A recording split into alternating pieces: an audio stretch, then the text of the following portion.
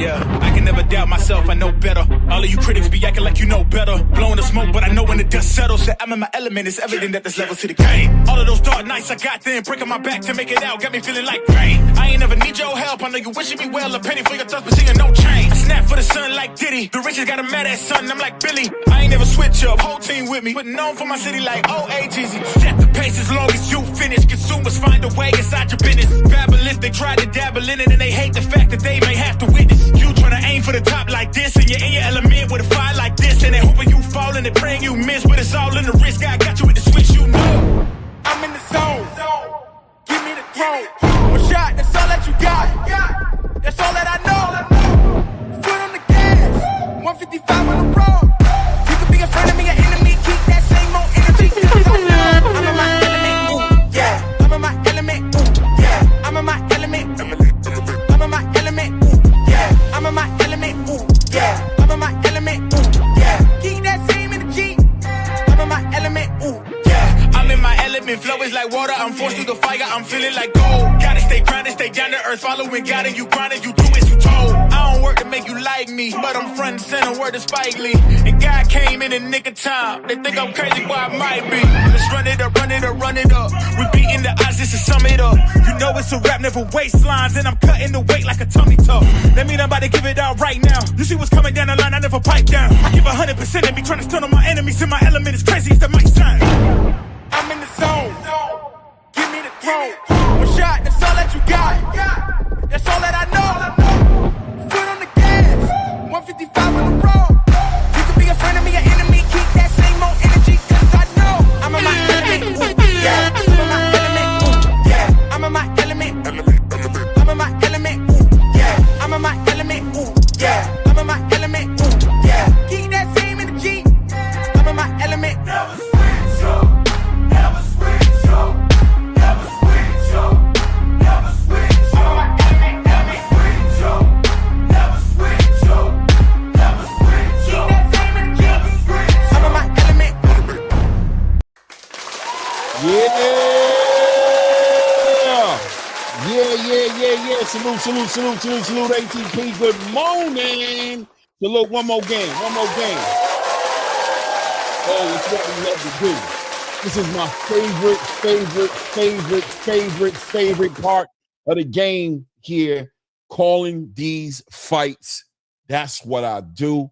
I mean, I love talking boxing. I love chopping up boxing with the community, without a doubt. I love you guys. You guys are the best community in the space. But I got to be honest with you. Ain't nothing better than calling these fights. Ain't nothing better than watching boxing. Talking boxing is cool. I love talking. I love chopping it up with you guys, opening up the panel, getting our opinions, speculating, you know what I mean? Debating little facts here and there, but ain't nothing replacing watching the sport in real time. So yeah, we up early in the morning on a Saturday morning, getting at it for sure. From the prelims to the main card to the main event, we're watching it all. Shout out to everybody in the building. Of course, last night was a great night of boxing. I didn't cover it. I'm a human being. I'm still trying to figure out how to turn myself into AI. You know what I mean? Give myself an AI brain so that my brain don't need sleep. You know, an AI heart. You know what I mean? AI organs. So you know, I could just be 24/7. You know what I'm saying? But until that happens, a brother need to get some sleep, right?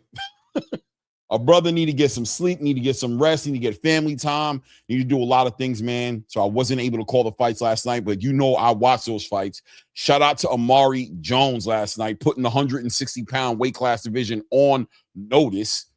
I think we all saw the writing on the wall with Omari Jones, right? We all saw the writing on the wall, but ain't nothing like seeing it in real time. I think he's becoming more and more undeniable. You know what Omari Jones did for me last night, ladies and gentlemen? He made me start thinking outside the box. When I saw Omari Jones, and by the way, the first prelim fight is on right now, Hikael versus Kalela.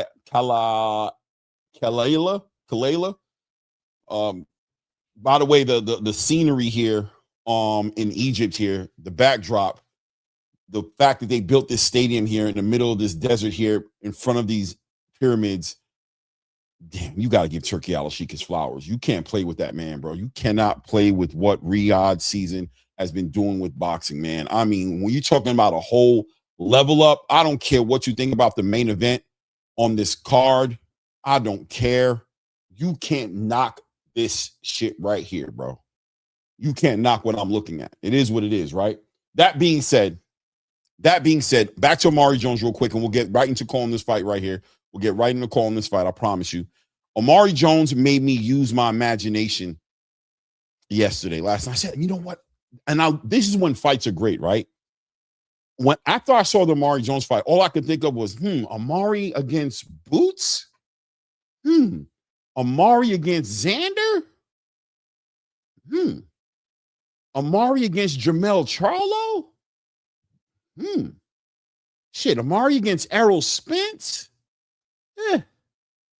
Omari versus Devin Haney? Yeah, I started to really think about a lot of stuff last night, man. Omari Jones inspired. I think Omari Jones might bring the 160-pound weight class division back. I think he literally might put 160 on his back and reinvigorate that whole division. That division's been quiet for the past 2-3 years, maybe longer. I don't know. You guys can help me in the chat. But Omari Jones last night put 160 on notice, and he put anybody who planned on coming to 160 on notice. Anybody who plans on coming up to 160 and running 160 needs to think about Omari Jones, period. You better get that in your head. If you go up in that man's division, you're going to have to talk to the gatekeeper, to the guy who owns that division. Omari Jones might literally own 160. Masterclass last night. Broke down, dissected an ex-champion last night, destroyed him. Shout out to Virgil Hunter. Shout out to that team. I'm just overly excited about what's getting ready to come out of Omari Jones's camp. I can't wait to see his future fights. Oscar, you got yourself a real one. Please don't move him like a poop putt. Let's get this guy in there. Let's get some belts around his waist. Let's get him in the ring with some of the biggest fights. It is what it is, man. That boy is a problem, period. That boy's a problem. Shout out to everybody in the building, man. Akeem Blake in the building says, peace to the gods on earth. Guidance and blessings, Clay. No doubt. Salute. Mine Yours in the building says, salute Claymore, the Rain Man. Salute to you, family. Mine Yours says Omari taking over 160. 100%. Raphael in the building says, yeah, what up, though? AK Crowder in the building. With the blessings and the spiritual and the spiritual super chats, man. Always appreciating it. Thank you, brother. Shout out to Walk 'em Down Van Houder. Cheese in the building. Cheeks or cheese. Cheeks or cheese. I think it's cheese. If I mess up your name, I'm sorry, bro. I'm having a brain fart, bro. But in the building, father of Demazian Van Houder, future of American heavyweight boxing, right here in the building, man. Shout out to Nafif in the building, says, amen. No doubt, King. No doubt. No, that must have been something I said, right? K Gunner in the building. Salute. K Gunner says, card started already. It's just the prelims. First fight on the prelims right now. And I'll get to telling you who's fighting right now in a second. They're happening. I think they're getting ready to go into the second round of this fight, second or third round. I've been kind of talking, but it's been going on. Decent action, by the way. Decent action. And also, by the way, last night's card, a very good card, man. Good undercard. Shout out to the Fuentes kid who opened up the card.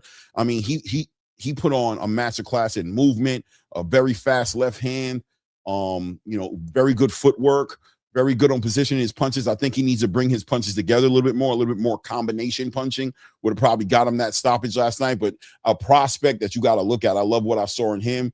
A lot of great fights on that card last night. Shout out to my guy Shelton Moore in the building, says, ain't that shit fly, Clay? Ain't that shit fly, Clay? Yeah, man, it is. They out there in the desert doing crazy things, man. You can't knock what Turkey Al-Sheikh is doing in the game, man. I'm not trying to hear it, right? Like, anybody who thinks that boxing could do better without this don't like boxing. If you're thinking, get this out of boxing, we don't need this, and get this out of boxing, yeah, bro. We on two different conversations and two different frequency levels, without a doubt. We're going to just have to agree to disagree, brother. Just gonna have to agree to disagree. Neat and the FIFA in the building says Turkey just put the money up. Matchroom have done a great job. Hey, bro, the money is a foundation to it all. Why do people feel it necessary to not be able to give somebody their flowers? Why is this a Matchroom event and not a Turkey event? Why is it just about the money? I'll never understand. I don't know. I'll never understand. I gotta say it's in the DNA. It's in the conditioning of this culture to not be able, where multiple things can't coexist in the same space, right? I think it's kind of crazy that we would even look at this and say this is a matchroom event over Turkey putting this together. Like, yeah, he just put the money up. This is a matchroom event. I don't know. I think it's kind of crazy. But shout out to everybody in the building. We all don't got to think the same way for sure. Now, we're going to say this is Eddie Hearn. This ain't Turkey. This is Turkey just put up the money. This is really Eddie Hearn. Okay, man. It is what it is. It is what it is, man. It is what it is, man. Shelton Moore says, you got all of that from Jones beating that forklift driver. Hey, that guy wasn't just a forklift driver. He was an ex-champion, interim champion. He was, when you think about the landscape of 160 pounds right now, hey, bro, who in the 160-pound weight class division is putting on, well, that boy just got caught with a nasty check lead hook right there, got him on Bambi legs. Who's putting on performances like that at 160 right now? I mean, we got to give flowers where they do, right? We got to talk for real. We can't just, say, we got to keep it real. Omari Jones, and then there's always the eye test, of course. And of course, there's always the eye test, right, Shelton? There's always the eye test. Shelton's always I'll tell you what, though. If Shelton Moore says your fighter is the fighter, believe Shelton. Because let me tell you what Shelton is not scared to do. Shelton will let you know when your fighter is the real deal and Shelton says he's the real deal, that's a fact. I dare you to debate it once it gets to that point. Once it gets to the point where Shelton says that guy's the truth, I dare you to debate him. I dare you to do it. I dare you to do it. Because that guy's been put through the ringer. He's passed all kinds of tests. He's checked all kinds of boxes. Boxes you didn't even know existed before Shelton finally was like, that guy's the truth. I ain't debating him on it. Akeem Blake says, yeah, I think he could grab homeboy from Cuba, from Cuba's belt. Cuba. Are you talking about Omari still right now? And if you're saying homeboy from Cuba, you talking about Lara? Lara, yeah, for sure, man. 160 pound Cuban, yeah, okay. You talking about Cheeks. Salute, Cheeks. Thank you, man. Appreciate you for correcting me on that. Mine yours in the building. Let me see who else is here before we go ahead in there. Let's see here. If he says anyone put any money on Rico, nah, bro, we ain't putting no money on Rico. But I'm rooting for Rico. I want Rico to give Usyk a great fight. We're going to talk about that today too, because styles make fights. Something about them unorthodox fighters who come in with that, extra little intangible that separates them from all other boxers, good, bad, or in between, sometimes causes problems. Boy, he put that boy out. That's it. That boy just got laid out. He getting the count. Oh, he ain't getting up. That boy holding his head. He like, why you still counting, man? Wave this thing off. Yeah, he got that guy out of there, bro. Yeah, man. We got to get into these fights, man. You already got a knockout. First fight of the night, first fight of the day or the evening, whatever you want to call it, ends in a knockout, man. This young bull right here coming out of, I think he's working with Abel Sanchez. And I also believe that he's a Turkey fighter. Like he's a Riyadh season fighter. I think he's coming out of that Riyadh season umbrella.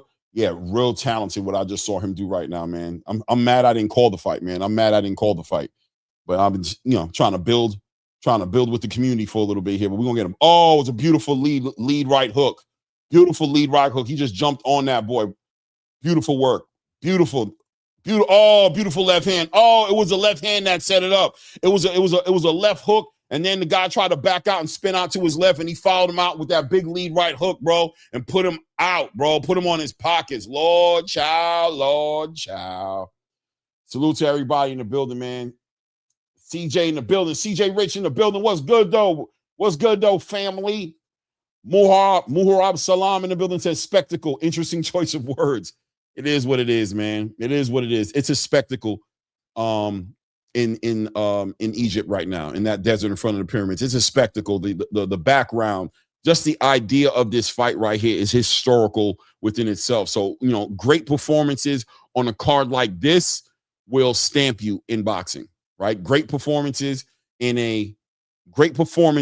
a stage like this will stamp you historically in boxing, right? So it doesn't have to be Oleksandr Usyk versus Rico Verhoeven to be the classic matchup. It'll just be the name of the card. But people may after tonight say, do you remember on the night of Usyk versus Verhoeven when Jack Catterall put on a master class and knocked out Shakhram Giyasov?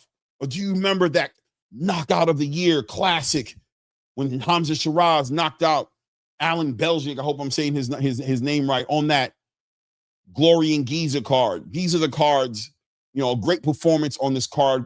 Any fighter who has an exceptional classic type performance on this card has a chance on getting a whole wave behind them just because of the status of the card, right? It is what it is. It is what it is, man. Let's see. Eduardo Alvarez in the building says, salute from Michigan. What up, though, Michigan? What up to my guys in Michigan, man? Glad to see you in the building, man. Thank you for popping up in here this early in the morning with me. I know, it's earlier in other places. I'm on the East Coast, so, it's earlier everywhere behind me. So if you're up in here and you're in the Midwest or you're on the West Coast, man, shout out to you guys, man, for being in the building. Of course, hopefully I don't got to remind you guys, hit the like button as you step into the building. Subscribe to the channel. We're covering a great card today. We'll be covering it from the prelims all the way into the main card, all the way into main event. I'm going to be opening up the panel as well. I will be throwing the link out there because I'm interested on what people thought about the fights last night. Were there any standouts on that card last night? We can go over the fights as well. I thought that was a decent card by Golden Boy last night, and obviously the main event didn't fall short of anything but exceptional last night. Let me see here. Travis Bryan in the building said, what up, what up? Said, what? Oh, yeah, he meant to say what up. It was a P and the O. I see the P and the O on the keyboard. Okay, that's what's up. So, salute to Travis Bryant, man. Salute, salute, salute. Damn, UK cards are early, but hey, what can we do? 100%, bro. 100%, man. We got to cover it all, man. I'm glad you guys are here to cover it with me. And let me move this around here a little bit here. I just need to do one more thing here. I don't like it. If you guys don't know my name by now, you never know my name. So, right? Let's set that up perfectly. I'm going to put the link in the chat right now as well. I won't be sitting here doing a full panel. It'll just be one, maybe two people at a time. I'm letting you know. So when you come up, build, as long as nobody's in the background waiting on you, we can keep building or, in and out. But mainly I'm here to cover these fights, obviously, right? So we'll play it by ears, but I love building with the community, man. I love building with the community. So there's a link. Feel free to hit the link. That's a new thing we're doing here, is trying to keep that engagement with you guys, man. So I know what you guys are thinking about as we're moving through the boxing game. Next week is a big week as well, man. We got those Shacky Foster Raymond Ford card coming along. We got my guy Omari Jones. We just watched Omari Jones last night. My guy is Omari Jones. I'm not going to even lie to you, bro. I see so much writing on the wall with that kid. Bro. He's going to be on that card. So I'll be definitely covering that card. You already know that's a fact, man. When that kid gets on the card, bro, I cover the prelims. He the truth. I'm going to tell you my fighters, you know what I mean? Omari just made it on the list for me. I was already watching Omari, but I love what he's been doing in the ring, and I love the dynamic between him and Virgil Hunter. Very similar to the way I love the dynamic between Hamzah Sheeraz and Andy, I'm having a brain fart, but you know who I'm talking about. You know what I'm saying? I'm very similar. You know what I'm saying? Very similar to how I'm feeling about Omari Jones and Virgil Hunter as a team, as a dynamic coming together. But Omari Jones, bro, when you think about the fact that the foundation of what he's starting at and knowing that he's just going to get better, oh my God, I don't even know if he has his man strength all the way yet, bro. Andy Lee, thank you, Eduardo Alvarez, thank you. Omari Jones is the truth, bro. Omari Jones is the truth, bro. I'm trying to get him on the show, so cross your fingers. I'm hoping we can get him on the show. We got a special guest coming in next week as well. This week, we should have a couple of fighters coming through. We got Antonio Vargas coming through this week. I locked that in yesterday, so that's good to go. Antonio Vargas, you guys know, will be fighting Bam Rodriguez next month. Bam Rodriguez debuting at 118. We know what the big conversation is around Bam Rodriguez, but we cannot overlook Antonio Vargas, who's going to be welcoming Bam Rodriguez to his division. It's going to be up to Bam to change that narrative, but we'll be talking to Antonio Vargas and seeing what he's been up to, what the mindset's at, what the mentality's like, and see if he's dialed in, how training camp is looking. We're going to catch up with him on all kinds of levels, and hopefully I can get Omari on the show as well. I feel like he responded to me. I reached out to him and his people. I feel like he responded to me. I'm almost sure he did, as a matter of fact. Oh, yes, he did. Oh, yeah.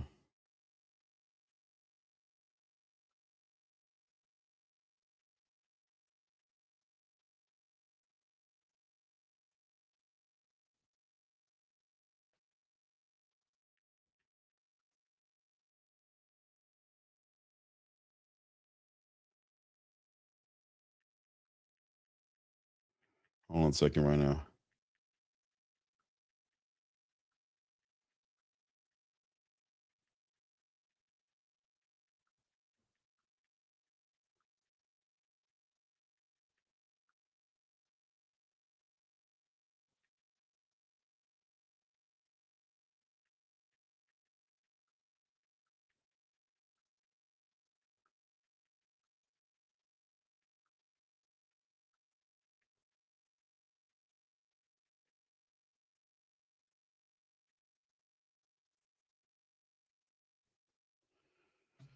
Yeah, my bad, guys. I was all up in there. I was texting back and forth with, I'm texting back. I'm doing it for the channel, man. We got to, I was talking to my guy, Ray Davis, and he should pop up a little bit later today, too. So I think Angelo's going to pop up a little bit later. You got to remember Angelo's in Vegas and Ray's also moving around. So I'm sure they'll pop up a little bit later as well. But I was talking to him about how this community, and I'm not talking about our community because we cover boxing, but I am talking about the Black and brown community in America specifically, and how we just don't seem to cover enough of our fighters the right way. We focus way too much energy on Devin Haney. We focus way too much energy on Shakur. We got like 3 to 5 fighters we focus on, and I think we're just missing the whole entire assignment. From my point of view, I have a job in the boxing game, and that is to push boxing forward, not to push a fighter forward, but to push the sport forward and American boxing forward.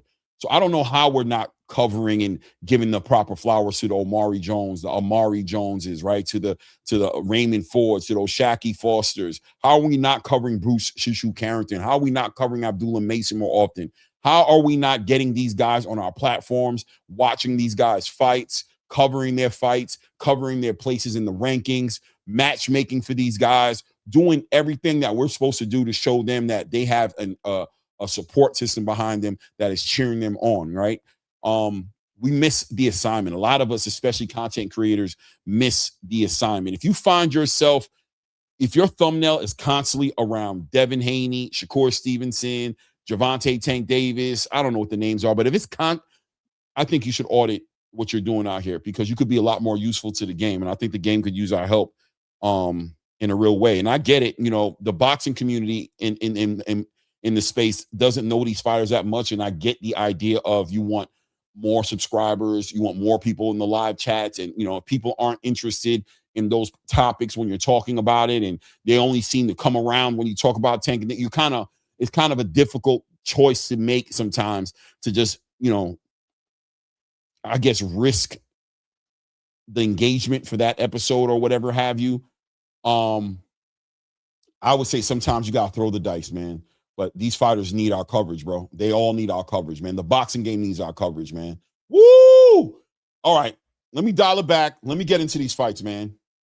Edward says, "Well, your partner in crime." He'll be on a little bit later.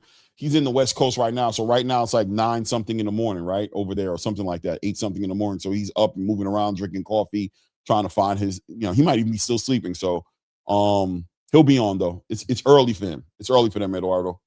It is. Cheek said, "I put $10 on Rico, no doubt." I'm sure that's gonna flip into like $200, $300. I don't know what the odds are. All right, man. So let me get it together, man, because I want to score these fights. Let me get my scorecards ready. Let me get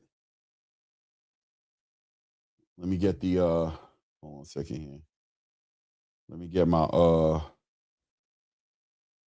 on a second here.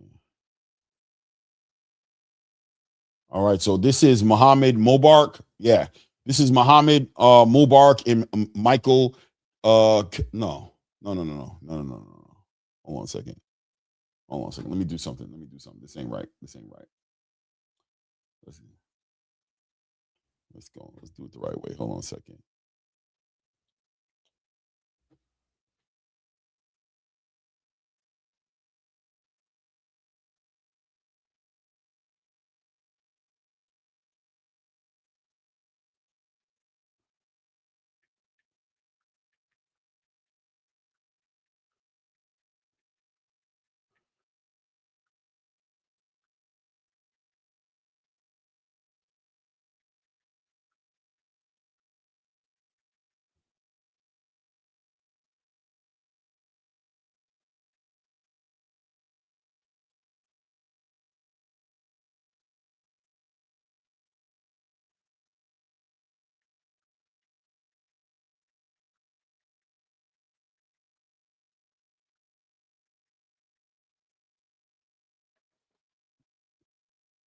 Okay, I think I might be able to get Omari on right now. I ain't gonna lie.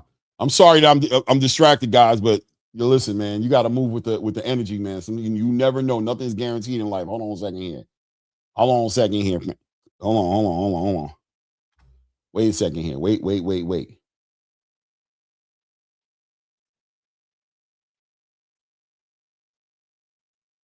me see if I can do this. Hold on a second here.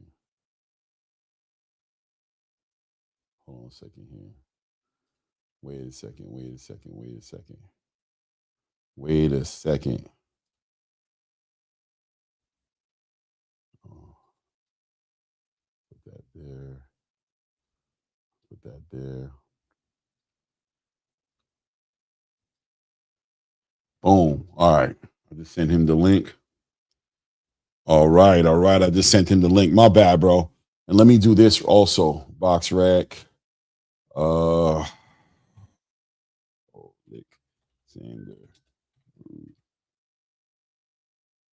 Okay, we got Omari Jones getting ready to come on, ladies and gentlemen. I'm lit today, bro. This is a fighter. Hold on a second here. Let me do this. Let me go ahead and do this as well.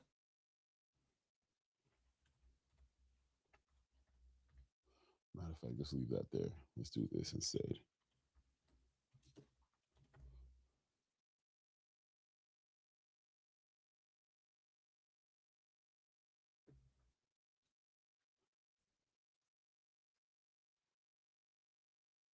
He's about to come up any minute now. We're about to have Omari Jones come up on here. It is what it is. Smash the like button, guys. Smash the like button. Subscribe to the channel. There's only a few people. It's early in the morning here. I think Omari's getting ready to come in a second right now. He just hit me up and let me know that he said he's about to log in. Yeah. By the way, let me pull this up as well here. See who's fighting on the card. Missing out on so much. Thanks for your patience, guys. Let me see here. All right, so who's this here? All right, so this is Muhammad Mubarak Yeha versus Ali Sarankuma. It looks like Mubarak is having his debut here, so we have a debut prospect coming on right now in the fight right now, waiting on Omari Jones to come in right now. The young bull up in there fighting hard right now. You can tell he's real wet behind the ears. If you guys are watching the fight, let me know where you're at on it. Second round, it's a 4-round fight right now. Smash the like button. Oh, hold on one second. Let me do one more thing as well. All right. I believe we got him in the building, man. I gotta bring him up. Hold on one second here. Hey, I'm gonna bring him in the right way. I hope he doesn't get insulted if I call him a prospect. You know what I mean? but he's a top level prospect right now, shaking the game up. 6 professional fights into his career, 4 knockouts. Pedigree like no other. I believe he'll let me know. Is he a bronze? Are you a bronze medalist or a silver medalist? I don't know. I think he might be a bronze medalist. He's gonna let us know all of that, guys. Salute to my guy Omari Jones in the building. Omari in the building, man. What's going on? What's going on? This one is a different one. This one gonna hit different. This one gonna hit different, family. How you doing today, man? How you doing, man? Great. I'm doing great. Just finished up a swim workout, and great way to end off camp. And we ready to go next Saturday. It'll be time. Listen, we looking forward to the ones who know, man. When did this get announced officially for you? Because when did this get announced officially for you? I believe probably first week of May. Right. First week of May, we had an opponent. I think his name was like Torrez or something. Mm-hmm. He pulled out of the fight last minute, so we got the call against a 9-0 guy, and we took the fight.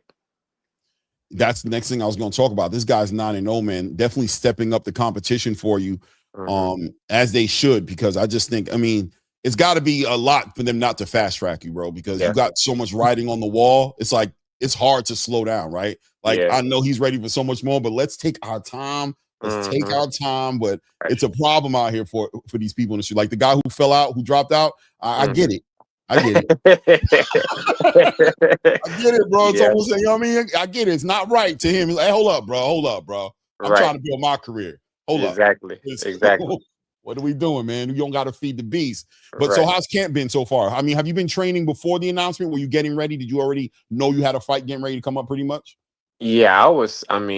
Pretty much for me, I take a week off for like 4 days, and then I'm back in the gym because I know Matchroom, they want to keep me at a steady pace. They're already talking, hopefully be back in August. You know what I mean? So that's the goal, especially early in this stage. I don't want to be one of those fighters that's inactive and where is he? I want to be able to be in the ring and have the people to be able to see me. And it's always great being on the zone, being with Matchroom, and being able to have my talent being shown on a stage like a Ray Ford and Oshaki Foster card. Definitely. You're 23? 23, yes, sir. 23 years old. So, it's crazy, right, for me to say this because of what I've seen you do in the ring, but your man strength, quote unquote, probably hasn't really settled in right yet, right? And you have these physical attributes that are undeniable, right? Like BoxRec says you're 6'1". Is that still accurate, or is it still 6'1"? Okay. So you got that long reach and you're using that jab. The last time me and you spoke was on the Boxing Voice, and we talked about that karate background and how that translated for you in the professional boxing space. Those physical attributes, I think in your last fight, you really showed out on that, right? You could have fought a little bit more aggressive, but you really just showed I can control this fight in front of my jab. I can take my time and break down the fighters in front of me. But we had some crybabies in the game. Welcome to boxing, Omari. If you know what I'm saying, you can't do enough. But you put on a masterclass, right? That's what it really was at the end of the day, and it showed how deep that bag is. Can you give me some idea about this fighter you're about to go in the ring with? What are you looking forward to seeing from him? What should we be looking forward to see from him? We're not all familiar with him. So he's a 9-0 guy. He just did I believe a competition in dirty boxing with Mike Perry. So expect to see, a little bit aggression from him, and just to come out. I feel like he'll come out with some type of aggression. For me, being able to control that, staying calm, and doing what I do, man. Just going in there, have fun, show my experience as well. I know he's been a pro a little bit longer than me, but I've been around the world. I've been to the Olympics, and to show, like you say, show that bag once again in this fight, and show that I can step up. And I believe that, God, he put me in a situation like this the first time when I fought a 7-0 guy, my first time for my 5th fight. So he's putting me in a similar situation because opportunities like this is going to come around again at an even bigger level. So to be able to take on these challenges right now at this level, it just preparing me for a bigger stage. Yeah, yeah. And there's a part of me that says like cherish this time, Hmm. work it all out because you're getting to a point to where once you get to those top 10 guys, there's no going back, right? So not to Exactly. say that these are the easy looks, right? These are your best opportunities to really just fine tune all of the tools, you know what I'm saying? Get everything where you need it to be. I Yeah. like this dance partner. He seems like he's going to be aggressive, right? Is that what you're Yeah. expecting? Definitely aggressive, or I mean, he could come out a different way too. I see he tries to move, so you never really know. That's why you have different fighters in camp. I sparred a lot of top guys in camp. A 16-0 guy that's getting ready for Tiger Johnson. Mhm, Another prospect, Elijah Flores down there in pro box. mhm. Um, I did a few rounds with Tayez, your net something like that. Tayez, Yoenis yeah, Tez, 154 yeah, pounder. yeah. Mhm. We did a few rounds together. For this Um, camp? yeah, for this camp. Okay. Yeah, and I sparred. I think we mentioned on Boxing Voice. I think for my last fight, I sparred Yo Yo as well. Exactly. So I've been in the ring. It's not any camp that we in. We're not taking it lightly. We're doing plenty of rounds in the bank, Right. and we work hard. No doubt. No doubt. No doubt. I think this stylistically, the fight that people want to see from you, when you're as talented as you are, sometimes it's like you can make a choice to just win the fight, or you can Mhm. just make a big spectacle of it, right? Make a big Yeah. show of it. Hmm. At this point in your career, in this chapter of your career right now, which is like kind of like the build up prospect, getting ready to get for the championships, is it more important for you right now to just effectively put on these master classes, or is there a concern of the show, the spectacle? You know what I mean? Giving the fans what they want. Is that what it's about right now? Or is it about bagging those wins, putting on those master class performances? Where are you at right now? I'll say a little bit of both. It's like I can't let the like you said, the crybabies in the game. I can't let them really dictate what I do in the ring, because at the end of the day, I'm the boss in the ring, and I make the decision. So it pretty much is go based off on what I see. So I can go out there and make a statement, or if I don't see it, to go for the kill, and oh, he's still doing this or doing that, then I'm gonna be sharp, be smart, be intelligent in there, and put on another master class. So it just depends on how I see it in there, Mhm. and then that's what we go based off of as well. No doubt. The dance partners, I think, make the big difference, man. I think it's about him, right? It's Yeah. what they say. I think Zab Judah said, if you reach, we're gonna teach, and if you Yeah. violate, we're gonna demonstrate, right? so Exactly. so it's how bad he want it, you know what I mean? But Exactly. one thing's for sure, you're gonna walk out with your hands raised. And that's the Absolutely. fact that everybody got to deal with. I Absolutely. love it, all of it. Yeah. When you're on the card, bro, I get into the prelims. Like Yeah. I'm calling those fights. I'm calling Yeah. all your fights because there's so many different ways to call it, because you're doing so many different things in there. The way you're moving, the way you're controlling the center of the ring, the way you're cutting off the ring at times, the way Hmm. you're breaking the fighter down in the beginning. Sometimes I like how sometimes you turn the fighter, like the fighter may think he's going to be the counter puncher, but you'll turn him into the counter puncher just with your Yeah. feint, just with your lead hand, Yeah. bringing him in, pulling him into, lulling him into that false sense of security or even desperation that'll Absolutely. give you what you want, right? Which is your opportunity to pick him apart. Absolutely. You're the And like future, bro. You're the oh yeah, future. thank you. And like I said, with the first, 4 or 5 fights, it was, knockouts, dropping guys, and even the undefeated guy, I put him on the canvas for the first time as well. Mhm. So it's like I showed in the sixth fight, when I fight a 23-6 top contender, or top contender he used to be, and I put on the master class like that. It's like, people pick and choose, who's able to box, and who's able to do that type of stuff, instead of just going for the knockout. So that's why I say I go in there and do what I'm going to do. Listen, I love watching you do what you gotta do. We're also watching you grow.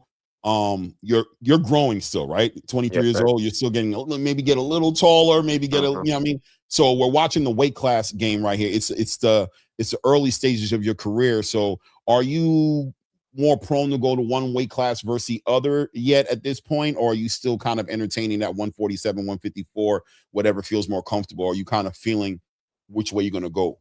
Yeah, I'm still in the middle, and to be honest, I'm on weight right now. The fight is at 152, so if Mhm. it came down to it, I could make 147, and I know right now it's like 147 is pretty much wide open. I don't really. It's a lot of smoke in 154, so that weight class is definitely packed out. But for as like the belts and things being open, it seemed like 147 is like a little bit more quieter. So whichever one presents the biggest opportunity for me moving forward, I'm willing to go wherever. Yeah, you got the machine behind you for sure as far as Matchroom is concerned. You know what I'm saying? And what's going on with the zone now. Now, literally the home of boxing, damn near everybody's there. The across the street politics it's just a different conversation now. A Mm, lot of more fight scene possible for you now. yeah, So I'm excited to see how I think you got a great promoter behind you and Eddie Hearn as well. I think you got the most lit promoter in the traditional space. And I say that because now we got Zuffa and we got yeah, what they're doing over there. But as far as in the sanctioning body space, it don't get absolutely, too much better than Eddie Hearn, right? Like absolutely, he's a passionate promoter. definitely. So you look, man, I don't want to hold you up. This was a last minute situation. I'm so happy, by the way. Thank you for responding to me, Oh reaching yeah, out to you. I want to do way more of these, you know what I'm saying? So I'll be a pest. You know what I'm saying? I will be a pest. I will be hey in your man, box, bro. let's do it. Let's hop on after the fight too, and talk about everything. I definitely love the channel and what you got going. Oh, definitely, man. Oh, listen, you opened up a Pandora's box. I am a problem. You're gonna. I'm sure they'll be. Hey, bro.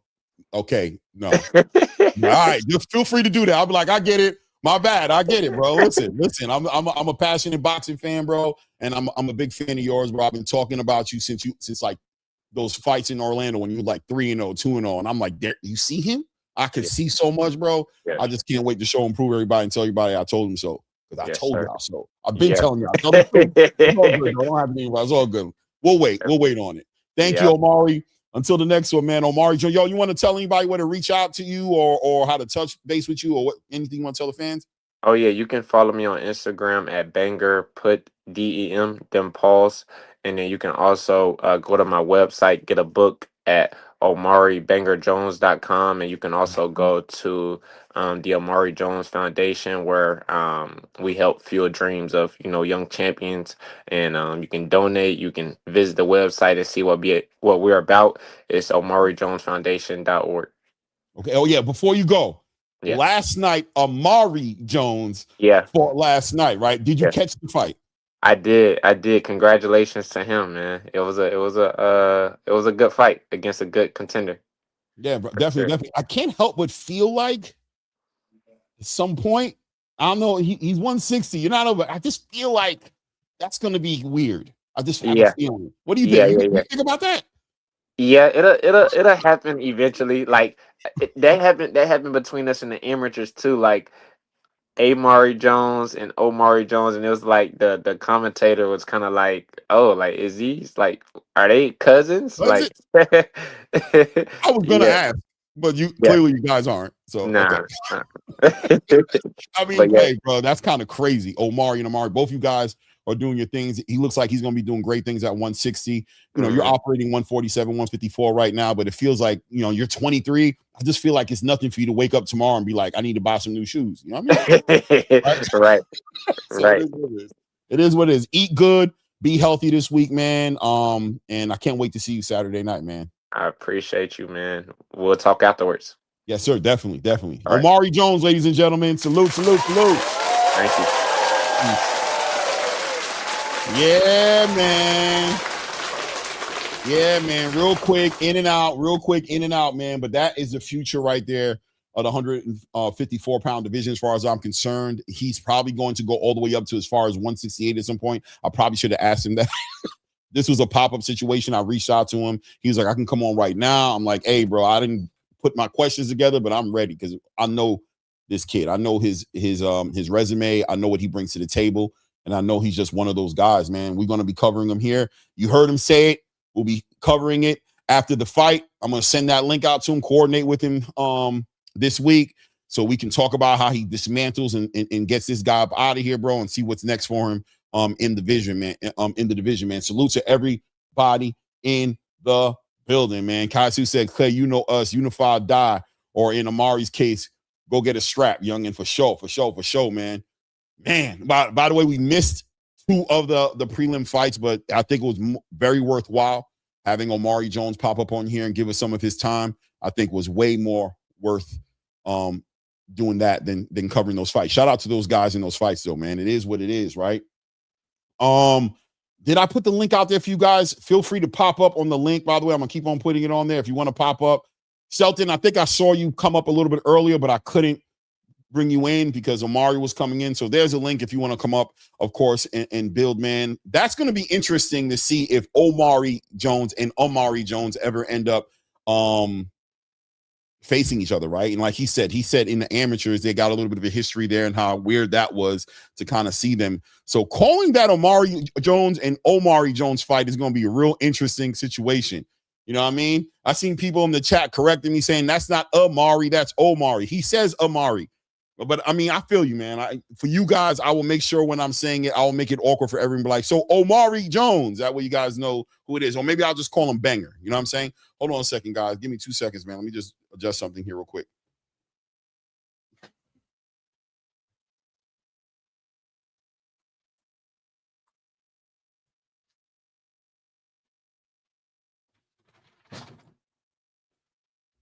Whew. Yeah, I had to throw that fan on. It's starting getting hot. Maybe I'm running my mouth too much right now. We're looking at Hamzah Sheeraz versus Alem Begic. They're showing their little face off here. Big fight today for Hamzah Sheeraz, man. I know people don't rate the opponent, and I don't know if the opponent matters as much as him collecting one of those belts. 168-pound division, wide open since the Terrence Crawford-Canelo Alvarez fight. You guys know what it is. We're looking for it to come back together, and it looks like it's cooking up, right? We've seen Jaime Munguia put on that performance a week or 2 back. We've seen him do that on that David Benavidez card. We saw Osli Iglesias pick up an IBF title maybe a month back. You know what I mean? A few weeks back, we saw that.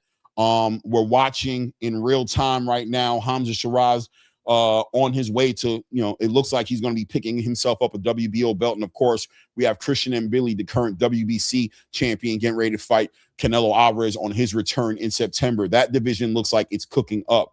Hamzah Sheeraz right now, this is an important piece to the puzzle, right? Maybe not the fight as far as if you don't want to rate the fighter he's fighting, that's cool. But what's on the line makes a big difference here, and I think it's important. I'm looking for him to have, and what a platform to have a performance like that on, right? What a platform, this huge platform that Turkey's put together here in Egypt. If Hamzah Sheeraz has knockout of the year on this card, I mean, he's literally going to move the needle here. Oh, we got somebody in the background here right now.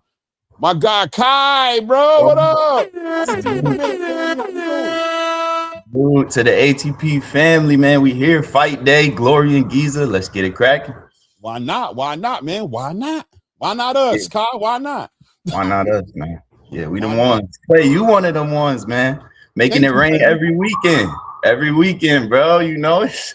Yo, yeah. I'm trying, man. I'm trying. You know what, man? I'm be honest with you, man. I got a certain passion for this sport I can't even describe, you know what I'm saying? But I think more importantly, I want to bring our community up to speed with boxing outside of the trendy, Tank, Devin, Shakur, you know what I mean? Boxing is such a beautiful sport. The sweet science is there for us. When you watch it, you can find so many intangibles. And I think when we build as a community, it's just so much to talk about.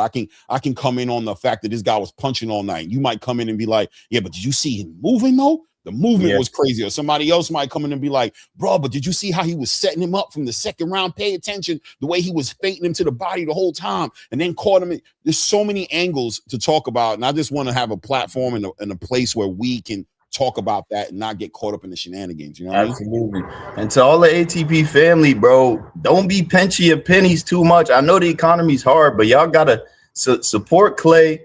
Go to these fights. Like, this is where it's at, bro. Boxing is definitely back. Shout to Turkey. And yeah, it's going down. I was just watching that Jayo Pataya versus Mars Bradis last night. And I know Angelo is always saying that he's going to be an issue for David. And I agree to an extent. It's two bad mother lovers, two alpha males going to get in there whenever they do. But that's going to be a firefight. as long as it lasts. So. I try to tell him, man. I always try to tell him, man, because I know he's big on job, but I've been trying to let him know, like, David is different, man. You know what I mean? Like, and people don't want to give him too much respect for the Zerto fight because Zerto is just not, you know, we didn't look at Zerto like that, but I think if you really pay attention to what David did in the fight, the way he fought the fight, nobody has ever put a beating on that boy like that, bro. I mean, Clay, he was hurting Zerto off his back foot, you know, a few times. It's like, come on, this guy is never really cornered. You know, he always has that power through the breakaway speed, and so you can't count David out, bro. In fact, you always got to count him in, sort of like that Bud Crawford effect. You know, I'm not saying he's that great or nothing, but he's elite, man. He's elite for sure. You know what it is, Kai? It's the intangible, and the intangible with David is that the power. I'm gonna put in and paint the picture for you guys. David was arguably a depleted fighter at 168, right? Arguably, because he had to cut a lot of weight to be down there. What we saw, in my opinion, or what I saw, in my opinion, on that night against Zerto is, damn, if this dude at 200, he's his most diabolical, bro. When he don't got to do the weight cut, the power is crazy. The speed is crazy. I was thinking that. I'm like, wait, that's where he trained at when he was going to 168, cutting them 30, 35 pounds. So I factored that in, man, for sure. And that's what I saw. And I don't think, you know, some people saw it, but other people didn't. And it's like, in my mind, I thought two things. Number one, I was like, bro, this 200-pound version is going to be a problem. Number two, I was like, don't go back to 175, bro. You don't need to go back down there, bro. It's all good. Don't go back, bro. Don't need to go. Right. Dimitri coming. Dimitri going to cruiserweight. Trust me. Before he leave, he going to cruiserweight. You get that fight. Right. Man, don't go back down there, bro. That's all I was thinking. I know. I that's what I wasn't thinking at first, but now, it makes. I mean, just seeing him fill out cruiser, it's like I'm still that kind of guy that's like, maybe he can make it. Maybe he can make a catch weight or 180 for Bivol, because I feel like Bivol will go up, but it's not no time soon. Yeah, but it's all good. But eventually, I'm saying you'll get that, and you'll be the A side, right? You'll be the champion. It'll be your division. You'll be bringing them in there. Right. You'll get a lot more leverage at the negotiation table, right? And you'll still get the Jayo Pataya. If you can get through Jayo Pataya, Turkey's talking about this Usyk fight, which I'll ask you. I know, listen, who's going to sit here and just be like, he's going to do something to Usyk, right? But damn it, a little bit intrigued. A little bit intrigued of what that might look like. With the Benny and Usyk? Yeah. For sure, man. Just because of boxing, like, I don't like, people forget David can freaking box, and he didn't have a crazy amateur background. He came in the game at 16, 17, went pro, but he was already at that teenage age, fighting guys, sparring guys like Triple G, Kelly Pavlik, you know, all of the best champions at that time that he could get his hands on. Bivol, you know, talking about how he had success in those sparring matches. So yeah, man, like he can box. He learned a lot. He learned Manny Pacquiao. He's a disciple of a Manny Pacquiao. He learned from, you know, Manny's tendencies and stuff. So yeah, he's great, man. Him and Usyk, that's a great fight. You know, that's a great fight. For sure. Yeah, man. I'm intrigued, man. I think, you know, Usyk is on his way out. Bivol, arguably, we don't know. It depends on how he feels. He's got a fight coming up next week. Whether he's staying for the long run or whether he's 2 to 3 fights away from, you know, maybe walking away from the sport as well as Better Biev. I feel like hang out there in the cruiserweight division, fight Jai. You know what I mean? Maybe unify, try to become undisputed, and then, hey, bro, if you can knock that Usyk fight out the way, hey, bro, ain't nothing. That resume gonna look different with an Usyk win. It is. Well, the thing with Benny is he got so many options, bro. It's like, what if Turkey throws Better Biev at 42, 43 a bag to go to cruiserweight and fight David Benavidez? Man, you never know. It's so much that could happen, and people want that fight. People want to see him get in there with Better Biev still at Better Biev's old age. So, I do. I don't care if Better Biev's 45. I want to see it. You know? Yeah. Oh, for sure, man. Oh, for sure. Trees in the building. Midwest Mafia in the building. Yow. Salute, Trees. What up, though? What's going on with my guy Kai? Clay, what's going on, man? I know y'all guys watching these prelims and whatnot. I seen you had the interview, though, so I heard you say you missed the first 2 prelims. We missed too much, Clay. I ain't gonna hold you. Ain't missed too much, man. Yeah, I know it was a stoppage in that first one. I don't know what happened in the second one, but this one's another 4-rounder here. Alem right here. I remember seeing him fight on another Turkey card before. He's you know, the Sultan's got a pedigree about him, but you know, these are just the prospect guys. Anyway, did you see the fight last night, Treese? Omari Jones, what do you think? Yeah, I did. Impressive stoppage. Got a stoppage. I did see that. I like what he had going on, man. He looked solid. And then it's crazy though, because like I say, 160 is not my favorite division in boxing. I'm gonna just say that. It's not my favorite division in boxing. And he could be like the David Benavidez, man. You interject some excitement into that division, how David came to cruiserweight. We got that jumping off because I always felt like 160 and cruiserweight were the worst two divisions in boxing. They didn't have much going on. Oh, he put him down with a left hook to the body. He curled him up. He curled him up. Off the top. He got him out of there, bro. Nasty. That's it. The way he down on the ground, don't even need to count. He's done, bro. He down. You know, can tell when they down like that. Oh, that's nasty. That boy still get off me. Get off me, bro. I know how he feeling right now. Everybody touching him is like, hey, man. You know how it is. Don't touch me, man. Hey, don't touch me, bro. Hey, I'm mad. That's a mad. I don't care if that was illegal. I'm mad, bro. This hurt. He definitely fetal position on that thing for sure. Oh, bro, my stomach hurt, bro, for him, bro. It's all good, man. You be all right, fam. You be all right, man. Nasty left hook to the body, man. I feel for you, bro. There's one thing about being knocked out, but when I've been hitting the liver before, bro. That shit is excruciating, bro. It's a different kind of pain. That's a fact. That's like because it be delayed. It's like you feel like you can go, and then all of a sudden, oh, yeah. Shit. He looked and he's like, oh, this dude, man. Nasty left hook right up underneath that right arm, bro. Right up underneath that, right up under here, bro. Caught him right there, bro. Ugh. Oh, child. It's a perfect shot right there. Ooh, did you see how he looked at him at first? Like, ooh, and then he backed up. He's like, ah, damn, bro. Yeah. He just laid down. Ooh. Like I say, delay reaction, get him every time. He tried to play it off, man, but some things ain't meant to be played off, man. But my bad, bro. I cut you off, man. We just saw a great stoppage. You good. Shout out we talking about though, Treese? What's up? What's going on, man?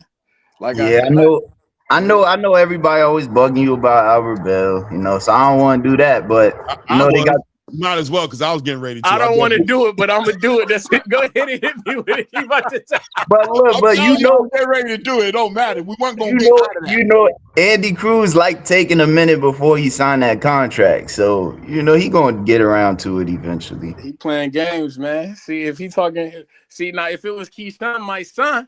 Then why can't we get the fight, man? We a grandpappy. Why can't my guy Albert Bell get the scrap, man? He playing games, man.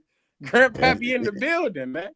In due time, man. You know, some of these fighters, I bet you they wish they could fight everybody at the same damn time. You know what I mean? But we got to pick them, man. We got to pick them as we see fit, what we think we're going to do for us, bro. But I think Albert Bell, I know it's got to be getting a little frustrating over there, just kind of like, you know, because he's there. He's there. You know what I mean? So that's when it becomes like, come on now. Somebody signed the contract. Stop playing with me, man. Somebody signed the damn contract. We right here. We've been waiting, man. I don't understand it. And then, like I say, I was just telling somebody, like, with this Sheeraz fight, because God knows, don't nobody know who the fuck he's fighting right now. Don't nobody know this Begic guy. Yeah, right. Germany. But he's able to get a WBO title shot. Albert Bell was ranked #1 at 130 for the WBO for years. We've been ranked for a long time in the WBO. We can't get a title shot at all. I just don't understand how these guys come out of nowhere, get title shots. My guy in the rankings deserves a title shot, can't get it because then they're gonna tell me it's politic games, it's promoter games, and all this other nonsense. I just don't understand it, man. You already know that's what it is, man. You already know, but that's just the truth, though, right? We can't deny it. We know it's politics. It's about who they want the belt waist around. They want the belt to get, you know, it's about those damn fees, man. That's what it's about. It's about those damn sanctioning fees. That's what it's about, man. It's about these purses. It's about this money, bro. That's what it's about. And that's what gets in the way of the sport being legitimized, is because whenever you have sanctioning body belts affiliated with percentages of purses, you can't tell me the system isn't prone to be corrupt. It just has to end up being. The money has to be eliminated from it. These belts have to become belts on their own. They got to find another way to make bread. They got to find another way to be sustained. I don't know what to say. I don't have the answers. But as long as you guys keep intertwining the money with and try to convince us it's a merit-based system, you're blowing smoke, bro. It can't be merit-based because the best fighters aren't always the most popular fighters, bro. Period. Well, I mean, we should really be criticizing the boy Diego Pacheco.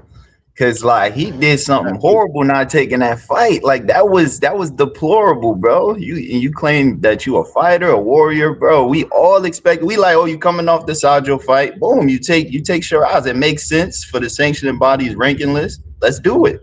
You know, it's a no-brainer, you would think, but I agree with you. And that like you have to give Hamzah Sheeraz some grace, right? You got to say, that man's been trying to fight the champions. He's been trying to get in the way of getting a belt. And sometimes you got to take what they give you, right? All right, man, if it's this Adam dude, it is what it is. I need that belt because the conversation at 168 is cooking. We're seeing what's going on right now. The belts are spread out. We got Iglesias just picked him up a belt. He got his name in the conversation. Jaime Munguia did what he had to do with Armando Resendez, right? And Billy been elevated. He about to get the big fight with Canelo. Hamzah don't want to get left out the conversation, and he's a high risk, low reward fight until he raises that reward up. So I got to pick up that WBO title, man. It's my responsibility. Sorry, Adam. I know I don't know your name. I'm beat the shit out you for that. exactly. I dig it, right? I'm gonna take that. I don't care what nobody. I'm sorry, Adam. I'm sorry, Treese. I'm gonna go beat that boy's ass and get that back. I hope he. No, I ain't gonna. And it's crazy because that's what's got me rude. Because I want him to destroy this motherfucker. The fact that don't nobody know who. He will. He will. He can get a title shot. I need him to beat this guy. Destroy this guy. Dismantle this guy. Disfigure this guy. Do all the bad things to him, bro. This has got me upset. Have a Sports Center moment. Have a KO of the year on this big stage. And I was saying that earlier, right? Like. This stage isn't about Usyk and Oleksandr. It's about Turkey and what he invested in his background. This is going to be historical as far as an event is concerned. Have the knockout of the night on this event. You feel me? Knock this dude out, clean it, like my boy Tree said, change his face, destroy him, dismantle this dude so we remember Glory and GIZA. No, you know what I'm saying? Absolutely. What we talking about? Remember in Glory and GIZA? We talking about the one where Hamzah put that boy through the blender? Yeah, that one. Yeah, that one. I ain't gonna. That's how I ain't gonna lie. That's how I remember the when he knocked out Edgar Berlanga because that was at the tennis. The ring 3. Yeah. Tennis. Yeah.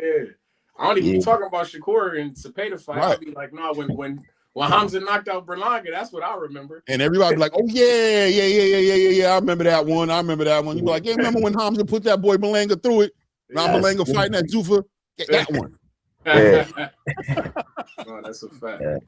What do you think about Omari last night? I already asked you about that. What do you think about Omari Jones going forward? Are you on him on that train yet, or are you still waiting to see more? I know it's early. He's only 6 fights in his professional career, but you like what you've seen from him? I like him. I mean, I'm not gonna lie because you know how I rock. I just wish we could get a little bit more violence out of him. But I like him though. He boxing good. He got good technique. You feel me? He a bronze medalist, so you know he got Olympic pedigree. You know he can box. Right. I just want to see him turn like. But I was just telling my guy though. I was like, he's just a cool dude. He's just like cool. It don't seem like he's gonna take what's given to him. You feel me? He's not necessarily out there to knock guys. I mean, I'm sure he is. You don't get me wrong. I'm sure he is. But like he said, if it presents itself, then I'll knock him out.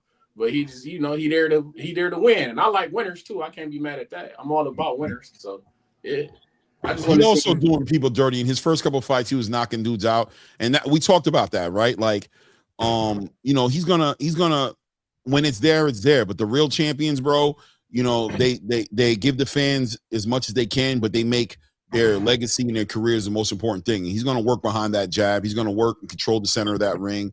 He's going to do those things, and I think this fight he has coming up, this guy's aggressive.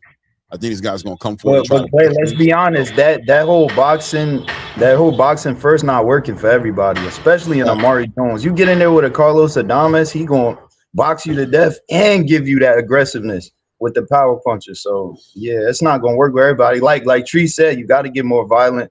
You got to lay it out there more. To not just take it to the scorecards because you might lose a lot there.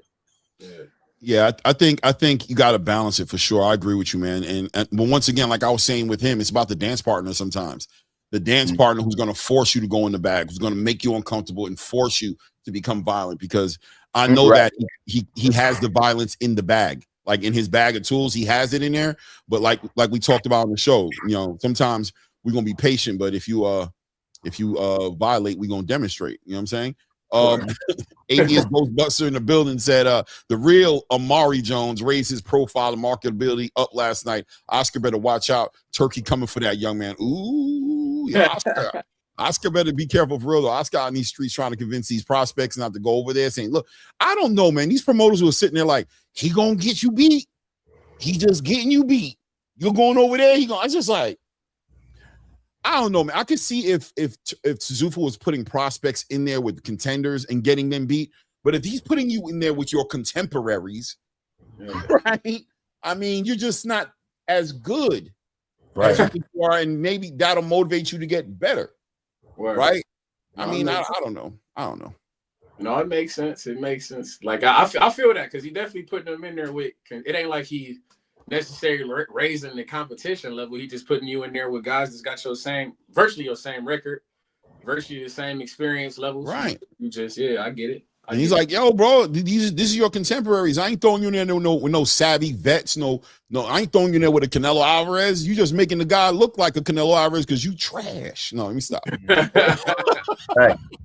Everybody think he Canelo when he ain't Canelo. You just ain't who you've been telling everybody you are. We got Jamal Tiley making his way into the ring right now. He got a little bit of a walk, man. They got a little bit of a walk here from the back all the way to the ring. It's gonna be a great walk out here for the main card, man. I want to see what this setting looks like at night. I want to see when the sun goes down. I want to see what it's gonna look like. I like how they got the screen set up like a pyramid too. I ain't gonna lie, that's kind of dope. Right. That is crazy. They really that shit is crazy. They really got the pyramids in the background. That shit. Right. And they built this yesterday. They just finished building this like last night. Like that's what they're doing in the Middle East, right? They're building up these stadiums and everything in like hours, and then they're tearing down the whole stadium again. You won't even know there was a stadium out there for these fights. You can't knock turkeys. Like I said, when you look at stuff like this, don't tell me boxing is better off without this. But the people who are pushing back out and say we don't need this in boxing, what are you talking about? No, how does boxing not benefit from this, bro? You just mad your guy ain't on the stage. That's it. No word. The ring cards, they illustrious, man. Ring 3, well, except for the Times Square one, but ring 3, ring 4, the one in Saudi with Benavidez and Yard, high stakes. Like, bro, ring cards deliver. You should know that by now. This give me like Mortal Kombat. That movie just came out, the Mortal Kombat. This I didn't see it yet. I'm thinking about going out in the morning and go catch it. I think I'm gonna go tomorrow morning and go catch it. Go check it out. But it just remind me, like, you know, you can change the scenery where you fighting at. You get me? It's like that's how I feel. Like, oh, we fighting in Times Square, then we fighting in Egypt in front of the pyramids. Then it's real Mortal Kombat shit, Street Fighter shit. Like, it's crazy. You got to think that as far as video game wise, whenever they add the next level of Undisputed or whatever have you, that these backgrounds are going to become a big part of those games, right? Where you're going to be able to remember and be like, let's have it in GIZA. Let's make this fight happen in GIZA and have the background and remind you of the event. You know what I'm saying? Let's do it in GIZA at night. You know what I'm saying? Main event at night with all the fireworks going. Because I don't know what they're going to do tonight, man. That's another thing with Turkey. I just don't know, right? So we don't know how many fireworks, what kind of, graphics, what kind of tech. We don't know what's about to pop out in the middle of that damn desert when the sun goes down, bro. It's gonna get nasty out there, bro. How you feel about the fight though with Verhoeven and Usyk? Do you like this for Usyk, or are you one of them guys who it shouldn't be happening? I'm a big fan of this fight. Okay. I'm a big fan of the fight. What I do hold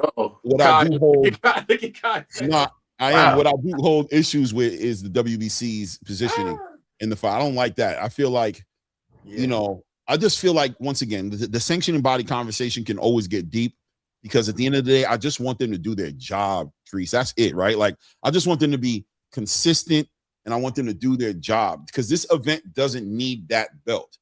You know what I'm saying? To be this event. It doesn't need it, right? It doesn't need it. So when I see you put your belt into it, I know it's a money play. And once again, I'm always going to push back at the idea of just the corruption as far as the money concerned, the corruption in the sanctioning body conversation, Yeah, it's pathetic the way especially the WBC be moving, but the way these sanctioning bodies move, it was unnecessary to strip Jai.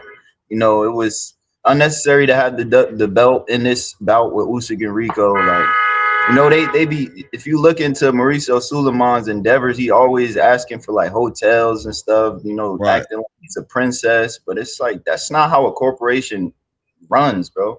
Like, are you actually helping these retired fighters that you saying you helping? No. Yeah.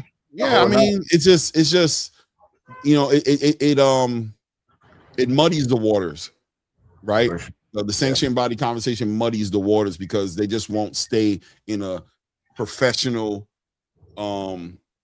athletic commission almost type of lane. Like they get caught up in the antics, they get caught up in the entertainment. You're not part of the entertainment, you're the prize. Be the prize and make sure the prize is with the right fighter. The entertainment is not your responsibility. Stop trying to be part of everything, creating all these commemorated bells. And that's cute and adorable until you start sitting people like Ajit Caballero on the sideline, until you start skipping over the Hadir Herreras, until you start making Rolly Romero a super champion, until you start doing these weird things, it becomes a little bit crazy. I want to call this fight, I ain't gonna lie, this is a fight here I want to call. Jamal Tali, this is a fight here I'm actually pretty interested in. And Jamal Tali right here. I'm actually interested in seeing what he's going to do here. Let me see here. Jamal Tali versus Basim Mahmoudov. Both these guys fighting at the cruiserweight weight class limit, but both guys came in underneath the 200-pound weight limit, especially the smaller guy. Mahmoudov came in there, I think it was 192 on the scale. Tali, by the way, guys, if you guys don't know, is a Zuffa fighter, guys. He is a Zuffa boxer. Yes, he is. So this is the second time he's fought on a Ring Magazine belt, and as you can see, he doesn't have Zuffa shorts on or Zuffa gloves on. And this is just kind of answered the question as far as the idea that these guys at Zuffa can't compete in these sanctioned and body fights. That's just not true. We got to stop. That's just not true. Here is a Zuffa fighter here competing on the big stage right here, man. He has Bomac in his corner here. Tali controlling the center of the ring right now behind that jab, trying to walk him into these left hooks. But he's the bigger guy, and he's operating behind that jab. Hamzah trying to get that timing and trying to punch with the puncher here. But you can see that Hamzah is the pedigree's not there for him. He's not even controlling crossing that void. He should be looking to cross that void, attack that body, and not allow Tali to have him at the end of his punches. Tali just working behind that jab, working to the body right there. He finally started getting that right hand involved in there. Big shot. Oh, Hamzah hit him with a nice check lead hook right there. But holding down the center of the ring is Tali, walking him down, working behind that jab, level changing, hitting that body behind that high guard. Boom, catches him with a nasty lead hand right there. Hamzah gets knocked off balance right here. We're at the minute 25-second mark here in round one. Watching Jamal Tali just control the whole entire pace of this fight right now, trying to set up the big right hand. Hamzah just kind of messy, but dangerous. You can tell he has some power in his hands. Yeah. Good nice body. left hook to the body. Nice check left hook to the body for Tali. Nice lead hand to the body again for Tali. Tali's just really having an easy time. What you think about what you're seeing, man? Like what I'm looking at, he looked traditional boxer, good boxer. He's just in a bigger body. You know what I'm saying? So yeah. 100%. He's come once again. Remember, guys, he's coming out that Bomac camp. Tali is. That's a Bomac fighter right there. So if that does anything for you, you know how old he is? Let's see here. I'll pull it up for you. Let's see. Tali. And this is cruiserweight, right? Yeah, this is a cruiserweight fight right here, and he is 26 years old. Oh, okay. I feel like they're gonna put him in heavyweight. I feel like heavyweight's where he's going to end up. I feel like they're just building him up right there. Yeah. Right. Finally, Hamzah crosses the void a little bit, but kind of smothers his own work right there. Catches him with a quick little right hook there on the separation right there. But so that's what Hamzah's gonna have to figure out how to do. Right, he's gonna have to figure out how to cross that void, work that range, but not melt the pocket. Because once he does that, then he makes it easy for Tali to tie him up, or he ties up his own work, and then he's back outside when the referee separates him, trying to figure out how to get back inside, and that's got to be a difficult situation. Speaking of cruiserweight, I gotta ask you, what did you think of the Robin Safar fight last night? Did you watch that fight? Robin Safar is a letdown. He is a letdown, bro. I kind of got on the train early, thought he might be somebody to move the needle, but his last 3 fights have been. He's not he won, right? So, yeah. I don't know that he won, in my opinion. I'm not going to lie. I gave it to the other guy. Yeah, he got knocked down early in the fight, and he's defensively irresponsible at times. He plays way too much, I think. I don't know, man. I'm not big on him, bro. But Yeah, the I had to cruiserweight turn division is there. that fight was not entertaining with Safar and Peralta. Yeah, it was horrible. It was horrible.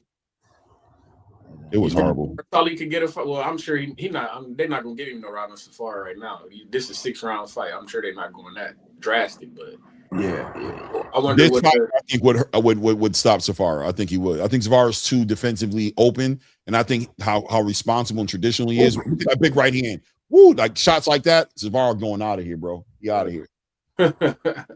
And by the way, his chin's not all that either. But he's a gritty fighter. Like he'll get up. He'll go down and get up and keep on fighting, but he'll go down, period. And I think Tally can put him down for sure, like indefinitely. You know what I'm saying? I hate when boxers fight with white gloves. I'm not gonna lie. I don't like that shit. It's like I don't know. It's something about that shit. It's like like when movies be like, oh, like when Devin Haney fought with the white gloves, that shit, I'm like, damn, this shit, his fists really look like pillows now. When they feel like he pillow fisted. Yeah, they look soft. The gloves look fluffy. Yeah. You look like you punching somebody with clouds. Yeah. That's crazy. Oh, shit. Cloud of feathers. Yeah. He look like he got Mahmoud's head in the clouds right now, though, because he's starting to hurt him. Those shots are starting to shake him up. Ooh, the body work was nasty. Mahmoud felt that. Ooh, Tali hit him with the 2-piece of the body, bro. He felt it. He's on the ropes. He can't even move around no more. Did you see how he got hurt on those shots to the body, bro? He's like, damn it. Damn it, hell. Yep. You see that glove? You see that arm coming down now, trying to protect that belly. Oh yeah, bro. Oh yeah. See that guard descended. Yeah. Big 1-2 right there. And now he's looking and Tally sees him now. And Tally, ooh, another right hand to the body. He might knock him out with a body shot or a big right hand. Because, oh, he hit him again. He's back. He took a knee. He took a knee. He took a knee, that left hand. Woo! Take it in. Minute 15 seconds left in the round right now. Mahmoud on the ground right now. Looks like he gave up. He just put his right hand on the ground. When that hand hit the, you see when that when that hand come down and touch the canvas, it's over with, bro. That's going the wrong way, right? You're supposed to be going this way. How you end up going that way, bro? That's the mercy hand right there. Exactly. When you put that hand down there, bro, it's hard to get up, bro. It's already hard enough for you to get up off that knee. Once you get down and put a hand on the ground, it's even harder to get down, bro. Ooh, somebody in trouble, bro. Who got lit up out there? Got lit out there. Got lit out there. He in New York or somewhere? You at? I don't know, bro. I'm in the Bronx right now. So. Oh, I knew he was somewhere. He got a good apartment, bro. He got the good numbers on that apartment right there, right next to the fire department, bro. Nice little discount. That little noise every now and then. It's home. You know what I'm saying? It's home. You know what I mean? We good. He's sitting by the fire escape right now. Yo, bro, right. I'm right outside my window and I'm near all the police and stuff. So it's a safe neighborhood, but it's an interesting sleep. Exactly. The safe I ain't worried about nobody coming through the window, but you know. Nah. No doubt, man. Let me see here. I'm sorry. I don't want to fight no more. Yeah, that's what that meant for sure. Yeah. You going to the Boots fight, Kai? I'll probably hit up a bar in Brooklyn, near the Barclays. I can't go there, actually, but I'm gonna try to see it. Okay. I know. Shoot, bro. I don't know yet, bro. I think what Clay thinking, people sleeping on Xander. That's what I think. And bro, this dude is huge. He a juggernaut, bro. Xander walk around like 185. So it's not just that. I don't think Boots is overrated whatsoever. I think his talent is his talent, and the eyes don't lie. But I don't know. I think he's getting too much merit put to his skill and his talent that Xander could possibly edge out a decision on him. That's what I think. Yeah, I think people are sleeping on the possibilities of that fight too. And look, I'm telling everybody, I'm leaning towards Boots to win this fight. I really am. But I think people are sleeping on how competitive this fight can be. And I think the question, two questions are: number one, is Xander staying in the division a little bit too long? Could this be the fight where the weight cut catches up to him? Because he is a big guy, and we're all talking about him potentially going to 160 anytime. That dude's still holding his stomach. Lord child, you see him? Did you see him? He's still holding his stomach. Anyway, is the weight cut going to catch up to Xander? Is the weight cut going to catch up to Xander? And number two, what happens if Boots, if we get to round 5, 6, and it doesn't look like Xander's anywhere near getting stopped, how will the fight look optically, right? Because if Xander's ahead or even, let's say 3-3, 4-2 at that point, how is the momentum shift going to feel like? Because that's going to be Boots' first adversity I've ever seen him in, where he needs to win rounds or he needs a knockout. How does Boots deal with that on fight night? Yeah, this might sound crazy, and it will sound crazy, but I think Xander, I'm not going to make it sound crazy. He got that like Salvador Sanchez type of style to an extent, bro. He's very swift in there. He knows how to move his head, despite what Coach Heck said that day. He said he couldn't defend the jab. I thought otherwise. I thought he cruised versus Barral, man. A dude that was mad tough, you know, a WBA champion. He cruised against him. And yeah, I think he's definitely a really great boxer, and he's being slept on in this bout. I wonder, do you think Boots is sleeping on Xander? Because that's what's most important. Anybody can sleep on. We can sleep on him. The fans in the chat, everybody, the Philly fans, the Puerto Rican fans, whatever. People want to sleep on Xander. That's all good. But there's one person in this conversation that it counts more with, right? Like, it's one thing for us to sleep on Xander, but is Boots sleeping on Xander? And if Boots is sleeping on Xander, is that a good thing? Or like, how do you guys see that? What do you guys think about that? I think fight night tells all, bro. Fight night tells all. You know, I think this is where the fans see what each person is made of, for real, for real. Like, is Boots really what we said? Is Xander really as good as we thought as a unified champ? Yeah. I don't think Boots allowed to. You're not allowed to sleep on him. You're the challenger. I can see if he was the champion, maybe, but you're the challenger and he got 2 belts. You're not allowed to sleep on him. If you do, then that's just bad coaching. That's bad. That's just bad mentality. You feel me? You sleeping on the how the hell you sleeping on the champion? You coming in to challenge for his belts. So that's backwards. I agree with you 100%. But I'll just say that don't mean he ain't. No, that's a fact. That don't mean he ain't. You know what I mean? And I don't know. Like, you know, the talk game is talk. We can only take it with a grain of salt, right? But if we were to go strictly behind the conversation, does it look like Boots might be sleeping on Xander? Just off the conversation at the pressers, and what does it look like? I mean, that's what he's supposed to say. I'm a firm believer in, like, a confident fighter is a dangerous fighter. So if you do feel like you better than him, and you feel like that's what I was with Benavidez. The way I was hearing Benavidez talk about Zerto, because he had sparred him before and all this other shit, he sound real confident. That shit. So I'm like, oh, you might go in there and beat the shit out of Buddy. So it's if confident fighter is a dangerous fighter, that's all I can think. You feel me? So if you that confident that you got better skills than him, hopefully you show it. That's all you can do. I agree. I think specifically when he says levels, that right there makes me raise an eyebrow just a little bit. You know what I mean? Saying that there's levels to this, and kind of like Xander's not there on his level, and it's like he's the champion. And then number 2, I think I'm gonna do whatever I feel like doing. You know what I mean? Yeah, are you gonna do whatever you feel? Because we know what you feel like doing. So if you can't, here's how I look at it. When you say stuff like that, I'm a cerebral dude like this, right? When you say you're gonna do whatever you feel like doing, as a fan base, as somebody who's watched Jaron Boots and his fight, we know what Jaron wants to do. So if we don't see him doing that, then we can officially be like, he's not doing what he wants to do. And if he's not doing what he wants to do, are you ready to do what you have to do to win that fight? That's a fact. I hope because guys that quit up, they get in there and like not quit, but like they get psyched out, like, oh, it's not going how I thought it was gonna go, it's not going how it's supposed to go. Yeah. How do you feel about Bozy as a coach? Out of curiosity, I was talking to him. Ooh, don't do this to me, man. The Boots fans hate me as it is, bro. They upset with me because they don't like no accountability to go into that gym, bro. I'm gonna say this: Jack Catterall might have did the right thing, not going into this fight with Bozy. How about that? You gotta talk to me. But it worked. You gotta elaborate on these things.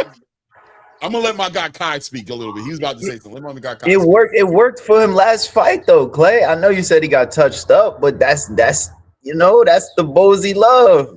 That's just what come with it. You get touched up a little bit in the pursuit of being a hard power puncher. So, I mean, he got him out of there eventually, and he could have got Echo out of there early. I heard there was like a bad ref or something. Yeah, too. there was. They kind of made it kind of weird with the referee. But I'm gonna say like this: Bozy's a great trainer, but I think Bozy's style is an acquired taste, and I don't think every fighter fits into that system. If that makes any sense. No, that makes sense. That makes all the sense. That goes without saying. We seen it with Scooter. I think Scooter should have stayed with that Wahid guy. He was really good with him. Some people it's not gonna work with, but yeah, and it could have been right for Jack Catterall. Whatever you think is right is right. Who are we to say otherwise? But I think he definitely probably won't be stopping Giyasov this fight just because he left Bozy. But a win's a win. And 100%, man. And what Jack Catterall said in that one little interview, he basically said that door isn't closed, right? Like he said, I'm not walking away from Bozy, you know what I'm saying? But Bozy, also Bozy's stables is starting to become a little heavy, right? Bozy's becoming a very popular trainer, you know what I'm saying? I just hope the Derek James thing doesn't happen over there, right? We saw Derek James get spread thin. We saw all of a sudden Derek James is training Anthony Joshua, Ryan Garcia, Errol Spence, Jamel Charlo, Frank Martin, and whoever else we don't know, right? And your mama, the soccer team coach, and because he made his gym damn near like a little, a little I was gonna say Jack like a little club, Yeah, like a little Crunch Fitness, you know what I'm saying? Like a little Crunch Fitness over there, you know what I'm saying? And what ended up happening, he's talking about giving each fighter 2 hours a day, and I think real champions don't subscribe to that content. You know what I'm saying? Real champions, I want you got champions where it's like, I want to take my trainer and me and him and the team living in an Airbnb. I don't even want you going nowhere else. When I'm resting, you resting. When I'm training, you training. I want you fresh and ready for me. I don't want to split my time with you. So Bozy now, Boots is in his legacy chapter of his career now where he's getting those fights. That's got to be his priority. So, you compound that with everything else we talked about. It makes sense for Jack Catterall to be like, I'm a champion too.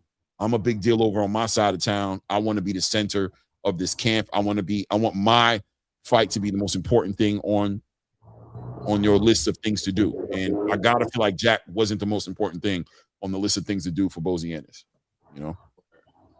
I get that. And what struck, that's why I asked you that, because one of my guys who happens to be a coach, he was saying like he's like, oh, no disrespect to Bozy, you know how that go.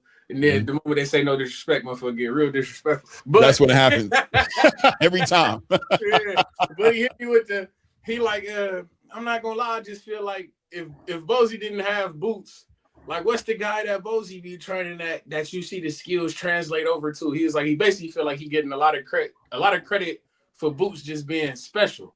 Exactly. Like him doing stuff that nobody else could do. He don't know if that's necessarily all Bozy teaching him that. That's just Boots is special. Like you feel me? You get dealt a hand with a special guy. You feel me? But I'm like, you can't. I ain't like that kind of speak, because it's like some trainers, they just get. It just be like that. Like Virgil Hunter, I know he got Omari Jones right now, but I don't know. Like, it took him a while to get that coming after Andre Ward. You know what I'm saying? So it's like sometimes you need a special guy to highlight what you teaching. But I could be wrong though. I mean, I love the Virgil Hunter example, right? Because arguably Omari's about to let us know who Virgil is, right? Because what did Virgil really accomplish with his fighters outside of Andre Ward? Yeah.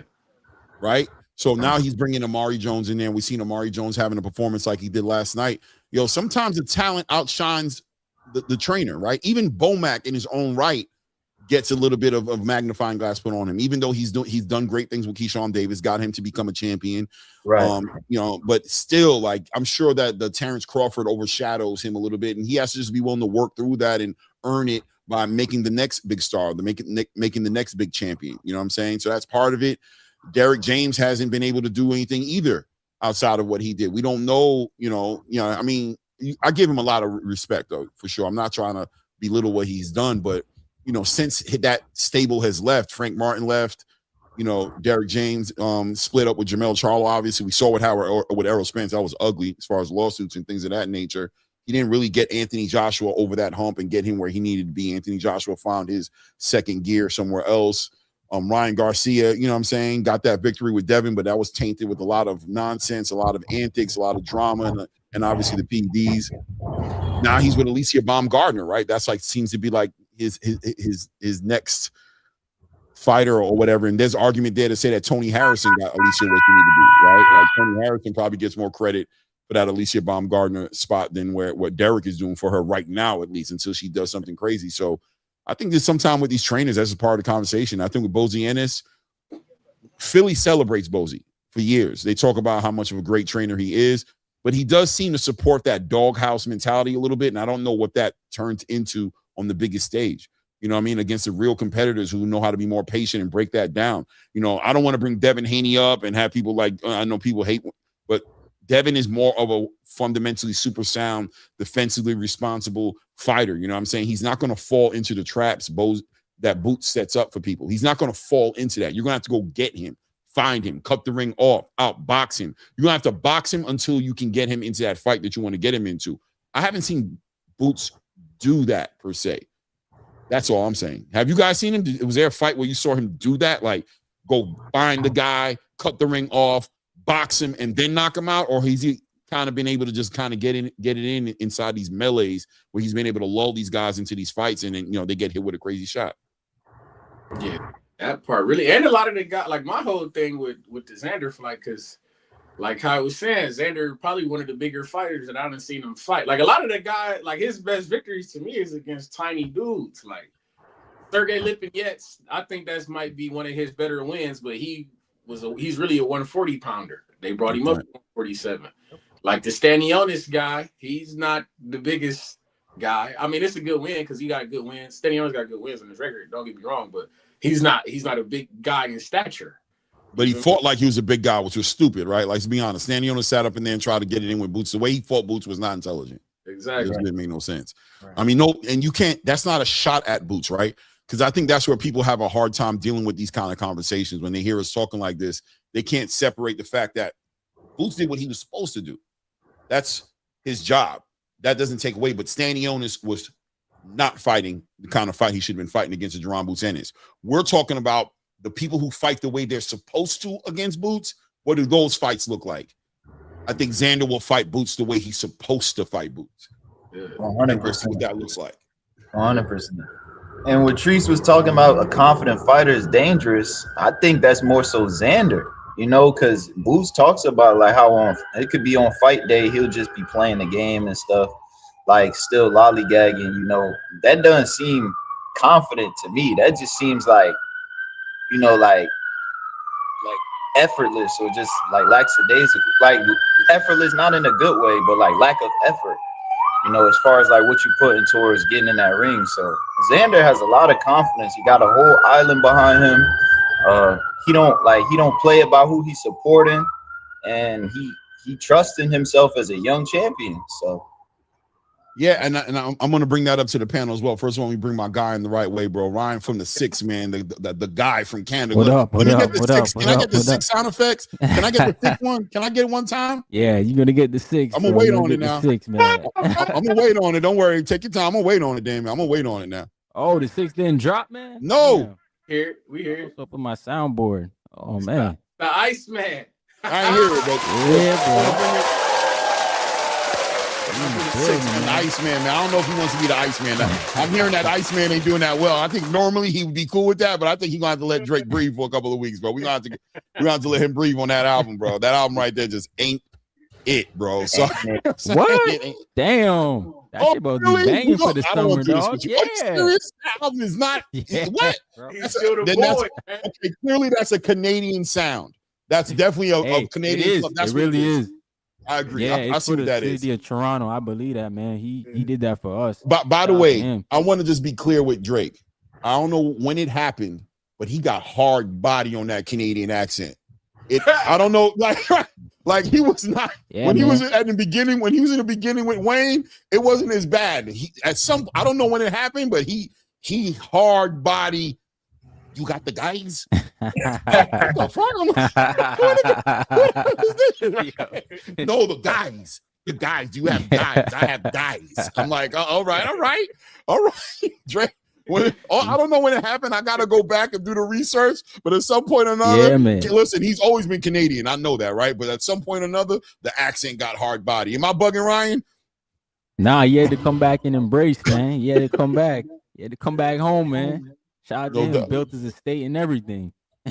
No doubt. Hey, man, I ain't mad at him at all, bro. I think the Canadian culture is underrated. Listen, that island, barely, bro. Shakas, gangster shit. People sleep on that Canadian side of the game, man, because the Canadian got that West Indian shit cooking over there. You know what I'm saying? Between the Haitians, the Jamaicans, you know what I'm saying? The Trinidadians, you know what I mean? You guys have one of the biggest juves of all time. You know what I mean? They talk about like the Labor Day. Yo, yeah, bro. The Somalians. They talk about Labor Day, New York, you know what I mean? On Eastern Parkway. You got, I don't know when it is for you guys, but you guys got like a Eastern Parkway type of thing going over there. What time of the year it is? We got Caravana, bro. That's what it is. That's some music. That's a movie, bro. Caravana. If y'all ever get to go to Caravana, it's like, it's like West Indies. All of the Caribbean countries, they get together, bro. Go downtown, and we shut down the whole downtown, and everybody just dancing, enjoying themselves.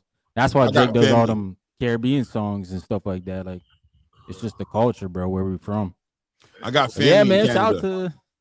I got family in Canada. Plenty. I'm Haitian, bro. I got mad family in Canada, you know what I'm saying? Montreal and shit like that. And I also, my family like in Boston, and, you know, they all, to this day, every year, it's a thing they do. They go up for the Caravana. They go down, they come for Eastern Parkway in Brooklyn, and, you know, for Labor Day. Then they always go up to Canada. They always like, Clay, you need to come up. You crazy, bro. Every time we go to an Eastern Parkway, they always let me know, this ain't shit. You keep always, you need to come up. When you gonna come up with us again? Well, they talk about it all the time, so I know it's lit. I know for a fact. Every year they go. These niggas got grays in their beards now, and they still going. You know what I'm saying? They still up there? Oh, man. They still going. Every year they're crossing that damn borderline. They driving up there, and they heading up there every single year. You know what I'm saying? So it is lit. But I want to bring this to the panel, right? We were talking about Boots and Xander, right? And my guy Kai made a statement about, you know, the way Boots looks like, you know, before the fight, playing the video games, really relaxed and chilling. And he said that maybe that spoke a little bit to maybe, not I don't want to say a lack of discipline, but almost like being a little too lighthearted going to these fights, not being as dialed in maybe as he would be if he was going in there with like a real challenge. And Xander maybe getting ready to be his first real challenge. How do you guys feel about the idea about habits? You know, and what I mean by that is when you're used to doing something the same way all the time, how difficult is it to adjust and not do that no more because this situation is actually different and warrants a different mind state? How do you guys feel about the ability to transition into that seamlessly? Go ahead, Ryan. Yeah, man. I feel like, you know, Jerron Ennis got to understand this the biggest fight of his career. Like, this is the biggest moment. It's really the one we all looking for to see if he really this Roy Jones type of fighter, man. You know, I feel it's unfairly that they're giving him that label, to be honest. You know, I always like when guys prove it. You know, I'm that type of guy. Like, show me what's up, man. But if Boots Ennis want to do it, the way he can do it is stop Xander. Because I look at Xander like a peer boxer. Like, I think he like a bigger Devin Haney. Like, he good on his feet, good with his jab. He gonna move around that ring. He's gonna use it, and this might be the first fight where Boots is the smaller guy in the ring, to be honest. So his punches may not be affecting Xander that much. I think he's only had one fight at 54, but he does look better. But like the gloves are bigger, the guys are bigger, the guys punch harder at 54 than 47. So you know, Lima didn't hit Boots, so he never been hit by a 54 pounder yet. But I'm sure he trains with guys who are bigger. I just think Xander's been groomed, man. He been with Top Rank since 16. So, like, he been through the ringer. He's been through the Top Rank development stage, which when you look at Top Rank, they develop all our superstars in boxing pretty much. Like, they have a recipe for this shit. So, if Xander really want to be the face of boxing, he can stamp himself by beating Boots. But for Boots, I think he got to understand, man, he can't play with Xander. He got to go in there and do work. Because, like I said, there's a lot of pressure on him. I think there's more pressure on Boots than Xander. And Xander's the champ, which is crazy. but I think Boots Ennis gotta go in here and just win, man. Honestly, he don't gotta stop Xander from me. Not from me. I don't know why people are saying that. A lot of people sleeping on Xander Zayas, man. Yeah, I agree 100%. People are sleeping on Xander. This is going to be a litmus test. If I think for the purists, the boxing fans, we understand what we're looking for, and we know the challenges that are potentially there for Boots. And I say potentially because Boots will mess around and knock Xander out inside of 2-3 rounds, and then we'll be talking about how we were amping Xander up. People will be killing us, right? I told y'all been see. I tried to amp this boy up. This boy, I told you he was chips. Y'all keep playing with Boots. I mean, we're ready. We'll be ready for all that, right? When that happens. But until that happens, absolutely, we know that Xander can present some challenges that we haven't seen Boots in.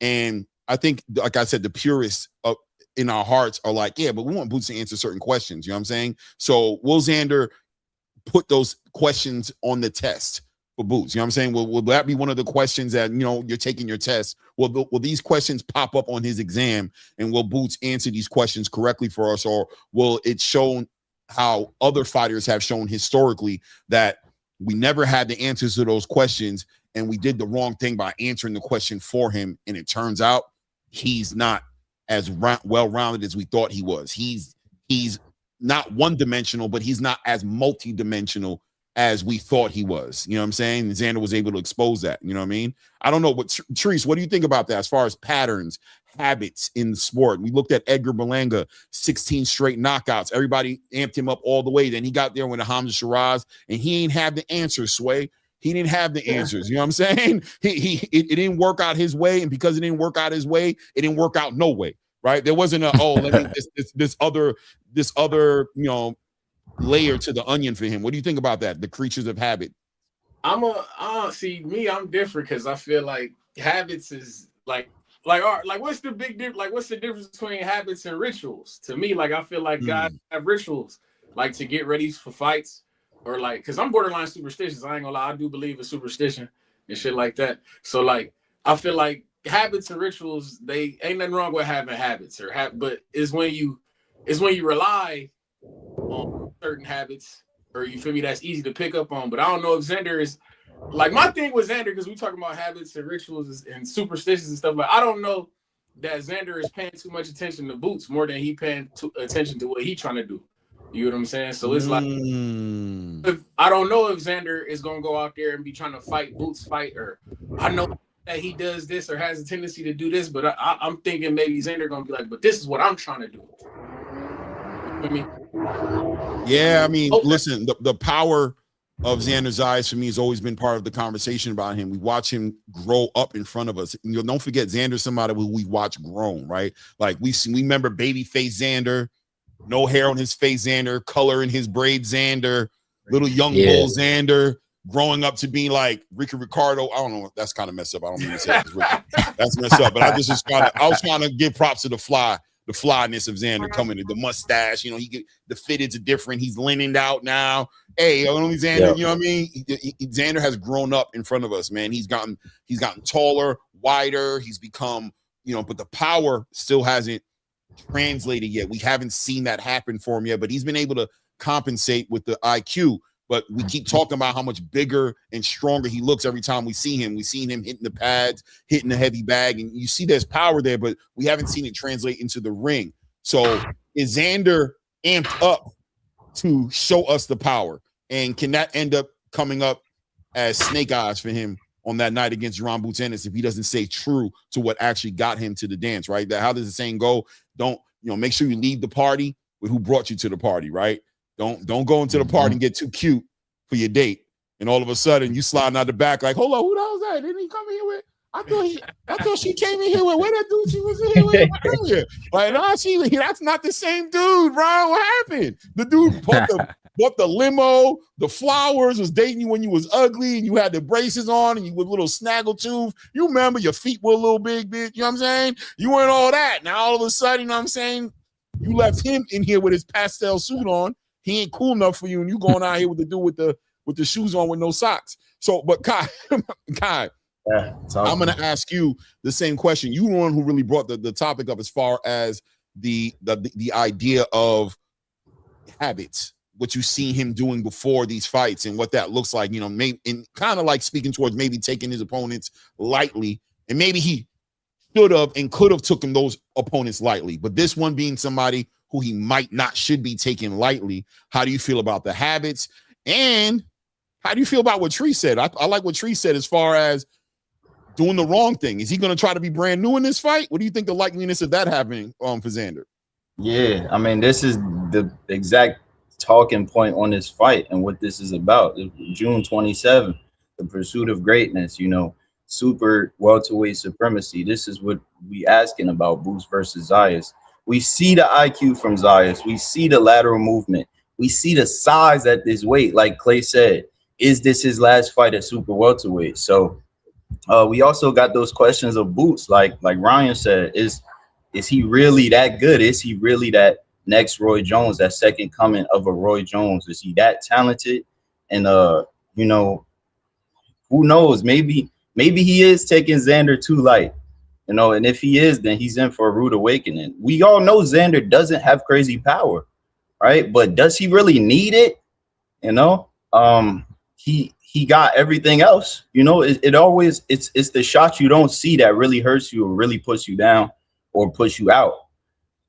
So man, like we just got to be ready for, you know, a master. We got to be ready for a high chess match, or we got to be ready to crown Boots. You know, if he really does pull it off in that fashion, like Ryan said, it don't have to be a stoppage, but if it's a wide UD, then we got to crown Boots. So it's either the coronation of Boots Ennis or the coronation of Xander Zayas officially, and the official crowning of the Puerto Rican golden boy of this era. I like it. And also I want to add to that and say, well, I'm going to ask, pound for pound from this fight, pound for pound. Are we going to put somebody in the pound for pound list on the back end of this fight, or is not enough? Is there a pound for pound fighter coming out of this fight? You know, does he need to be a number 9, number 10? Or between Boots and Xander, the winner of this fight, does his name deserve to be the winner, the guy with his hands raised, the new unified champion of that division, or current and still unified champion? Is there a pound for pound conversation that needs to be had, or is it still not enough? I don't know. If sincerity like that, if he beat Xander, like because I'm one of the guys who feel like I'm already hearing this built-in excuse shit with Xander, man. They talking about maybe like you said earlier, Clay, maybe this might be one too many weight cuts. Maybe he should have already been at 160 and all this kind of shit. And they saying that Xander's young. Like, who has he really beat to become the champ? Like, I don't know. If Boots go out here and doing like he did Stanionis, or doing bad, like doing all the way bad, doing stuff that we like never really seen, looking real Roy Jones just like, you feel me, real James Toney like.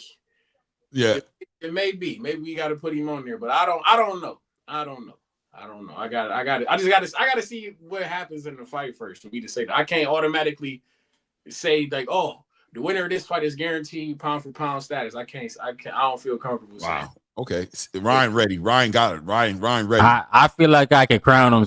Boots win. He'd be a 2-division champ. You know, 2-time unified champ. You know, I looked at the list. Gentle Nakatani's there. You know, Colossal's there. You could probably take those guys off, man. Maybe keeping Navarrete on there. Devin Haney, obviously, he's still accomplished. But yeah, you could replace one of those guys for sure. For Xander, I mean, you could even throw him on possibly over Colossal, man. Beating a former unified champ, and you know, a guy who's dubbed as high as Jerron Ennis. I'm pretty sure he's above him on the ring in the super welterweight division. So I mean, yeah, I think for sure we could put one guy on this list. You know, these pound for pound lists, they kind of go by how you feel each day, right? Everybody got a different feeling on them. So I think for sure these guys can have a spot for sure. Winner. What do you think, Kai? You looking for a pound for pound, or we doing too much, man? Do we need to chill? It's okay. What do you got? I think y'all doing too much with Xander, man. I mean, there could be an argument for that 10th spot. You know, we got another Puerto Rican in that 9th, 10th spot, Oscar Collazo, you could probably switch him out there, beating, like you said, a unified lineal welterweight champion, a former. But I think for Boots, it's a definite push up the pound for pound list, probably like 6 to 9. You know, just being a 2 division, 1-time unified, 2-time unified, 1-time lineal, that'll be crazy for Boots, and that'll solidify his, you know, his succession and his continuation in the sport. So, sure. Yeah, I think the consensus is fair either way, but yeah, I think more so Boots than Xander, right? Xander, it would seem a little maybe presumptuous to put him there, but then again, like Ryan said, the list is kind of wishy-washy at times anyway. We don't know why some people are there anyway, you know what I mean? Some people just feels like, why are they there? Like Emmanuel Navarrete, I like him, but I don't know if I thought he should be on the list. I mean, and listen, he's a great fighter, but if we're talking about the best of the best out of all, you know what I mean? I don't know if he belongs on that list just yet. He didn't even, you know, he's not undisputed. I know he picked up somewhat of a lineal title, I guess. No, he didn't even pick up a lineal title yet, right? Yeah, he did. So, did he? He's a lineal champion? Yeah, at 130, I believe he's the lineal champion at 130. And then Nunez, they fought for the lineal. Wow, what was Nunez at? Was Nunez number 3 or something? Or number 4? Because Oshaki's number 2 or 1. I don't know. know. Yeah, right. I forgot about Oshaki. I could be wrong about that, but I feel like I know they unified. Yeah, they definitely unified. I don't know if he picked up a lineal, but he very well may have picked up a lineal title. I don't know. I'm not mad if Xander gets on the list, though. I do think the fight, I think that conversation is going to show up, and we'll have to deal with it the day after, 2 days, 3 days afterwards, and see. Like, and I think what Tree said was super accurate as far as it depends on how it looks. Because I think if we see the right performance for either one of these guys, it's going to be hard not to talk about pound for pound a little bit. You know what I'm saying? Like, if Xander knocks Boots down in his pockets twice in this fight and ends up winning a majority decision, it's gonna be hard not to get that man his flowers. I don't know if he need pound for pound flowers, but it's gonna be hard. We're gonna be getting into some debates with some fans who gonna be like, "Give my guy flowers." We're like, "Hey, that ain't enough. That ain't enough.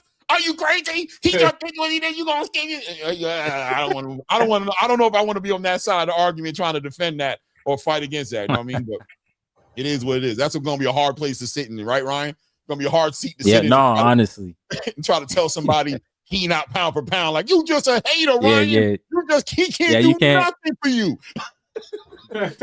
My boy gonna catch a stray, but you can't go over to round 1 and say that. He gonna get bro. That nigga he gotta walk on water with his bare feet for you to give him his damn flowers. You guys are diabolical. I knew shout it. out to my brother round 1, man. But shout out to round 1 for sure, man. He's gonna be mad if you sit there and try not to get that man his flowers at the end of that fight, bro. You know what I mean? A win like that is a valuable win without a doubt, man. We're getting ready here. First fight on the main card here. This one right here, Oleksandr Usyk's young bull in the building right now. Light heavyweight. What's my guy's name? Daniel Lappin, right? Yes. 13-0 record. He brings it. Yeah, something on that Dubois and Usyk undercard. He was in a tough fight, man. That was a tough fight he was in. He almost lost. Yeah. I mean, he brings in those physical attributes. He's tall, he got the reach, and he obviously he's sharp. Being in the gym with Oleksandr Usyk, right? He's a sharp fighter. But this is supposed to be a test for him right here. Who's he fighting against? Anybody familiar with this dude? Nah, I'm not familiar. I feel like he's from out there. Is Tanai 9-1? Yeah. 9-1, only 2 knockouts. It seems like a fight that Daniel Lappin should really have a knockout of the year performance in here. But he seems excited. This guy seems excited and motivated to hopefully win. Not get knocked out. Them Harlan Waynes, man. Go ahead and skirt in the chat. Appreciate coming up here, Clay. Okay, Kai. Salute, family. Thanks for coming up here as usual, bro. Appreciate you, brother. Yeah, man. Yeah, I'm about to dip off as well and watch this fight. No doubt, Ryan, for sure. Salute, my guy. Yeah, man. Just me and you, Trees, unless you about to bounce. I'm about to bounce out in a little bit. I want to see how he looked, though. I want to see how this looked real quick. No doubt, man. I want to see how Lapland carries it as well. Listen, he comes in. People keep talking big about him, you know what I mean? And I think this is a light heavyweight fight, I think, right? Light heavyweight, yeah. Right. So, the light heavyweight division seems to be like a division kind of like there, but not all the way there yet. We got some players in there. We just saw David Morrell kind of get debunked a little bit, you know what I mean, or derailed, at least for the temporary moment in time. There's an opening there for somebody to jump into the conversation in the light heavyweight division. David Benavidez, we don't know if he's coming back to the light heavyweight division as well because of what he did in the cruiserweight division. So it seems like, you know, it's kind of wide open, right? Ben Whitaker's shiny right now up there. We just saw Najee Lopez had a great performance earlier this year against Gallegos. Joshua Buatsi, Caleb Smith. I'm trying to think of the names that are up there. Willie Hutchinson, when he beat my fucking guy. Shout out Malik Scott, dumbass. Yeah, Ezra's not all the way done, right? Ezra's not all the way done. Ezra got to figure it out, but he's not all the way done, right? Him and David Morrell is the fight I would like to see, actually. Let them both shake back. They both lost. Let them shake back together. Give Ezra Taylor that fight with David Morrell. I think that'd be solid. I would be into that. Yeah. So look, Daniel Lapin has an opportunity to kind of do something in that division if he can shake it up enough here. This right here is just going to be another test, another big stage. The sun is going down right now in GIZA, right here in Egypt. The lights are going down, and it's about that time. It's main card. It's main card time, man. All right. You was right, but it definitely look solid out there with the in the night view, the night sky. You see the pyramids in the background, but you see how they got the lights all the way around the fake pyramids, and they got the fighters' names on the screens. Yeah, I like how it's looking out there. I wonder, like, if they was giving selling tickets, or how was that going, or was this like a private event? Or I think they sold tickets. Okay. They sold tickets, from my understanding. I think there's room for like a couple thousand people. Word. In the arena. I don't know how many, but I think it's a couple thousand, maybe like 5,000 to 10,000. Okay. Of course, WBC got a bill involved in this shit. Hey, bro, I mean, you know, I'm gonna be real with you. With the presence of Zuffa and what they're doing, what the sanctioning bodies are doing has become a little bit more palatable, because it's almost like I'm appreciating that a little bit more now, because I know there's a platform growing where the merit-based system is going to be kicking in at. So it's just like, all right, man, if it's going to be a spectacle, I can get in on the spectacle a little bit, even though I'm still going to hold you accountable and be like, you still foul for this, and we can see you muddying the waters up, but I'm also here for the spectacle. Let's have at it. You know what I'm saying? Let's have at it. Word. Yeah, the wind blowing out there. You see the wind on their shirts? Yeah, I was just about to say, I wonder how that wind is going to affect fighters. Like, is it like, I mean, I guess it ain't affecting too much, but I'm like, is it like punching against resist? Like, do it give you resistance on your punch? Oh, I don't think so. Oh. Like punching into the wind, you know, I wonder how that shit is. Maybe yeah. I'm no scientist. Yeah, I feel you. I mean, because it's windy. Windy is a factor if you're gonna be athletic in it, period, right? You're trying to, but I would think that has more so to do if you're dealing with a ball. You know what I'm saying? Like, that's where the wind really plays. But I don't know if affecting your punches, affecting your, I don't know, maybe. I don't know. Maybe affecting your balance or something like that. I don't know. If it catches shorts, maybe it throw you off balance or something. You know, it's like get a wind in sails or something like that, you know? Yeah, you never know. And shout out to everybody in the building, by the way, man. I appreciate you guys cooking with us here. Hit the like button if you haven't done that. Yeah, look down and make sure you did. If you didn't do it, take a moment right now before this fight kicks up and hit the like button. Support the grind, man. And of course, subscribe to the channel, obviously, right? If you haven't subscribed to the channel, you know, what are you waiting on, right? Make sure that happens as well. Remind me later. Both guys are taking their final instructions here in the center of the ring with the plane referee in the building. The plane, boss, the plane. The Libras like I'm fat. What up, though? Shout out to everybody in the building. WP 3636 in the building. Salute. I think I saw Trini BX in the building. Salute, Trini. What's good? Zay's wins. They're gonna say Boots was a hype job. Boots win. They will say Zay stood at 154 too long. Both fan bases will spin narratives. I can see them rematching. Yeah, no doubt. All right, we're at the top of the round right now. Daniel Lapin taking control of the ring. You already see the height difference immediately. Nice, catches him with a check right hook, lead hook coming in. Daniel Lapin coming in with the southpaw stance right now.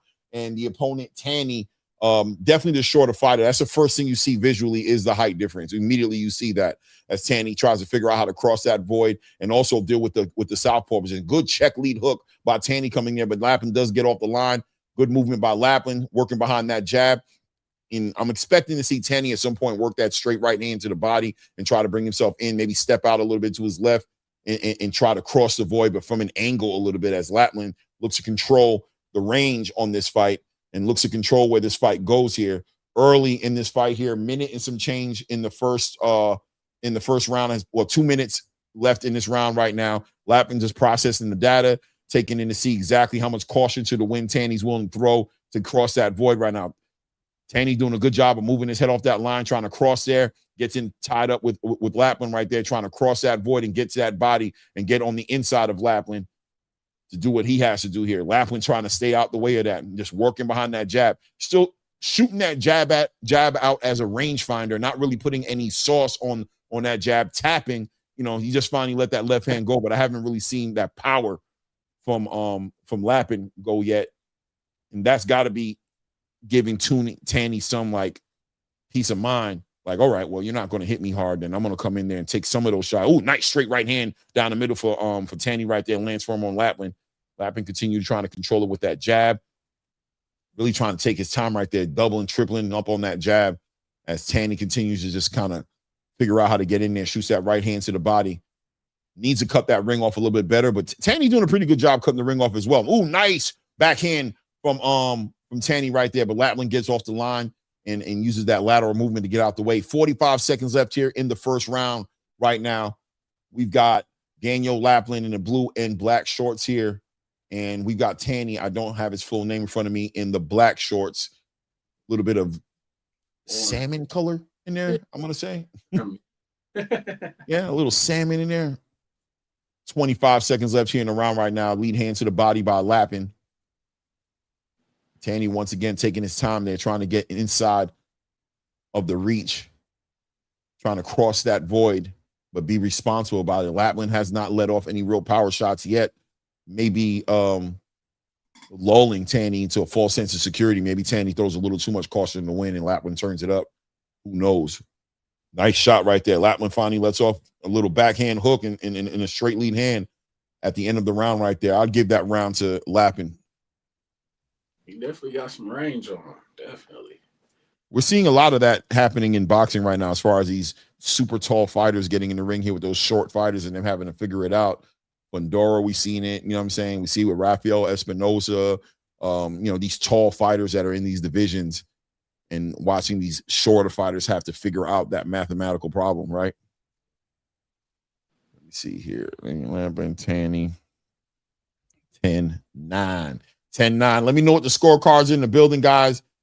How you guys feel about the fight so far in this one? Lapin is 6'7". Lord child, for sure, man. Fuck, you ain't a hooper. You're supposed to get into basketball. You taking punches to the face for a living. I wonder what his hoop game like. Probably ain't got one. You could be real. He probably ain't got one, man. Detroit BC, what's good, man? Say, Clay, what up, though? Sound like you got some fam from my way. Wait, got some. What up, though? Sound like you got some fam from my way. What up, though? That's what's up. Hopefully it's you, man. What up, though? Top of the second round right now. Daniel Lapin looking to build on somewhat of a lead there. There he goes. Lets his hands go a little bit. There you go, Daniel. Ooh!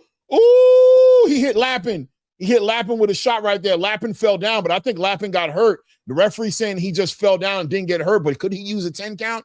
Could he use a 10 count right now? Lapin saying he got hit behind the ear a little bit right now. Tanny was able to, and that's what you got to do with these fighters. He got physical with him, and he held him a little bit, but he hit him with a little shot in the middle of that and hurt him a little bit. Oh, he hit him again with a left hand. He hit him with a left hand. Tanny's finding a little space between legal and illegal to kind of do something kind of nasty in there with that left hand. Beautiful work right there, crossing that. Tanny's finding some success now, and I think he's hurt Lapin enough to where Lapin is not moving as much as he was before. So the referee didn't take the point away from him, and it looks like Lapin may not be able to move like he did before. Tanny kind of closing the void in on him. Yeah, Lapin not moving as much. Are you seeing it? Ooh, straight right hand lands for Tanny again. I'm a little delayed, but yeah, slugging and hugging. I like it, man. You got to muck it up a little bit, especially with a guy that's this long. Another straight right hand lands for Tanny, man. If you put your money on Tanny right now, you got to be feeling a little bit more excited right now. Be like, oh, shoot. I don't know who Tanny is, but if you knew who Tanny was, you might be saying, I told you so right now. As he's crossing the void, Lappin is very defensive right now on his bike. He's punching now, but he's trying to control that distance. There's another right hand. The right hand is finding Lappin. Am I bugging? No, not at all. It's definitely catching him, especially straight down the middle. It's catching him. Minute left here in this round right now. It's when he throw that overhand that get a little ugly. But if he throw another straight right hand to the body right now. Tanny's finding him with that right hand, and even with the lead hooks at times. There he goes, turn him. Woo! There he goes with the left hand. Tanny's finding a way to work that left hand in there when they get tied up. He's working in there and hitting Lappin with some clean shots right there. Lappin on the ropes right now, not moving as well as he was before. Nice right hand to the body from Tanny now, moving his head off the line, doing a good job of slipping a lot of those lead hands now, a lot of those jabs. Lappin trying to get the timing out right there, starts to shoot his own overhand, a left hand overhand. Oh, big right hand, big lead right hook. Woo! Hey, Tanny got bad intentions. He got bad intentions for Lappin. Back on that jab. Oh, shoots that lead hook. Lappin gets under it, amazingly enough, at 6'7". I like it because it's like even on the clinch when they disengage, Tanny pushing him off like get the fuck off, like yeah. Right, and he's shooting that left hand up in there, like when he gets up under there and Lappin trying, he got like he's hitting him with that left hand. That's what, and I believe, by the way, Lappin got knocked down earlier in this fight. I don't believe he just got tripped up, right? I felt that way too. I thought that was a knockdown, but hey, man. So it doesn't count on the scorecards, but does it count as far as the effect? Was Lappin hurt by that? And it looked like he was hurt. Maybe they'll show it in the replay right now. Let's see. Straight right hand right down the middle. Bomb! Pushing that boy's head back. Yeah, man. Boom, another right hand. And they're showcasing the right hand right now in the replay. Right hand to the body. Good work. I'm going to give that round to Tanny, by the way. Word, I like that. 1-1, make it E. I like it. He was definitely the aggressor in that round, and he was landing the more effective shots in that round. I feel 100%. 100%. He got 2 haircuts. He got braids in the back, got a fade in the front. That shit kind of crazy. Bald man can't talk shit though, right? We gotta let him out. Unless they talking about a beard or you know what I mean, or a mustache, we need to shut up. You all right? Man, we don't take no advice from bald head. Don't talk about haircuts, hairlines, fades. You stay in your lane, bro. We stay in our lane. You got it. What you know about that, bro? That's like you ain't had no kids. You trying to tell me how to father my kid, bro? You better go do something with yourself. I be like that all the time. I stay quiet on the kid situation. We ain't got none of that yet. We keep it easy. Do what you do. Don't tell me nothing. 2 minutes and 30 seconds left here in the third round now. Tanny very finding that right hand in the second round. The right hand starting to become very really moving the needle. And there it goes again with that right hand. And we got to see the adjustments that Lappin's willing to do now. Get his head off the line would seem to be the solution to that problem. But at the same time, I'm not in the ring right now as he's pumping that jab now. And by the way, Lappin starting to put some energy behind that lead hand and that left hand. He's starting to throw those shots straight down the middle. Nice hard left hand right down the middle right now from Lappin, starting to put way more sauce on those shots, trying to get that respect. Tanny really has lost respect for the power from Lappin. He's been crossing that void. Nice backhand over the top for Tanny. He working the body a lot too. I like that from Tanny. Don't forget about the body. You got a long torso. You got to take advantage of that. Definitely. He just checked him right there with a lead hook to the body right there. Nice straight right hand right down the middle again, lands for him. Good clean punches, straight punches from Tanny. Scoring clean, clear punches. Hard for the judges to miss punches. And Lappin seeming to having a hard time to get his way, which is I want to control the range. I want to control the pace of this fight and do what I want to do. Tanny making it very uncomfortable for him, really finding a way to cross that void, get underneath that lead hand, and do efficient work to the body. Nice uppercut, good inside work, big left hand, big right hand. Tanny has him against the ropes right now, holding him. Physical, nice left hand to the body for Tanny right there. Big left hook over the top of the guard right there for Tanny. Straight right hand down the middle right there as Lappin tries to scoot out to his left a little bit. Nice work to the body. lead hook to the body for Tanny, who's pinning him against ropes right now, working him in that close range right now, forcing Lapland to fight this close range fight. You got to believe this ain't the fight Lapland wants here. Lapland's not getting the space to let those long arms go. 40 seconds left here in this round right now. It's Tanny. Oh, big right hand lands for Tanny right there against the ropes right there. Stops him against the ropes.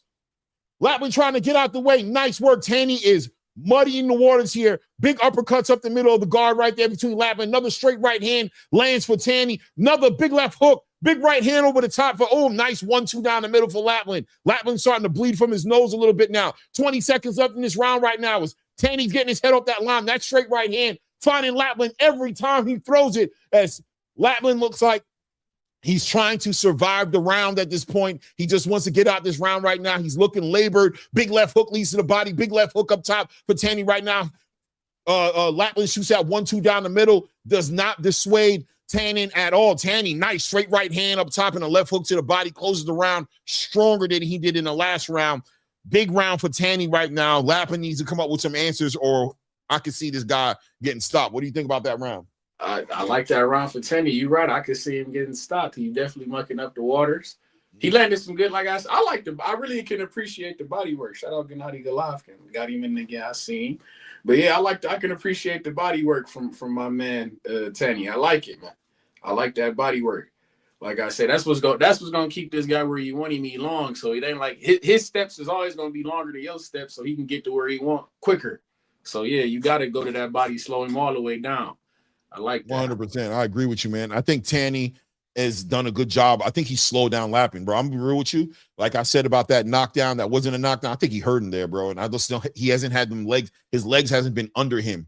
You know what I'm saying? Like they should be. He's not getting that movement he needs to control the fight with that lead hand, because Tanny's using his feet work to get past that lead hand and get right to the body. Tanny right back. Round 4 gets right up underneath that lead hand and shoots right to the body right at the beginning of the round, man. He's just making it clear what he's coming to do. Beautiful work by Tanny. Oh, he knocked him down. He knocked him out with the left hand. He put him down. Tanny put him down. Referee's counting 5, 6, 7, 8, 9. He makes a count right now, gets up. Tanny got to smell blood in the water, walks right over. Big left hook lands, doubles up on the left hook. Straight right hand down the middle for Tanny. Tanny letting his hands go. And Lapland trying to figure out how to get the distance so that his power can translate. He can't. Tanny smothering all the offense. Beautiful right hand to the body. Puts Lapland back down. Beautiful right hand to the body. He's shaking his head. It doesn't look like he's going to get up. The referee's counting. He gets up. He's laboring. He weathers the storm. He says he's got a little bit more left. The referee closes it up again. 2 minutes left in this round right now as Tanny is hit him with that left hook. Hit him with a right hook. Lapland's trying to survive against ropes. Not where you want to be with Tanny right now. No power coming back from Lapland right now. Lapland is getting hit with these right hands, man. Straight right hands, right uppercuts, left hooks to the body, right hook to the body, right hand up top. They're back to the center of the ring. Tanny has a wounded animal in front of him, and he's looking to finish him in his round. He has so much time left in his round right now. Should he slow down? Tanny doesn't want to blow his load, but you can't help but let your hands go when you see a fighter curled up like this. Great work on the body. Lapland on the, big right hand drops Lapland. The referee weighs it off. He weighs it off. He weighs it off. Big stoppage for Tanny as he does a backflip in the middle of the ring. Oh, my God. This all started from that knockdown in round 2. He never recovered. He never recovered, man. He never recovered. Talk to me, Trees. Did you see the writing on the wall, or did it come out of nowhere? No, it's crazy. It's crazy. We both called that shit. So I can see it. I said, I like the body work. That's what he's – that shit's that. Hey, man. Shout out to Tanny, man. Shout out to boxing, man. Beautiful, man. You called it on the body work. You were like, man, I'm loving what this guy's doing to the body, man. It was a war of attrition. He put him down with a right hand. That first knockdown was a right hand to the body that actually put him down. And he just didn't have the gas in the tank. He couldn't get away. And I think Tanny smothered that offense, right? By closing that void, Lapland him long arms. He needs that range to let the power go. His power is probably at the end of his punches, but Tanny did such a good job of collapsing the middle of that fight and making it to where, no, you don't have it. He wasn't able to make that power happen. You know, Sebastian Fundora, a tall fighter, knows how to get that power inside those ranges, right? Like when you get in that range, he knows how to drop those uppercuts. He knows how to work inside that close range. Lapland just seemed like he couldn't come up with an answer to the close range. Like he's just not effective in there. You know what I mean? Yeah. That was good. Damn, that was good. That's how you use the body work. You start low and you go high. That's good use of the body work, man. I like it, man. That body shot put him down to the, yes, indeed, to the solar plexus. That's what we need to see.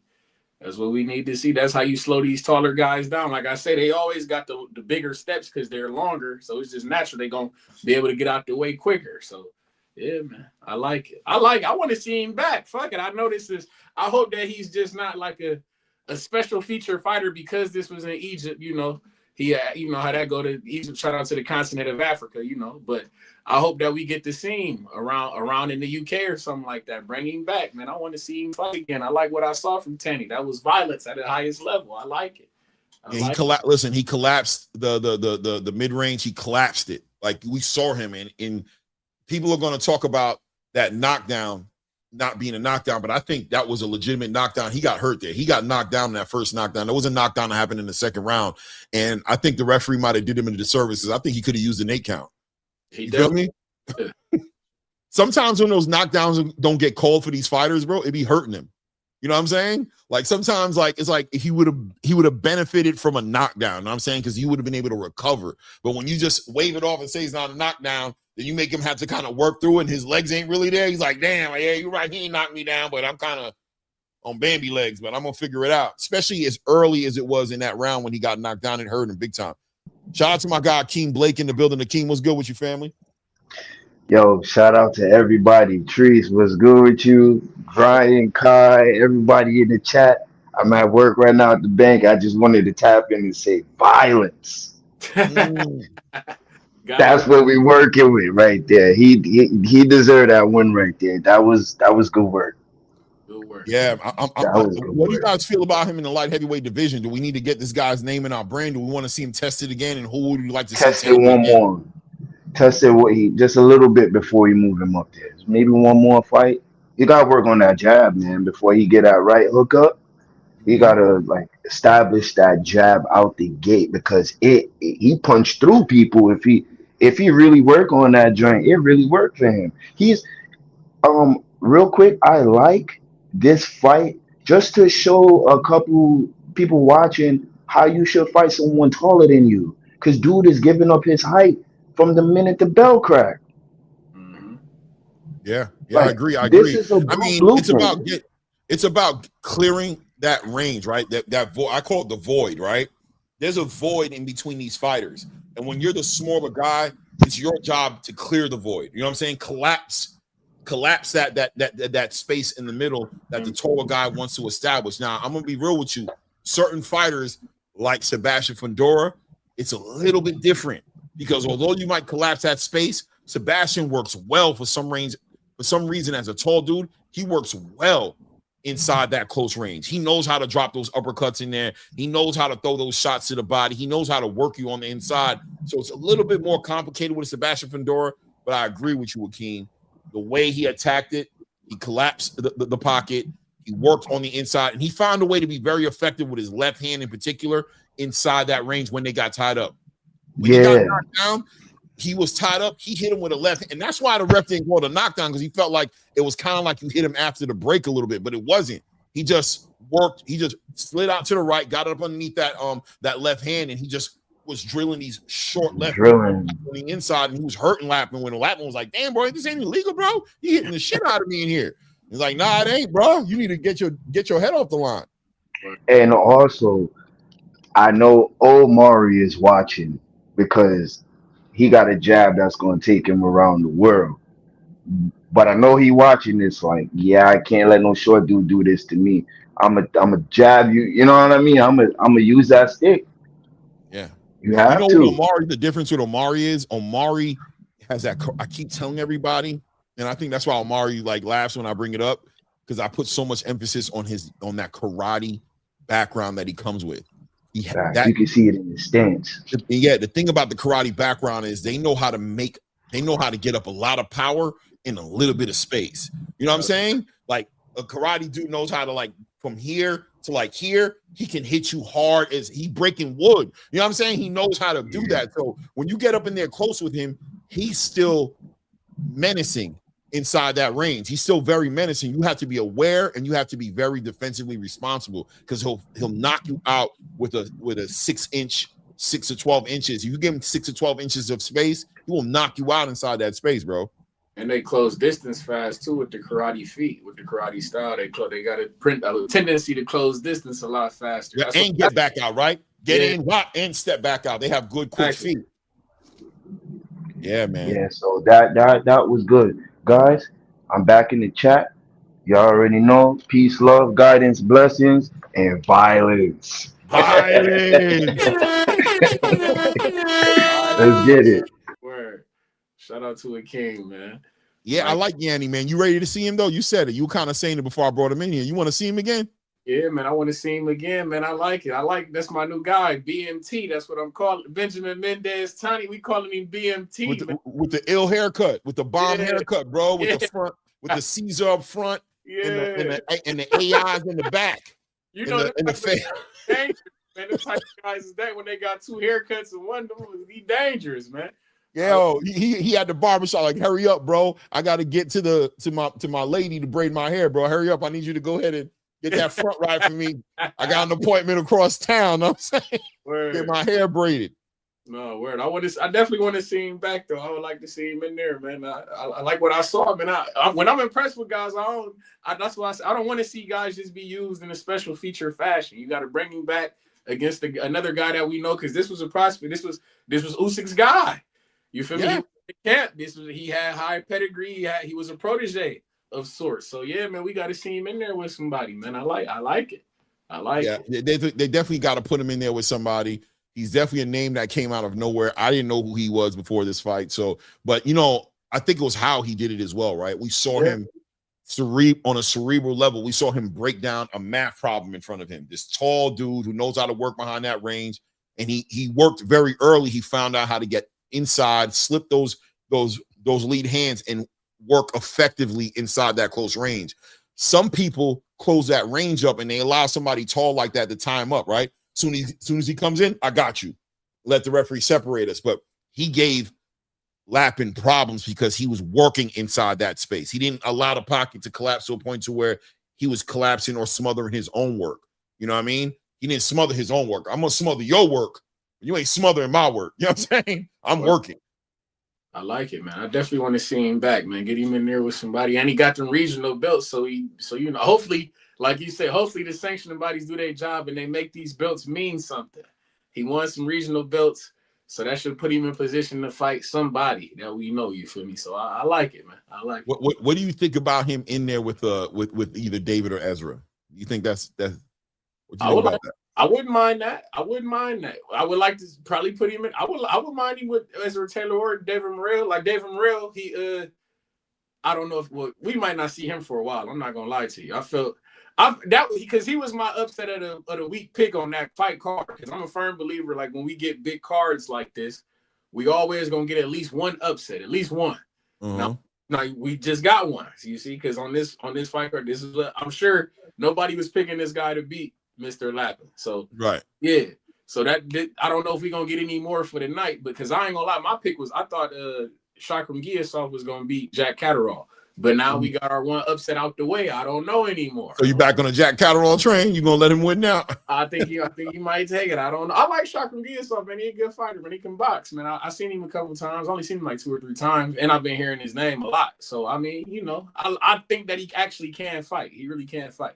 But I don't know now. We got the upset out the way, Clay. I don't know. It might be over for me on the upset side. I don't know. Beautiful work. And they're showing this replay, by the way, on this knockout. Another thing that happened that was significant was he threw this left, like this almost a left, like a straight left or maybe an uppercut that caught Lapin on his elbow or on the back of his arm. It made Lapin overshoot the right hand. He hit him in the arm and kind of shot the right hand past him.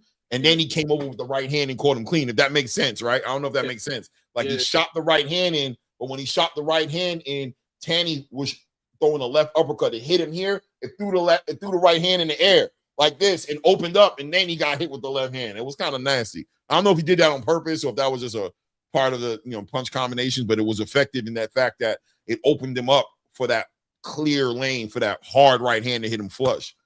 Yeah, man. I like it, man. Like I say, I want to see him back. I hope that we get him in a good scrap, man. I fuck with it. For sure. I'm on the same page. Hey, guys, hit the like button. Do me a favor. Hit the like button. Make sure you support the grind. Subscribe to the channel if you haven't done so. Let's make sure we do that as well. Let's take this channel where it needs to go, man. I want to see this channel hit 4K. Hopefully, by sometimes in the first week or 2 weeks of June, so that at the end of the year, I'd love to hit 10K. That'd be special. You know what I'm saying?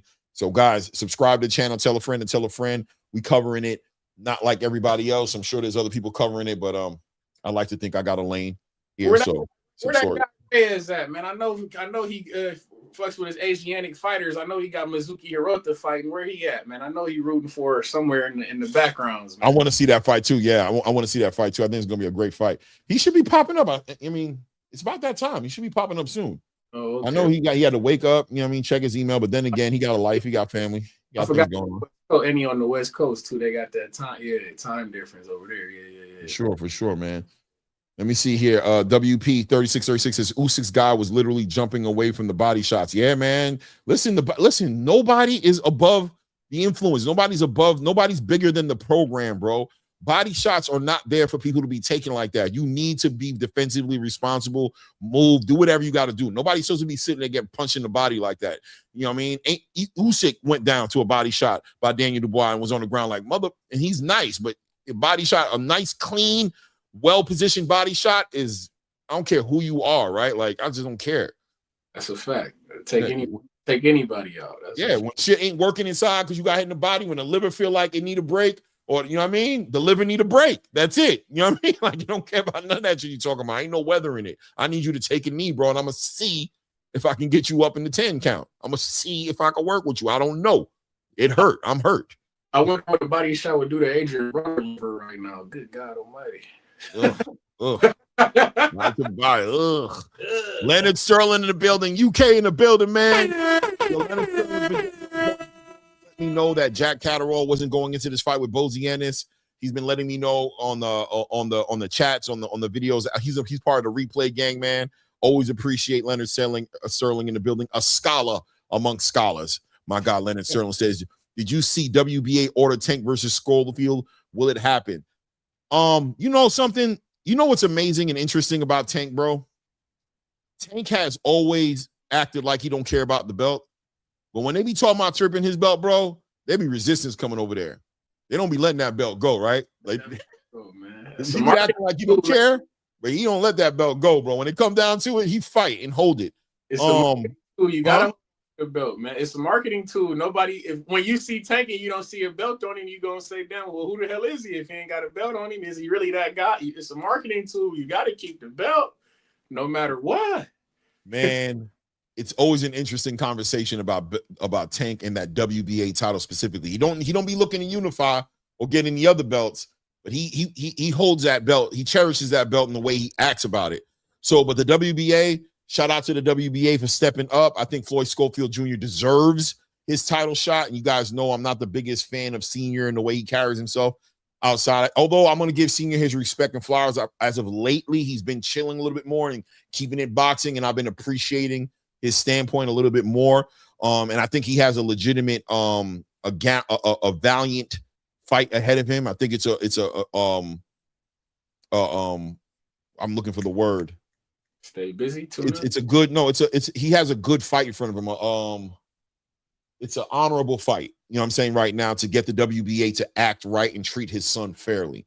You know what I'm saying? It's a fight that I can get behind and support. I think it's completely diabolical that the WBA is playing with Floyd Schofield Jr. that way. He's a growing 135-pounder. And what I mean by that is, at this point, I think there might be a little struggle to stay at 135, right? I mean, it's not as easy as it used to be. He's growing. He's probably ready for the 140, but he's hanging out kind of like Boots did, trying to get that opportunity. And for the WBA to be playing with him because they want to coddle Tank Davis, who's doing everything outside the ring that you ain't supposed to be doing. It's not like he's got like some honorable things happen where it's like, you got to get Tank. Nah, he's fucking up, and, you can't baby him. So I think at this point in the game, if you're talking about Isak Cruz at 140 and those type of conversations, bro, take that belt off of him. Do not give Floyd Schofield no interim title, no regular title. Give him a chance to either fight for the title or strip him and allow him and Lucas Bayu to fight for a vacant title, but let him fight for a full title. You know what I mean? I like, that's especially coming off that win against Tevin Farmer. Nobody ever did Tevin Farmer like that. So we gotta build off of that for sure. Damn, that UFC was just crazy. I don't know if you saw that White House promo that they just did. Shit. I was looking at it in my peripheral. I didn't catch it for real, but that's gonna be a spectacle as well. That's gonna be a spectacle as well, bro. That's some of that shit I'm talking with that Mortal Kombat shit. We got them definitely. They're gonna put that in a video game fight at the White House. Lord child. Word. I like it, man. Yeah, man. I'm excited for that night. You got it. I know you going live for that. You got it. I am. I'm factually going live for that. That's a fact. Got to. Who do you think? I think I'm gonna be real with you, bro. What you think about Schofield and Tank, low key? I think Tank should beat him. Tank should beat him. I'm not really high on Schofield. Like, I'm not gonna lie. I'm not sold yet. Just yet. I get what he did to Tevin Farmer. Like I said, it was impressive. It's just, I don't know, man. I'm gonna say two things for Schofield. Number one, he's very athletic. Yeah. Number two, he punching hard. Now, the experience isn't there, but just like for me, Tank Davis not being dialed in the right way for Lamont Roach going into that fight, I remember saying, if there's a Tank Davis that could be beat, it's this Tank Davis, right? The Tank Davis who's disenchanted with the sport, who's talking about retiring, who's saying boxing is a joke. That's the Tank. That's your best Tank to beat, right? Because that's a Tank who's about as unfocused as you're going to get him. I don't know who Tank is right now. You know what I mean? He's been out the game now for like, what, a year and change at this point, right? So, and he's got a lot of drama going on. How dialed in has he been? Has he been in the gym? Has he been working? Is he working with Calvin? You know, where is Tank? Where in the world is Tank right now? Schofield, I've been watching and following him on social media, bro. He's been dialed in, bro. He's been working out, getting his body on point, boxing, staying on weight. He's not allowing the inactivity to take away his focus and his physical abilities, if that makes sense. He's dialed in as if he's in a camp, even though he's not in a camp. No, I get it. I mean, I'm a Tank guy. I'm not gonna bullshit. I'm a Tank guy. I'm one of the tanker bills. Yeah. I fuck with Tank the long way. That's my guy. That's one of the few people, like, because I like Devin Haney a lot too, but always was on, if Tank and Devin Haney fight, I think Devin Haney could win, but I would probably pick Tank. You know what I'm saying? Mm-hmm. So, with the Lamont Roach fight, though, I always felt like I was one of the few guys, shout out to Tip Bayless, we was one of the few people who was saying, like, Lamont Roach, that's a good fight. Motherfuckers was mad about that. Oh, you shouldn't be fighting him and all this other shit. But I'm like, Lamont Roach only lost to Jamel Herring, who just happened to win the BKFC belt last night. Shout out to Jamel Herring. He won last night. Congratulations, Jamel Herring. I didn't see it.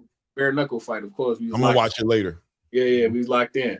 But his only loss to Jamel Herring, Lamont Roach dad trained Tank in the amateurs and shit like that. So they rapport. You know what I'm saying? It's like they sparred a lot.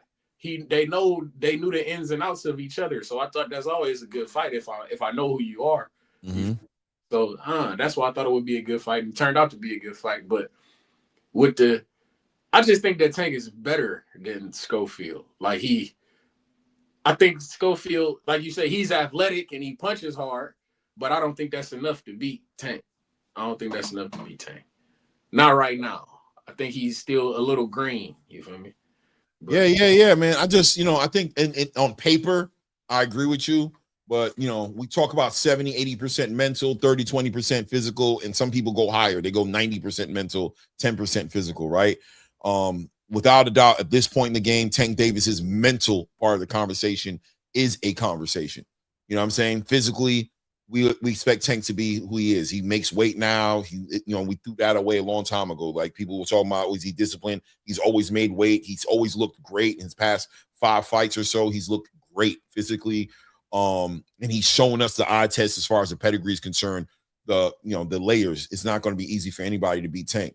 But the mental aspect, the focus on the game at this level in the game, it does seem to be a fair conversation to have about Tank Davis. And without a doubt, Floyd Schofield is dialed in mentally. he's focused.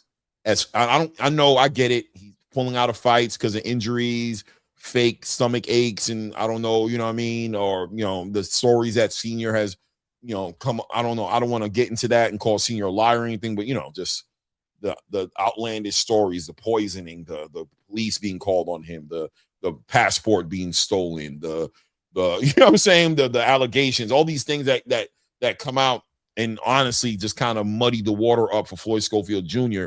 Regardless, anytime I've seen Floyd Schofield Jr., he seems to be focused and above the talk, above all the messiness of the allegations and the rumors. He just wants a big fight. And sometimes you get so amped up for your big fight, you end up with performances like what he did against Tevin Farmer, right?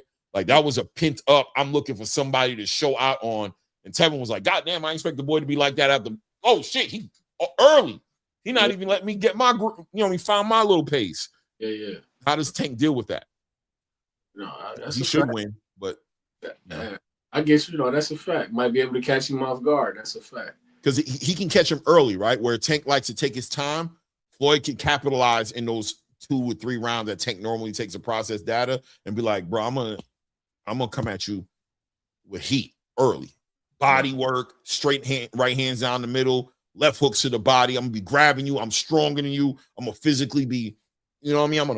I'm gonna get on you, boy, you know what I'm saying? And make you feel me early. And you're gonna see what you about. Definitely. I could that wouldn't be the worst game plan either. I could see that. Right? Shake him up a little bit, right? Shake him up a little bit. Get him up against the ropes, piss him off. When Rolly pressed him like that, Rolly kind of pressed him. Had him like, damn, boy, he got out the way and found him. He found him with that left hand. He found him. That's it. He found him, but until he found him, Tank was kind of like, hey, all right, damn it. You know what I mean? Like, let me get out the way, bro. Rolly didn't have that. And look, Floyd Schofield is not Rolly, bro. Floyd Schofield better than Rolly, right? I don't know. I don't know. I really don't like. I'm telling you, man. I'm not hot on Schofield. I don't know. I really don't know. They gonna find out fight night. They muscle like they're muscular guys. Mm-hmm. Like you say, fast, powerful guys. I don't know that he's better than Rolly, but I can definitely see him employing the same type of game plan for sure. Right. For sure. Let's see how that fight goes, man. We got the ladies getting ready to step into the building right now, man. This is the fight that I'm actually very intrigued by this fight. I like this Asian girl, bro. First of all, the smile. Hey, I love this girl's smile, bro. She does it for me, bro. The smile is crazy, bro. The smile from this Asian girl. What's her name again? Mizuki Hiroto? Hirota. Yeah, the smile caught me off guard. I didn't expect it. I'm not used to her. When she saw a smile, I'm like, yo, the smile crazy. Ear to ear, bro. All the teeth. She's happy to be here. If you was wondering, she's happy to be here. She was the ring Women's Fighter of the Year too. She won last year, right? Fighter of the Year. So yeah. She's a lineal champion. I'm not too familiar with her, so I'll let you kind of school me and get. You know what I mean? It is what it is. You can school me on. I'm not familiar with none of these females, man, but I'm assuming it's gonna be a good fight because of the card that they're on. You know what I mean? It's gonna be a good fight. She can fight, man. She can definitely fight. She got good style. She's fast. You feel me? I like her, man. Like you say, that smile is infectious. You can always tell, like when she fights, she happy to be fighting. I like fighters like she. It don't look like she treating this shit as a job. You feel me? So I like her a lot, man. I like her. Yeah, Just 06 said, Clay getting a little ling love. I don't know if it's that, yo. Shout out, man. Love my wife, bro. It's me and her forever, bro. Ride or die. You know what I'm saying? We ain't doing that. But the smile makes me feel good. You know what I mean? When I see a smile, it makes me feel good. You know what I mean? It's warm and fuzzy feeling. Like, sure. You know what I mean? She lighting up the room. You know what I mean? The smile crazy, bro. Word. Shout out to Mizuki, man. I love it, man. For sure, man. They had unveiled her a bag, like a heavy bag in her gym, and that shit was so fun. Like, what if you see this video on Instagram? It was so that shit was like you say, it warms your heart. She was get her own heavy bag. That shit was fire. I'm like, see, this shit fire. I like her, man. It's hard not to like her, man. Yeah, man. This girl right here has a militant vibe about her, bro. She's Egyptian. She's got a hard body militant. She look like the kind of girl you want to be your bodyguard. You know what I'm saying? Word. She got this look like you put her as the head of security, right? In your house or something. You know what I mean? Like, you know it's going to be thorough. Like, she ain't going to beat everybody up, but she's like cut his head off, right? Yeah, kill him. Yeah. You know what I mean? She's holding it down, bro. She's seeing everything. She the one talking to you on the side like, hey, Trees, I know you want to pay attention. The guy in the left corner, diabolical. I think I'm just letting you know. Keep an eye on him. You're like, all right, word. Yeah, Bro, I got you. I'm going to keep an eye on him. That's right. I ain't see it, but I know you saw it. I ain't see it, but I know you saw it. You know what I'm saying? May Solomon, I like her, man. She cute. She's not bad on the eyes either. Not at all. Not at all. Yeah, like well, I'm gonna tell you, like I can't remember her name, the Asian girl. Mizuki. This is Mizuki Hirota. Yeah, Mizuki Hirota. She's not like the prettiest thing necessarily, but the smile's crazy. Word. You feel me? It ain't nothing else but the smile for me because she probably don't even like dude. You know what I'm saying? Word. But the smile is crazy, bro. The smile is crazy. Word. Maybe she do. If she do, I'm shooting my shot. Would you do it? Would you shoot it? I'm about to say you shoot it. I would shoot it. You gotta love who love you, man. We don't discriminate in this love part. Hey, do it, man. Like what you like to drink, what you like to talk about, right? Word. You know what I mean? I know how you do it, Trees. You know what I'm saying? What you like to do? What you like to do? What's your name? What you trying to get to know you? You know what I'm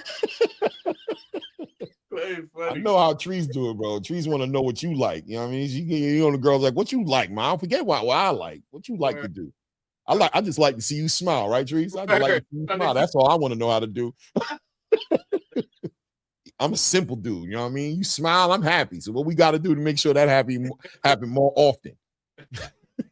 Hey, funny, man. You know how we. Oh yeah, bro. Oh yeah, Leonard Searle in the building with the $2, man.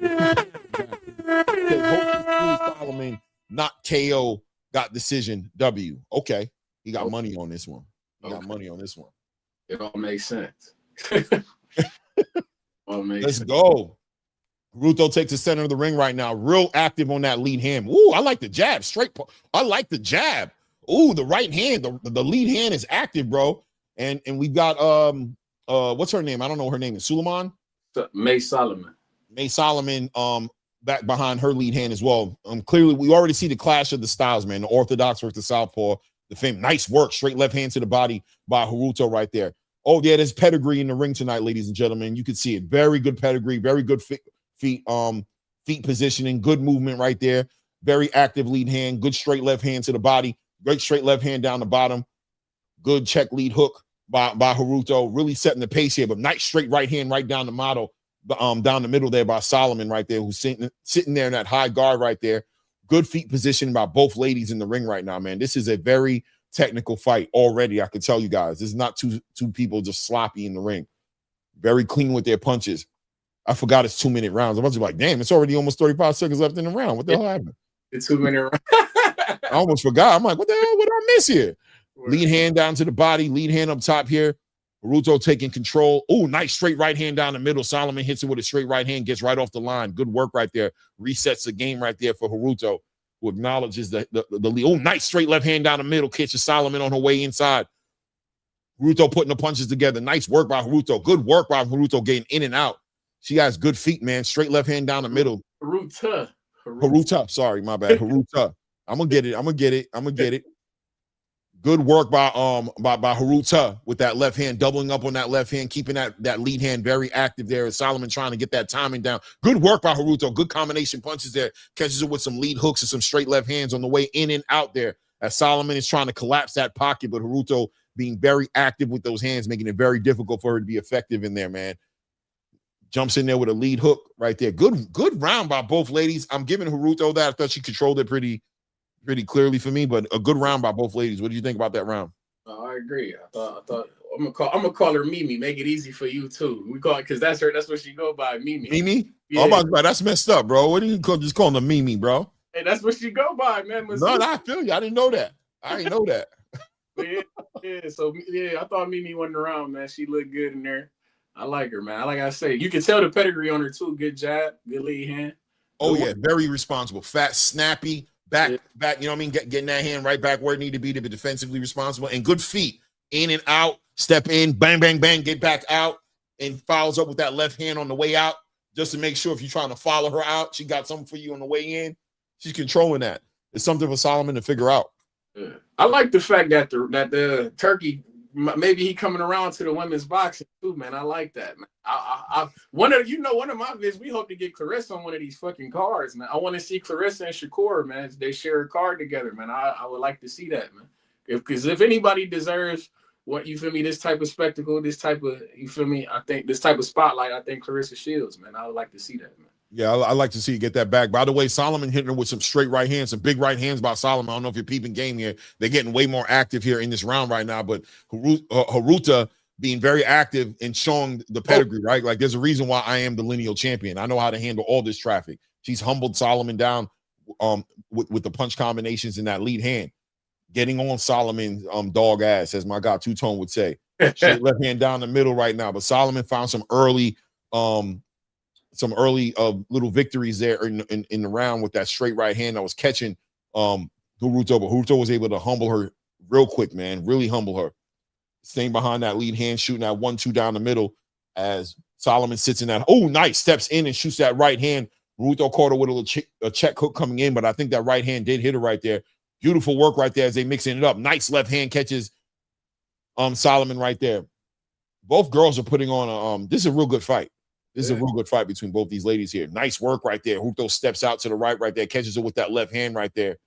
Solomon paying a big cost to party in the club. It's not, those bottles is expensive in Club Haruto, man. She's inside, but when she gets in there, she's getting hit with a lot of bottles. That's a fact. The bottle price is high, man. I hope that credit card she came with the charge card tonight, not with the credit card, bro. But the bill might be crazy in the morning.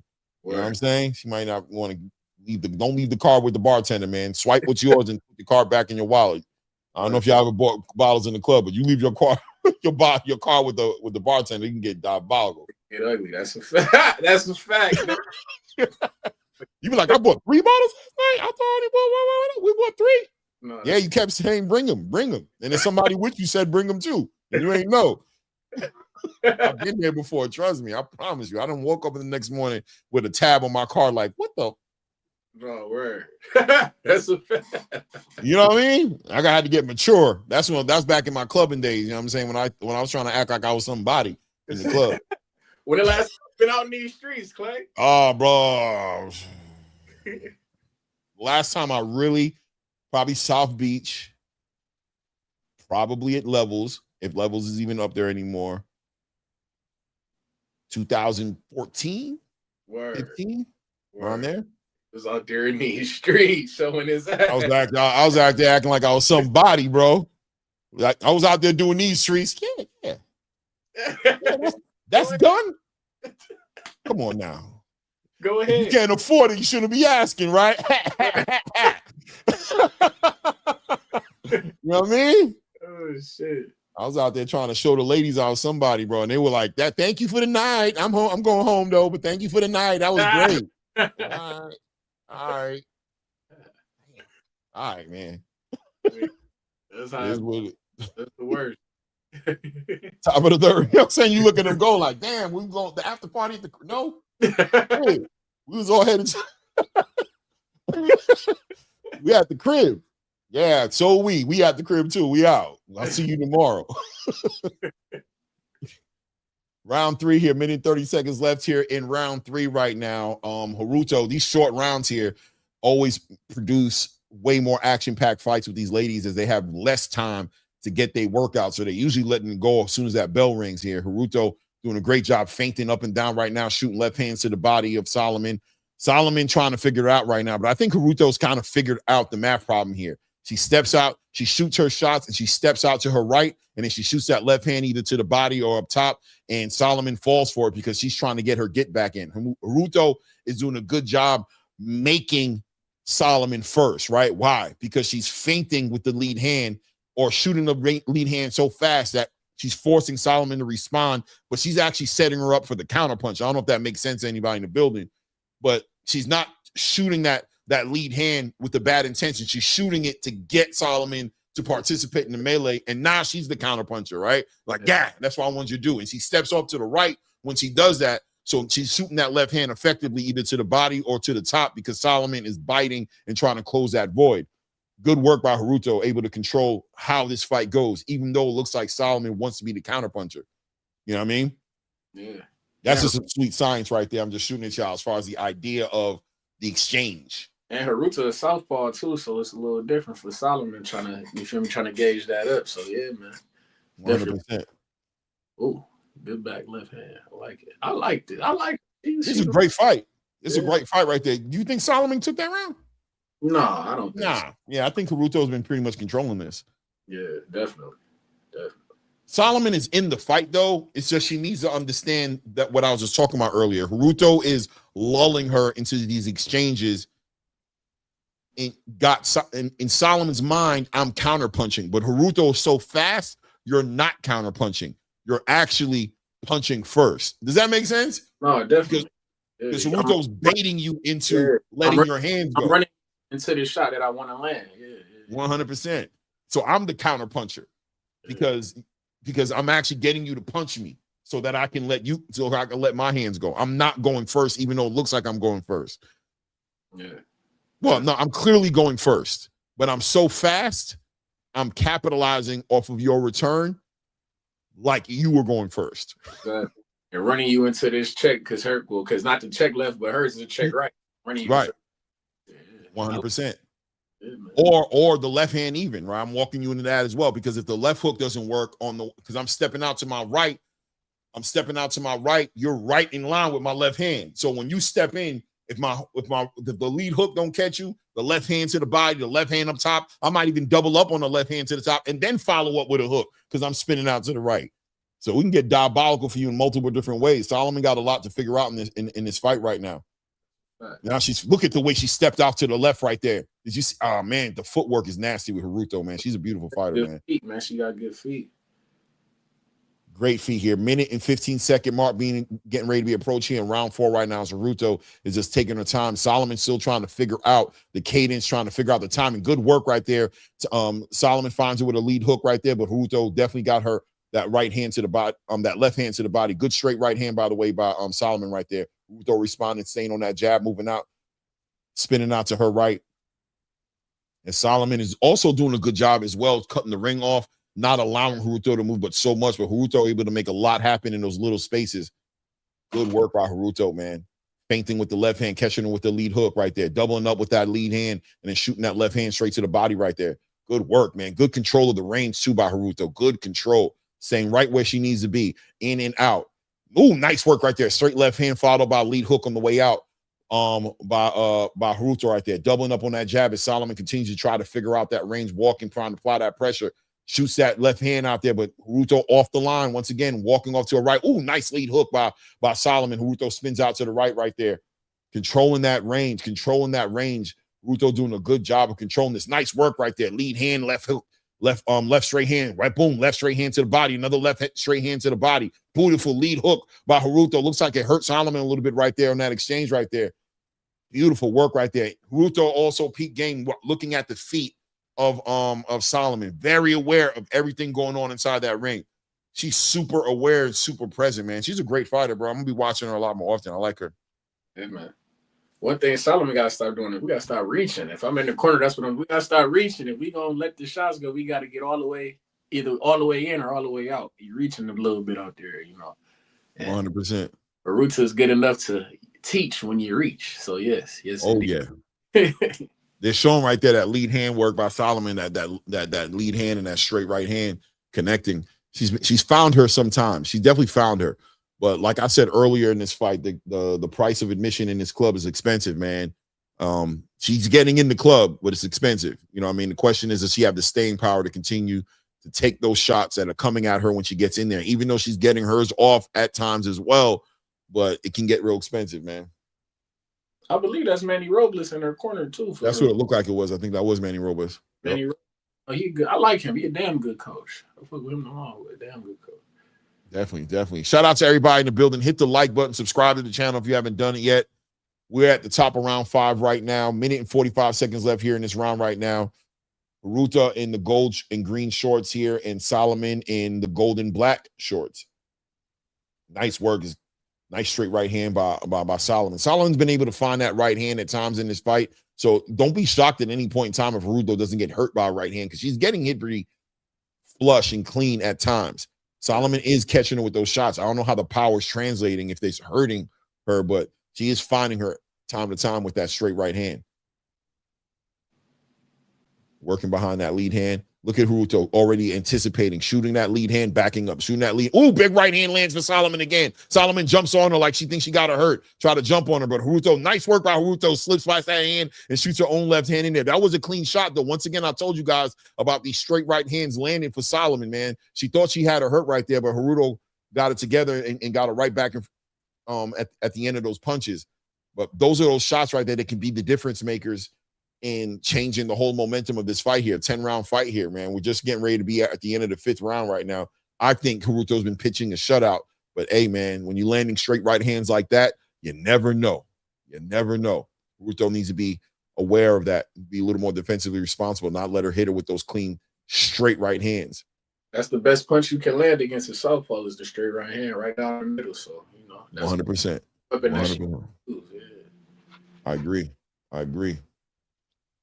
15 seconds left here in this round right now. Haruto continue to control the pace and the range of what his fight's at. As I stated earlier, guys, Solomon from time to time finding her with that straight right hand. But Haruto, for the most part, winning these exchanges and I think controlling these rounds. Hard to give Solomon any of these rounds, even though I'm finding moments in these rounds where she's looking decent. Definitely. She definitely in the fight, though. Like you say, she in the fight. If I could see maybe somebody giving her one round. I wouldn't be surprised if on one of the scorecards somebody gave her a round. Like the round before this, I might have gave to Solomon actually. So I could see it. But for the most part, Haruto doing what she's supposed to do. I like what I'm seeing. Good feet, working the angles. You feel me? Yeah, man. Yeah. And you see that they highlighted that straight right hand that landed for Solomon in that round. They kept highlighting it. It was a clean, straight right hand and knocked her back. Definitely. But that's the only thing you're showing in a 2-minute round where Haruto is doing all this work. Is that enough to give her the round? Because that was pretty much her moment. I wonder how the fact that Solomon is from Egypt might that play into the fight, man. You know, could it be some what they say home cooking? Some of that home cooking, some of that halal, bro. Right? Get you going. You know what I'm saying? Word. Yeah, Haruto got to be aware of that, man. Win these rounds as clear as you can. Be aware of that right hand, man. Good work. Look how she steps off to the right. Boom, left hand right down the middle, right hand down to the body, lead hook to the body. Good work. Look how she steps off. I love it, man. 1, 2, 3, and then she steps off, dips that head off, steps off to the right, and she's letting her hands go. The angles are something Solomon gonna have to deal with, man. She's gonna have to deal with Haruto. Haruto's very aware of the feet work, and she looks down. If you pay attention to her periodically, she's looking at the feet of Solomon. She's aware of how important the positioning is for her shots to land the way she wants them to land. Nice straight left hand down to the body, man. Keeping that head off the line, man. Boom. Nice lead hook. Solomon active, Solomon's starting to let the punches go in 2s and 3s, by the way. And right there, you saw it be effective. She was able to land that lead hook because she didn't stop at the 2. She came at the 3. She went lead, straight right hand, and then she still followed up with that lead hook, and the lead hook ended up scoring for her at the end right there. So she's trying to let her hands go a lot more. Unfortunately, ladies and gentlemen, though, when you let your hands go like that, you leave yourself open to be hit as well. Your hands can't be in multiple places at one time. So it's up to her to balance. I think that'll actually be her best you feel me, game plan though. Because that was one thing I was saying. She was doing a lot of 1s and 2s. She got to give me 2s and 3s. Like, yeah, let the hands go a little bit more. And like I said, close the space. She got to crush the space a little bit, smother the space a little bit, because these feet are out of control. Right. She gotta stop Haruto doing what she want, right? Like, you got to kind of make it uncomfortable for her, not just let her. I agree with you. Yeah. Good work right there. See, she leans that lead hand, but Haruto responds with a nice 1-2 right down the middle, pushes her right back.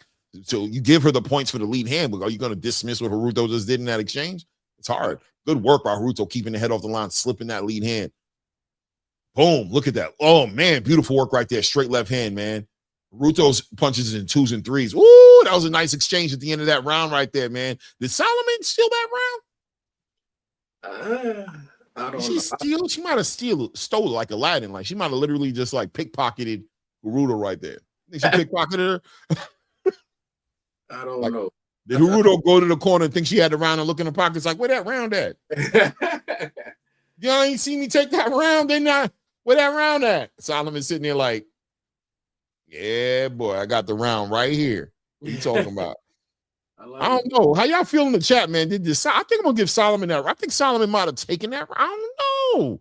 I don't think so. I gave that to Haruto, man. You gave it to Ruto? They, I got it a shutout. I'm trying to find the round to give to Solomon. Better counter punching. You feel me? Head movement was on point, and I thought she landed the better shots in that round.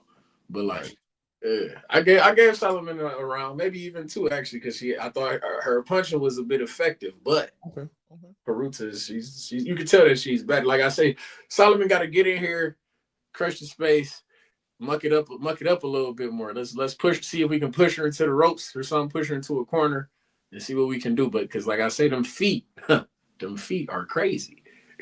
100%. I agree with you. I think Haruto's feet are probably underrated on how effective it makes her punching, because she's always in the right position to let her hands go and be defensively always on the angle where Solomon has a hard time, responding. You know what I mean? A lot of times Solomon's punching over her body with that right hand because of where Haruto's at.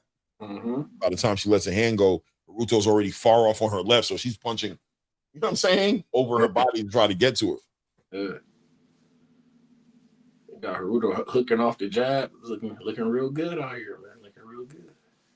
No doubt, no doubt.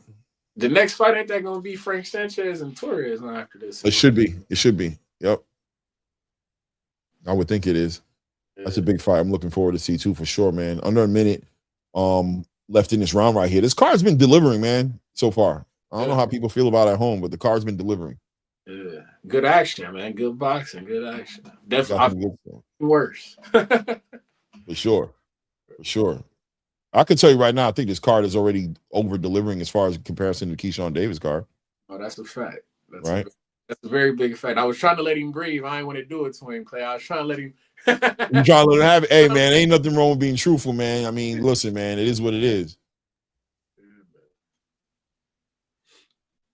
But yeah, I like the women. They're putting on a good display of boxing right now, man. Haruto showing that she was worthy winner of that award for Women's Fighter of the Year, for sure. The skills is on display. For sure.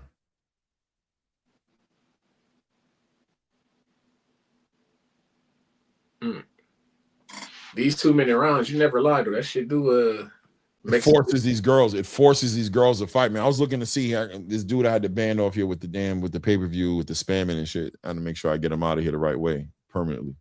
Permanently. Yeah, I don't want it to be temporary. I want him to come up with a new name, do the work, so I can cancel that one too. You know what I'm saying? Do the work. You know what I'm saying? And for free. You go back there, now you start working up, make the new channel, fake out, come back, and I'll cancel that one too. He did not snipe you again.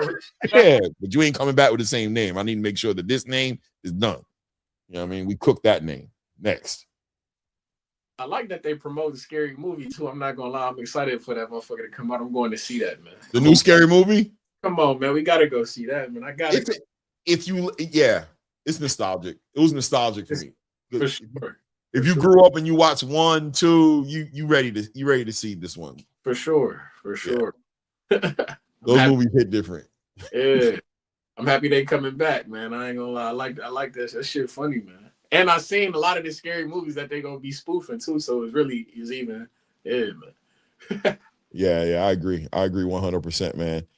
We're here at round 8 here, man. Minute 45 seconds left in this round right now. Solomon's trying to figure out, look, at this point, Solomon been hitting her with some decent, clean right hands from time to time. But I think she hasn't been able to turn any of those into a win for me, into a round. I mean, shout out to Treese, who's seen maybe 1 or 2 rounds in there to give to her. She's had better rounds than other rounds, but I just haven't found a round that I'm able to not look at the efficiency of Haruto with the combination punching, with the feet work. She really looks like she's been able to control where this fight has been going the whole time. Solomon just looks like a fighter who's been chasing an opportunity to win around here, and Haruto just looking like she's levels above her. There's levels to this game, and you can see it. Nice straight right hand lands again. For Solomon. Did Solomon hurt her a little bit there? I don't know. It's Haruto trying to tie her up right there. Solomon letting her hands go. Boy, Solomon hit her with a nice right hand. Doubles up on the right hand. Did Haruto get hurt? Haruto trying to tie her up. Ooh, nice backhand. Another right hand lands for Solomon, trying to put the pressure. Haruto going backwards, yo. She's going backwards. She's trying to catch her with that lead hook on the way out right there. on those exchanges. But Solomon, this round right here is a Solomon round. Solomon putting it on this round, man. 35 seconds left here in the round right now. That straight right hand been able to find Haruto. Haruto letting her hands go, though, trying to get control of the round back again. But I think Solomon did a lot of work in this round. Look like she hurt her a little bit. I ain't going to lie. I agree. And like I said, it comes from smother. You got to smother the space, getting inside, letting your hands go, mucking 100%. it up. Another right hand lands for Solomon right there. Good work right here. Getting her head off the line a lot better now, too. Because Haruto not moving the feet as much as she was earlier. Yeah, she boxing in rhythm. You gotta disrupt that rhythm that she got. Yeah. Good round. I'm giving Solomon that round for sure. Word. I'm giving her that round. I'm giving her that round for sure. 7-1, 7 rounds to 1 right now. Yeah, 6-1, right? No, did I miss a round? What round we in right now? 8? 8. We're going into 9, I believe. 5, 6. Yeah, I missed a round. 7-1. Yep. I missed a round.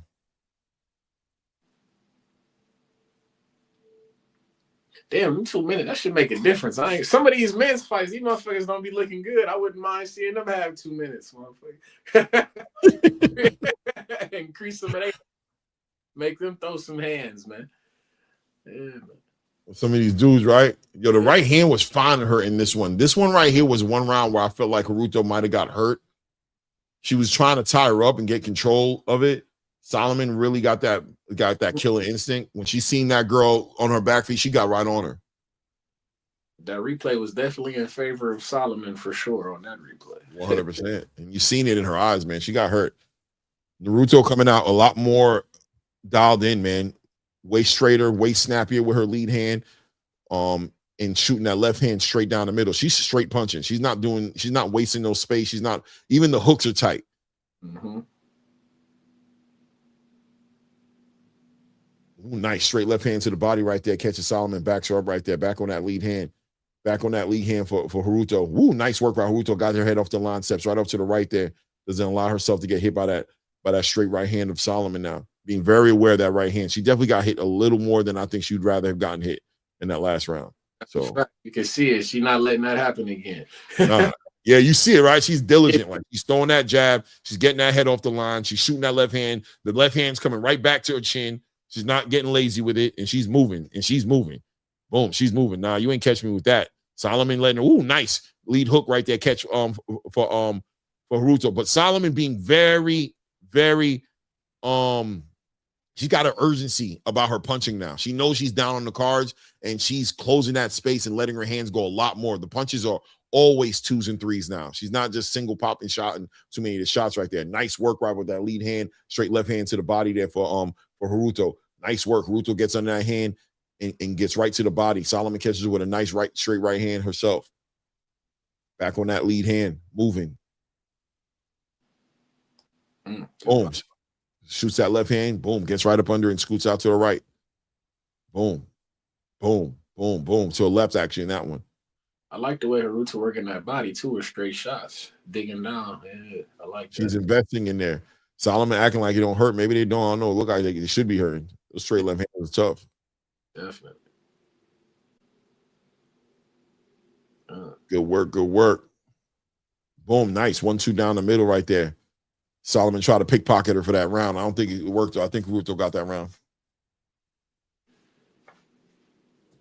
Yeah, man. 70+ people in the building. Hit the like button if you haven't done so. Support the grind. Subscribe to the channel right now if you haven't done so.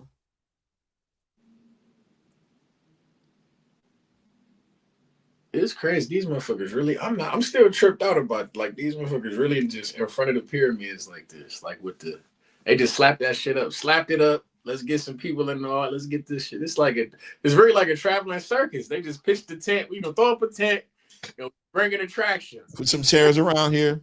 Word. Get everybody involved. Sure.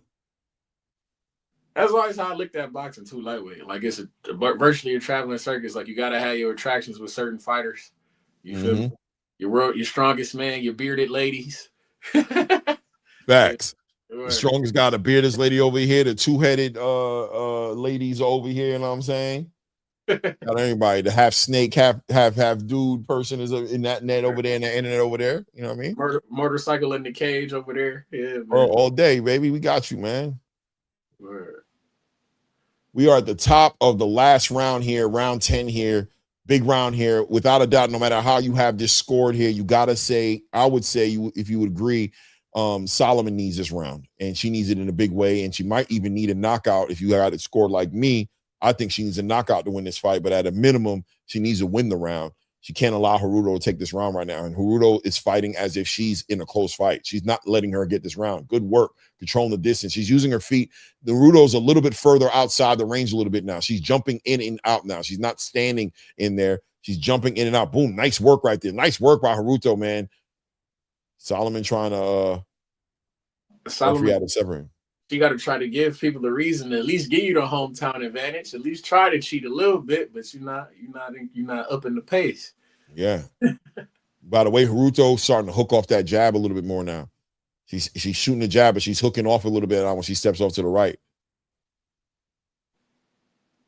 Oh, nice work right there. Nice work by Cejudo. Catches her with a little lead hand uppercut on the way out the door right there. Tries to catch her with the left hand, but Solomon got out the way of that. Solomon coming right down the middle with them 1-2, still trying to do that. Overhand with the right. Cejudo shoots that straight left, that left hand, lead uppercut and backs right up out the range, get off the line. Good work right there. 1-2, then gets that head right up underneath that lead hand. She knows what is coming before it comes. Yeah, Cejudo is super active. You can see the experience in this round starting to show its face, where Cejudo knows how to close out a championship round. She understands what she needs to do. Big left hands coming down the middle. Nice straight right hand down the middle for Solomon right there. Boy, end of the round right now. Oh my goodness. Both these girls put in the work right now, man. I feel like Cejudo won that round specifically, and won the fight pretty easy. Yeah, I got like 9 rounds of 1. I'm gonna be real with you. Landslide. Yeah, I got 9 rounds of 1. Yeah, I can see it that way. Like I say, I can see it that way. It's hard, you know what I mean? Like, I saw Solomon have some decent rounds, but they were hard to take. I felt like, is it enough for me to take it away from Cejudo's the way I'm feeling? You know what I'm saying? Like, that's the conversation I'm having in my head. Like, yeah, but Cejudo never had a round where she got dominated or where she got outclassed. So the question is, was there a round that I saw Solomon outbox Cejudo? I don't know. No. It was one round where she outfought her, where she was able to smother her a little bit, get her shit off, but she definitely never outboxed her. Not at all. And it seemed like this was a boxing match. Yeah, definitely. So, you know, take that with a grain of salt. You know what I mean? If it was a boxing match, who won the boxing match? If it was a fight, were there the moments in the fight, did Solomon win the fight? In moments inside of the rounds, she won fights. Did she win rounds off the fighting? I feel like Cejudo was able to always bring it back to the boxing match. Look at that eye, Solomon. Fucking hell. Yeah, because that hook, that lead hook is going. That lead hook was active, bro. God damn, that eye got hamburger. Good God. I got her shit, bro. She sit up in there like this. She sit up in there like, somebody need to get some ice on that ASAP. That shit. Yeah, man. There's some eye drops in there too, bro. She might got a little infection going on there. Got a little too much of that desert sand up in their eyes. You know what I'm saying? Fuck. That eye is very black. Goodness gracious. Damn, that show where all the damage was landing, boy. That shit nasty. Good God. Mm-hmm. No, but this is seeing fights like this encourages me that maybe Turkey invest in the women's game a little bit more. Maybe I think he will. It's a sport. Yeah, man. I like women's boxing, man. I watch it all, man. You know, I don't discriminate with this boxing shit, man. I want to know what the scorecard's gonna be. Look at Cejudo running around the ring, man. She's a little ball of energy, bro. Lord, child. I'm gonna put you on mute for a second and try to hear what the judges say on this. I want to know what the scorecards is. I know she won. I want to know what the scorecards are.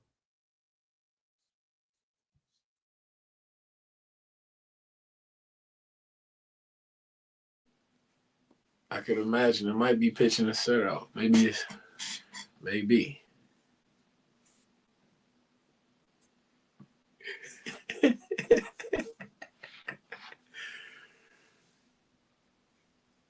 Miss Mizuki.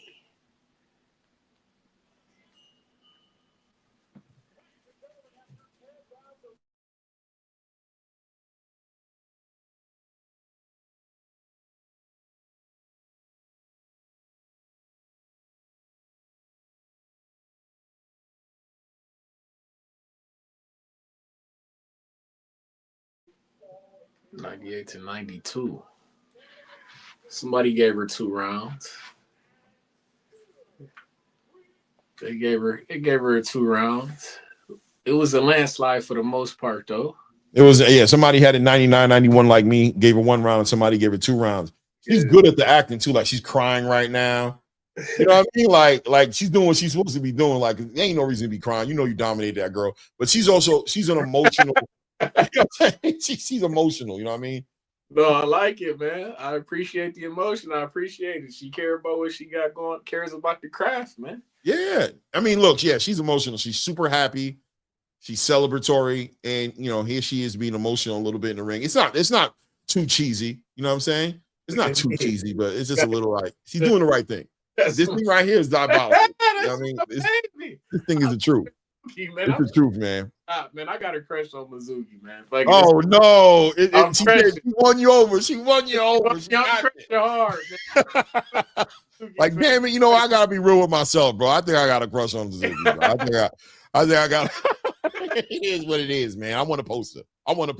Yeah. I wanted to sign my poster. It's up. I wanted to sign my poster, man. Word. I'm a fan, man. It is what it is, man. It is what it is, man. Now listen, man. She's still crying. She's still going through it. Look, the emotions are crazy. I don't know. She ain't talking English. I know she's not, but she going through it. No, word. I gotta see what she's saying, man. Hold on. Maybe she's talking a little English. Hold on. Yeah, I don't see nobody translating. They ain't got nobody.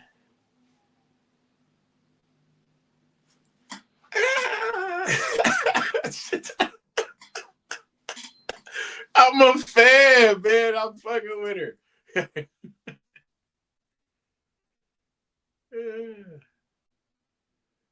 Yeah, Mizuki. You the one, Mizuki.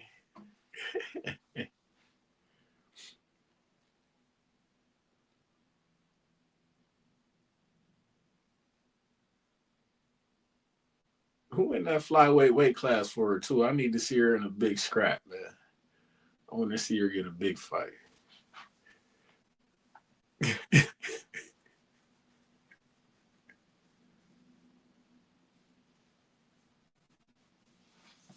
She grinning ear to ear. She's very engaged. I'm a fan, man. She got a fan in me over here.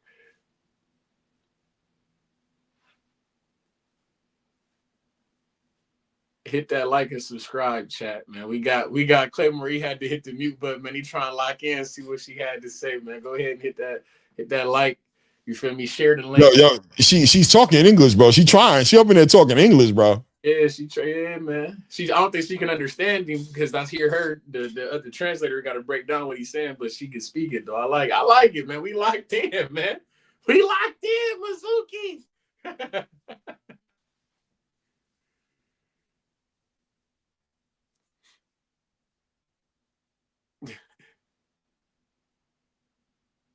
Women's Fighter of the Year right there. Shout out to the Ring Magazine, man.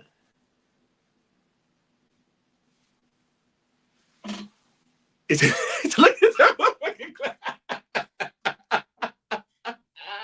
Hey, yo, I like her, bro. She said something in Japanese, but she edited with that. Hey, I like you. Hey, yo, bro. Hey, yo, listen, man. These little moments are like they're like souvenirs, right? Because she comes from Japan, and you got to give her the props because she's putting in the work trying to learn the English. She's trying to work hard to communicate with you. So you got to respect that, right? Because she could just sit up in there, talk Japanese, have a translator up in there and go back home. But she wants to cross over to us. And you know, I acknowledge that. I find that to be a good effort for us because I know it's not easy for her to sit there and struggle through this English and trying to communicate with us how she feels. You know what I mean?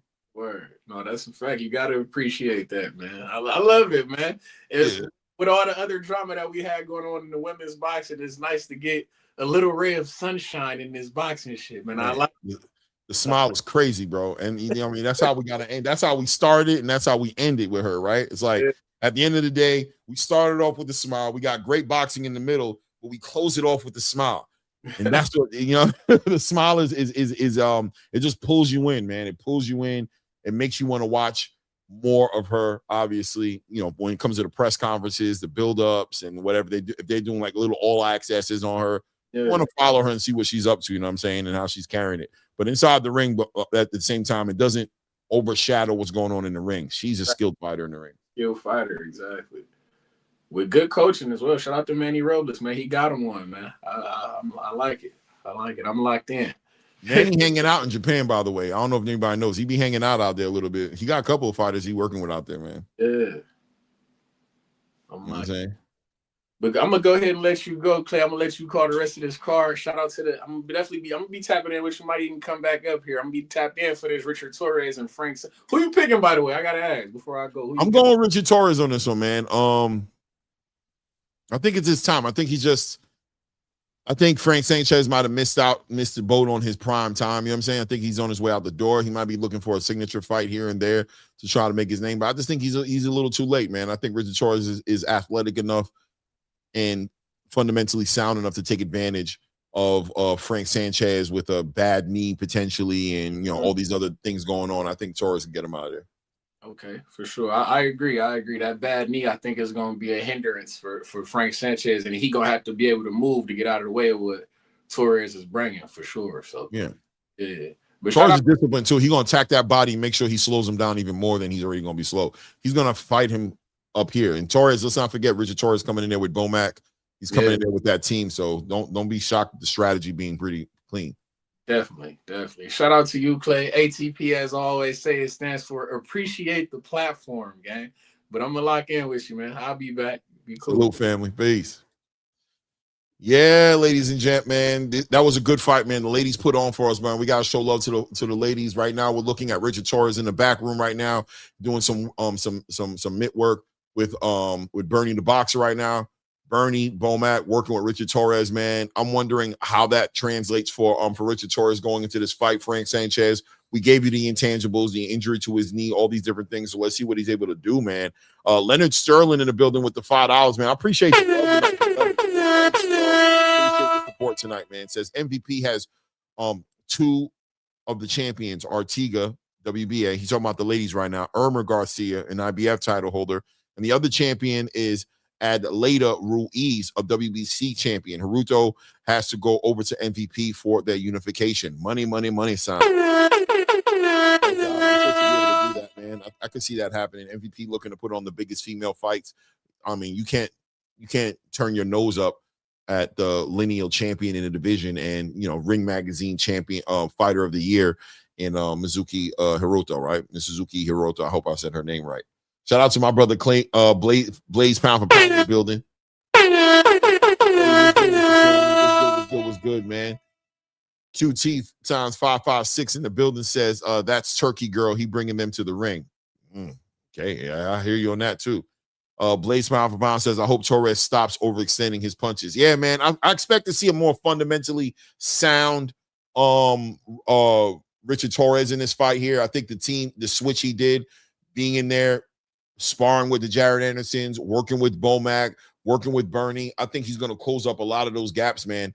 I don't know, man. I wonder tonight if the right performance of Richard Torrez can put Richard Torrez at the top of the conversation as far as American heavyweight boxing is concerned.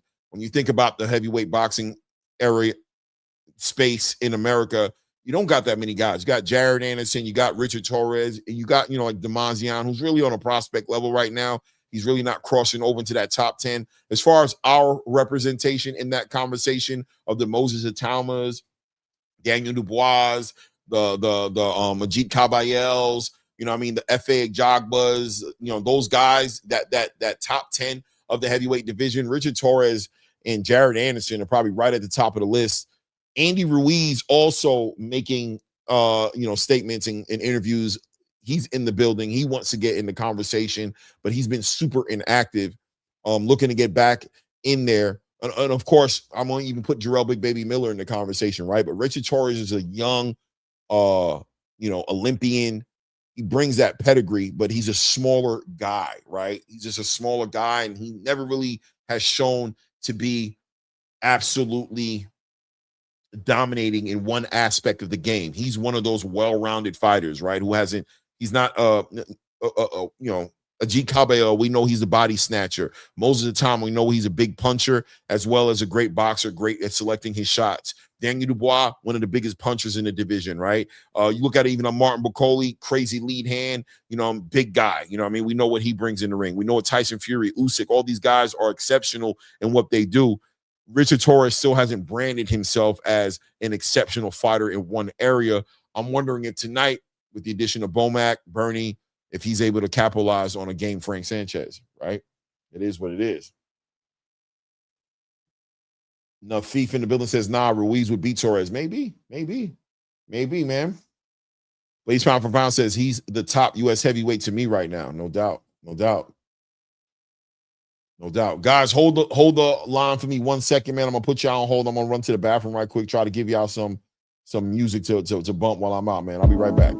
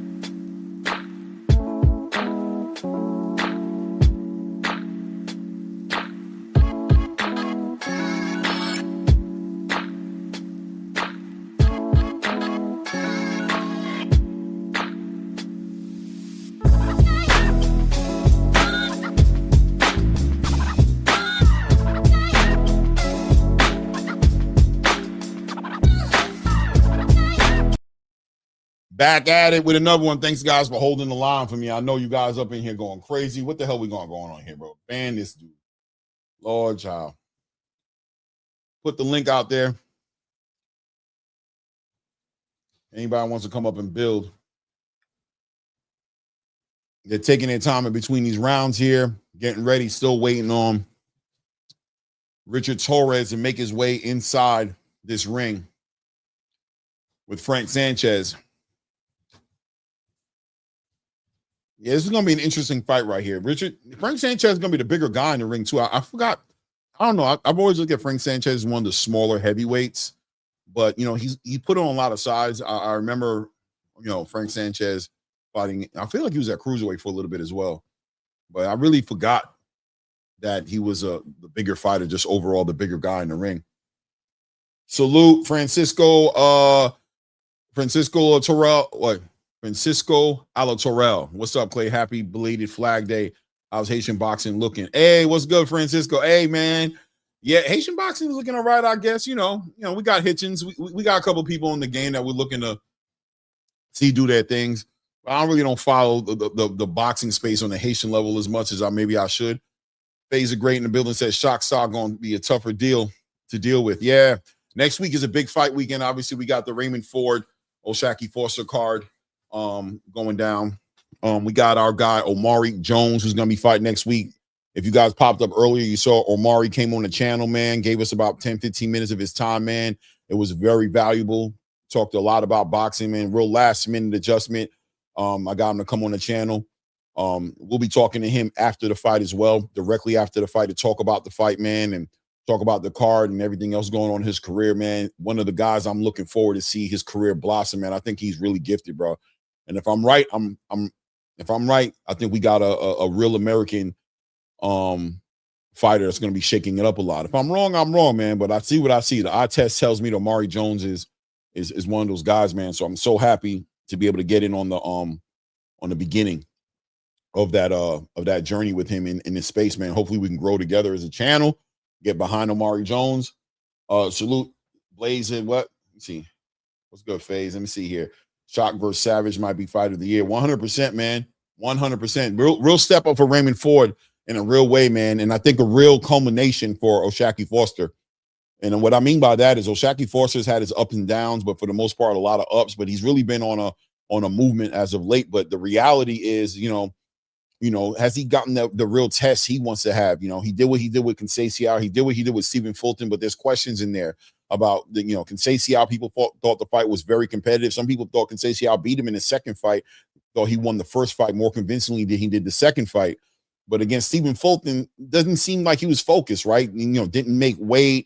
The Bozy Ennis style that he was translating to. So he didn't beat the Stephen Fulton who fought Monster anyway, right? But still a dominating performance against Stephen Fulton. This fight, a young, hungry Raymond Ford, could be a culmination of all these past couple of years from the Rocky fight all the way through to the two Conceição fights, to the Stephen Fulton fight, the Abraham Nova fight.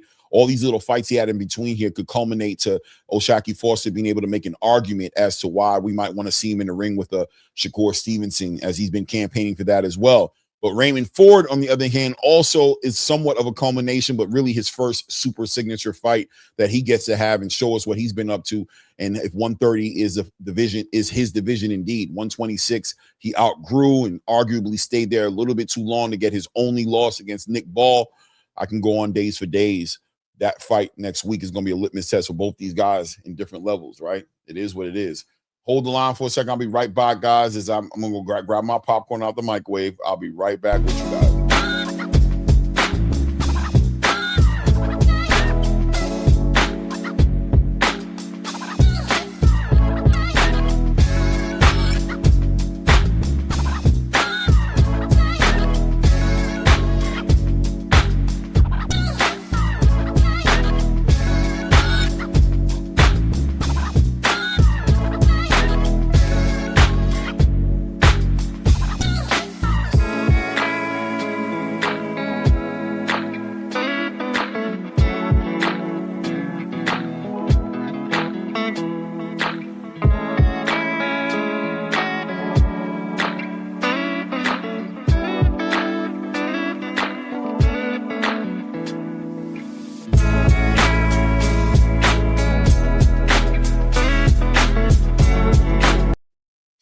Back at it. We got both fighters in the ring right now. Frank Sanchez has made his way in the ring. Richard Torrez is in the ring. The ring announcer is doing his ring announcing thing. Earl Brown will be the referee of this fight here. New referees, so I'm not familiar with too many of these referees, but shoot, man, I'm always welcoming the new referees, bro. Some of these old referees sometimes be always in the building for that, man.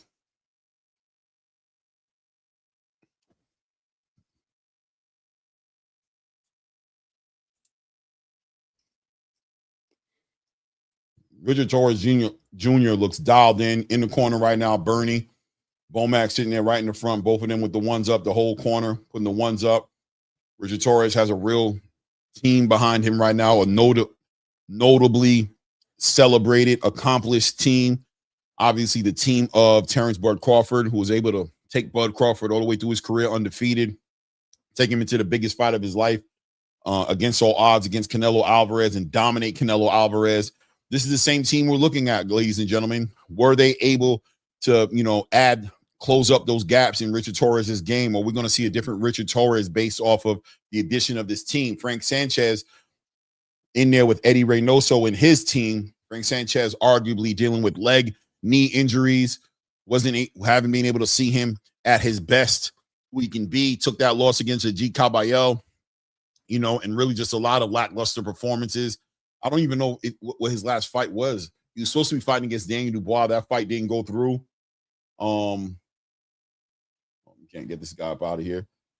That fight wasn't able to go through. Had to push this fight off, guys. If you remember, he was supposed to fight Richard Torrez a little while back. Had to push the fight out because he was dealing with leg injuries. There he is hopping. He feels good. Looks like he feels good. Let's see what he's able to do. Referee giving final instructions to both these guys.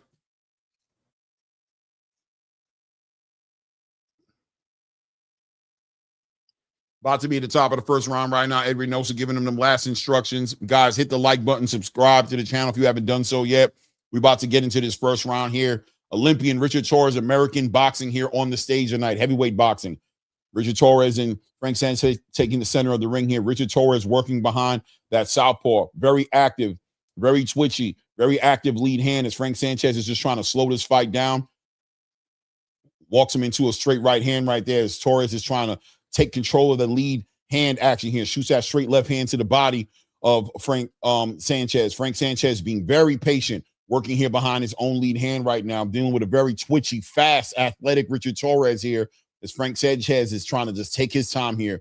Nice work by Frank Sanchez. Times him in, coming in there, catches him with a lead left hook and a back right hand coming inside here. Taking his time here.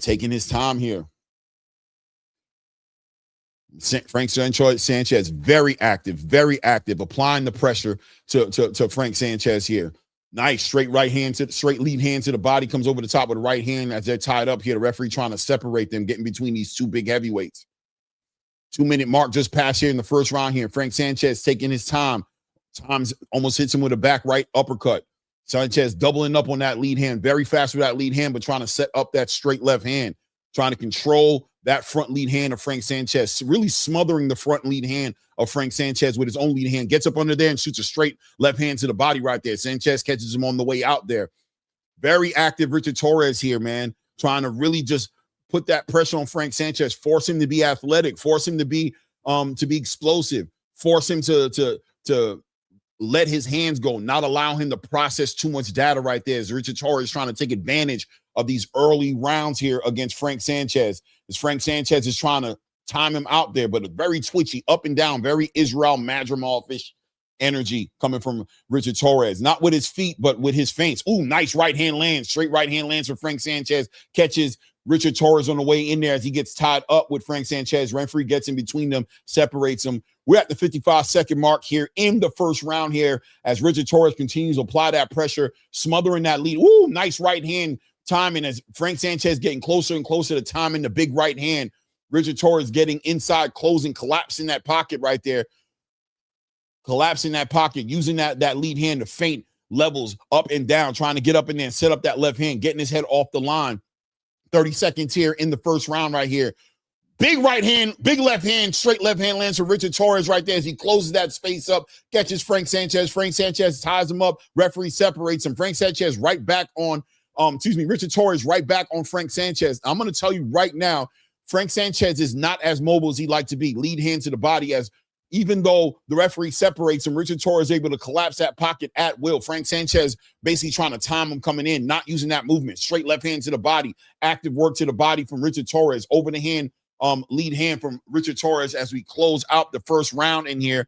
I got to give that round to Richard Torrez. Frank Sanchez, without a doubt, not as mobile, guys, as I would expect him to be able to do. He's trying to control that fight, but very flat-footed and pretty much trying to time him coming in with that right hand.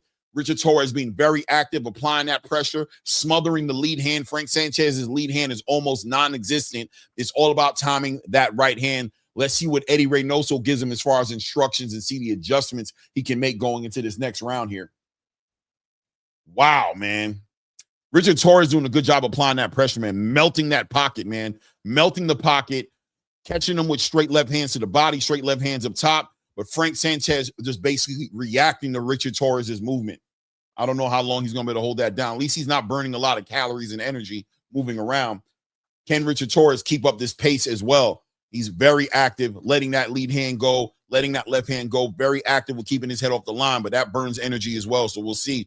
First round right there, I'm going to give it to Richard Torrez.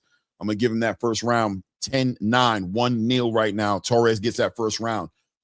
Top of the second round here, 2 minutes and 45 seconds left here in this second round right now as Richard Torrez jumps right back in on the game plan. He's feinting up and down, using that lead hand. He's shooting that lead hand, but what he's doing with the lead hand, if you're not paying attention, is he's smothering the lead hand of Frank Sanchez, catching with a nice right hand on the way out there, by the way. He's smothering that lead hand of Frank Sanchez and making it to where Frank Sanchez is kind of just resorting to using that right hand with hooks, timing him with straight right hands. But he caught him with a nice big right hand there on the way out right there. Torrez continuing to smother that lead hand.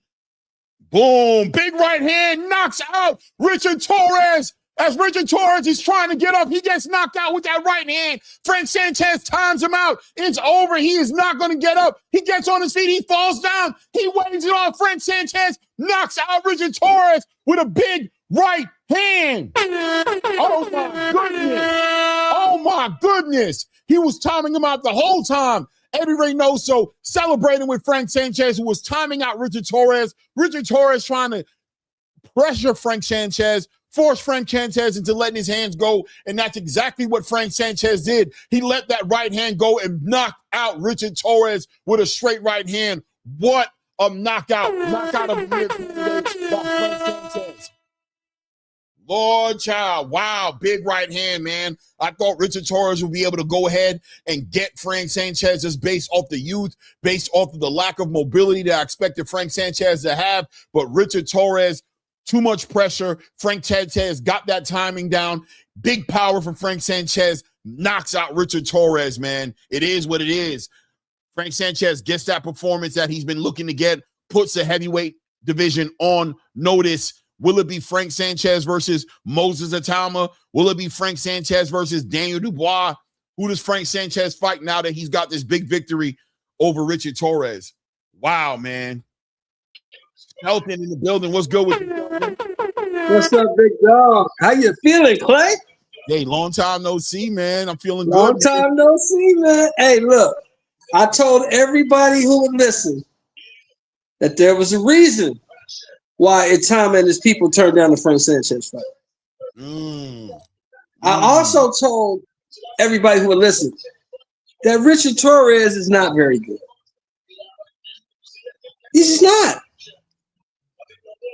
14-0, 12 knockouts, but against who? Yeah. Well, this was going to be the litmus test, right? Like that. Yes. What you're saying is exact. Like it was like Yes. all of those fights he got, all those knockouts. What did it add up to? He never had any signature fights. This was going to be the fight that either put Richard Torrez in the conversation or exposed him. You know what I mean? And shout out to Omac and all those guys. Much work as you guys put with him in one camp, you weren't going to turn this guy into something else. Frank Sanchez is entered, by the way, another chapter in his career, right? He's not as mobile as he used to be. He's not that guy anymore. But what he's made up for in the mobility is he's gotten a lot of power and he has that timing. He's able to time that right hand and be defensively responsible inside that close range. You gotta be careful with him. You gotta be careful with him now. And Frank Sanchez, whether we like it or not, right? You just gotta look at it for what it is. Frank Sanchez has been up or around the top of the division for a long time. Say it again. Frank Sanchez has been up at or at the top of the heavyweight division for a while now. He's 100%. Been in and around the top. He's been in and around the top. Has he not? Yeah, 100%. Listen, the thing about it is he got that knee injury.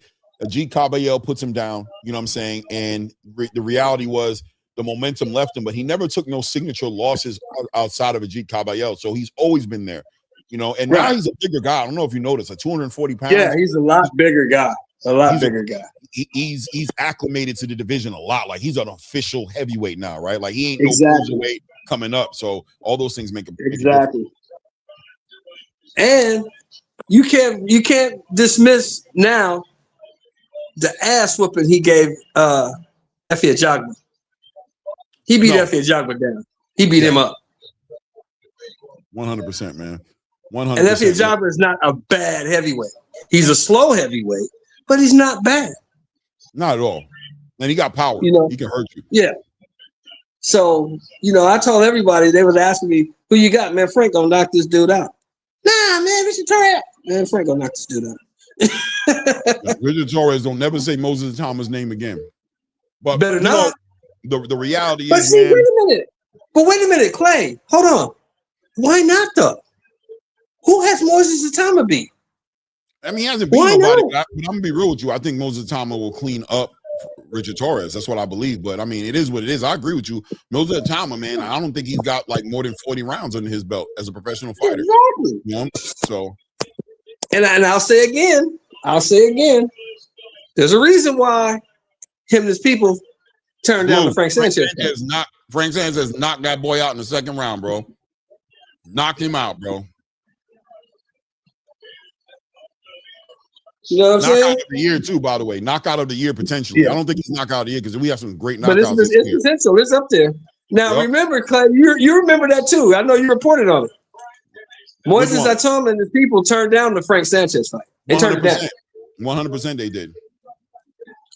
And watching this fight, as they should have, right? Because at the end of the day, you don't fight a fighter like what we just saw unless he brings something to the table, right? Does that make sense? Exactly. You don't just fight Frank Sanchez to be fighting him. You fight him for a belt. You fight him for an eliminator. You fight him for something that makes sense. I don't just fight you because you next, bro. Nah, bro. Not if I'm Moses Atama. Not if I'm his team. Moses can feel confident that he wins that fight. But if you're moving Moses Atama's career, you look at Moses, you tell him to sit down. Hey, bro, no, we're not fighting him right now. We're going to get you together. You're going to fight some other fights. You'll fight him leave later. that guy alone right now. Yeah. You ain't fighting him right now. We're going to leave him where he's at. But I could beat him. I know you can. I know. I hear you, Clay. You got him on the shoulder. I know. Yeah. You can beat him. You can beat him. Yeah, but we're just not going to do that right now. You're going to beat up everybody, champ. Eventually. I'm going to need you to go back there. Hit that we're just not going to fight him right now. Go sleep, bro. You got training. We're just not going to fight him right now. I don't want to keep doing this with Yeah. you. Leave that alone. Hey, what you say, Clay? We're going to get back to Frank. We'll get back to Frank. We got him. You got him, champ. You got him, champ. Go to sleep, bro. You got training in the morning, bro. We're waking up early. Early in the morning, bro. Early, baby. Yeah. And you walk out of the room like, man, this fool crazy. What these young fighters, right? Like these young fighters, bro. Yeah, man, these young fighters, man. Gotta love them. Gotta love these young fighters. Yeah. Shout out to Atheist Ghostbusters. Because that's the one thing. That's one of the things that me and you have in common, Clay. Yeah. That's one of the things me and you have in common. We don't jump out the window because somebody gets a win. No, we get excited about them showing us. You know what I mean? Like, it's gonna be the night. We finally gonna get the answer. Oh boy. You know what I mean? Yeah. We're gonna find out tonight. We're gonna find out tonight. Yeah. Oh, that's why we don't. There he is, man. Hey, man. That's why you don't jump out the window. Hold your head up, Richard Torrez. Hey, Richard Torrez, don't be scared to go down to cruiserweight, bro. You know what I mean? Man. Go down to cruiserweight, bro. Why not? You don't think, you know what I mean? You could do 200. I don't know. It's a big weight cut. Look, man. He can go down to cruiserweight. I feel like he shouldn't have been up here anyway. Atheist Ghostbusters says, not surprised at all. Always had Torrez on fraud watch. Wow. Too small. Wow. Wow. Weight class. Wow. Have Sanchez on 6 parlays cooking right now. Ooh. Yeah, Richard Torrez is a good little fighter, man. But, you haven't done anything, bro. We can't lump you in with these guys when you haven't fought anybody, bro. It doesn't work like that. Richard Torrez was always a small heavyweight. Every time you see him fight, you always were like, man, he's small though. He's just a small guy, and he's not just small like weight-wise. Right. He's short. You know what I mean? A little dude, and he don't pack the power of like a Mike Tyson. You know what I'm saying? To say like he's bringing that intangible. He's never shown to be strong. Right. You know what I mean? Like you look at like a Mike Tyson or remember Tuma. Not Tuma, what's his name? Tuma, what's his name? Help me out here. What was his name back in there? He was like a Samoan Mike Tyson. What was my guy's name, bro? Oh, David Tua. David Tua. That's it, right? David Tua. He don't bring that power where it's like, okay, he's short, but he got this equalizer that makes him a factor. You know what I'm saying? He hit Frank Sanchez with some clean, straight left hands tonight, but he never hurt him. Yeah, he did. Right? You see, people don't look at his. They didn't look at his record. See, Frank Sanchez's record is 21-1 with 19 knockouts. That means he can punch a little bit. That means he can punch a little bit. 100%. Blue says, wait, was that the co-main? No, the co-main is going to be Jack Catterall and no, the co-main is going to be Hamzah Sheeraz. That's the co-main. I think that no. Sheeraz is the co-main. Right. The next fight coming up is going to be Jack Catterall and Sheeraz is the co-main. Yes. Yeah. So you got Catterall next and Giyasov, then Sheeraz and that other guy, and then Usyk. What do you think? Hey man, I'm gonna get back at you. I gotta take this call, but it was always great talking to you, Clay. You my guy. Salute, family. Huh? No, I said. Well, it's not a great. It's a great card. It's a great card. I love this card, and I love the visual. I love the visual, bro. The visual was awesome. Yeah, they spent the bag on this one. This one looked good. I'm back up, bro. All right.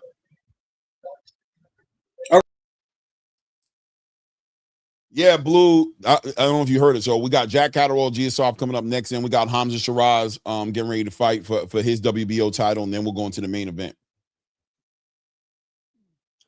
Shout out to everybody in the building, man. Hit the like button, subscribe to the channel, man. Support the grind, man. I appreciate you. Thank you, Atheist Ghostbuster for the $5, man. Appreciate it. Appreciate all the love tonight in the super chat, man. Thanks for the color in the building, man. Always appreciate it, man. One step closer to get me out the truck and into this full time. You know what I mean? Shout out to the guy who keeps on spamming the channel with the fake ass pay-per-view channel. I appreciate it, man. Seems like a badge of honor that you feel like you should spam my channel. You like the growth. You want to be part of the movement. I get it. You know what I mean? I'm going to keep on canceling you out every time you come up here, but I appreciate the acknowledgement, man, of the channel being one of those channels that you should do that to. I think, not all the channels get spammed like that. So I appreciate you. Continue to spam, and I encourage you to keep on trying, and I'll keep on canceling it, and we'll keep on having this respect for each other. You know what I mean? This unwritten respect for each other, because I do have respect for you, brother. You got to get your grind on too as well, man. Salute.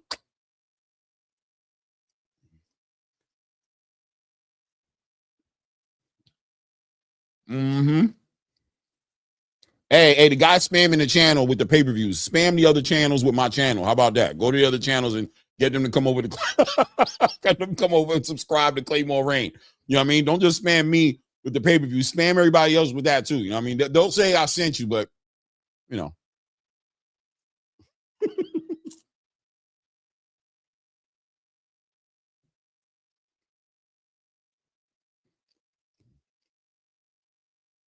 Let me see here. What we got going on here?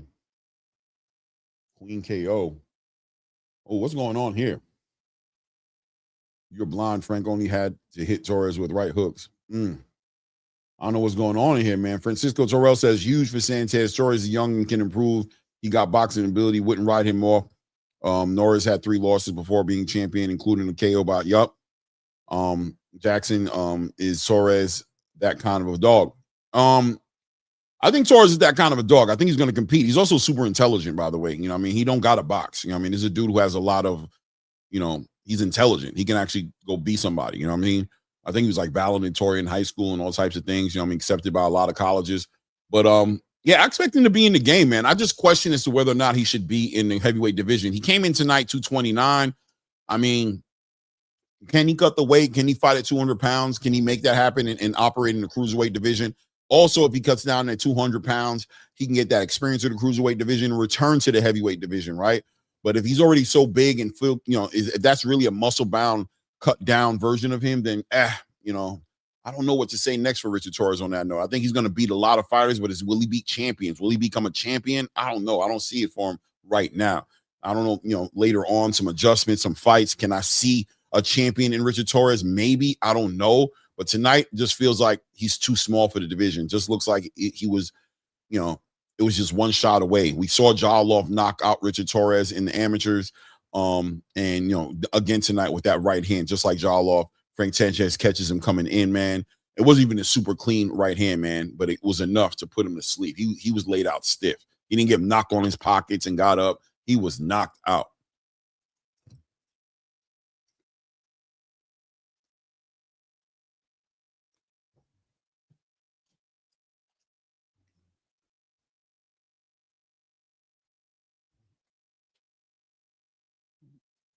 Right now, I'm watching Tony Bellew chop it up with Malik Scott and Ade Adolopo.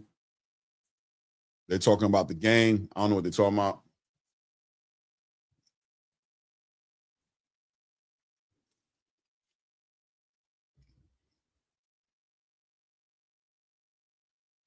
Let me see here.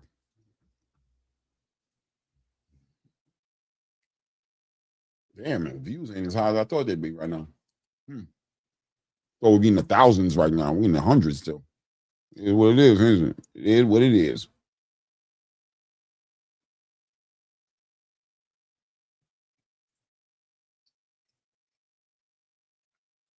Damn, boy, you guys are going at it in the chat. I'm seeing you guys, Lord child, boy. Y'all getting at it. Ajit Gabriel in the building. I'm going to see what Ajit got to say here, man. Will he walk into the ring tonight? Will Ajit Gabriel step to Oleksandr Usyk tonight? Need you mute.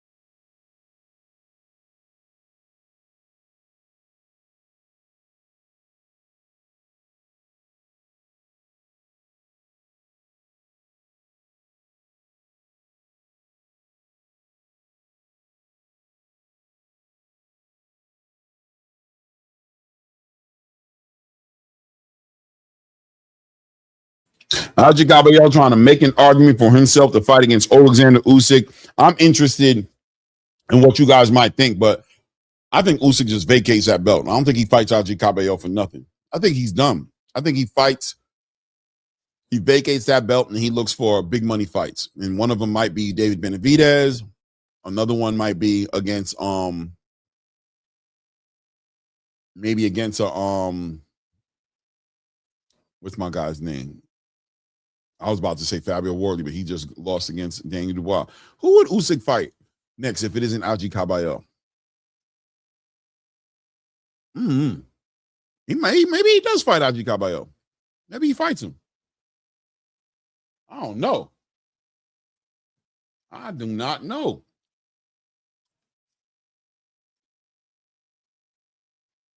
Maybe Usyk just retires tonight.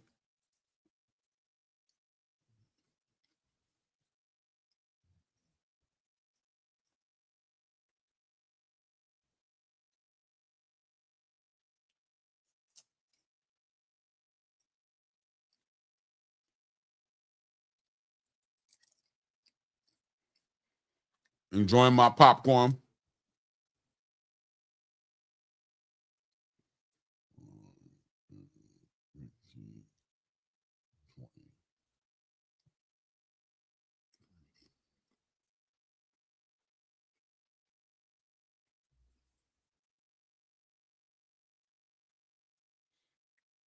They're showing the looks right now. What's going on here? Ring Magazine heavyweight rankings. They got the top 10 right here. Justice Huni at the bottom of the list. Oleksandr Usyk at the top of the list. Daniel Dubois at the number 1 spot. Ajit Gabriel, number 2. Tyson Fury, number 3. Fabio Wardley, number 4 still. Wow. Philip Ergovich, number 5. Moses, number 5. FA 7. Richard Torrez, 8. Murat, 9. Justice Huni, 10. They got to change that up a little bit. I think Richard Torrez jumps out the top 10, period. Feel like he was kind of in there under the grace. You know what I mean? Like, he shouldn't have probably even been there anyway, but he was there. You got to pull him out of that. F.A. Jogba, I think, is a good spot for him. I think Fabio Wardley comes down to, like, Richard Torrez. I think Fabio Wardley belongs, like, around 8 or something. I don't think he belonged that high in the beginning off the fact that he got a title, okay, but who did he beat besides Joseph Parker? I don't know.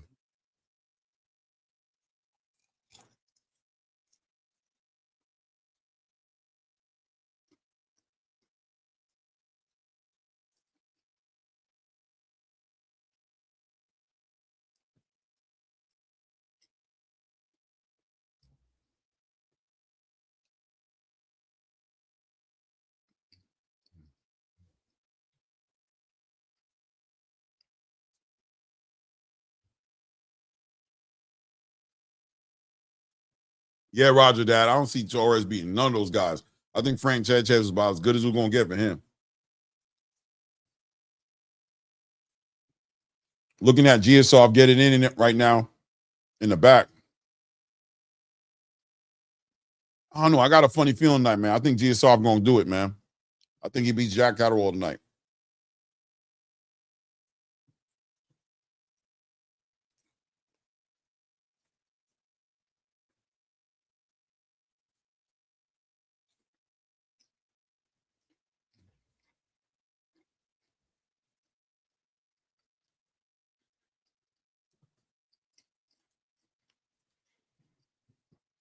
You know, people are trying to make a story for this WBA title, trying to say that this regular title being on the line for Gasayev and Jack Catterall is only fair, which I think it is fair to them, but I think it's unfair to the game for Rolly Romero to be holding a super championship. I think that's crazy. I think he should have been stripped or forced to fight Giyasov. You know what I mean? But I kind of get it to a certain degree because of the way things kind of laid out, the way PBC moved Rolly Romero by acting like they were going to negotiate something with Devin Haney. And in the midst of that happening, you know, they put this fight together, and then all of a sudden those negotiations went to the side. So it's like, okay, what do we do? And, you know, just strip Rolly Romero. I kind of get it, but I think it's kind of diabolical.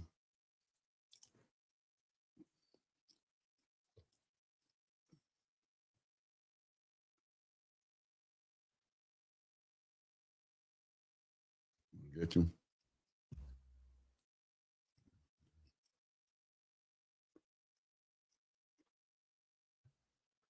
Yeah, that was crazy, man. Rolly Romero's done nothing. He's been I've never seen that man win a real championship before, ever. The way he got his championship when he was at 140 with Barroso, diabolical. He never got a championship at 135.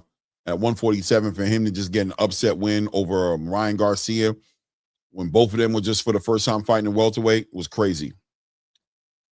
Oh.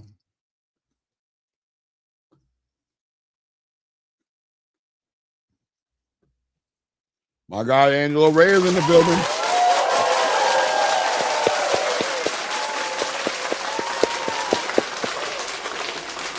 So I got a question for the chat and you, Clay. Did you guys all of a sudden want to buy a bunch of Hello Kitty shit after seeing Mizuki? Yo, that girl is the energy's real with her. I love her, bro. She got me. I fell in love with her. She's adorable, bro. She is adorable, bro. I fuck with her. I want to see her. She was the female fighter of the year last year, 2025. The year before that, it was Gabriela Fenduras. So the question would be, Is that a fight you could see happening? And if you did, who would you pick? I'm picking Gabrielle.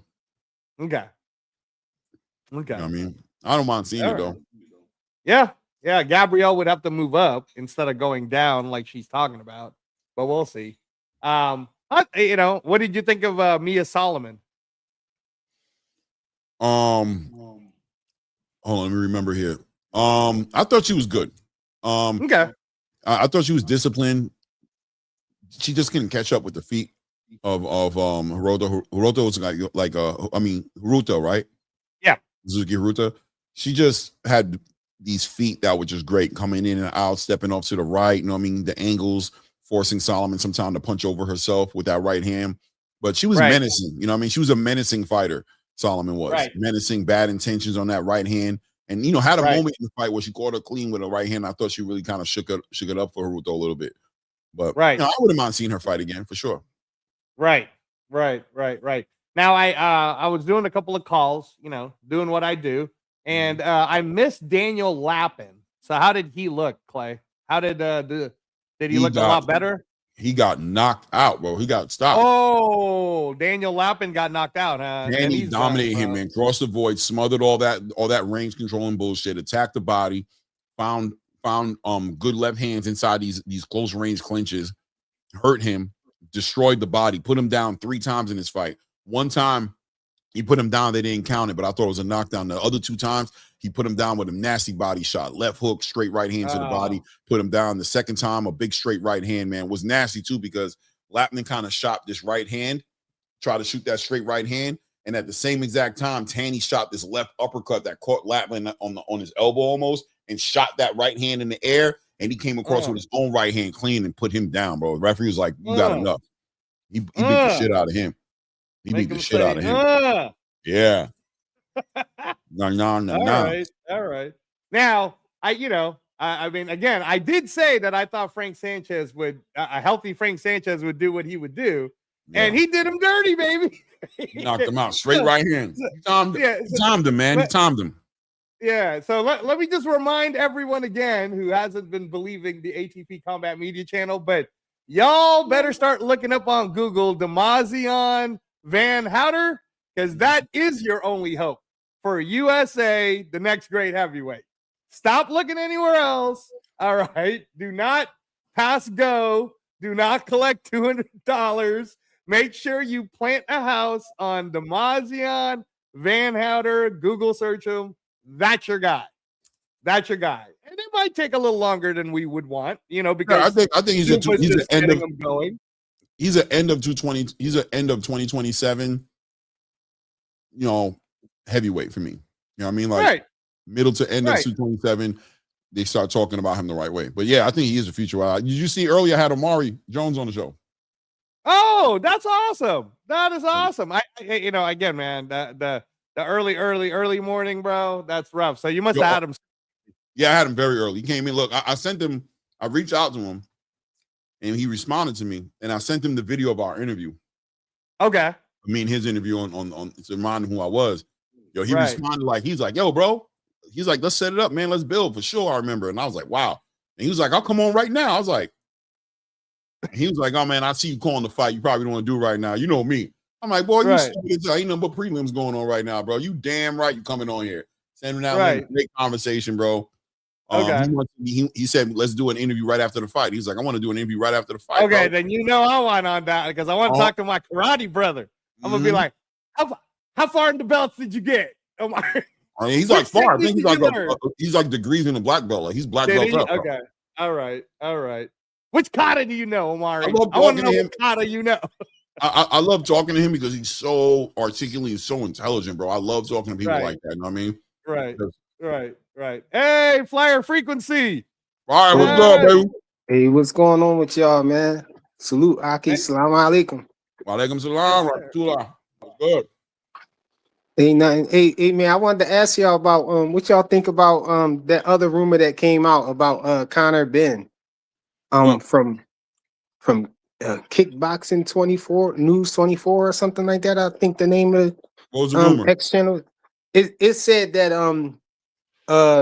Conor Ben, it's a Zuffa rumor. So it said that Conor Ben, his 5-fight deal that he have or whatnot is worth 130 million. And that it wasn't guaranteed money, but it was like based on if he wins or not. You saw that? Yeah, I saw that. Yeah, he said it was based on if he wins or not. They said if he lose once, then it drops down to 100 million. Yeah, like if he loses 100. twice, then it's 60 and all of that stuff. And they were speculating that that's the same type of deal that Devin Haney has or whatnot, possibly. What y'all think about that? Yeah, no, I mean, look, all I can really say about it, Flyer, is that, or to be careful about it, there's a reason why everybody is all going to eventually sign to Zuffa, and I think that they're starting to see all the stuff I've been saying on this channel since last year, all the stuff that you've heard Clay talk about on wherever he goes.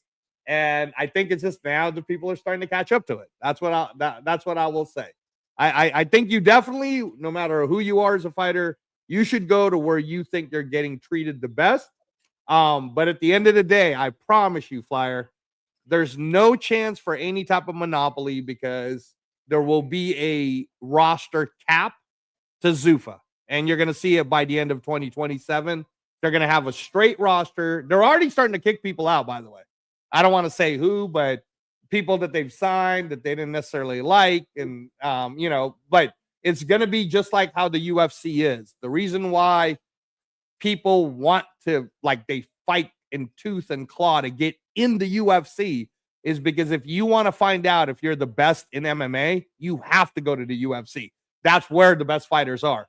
And that's Zuffa's overall 5-year plan is we have the best fighters in the world. You can hold whatever other belt you want outside of us. But if you want to find out if you're him, then you come to us. If you want to get built up, then go somewhere else. And then that's how it is. But go ahead, Clay. Sorry. No, I mean, just to answer the question, I don't know what the hell that deal is, the money wise. You know me, frequent. I don't be caring about these fighters and their money, bro. I just never been that dude. I can't get into it. It doesn't excite me. I don't care. I'm gonna say this though, kind of back on the back of what Angelo said. Bottom line is, if the deal makes sense, take it. Fighters seem to right now, when on the back end of Richards and Hitchens, just saying, right? Hitchens just kept it real for everybody and says, no matter what you want to believe, he said, all them favorite fighters is coming here. He's like, I don't care. I'm just the first. I'm telling you. And why is he saying that? He's saying that because the paperwork is diabolical. That's what he's saying. What he's saying to you is, ain't nobody walking away from this, from what these guys are offering, from how they're offering it, from the machine behind it, by the money behind it. Nobody's walking away from this. I don't care who you are. And I said something on Ness's channel the other day because I was in the chat. I didn't go up on the channel because I'll be working, man. And I got to holler at Ness. I know he'd be like, man, this nigga Claymore don't even come over here no more. And it's not that. It's just that I'll be so busy, literally. You know what I'm saying? I barely have enough time to do 2 to 3 hours on my own show twice a week, no less, to be on somebody else's channel. But I put it in the chat because everybody was so blown away about this Conor Ben and Ryan Garcia fight getting traction because people really thought that this sanctioning body thing was going to be an issue, that if you were over at Zuffa, you wasn't going to be able to compete for these sanctioning bodies. And I kept telling you guys, that's not the case. Look at what they're doing. Look what they're trying to do. Eventually, they were going to do that. And why? Because of the money. These sanctioning bodies are about making money. And because of that, the sanctioning bodies are going to get into position as long as that money's there. They're not going to avoid the biggest purses. So Hitchens made it clear. What are you talking about? I was going to defend my IBF title. I let it go because I want to go with the 147. Jao Patai got stripped, but that was just a kink. That was just a little blocking in the journey, just a little miscommunication that they're going to figure out. And here you go, Ryan Garcia getting ready to fight Conor Ben, and Conor Ben getting ready to fight Ryan Garcia, however you want to look at it, for that WBC title. That's the last frontier, bro. That's the last thing right there. That's the only thing making Zuffa not the most dominant force in boxing, was the fact that they were on an island, that they weren't going to be involved with the sanctioning bodies. Now that they're going to be involved with the sanctioning bodies, bro, it's going to be hard because now you have to compete. You have to convince your fighter why they should stay with you rather than go over to a lucrative opportunity with Zuffa. Now, the one thing you were hanging over your fighter's head was like, if you go over there, you can't be a sanctioning body champion, right? Even though the money was always never a comparison, But now they can compete for the sanctioning body and get the money. They're going to have a hard time keeping their best fighters, bro.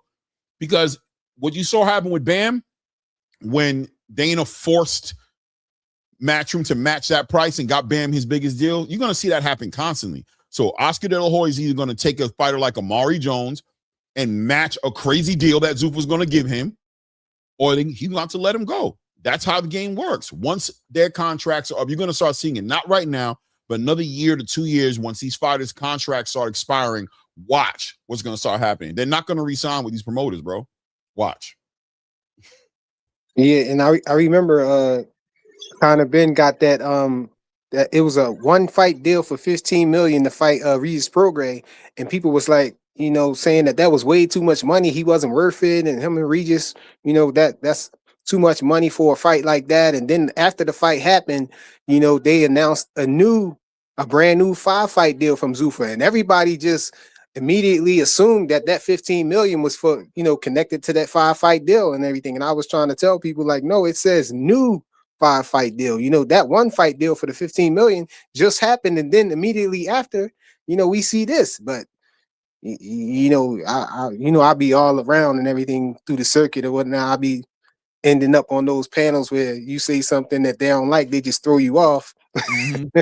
And so I got kicked off, you know what I'm saying, for saying that. And now, I don't know, hearing this, you know, talking about possible different idea, you know, that he's going to get a certain amount of money for this fight deal, you know, actually saying that it is a separate deal from that 1-fight deal. I don't know, man. We got to see what happened, I guess. Yeah. I think it is what it is when it comes to that. Shout out to Shelton Moore in the building. You know, we're talking a little bit boxing right now, chopping it up as we're watching Oleksandr Usyk walk into the building with his Eeyore stuffed animal in his Usyk is such a unique fighter, right? He's walking into the building with Eeyore in his shirt, right? The stuffed animal, but he got this menacing look on his face like he gonna hurt somebody. So I don't know. He is gonna hurt somebody. He gonna hurt Rico. He gonna hurt Rico, but he got that damn Disney character. He got the damn Winnie the Pooh character in his shirt. It was diabolical, you know what I mean? That somebody gonna come in the building with a Winnie the Pooh character in his shirt, but come in to knock you out. It's scary. He's a good dude, man. He's a bad dude. I like Usyk. I like everything Usyk represents. Usyk to me is the epitome of a sportsman. It's a sport to him. He's a sportsman. He likes the sport. Yo, Shelton, by the way, I don't know if you watch the lives when I call some of these fights, but you got a doppelganger referee. A referee who looked just like you, bro. I be calling him Shelton Moore. I don't know what his name is, but every time he referee, I be like, Shelton ain't letting it slide. I'm like, Shelton ain't letting it slide, bro. He gonna keep warning you. I'm over there in Egypt right now. I'm in Egypt, baby. Shelton ain't gonna keep on warning you, bro. He about to take a point away from your ass, bro. He ain't gonna keep telling your ass. I'm in Egypt, baby. Ain't gonna keep jaw jacking with you, bro. You need to keep your hands up and stop getting low, bro. You about to do you bad. Look at my man Reyes over there. 8 wins this year, Reyes. 8 wins, baby. 8 wins. What are you talking about right now? You're on mute. You're on mute. We're talking about the Raiders. 8 wins, baby. 8 wins. Oh, the Raiders. Yeah, you know what, Sheldon? You and Coach Hackett, who talks to me about the Raiders almost every day, you guys are very hopeful. All right, I'm gonna keep my conservative hat on, and I'm gonna continue to say, we'll see what happens. I'll be happy if we get the 6 at least, because that means we won twice as many games as we did last season. 6 is better than 3. 8 is that would be my ceiling. Is 8. Well, you gotta remember, we got a last place schedule, baby. Yeah, man. You know, hey, Reyes don't want to be a Debbie Downer. He's like 8 wins. I don't want to be that guy in the room. Like, stop it, because I'm a Raiders fan. In a minute, they're gonna be like, you ain't no real Raiders fan, Angelo. You're not a real Raiders fan. You're so cynical about the Raiders. Hey, tell him, Clay. I think Kirk Cousins can get 3 by himself. Oh, damn. Yeah, you know what? I'm just gonna. I want to make sure that the O line. I want to make sure Angelo's trying to be optimistic with you, but you're killing him. He's like, he's forcing one out. You know, Hey, you know, Angelo, we'll see. anything is better than Geno Smith, bro. Anything will be better than Geno Smith. And you know what's funny Shout out too, to Sheldon? Geno Here's Smith, what's going to be Miramar, crazy, Florida, baby. right? Geno Smith is playing for Clay's team right now, the Jets. Don't be back. surprised if all of a sudden back. he starts He had playing left. hella well. You know, don't be surprised. Don't be surprised if he starts Geno's doing good. trash, man. Geno's bad. He was bad. Shout out to He Geno, was man. very Geno bad. from Miramar, But our Florida. offensive line was bad too, so we can't really Shout say out to Miramar, Florida, man. Yeah. But here, Home to now we got the number 10 guy, Clay, Jack Catterall, against the number 7 guy, Shakhram Giyasov. Right. Give me your thoughts. Listen, man, there's something about Shakhram that I've always respected, that Eastern European approach to boxing. Where is he from? Is Shakhram from Eastern Europe, or is he from He's from Uzbekistan. He's from Uzbekistan. Yeah. He's a silver medalist from Uzbekistan. Right. So I got something, man. I got something in my heart for that Eastern European style of boxing, man. I think it's underrated for some reason. Those dudes are different, and I think he's motivated. I talked about this yesterday. You know, the death of his child, of his daughter, you know what I'm saying, seems to have motivated him. And we talk about that, right, Shelton? Like the mental aspect of boxing not being talked about enough, when we know that 70 to 80% of the game in boxing is the mental game, right? So you got somebody super focused, super motivated. You know what I mean? This is an opportunity for him that he had to like really pull out of nowhere, because Rolly Romero was dead set on not fighting this dude. He couldn't get the fight with the winner between Jerome. Yeah, I know. And I know why. Exactly. So, you know, it's a lot of built up tension there. So it just feels like it's his time. It feels like it's his time. It feels like Jack Catterall is holding on to that Josh Taylor defeat. Right. And trying to get that back. And I don't know if if 147 has that for Jack. I think his time was at 140. And unfortunately, I think the ship sailed on him, bro. But we'll see what happens tonight. Reyes, your thoughts? I know you got thoughts on this one. Yeah, no, I on both days, on our Tuesday live and then on Thursday's live, I said this is truly a 50-50 match. Either one of these guys should truly be the welterweight champion already. It's diabolical that Rolly is even holding a belt, but whatever. The favorite on the betting odds say Catterall. And what I said on Thursday is, if we see the boxing version of Catterall that beat Josh Taylor and got robbed, then Giyasov might lose. But my heart is with Giyasov, because, you know, the daughter story, man, that breaks my heart. He's undefeated. He stepped aside 2 years ago to give Boots a shot at Stanionis. So I'm hoping that it's a Giyasov win, but I wouldn't be surprised if Catterall wins. It's really 50-50. It's really 50-50.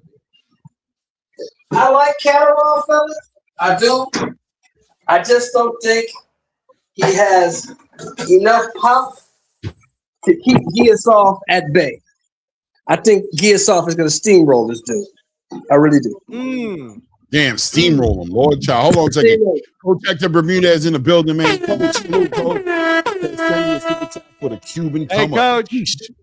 Yeah, no, Coach. I actually predicted that one. I on the Thursday live show. I said, look, man, Richard Torrez is getting knocked out in the amateurs. If you've been knocked out in the amateurs, you're probably going to get knocked out in the pros as a heavyweight. So there you go. There you go. That's a fact. He definitely did call it. Demazian Van Houter. That's the name you got to remember, Coach Hector Bermudez. Van Houter? That's great. That's why I saw Zuka. He looks good. He looks good. Hey, man, I'm telling you. I saw him on the Shane Mosley Jr. card. He was on the Shane Mosley Jr. card, right? Yeah, I was there, Sheldon. So I was just on CBS studios here in Vegas on Sunday talking about that kid. Dana got plans. Yeah, he's a good. Sheldon. Dana got plans. Yeah, he's a good kid, man. He looks good. And the one thing that people aren't looking at, I'll say this: the one thing people aren't looking at with Zuffa is they put you in. They match you pretty good. They match you up pretty good. Yeah, 50-50. No, they're gonna match you up 50-50. If you good, then as close to it as possible. Yeah, they're gonna focus on getting close as possible. By the way, Shakhram Giyasov making his way into the ring right now, man. They gave him the championship, the champion entrance. He comes in last. You know what I'm saying? Jack Catterall already inside the ring. Giyasov brings in the reach advantage and the height, right? Yeah, it's interesting that he also has the pedigree, but it's interesting that he's the underdog because even the fans, he's the favorite by the fans. Yeah, 77% of the fans think he's going to win. But go look at your DraftKings or whatever FanDuel. He's the underdog. You know why? Because those guys are disconnected from those betting odds, which are American betting odds, are disconnected from boxing because we haven't had some real matchmaking happen. They don't know who's who. They've been doing this all year, by the way. All year long has been upsets. They've been losing in boxing, bro. All these 50-50 fights that they just been putting the names over the pedigree has been blowing up in their face. You know what I mean? They're putting the names over the pedigree. For Zuffa, y'all can make a lot of money if you want to bet on Zuffa cards because the last one I was in, Zuffa 6, 4 of the 8 were all underdogs. I should have listened to Jaleel, bro. Plus 600 on Alexis Alvarado, bro. I missed on that. My bad, Jaleel. My bad. I'm gonna listen to you next time. Hey, Clay, I got a question for you, big dog. What's up? Richard Torrez. Should he consider Zuffa now? Yeah. I would. So Shelton, Clay's about to start calling this, but I'll answer that for you. So Richard Torrez got a contract for Zuffa. He turned it down because he wanted to do this fight. He got knocked out. The real question is Zuffa going to reoffer him a contract? Oh, it's always that. Yeah, it's always that. Wow. Right? I didn't know that. Thank you, Angelo. I didn't know that. Yeah, ain't no applying to Zuffa. Zuffa's going to reach out to you. So to answer the question even better, if Zuffa offers him, yeah, he should take it. He should take it. You know what I mean? I didn't mean like he should go over and like, hey, Zuffa, I ain't got nothing else going on, bro. Let me come up over here. That's not the way it works over there. What's going to be fair for him is that he'll get Otto Wallin. You know what I mean? He'll get Andy Ruiz. He'll get, they'll try, Clay. They'll try with Richard Torrez. But, don't lose to those guys, though. Don't lose to Otto Wallin. It is what it is, man. Jack Catterall in the ring right now, being introduced into the ring right now. This is going to be a very technical fight, man. Guys, this fight right here, a lot of pundits in the space, including us here on the channel, have screamed that this is a very possible fight of the night. Fight right here, fight of the year candidate potentially. I think both these guys are going to leave it in the ring, man. There's a lot on the back end of the welterweight division and their position in the welterweight division on this fight here. Whoever wins this fight walks away with a WBA regular belt. By the way, just to put it out there, I think whoever wins this fight is a WBA champion. I do not acknowledge Rolly Romero as a champion in the welterweight division. I just can't do it. I'm sorry. You know what I mean? For anybody who feels any kind of way, 100% agree, right? Hey, that's diabolical. Hey, Shelton, you know they're gonna be mad at me on them other panels because I'm a teaser, man. Rolly Romero is he made history now. He the first ever super email champion. It's diabolical with how they did him, man. Don't do that. Man got elevated there. That frequent. That's awesome, bro. I'm gonna. They're gonna beat your ass off again, frequent. Don't do that again. Yeah, man, they always throw me off. I don't think I've ever seen that, Clay. A super email champion. That's awesome.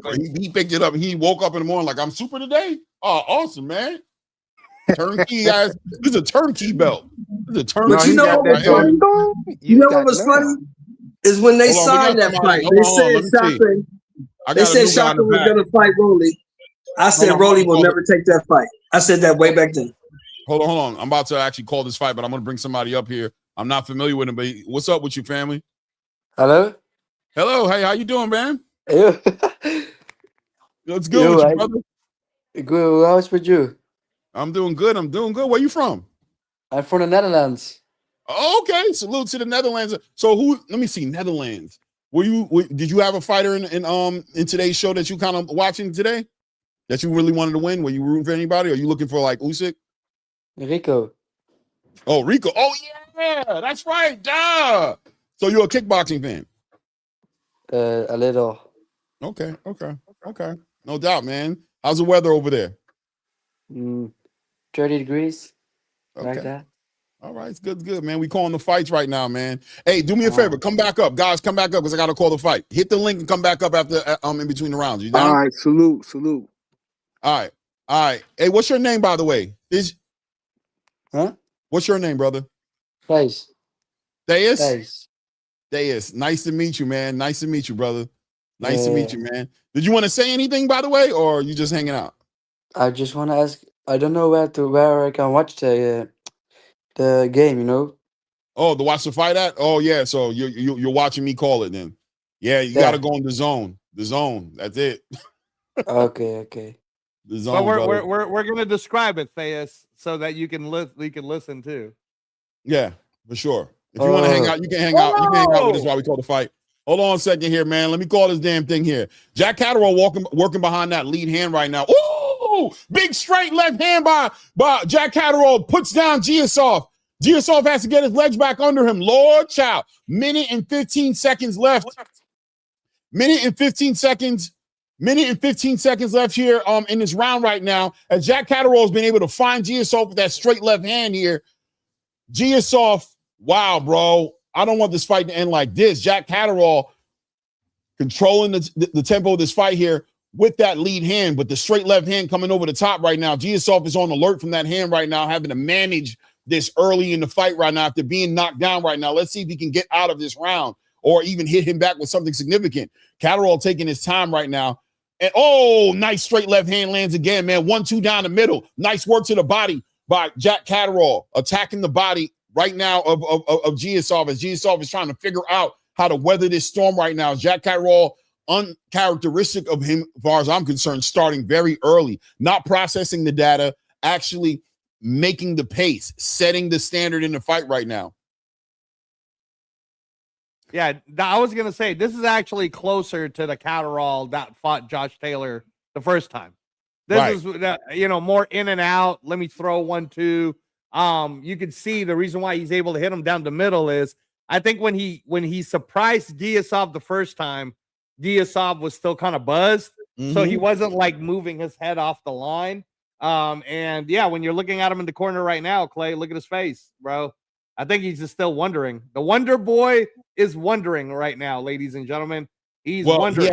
He has to calm down, right? Mentally, right now, he's scattered. You know what I'm saying? He didn't expect that. He got put on his pockets. He's probably wondering, what do I do right now? And the corner just needs to calm him down and let him know, like, listen, that's the first round. You're okay. What's most important is your legs under you. Do not let this knockdown dominate your mental space. You're going to have to shake it. Thank God it happened early. You got 11 rounds to get it back. 11 to get it back, bro. You know what I mean? No, and all the great ones who really understand how to use boxing and counterboxing. That's a beautiful shot, by the way, as they show it on replay. Right on the chin. But what you have to remember is Juan Manuel Marquez versus Pacquiao. Got knocked down 3 times in the first round, came back for a draw. So that's a fact. That's a great comparison. Yeah, he just needs to slow this fight down. He has to watch out for that straight left hand because that's all he's really done is shot that left hand down the middle. So you just got to be careful with it. But pawing right now, top of the second round right now, Giyasov is very alert, looking at that left hand. Nice work right there. He's looking at that left hand of Catterall. Hope he's not over looking at that left hand. You know, don't let him paralyze you with the fear of getting hit with that left hand. I think he needs some footwork too. He needs to step out a little bit to his left a little bit on these shots, man. Step out and set up that right hand. Step out to your left, set that right hand up and get away from his left hand. You know, force him to punch over his body. You got to be active and you need to shoot that right hand. Shoot that right hand to the body. Shoot that right hand up top. He's pulling back. He's pulling back. He needs to shake off what happened in that first round. Maybe he just needs to take this first round. He's standing in front of Jack Catterall too much. He's not moving. Jack Catterall's just taking his time, just timing out those punches like he's jump roping. He's literally just timing them out like 1, 2, 1, 2. Okay, I got the pattern. Then he shoots that left hand in between your punches, man. You're pawing with that lead hand, keeping that lead hand long instead of being defensively aware of what's coming back at you.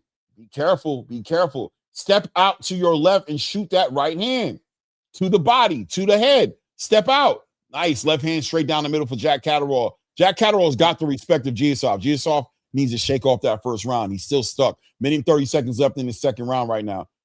There he is, still trying to catch that left hand on his gloves. He's not stepping off. Very easy target for Jack Catterall to hit right now. All he has to do is time out that lead hand. He's just timing it out, pawing at his lead hand, smothering it, and timing it out and setting up that left hand because Giyasov is standing right in front of him.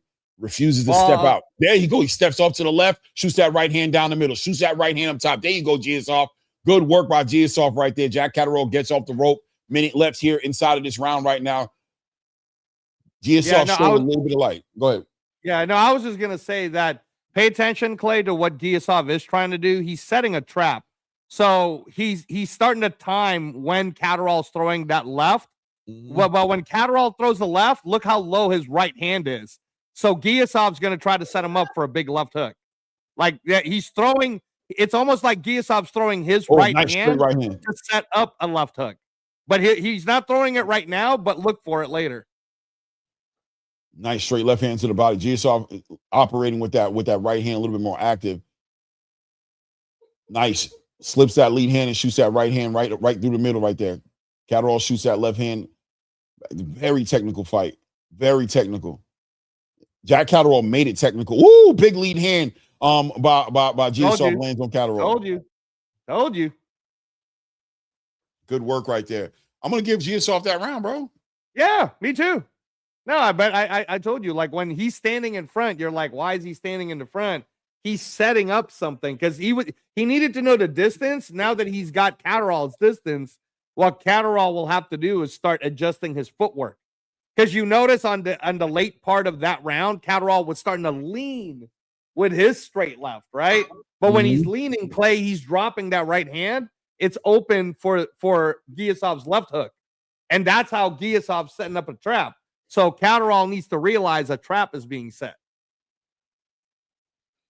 Yeah, there it is right there. He showed that left hook right there. Yep. He extended. Yep. So yeah, man, I think that let's see if Catterall can see the adjustment. So let's look for Catterall adjusting with his feet now. For sure. Super technical fight, man. Super technical. 1-1 right now. Well, I mean, 10-8 for that first round for Jack Catterall. So that's 1 point lead, but 1 round versus 1 round. Giyasov back up there, working behind that lead hand. I still don't like him standing right in front of Jack Catterall, but let's see if let's see what he does with, like you said. Let's see if Catterall adjusts, because he did find a home for that left hook. He did find a home for it. Catterall shoots a lead hook right then and shoots that left hand to the body. 2 minutes and 30 seconds left here in this round right here. As Jack Catterall, there we go, finds Giyasov with that lead hand, shoots that lead hand down to the body. Level changes. Giyasov continues to paw with that lead hand, trying to set up that right hand. Shooting that jab a little bit. There we go. Out of range as Giyasov shoots that right hand. Out of range right now. Very concerned about that left hand coming back at him right now. Nice work by Catterall. Snaps his head back with a straight left hand. Well, I mean, he caught on his glove, but he still pushed his head all the way back. 2 minutes left here in the third round right now. Giyasov continues to try to be patient right there. Catches him in there, try to come and catch him with a lead hook coming in there. Jack Catterall on the ropes right now is going to need to find some movement right now to get off the ropes right now as he continues to try to work behind. There we go. Nice work with the right hand by Giyasov, finding that right hand to the body, try to shoot it up top. Catterall leaned about the way and got out the way, stabbing him to the body right now. Wow, Mike Coppinger is giving Catterall both rounds. Okay. All right, Mike. I mean, some of the people on the chat got both rounds for Catterall also. Yeah, I get it. It's not a very active round. That being said, nice left hook to the body right there by Jack Catterall. Catches Giyasov on the. I think he hurt him to the body right there. Giyasov pulling that right hand down, trying to cover up that body. Catterall caught him to the body with a nice left hand. Hey, yeah, someone in the chat, take care of that, guys. Take care of that, whatever that is, that weirdness.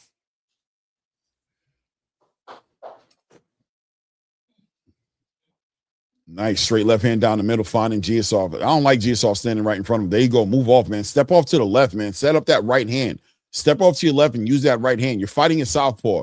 That right hand should be way more active, whether it's to the body or whatever have you. You're standing in front of him trying to time it out and fighting this fight a little square, and you're making it easy for Jack. Jack picking him off right now, stabbing him to the body. Giyasov continues to stand right in front of him. If you're going to be shooting off that left hook or setting it up, there he goes. He hit him with that left hook right there. Tries to shoot that right hand. Catterall just steps off the line, gets off the line right there. Yeah, he is trying to shoot that left hook. Big left hand straight down the middle right there. Catterall finding him with that left hand. And why? Because all he has to do is step off to the right and shoot that left hand straight up the middle, and he's finding Giyasov there every single time. Giyasov needs to step off to his left so he can set up his big right hand. That was a Catterall round. I agree with everything that you're saying so far, Clay. But again, man, let's talk about the fact that Giyasov is a silver medalist. He's got a high IQ. He's Wonder Boy and undefeated for a reason. And even near the end of that round, you saw him start to even do something like put his hands down.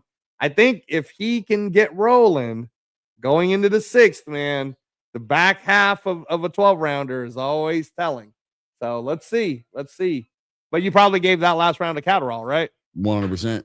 Yeah. And if you know, if the judges have him down 3 rounds, not to mention a knockdown, I hope he is going to roll out something, because he's going to get he's getting into muddy waters. He needs to win this round. Jack Catterall is a great, I got the lead, I'm going to protect the lead fighter. He has no problem doing it. So you don't make it competitive. That's on you, Mr. Olympian. Let's see what you do. 3 minutes left here in the 4th round right now.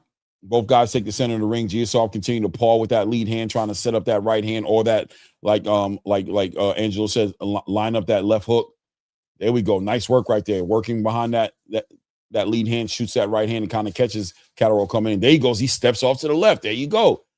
There we go. He's stepping off a little bit, but still kind of standing square. But he's stepping off as a defense. He's not setting up his offense by getting that right hand on the line. I just really feel like if he would just step out a little bit and shoot that right hand down the middle, you find a lot of, and he's shooting the right hand, but he's not, his feet ain't in the right position when he's doing it. And he's out of range when he's shooting that right hand. There we go. He stepped out right there. Step out, shot that right hand right down the middle. There you go for Giyasov. Catterall lead hand down to the body right there. Giyasov working behind that lead hand, but he found he found Catterall when he stepped out to the left and shot that right hand down the middle. There he is shooting a 2-1, but way out of range. There you go, stepping to Jack Catterall. Jack Catterall jumps out the way. Bang, nice work right there. Jack Catterall tries to shoot in with that left hand, and Giyasov just slips in and hits him with that left, his own lead hand. Good work. Giyasov keeping Jack. Jack Catterall is also standing in front of Giyasov as well. He's not moving as well. So that has to be noted as well. That definitely has to be noted as well, that Catterall is very flat-footed. Reaching now with that left hand now, as I think I'm seeing Giyasov is getting that range now to where he's out of the range of that straight left hand, and Catterall's having to overextend and connect with that left hand. That leaves opportunities for Giyasov to counterpunch him there. Yeah, he's definitely overextending now, losing balance. Catterall is overreaching with that left hand. That can end up bad for him. About to hit the minute mark here in the 4th round now. As Giyasov seems to have found the range of where he can be out of that left hand's reach, but also putting himself in position to being able to counter Jack Catterall, making him reach so he can teach. Boom, right there. Nice work right there. Nice straight right hand lands for Giyasov, who has Catterall on the ropes right now. Catterall trying to be slick, but getting caught with these shots. Nice straight left hand to the body by Jack Catterall. Giyasov continuing to measure with that lead hand and trying to find that perfect range to be able to catch Catterall coming in right now.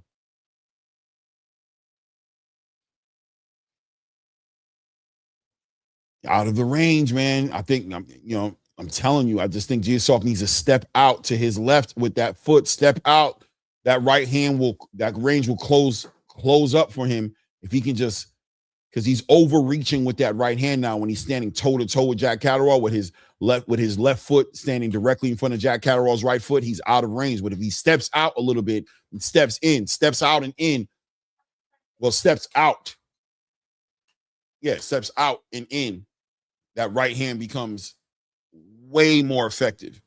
Yeah, no, if you guys are paying attention and if you're watching on the Zone and listening to the sweet, sweet sound of Claymore Rain's vocal cords, what I want you guys to really pay attention to is, even in the last 10 seconds, I'm telling you, Clay, what Giyasov is doing is, you can tell he believes in his power. And he believes he's eventually going to get to Catterall.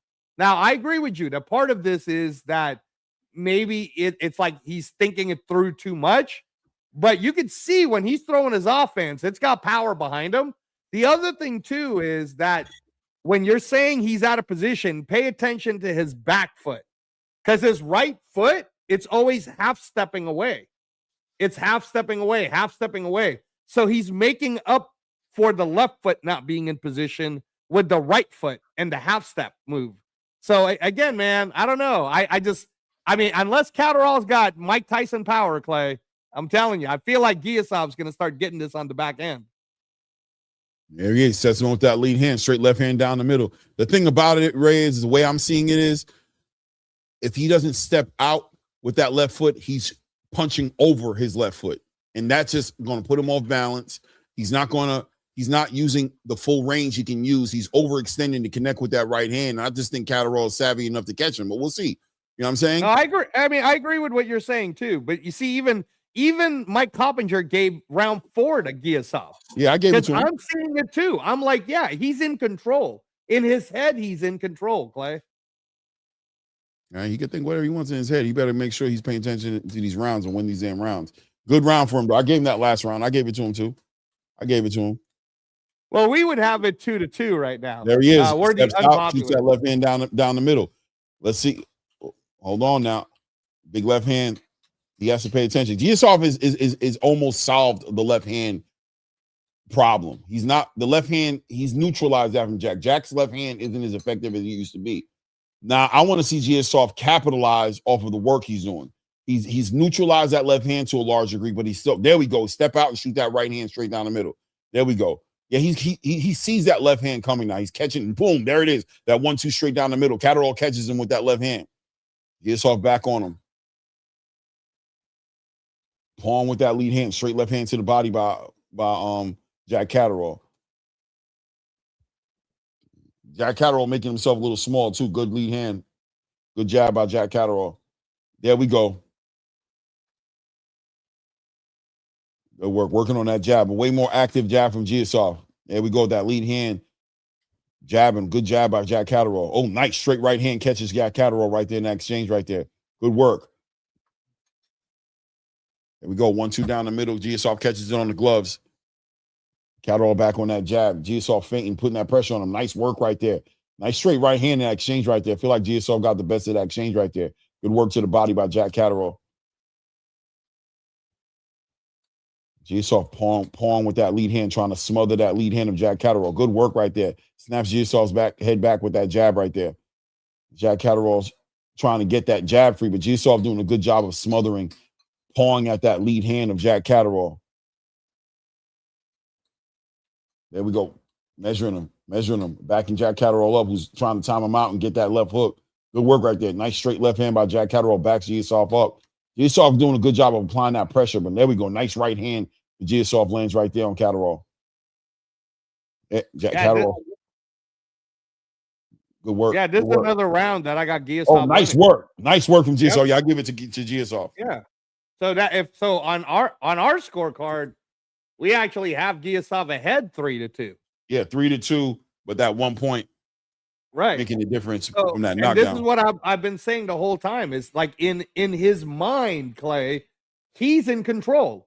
He believes he believes in his power. He's walking him down. He's using his right foot to do half step back to be in position. So even when you see Catterall landing his straight left, you notice that his arms are up though. So It's not like landing flush in his face. It's so he's trying to set him up for that front hand. He's trying to set him up for like pay attention to straight right left hook. Eventually it'll happen. So Catterall is the one that's got to start making adjustments. You can even see it in Catterall's face. He's starting to think now. I agree with that. I agree.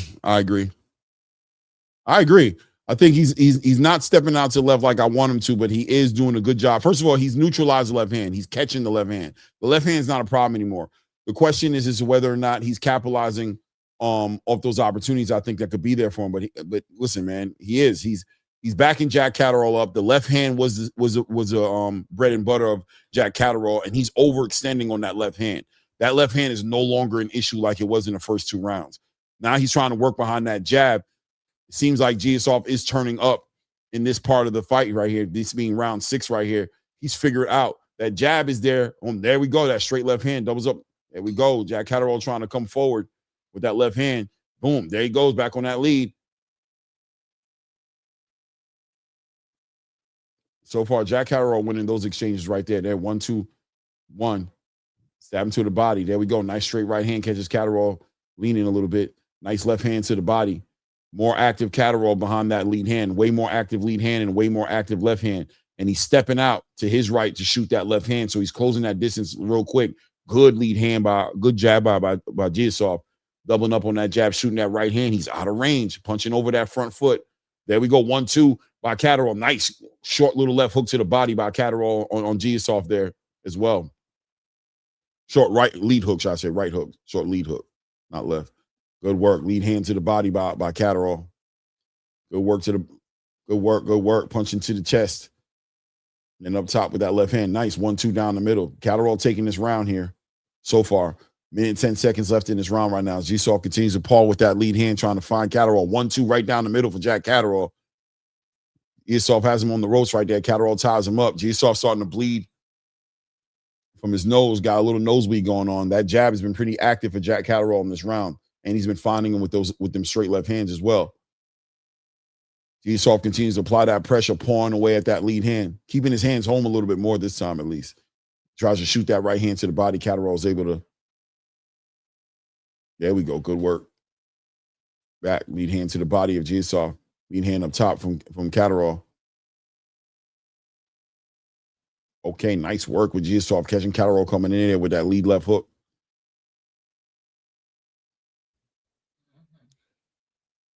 Good work here. 20 seconds left here in the round right now. Giyasov backing Catterall up. Catterall sitting on the ropes right there, winding up that left hand. Boom, nice work behind that lead hand. Using nice left hand to the body by Catterall. Nice work back to the body behind that lead hand. Giyasov getting peppered up a little bit in this round right here. Nice left hand to the body by Jack Catterall. Yeah, no, I agree, Clay. I agree. I think that this might be Jack Catterall's most dominating round of the whole fight so far in terms of just, he was making the correct adjustments against Giyasov. He really, like, even though his power kind of slowed itself down in the back half of that 6th round, in the beginning, he was throwing more explosive. But yeah, man, like Giyasov, he can't take too many of these, bro. Like, that's no good. But let's keep in mind, Clay, remember what I said. Let's find out how good Catterall's conditioning is going to be now. Because now we're going to be on the second half going into round 7. So what's our scorecard say now, by the way, that we said Catterall for this 3 rounds up. Okay. 3 rounds up, and of course, with the knockdown. Right. All right. Competitive fight, man. Not no fight of the year candidate, but no, but very technical, very cerebral. Mm-hmm. Man, this view on the pyramids, man, it's crazy. It's like I'm watching a video game, bro. I was telling my wife it's like watching Street Fighter. Yep. Catterall fainting up top now, getting that respect behind that lead hand, stabbing him to the body now.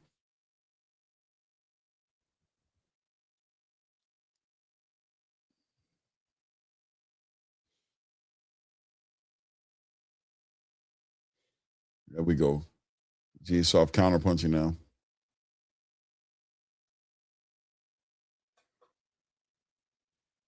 Go work to the body by Jack Catterall. Up top with that lead hand.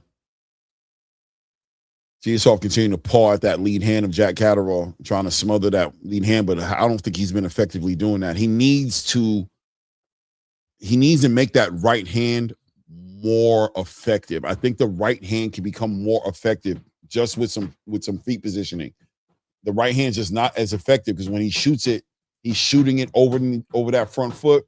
It just takes him off balance and gives Catterall an opportunity to really capitalize off the balance and off the irresponsibility of punching out of range like that.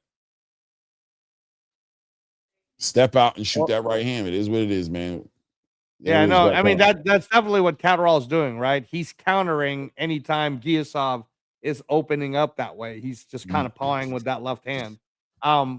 There's a look though on Giyasov's face, man, where I feel like he believes he's got the one punch power to take. That's the problem, though, right? I see the look too. The look is I'm almost there. But before you know it, the bell rings. You know what I mean? Right. So at some point or another, it's like, I get what you're thinking, but are you properly or effectively doing everything you can to execute it? I don't know. Right. I don't think you are personally. I'm gonna tell you straight up, I don't think you are. But like you said, the Olympian, I'm not trying to match wits.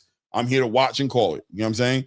But from what I can tell, he there we go. Yeah, even right there, he falls into the shot. Why? Because he's not in range. His foot is all the way there. He's overreaching. He's off balance, and Catterall's able to take advantage of that. 45 seconds left here in the 7th round right now. Look how Catterall steps out with his right foot and shoots that left hand to the body. He's very effective that way. Watch Catterall steps out, boom, steps out, boom. Right there on the lead hand, he kind of shot over his front foot a little bit. But when he shoots that left hand, he does it the right way. He's fundamentally sound. Step out with my right foot, shoot that left hand down the middle, step back. Easy. Step out, bomb, step back. Or step out, bomb, turn, catch you with a lead right hand. It's all good. Either way. And he's doing a good job making himself small, standing in that stance. There, nice work. Look how he stepped in there. Easy. Shot that left hand in there because his feet was in the right position. The right hand's right there. Boom, big left hand right there. He hurt Giyasov a little bit right there. Giyasov trying to tie him up. Right. It's the end of the round. Right. Yeah, no, Catterall. I mean, I got Catterall winning that round too. So on our card, we'd have it 4-3 for Catterall. On Coppinger or the rest of our chats, they got 5-2. They probably have it 5-2. But yeah, man, Giyasov's he's got 5 rounds to really step this up now. Yeah. Mark, nope, I wasn't no boxer in real life. Nope, no, I wasn't.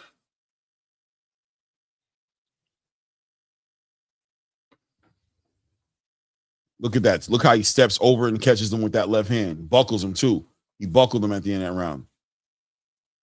Yeah, no, he got him right in that equilibrium area right there, right below the ear.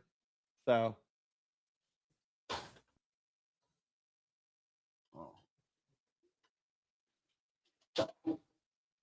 here we go. We're about to start round 8, guys. Round 8. Let's go. As I'm looking to see Giyasov do some adjustments here. I want to see him do some adjustments. I'm sorry. That's how I feel about it. But you know, he's always welcome to disprove what I'm thinking here. Jack Catterall. Yeah, he's got 5 rounds to get it done, Clay. He's definitely behind. He's got 5 rounds to get it done. Jack Catterall working behind that lead hand and pretty much found the solution to some of the problems that Giyasov was giving him right now. Now it's up to Giyasov to make the adjustments. He's got 2 rounds in a row now. He's won somewhat of a momentum here. If he wins this next round, that'll be 3 straight rounds. I think that should be enough motivation for Giyasov to make an adjustment, but we'll see. 2 minutes and 15 seconds left here in the 8th round right now. Giyasov continues to work behind that lead hand, smothering the lead hand, trying to smother the lead hand of Jack Catterall, not effectively doing it, in my opinion. I think Jack Catterall's lead hand's been very active, shooting to the body, shooting up top. There he goes behind that lead hand, sets up that left hand that connects right there on Giyasov. Beautiful work behind the lead hand. Giyasov trying to react by that and hit him with his own backhand, but Catterall very defensively responsible, catching a lot of those shots on his gloves. Nice 1-2 right down the middle for Jack Catterall. Finding Giyasov was continue to palm at him. Nice work behind the lead hand, pushes him back. Nice steps out and shoots that straight left hand to the body of Giyasov right there. Minute and 35 seconds left here in round 8. As Catterall continues to just work behind that lead hand and finding him with that straight left hand. Great positioning by Catterall is taking his time. Giyasov out of range from what I can tell from where he's standing toe-to-toe with Jack Catterall. There he goes. He finally steps out. Boom. Right there. Gets his head pushed back with a lead hand. Nice straight left hand to the body. Set it behind that lead hand for Jack Catterall. We're about to hit the minute mark here in about 5 seconds here in round 8 right now. The boom, 1-2 right down the middle. These rounds go by fast. When you're waiting, the rounds go by a lot faster for you, man. You think you got time and you don't. 55 seconds left here in the round. Giyasov needs to step it up, or he's going to lose this fight and look back and be very upset at what he's seen himself do. 1-2 right down the middle. Jack Catterall pushing Giyasov back. Bam, right. Beautiful work right down the middle while Jack Catterall finds him. Slips that right hand, comes back with his own left hand, touches him, pushes him back. Toe-to-toe with him. Back on that lead hand, stabbing at Giyasov's body at this point. I'm almost feeling like Giyasov has got to be a little frustrated right now, not being able to find Catterall. I agree. We're at the 25-second mark now. He's pawing with that lead hand trying to shoot, but he's very tentative with that straight left hand right now. Out of range, out of range, out of range. Giyasov has been here. Nice right hand from Giyasov right there. Walks in, catches Catterall coming in right there. Good work by Giyasov right there.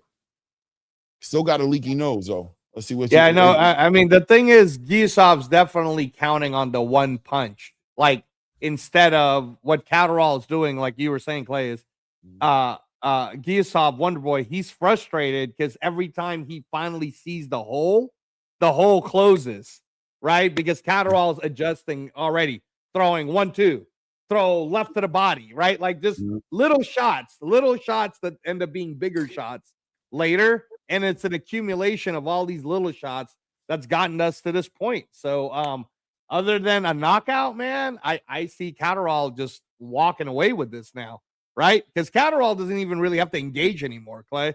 If Catterall wants to, he could just take the last 4 rounds and be like, no, I'm good. I'm just gonna box. And that's the thing, right, Angelo? The thing I didn't want Giyasov to do was get into a situation where Catterall's protecting the lead, because he can do that very effectively.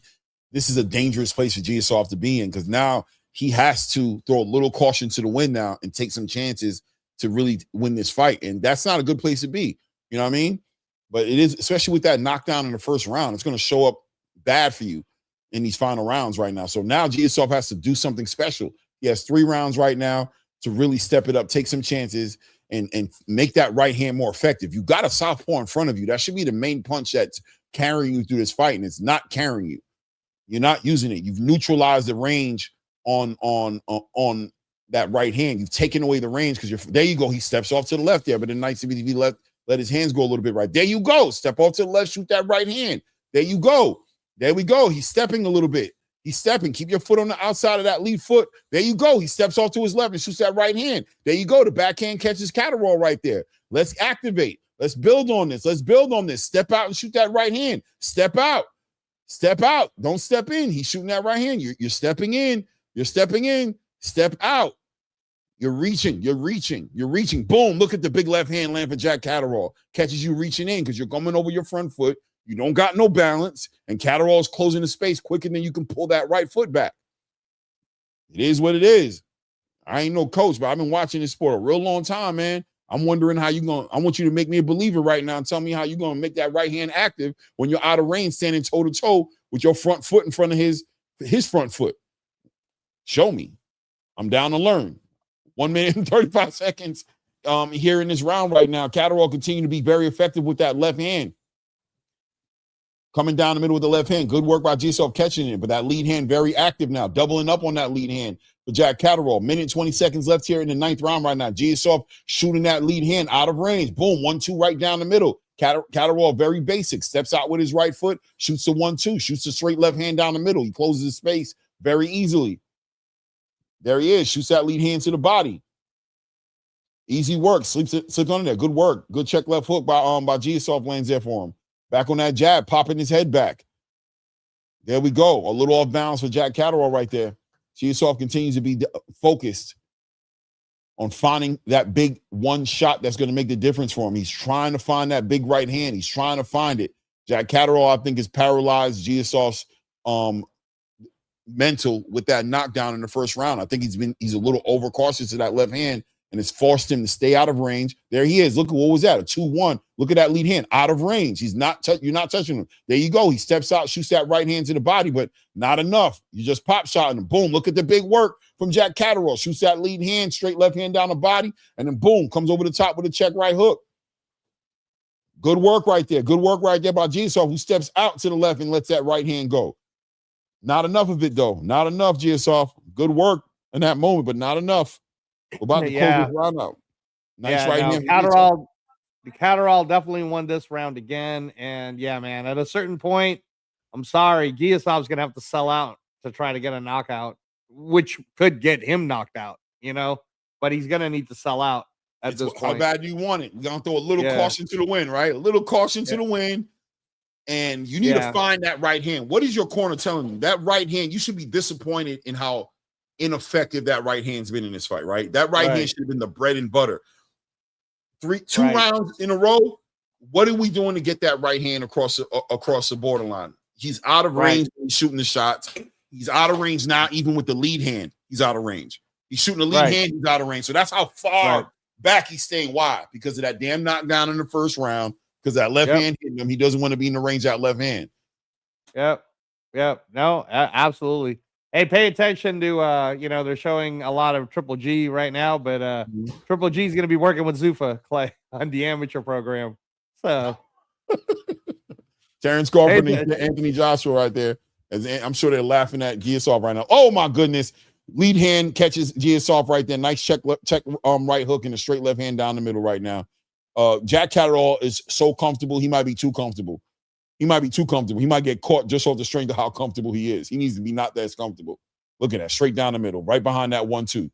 1-2, right down the middle right there. And all these 1-2s that are going off are making Giyasov less and less and less likely to step out and shoot that right hand. He's scared if he closes the range that he's gonna get caught with that left hand. But brother, if you step out, there we go. He steps off to his left right there. If you step off to your left, you're taking your head off the line of the left hand. How about that? Step off to the left so you don't get hit with the left hand. Don't even think about the right hand. Just step off to the left. Hey, someone get rid of that weird thing right there, guys.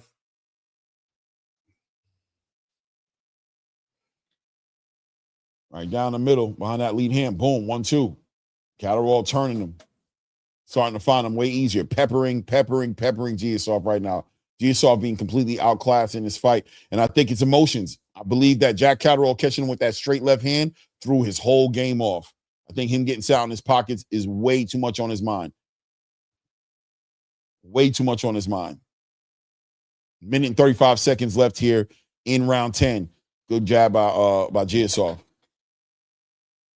Giyasov, man, you need to work with your feet a little bit. You got a southpaw. You didn't think about how you're going to get that right hand to connect.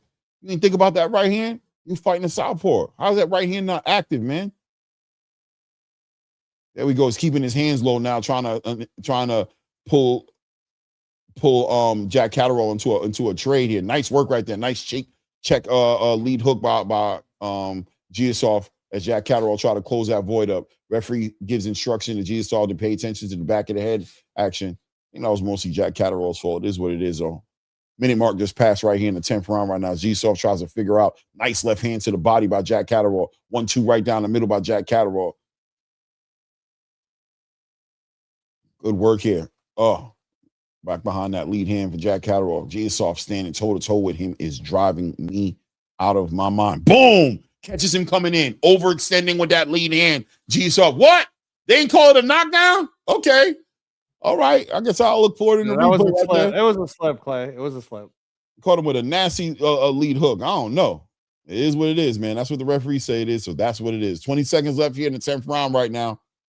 1-2 right down the middle for Jack Catterall. Back on that jab, popping his head back. Why? Why did he get fought? Even if it is a slip, why? Because he's off balance, because he's shooting a shot from out of range over his front foot. Bad. Just bad all around bad, bro. Yeah. Now, in the next 6 minutes, these are the last two, the championship rounds. I'm telling you, guys, Catterall could really make a statement if he goes to stop, if he goes for a stoppage type thing, like if like instead of just trying to coast. But will he? We'll see. We'll find out. But I'm here, man. I take my win and get my belt, bro, and get up out of here, bro. It's already up. I know, man, but you in front of Turkey, you're trying to make a statement. Maybe you're trying to get that Devin Haney fight, like I'll get it. Matter of fact, the weaker I look, the more than likely I'll get the Devin fight. So I don't even want to look too good because I don't want to. Come on. Devin might not fight me. Stop it. Debo will take anyone. Who's willing to say yes to Debo? All right. Look. Tree said Devin Haney should consider fighting Catterall. Why do you think he's saying that? Yeah. Right. Yeah, no, of course, Debo will beat everybody, Trees. All right. No, but he's saying that because he like food. But Jack Catterall mess around, knock Giyasov right now. He might be like, maybe just fight somebody else.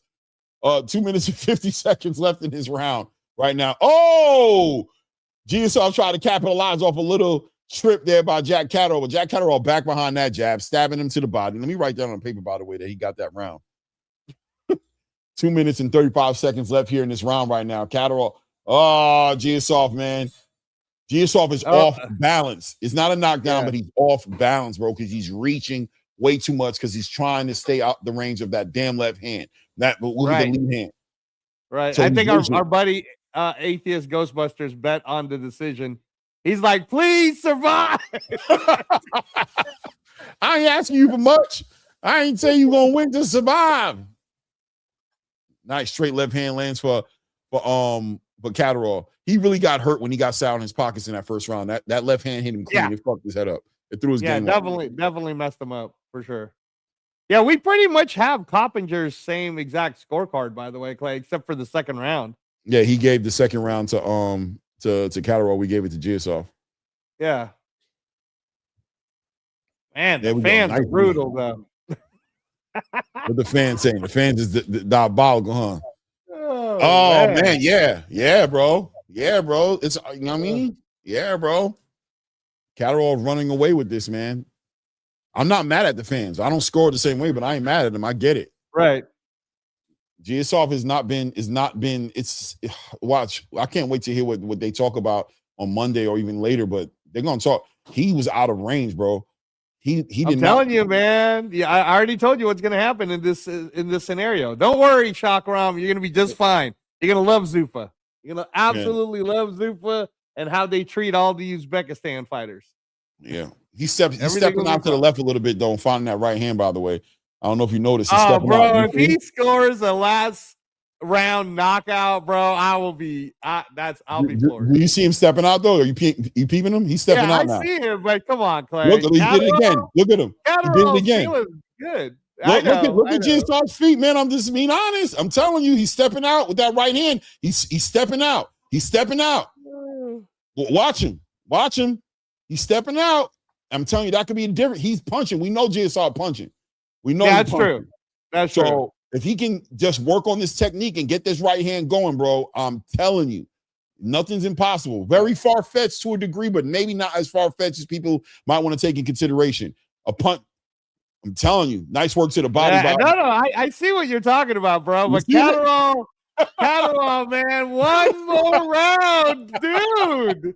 What are you doing, dude? I'm gonna give Giyasov that round. I'm giving Giyasov that round, by the way. Right.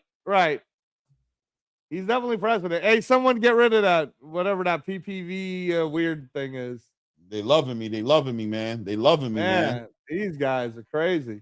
Shout out to everybody in the building, man. Hit the like button, subscribe to the channel. Jason Statham in the building with his little European runway model chick, next to him right there with his $5,000 custom tailor-made suit. You know how we do it. We superstars, baby. Right. The working man, the beekeeper, the mechanic. You loving me? Yeah. You know who I be. I'm Hey, man, he's the transporter, bro. He was a transporter tonight. Look at Turkey. Look at him like, bro, they got that camera on you like you somebody.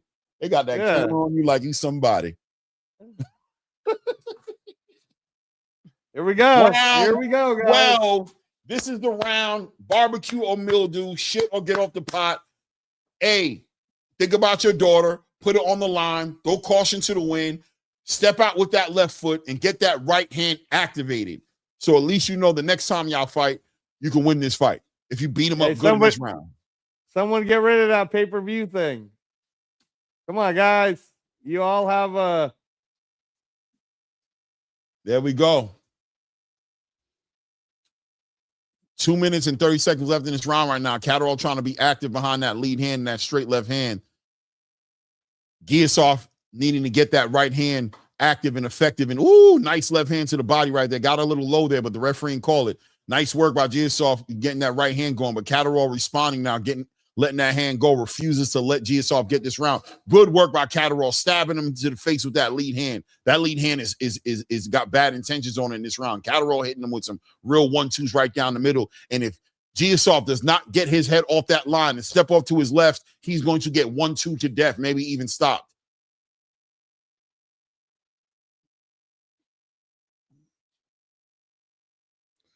Let's go.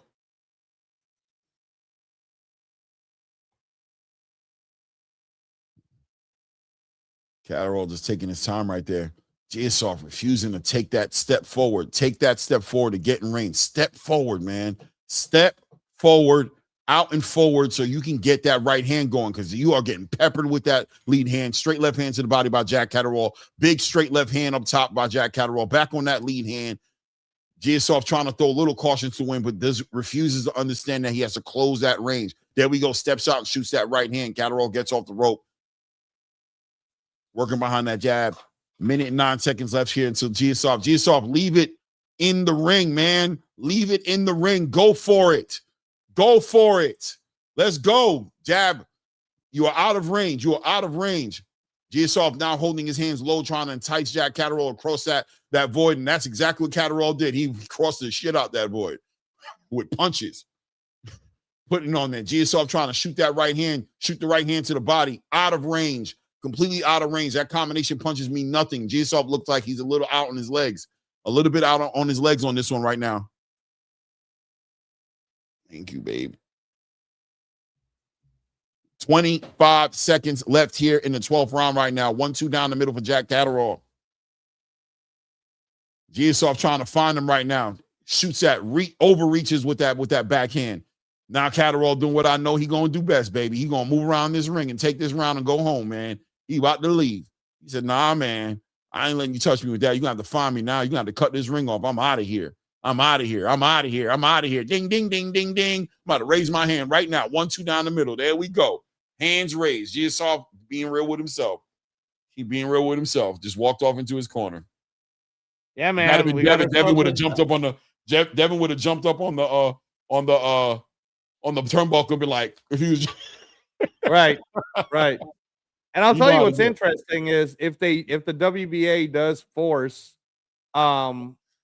this whole super champion BS with Catterall and Rolly, I don't know, man. I mean, Rolly, figure it out.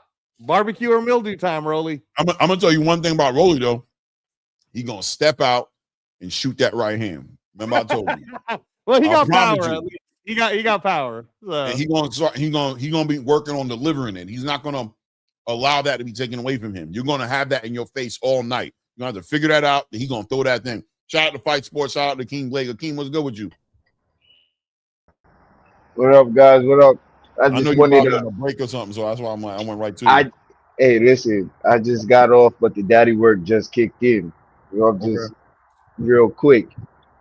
Yo, and I know everybody in the chat saw it too, bro. Rolly, all of that, shifting left and right, doing what you did with Devin Haney to avoid this man. You look like a fool. This is the fight. This would have been the fight, the explosive. This is Rolly's fight. He should have obliged this fight 1,000%. And I think that what you seen from Giyasov, I just think he got hit early with that left hand, and I think it threw him off. I don't think that's a normal Giyasov. I don't know. But you would have even got a better Giyasov against Rolly. It would have been the fight. Yeah. I think that would have been the fight. And Jack Catterall just put himself on a stick and a string like steak and was like, come get it. Because everybody that's been calling like, yo, I want his belt. Yeah. Good kudos to you on this. It's gonna be a hard belt for people to take away, man. Jack Catterall is too much of a good boxer. He can protect the belt. He's not an easy fighter to beat, bro. He's not. Man, I think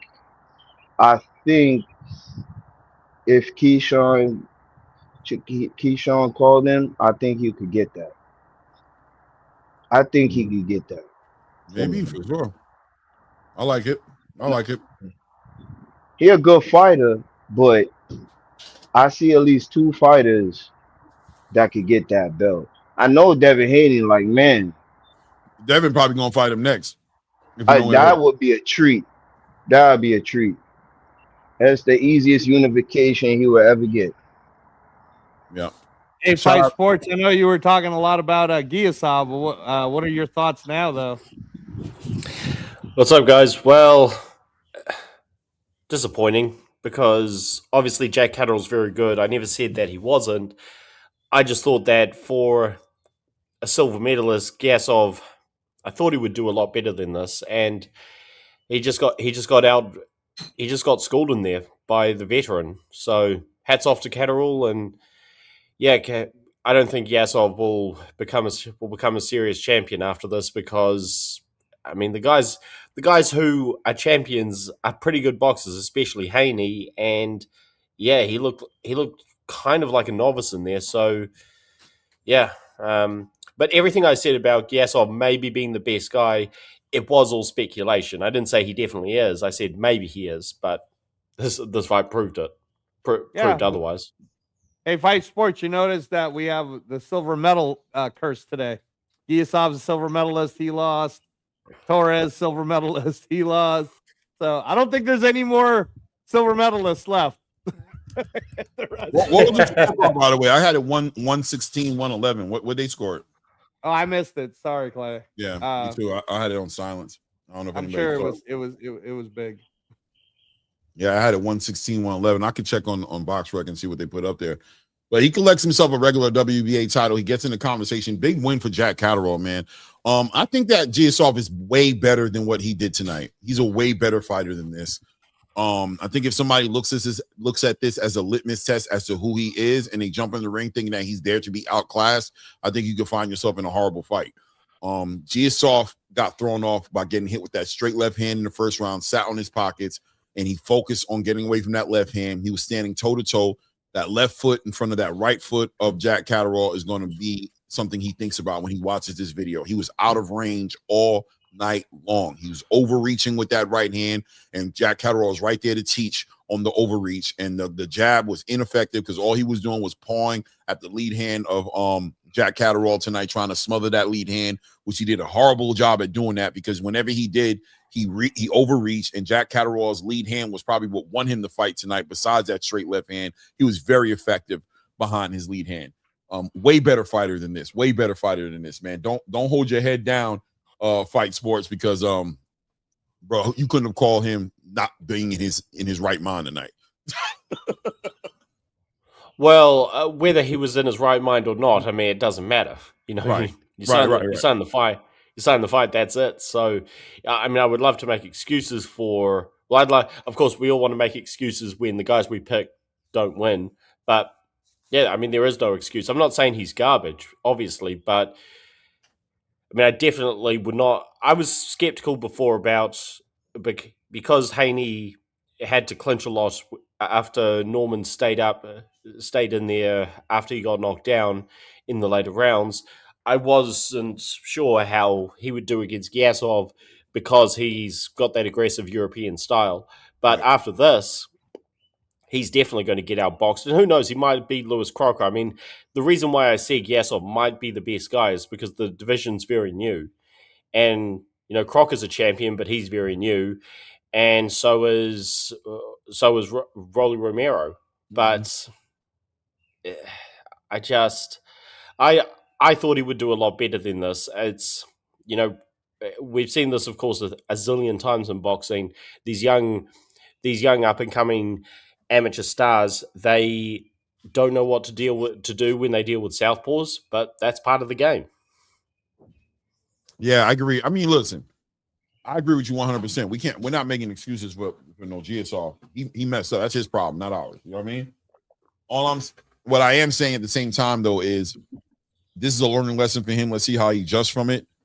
He's a better boxer in my opinion, than what he did tonight. I think tonight he let the mental aspect of the game take him out of what his pedigree allows him to do. He has more tools in his bag. He could have reached into his bag and picked out some better tools to be more effective in this fight. His pedigree says he's smarter than that. But the mental aspect of the game, when you get hit with a straight left hand like that, if you can't get over the mental aspect of that straight left hand hitting you, you fight too safe. And that's what he did tonight. He fought out of the range where he thought he could be out of the range of Jack Catterall. But in the middle of doing that, he was out of the range of doing anything effective with his own right hand. He took his own right hand away from himself tonight by allowing well, you can say Jack Catterall took away the right hand, right? But it was all based off of a mental thing. He was so caught up staying away from that left hand of Jack Catterall that he couldn't get in the range to allow his right hand to be as effective as I think it could have been in this fight. win, lose, or draw. Hey, Yeah, Fight Sports. Catterall. Oh, go ahead. Go- Go ahead, Fight Sports.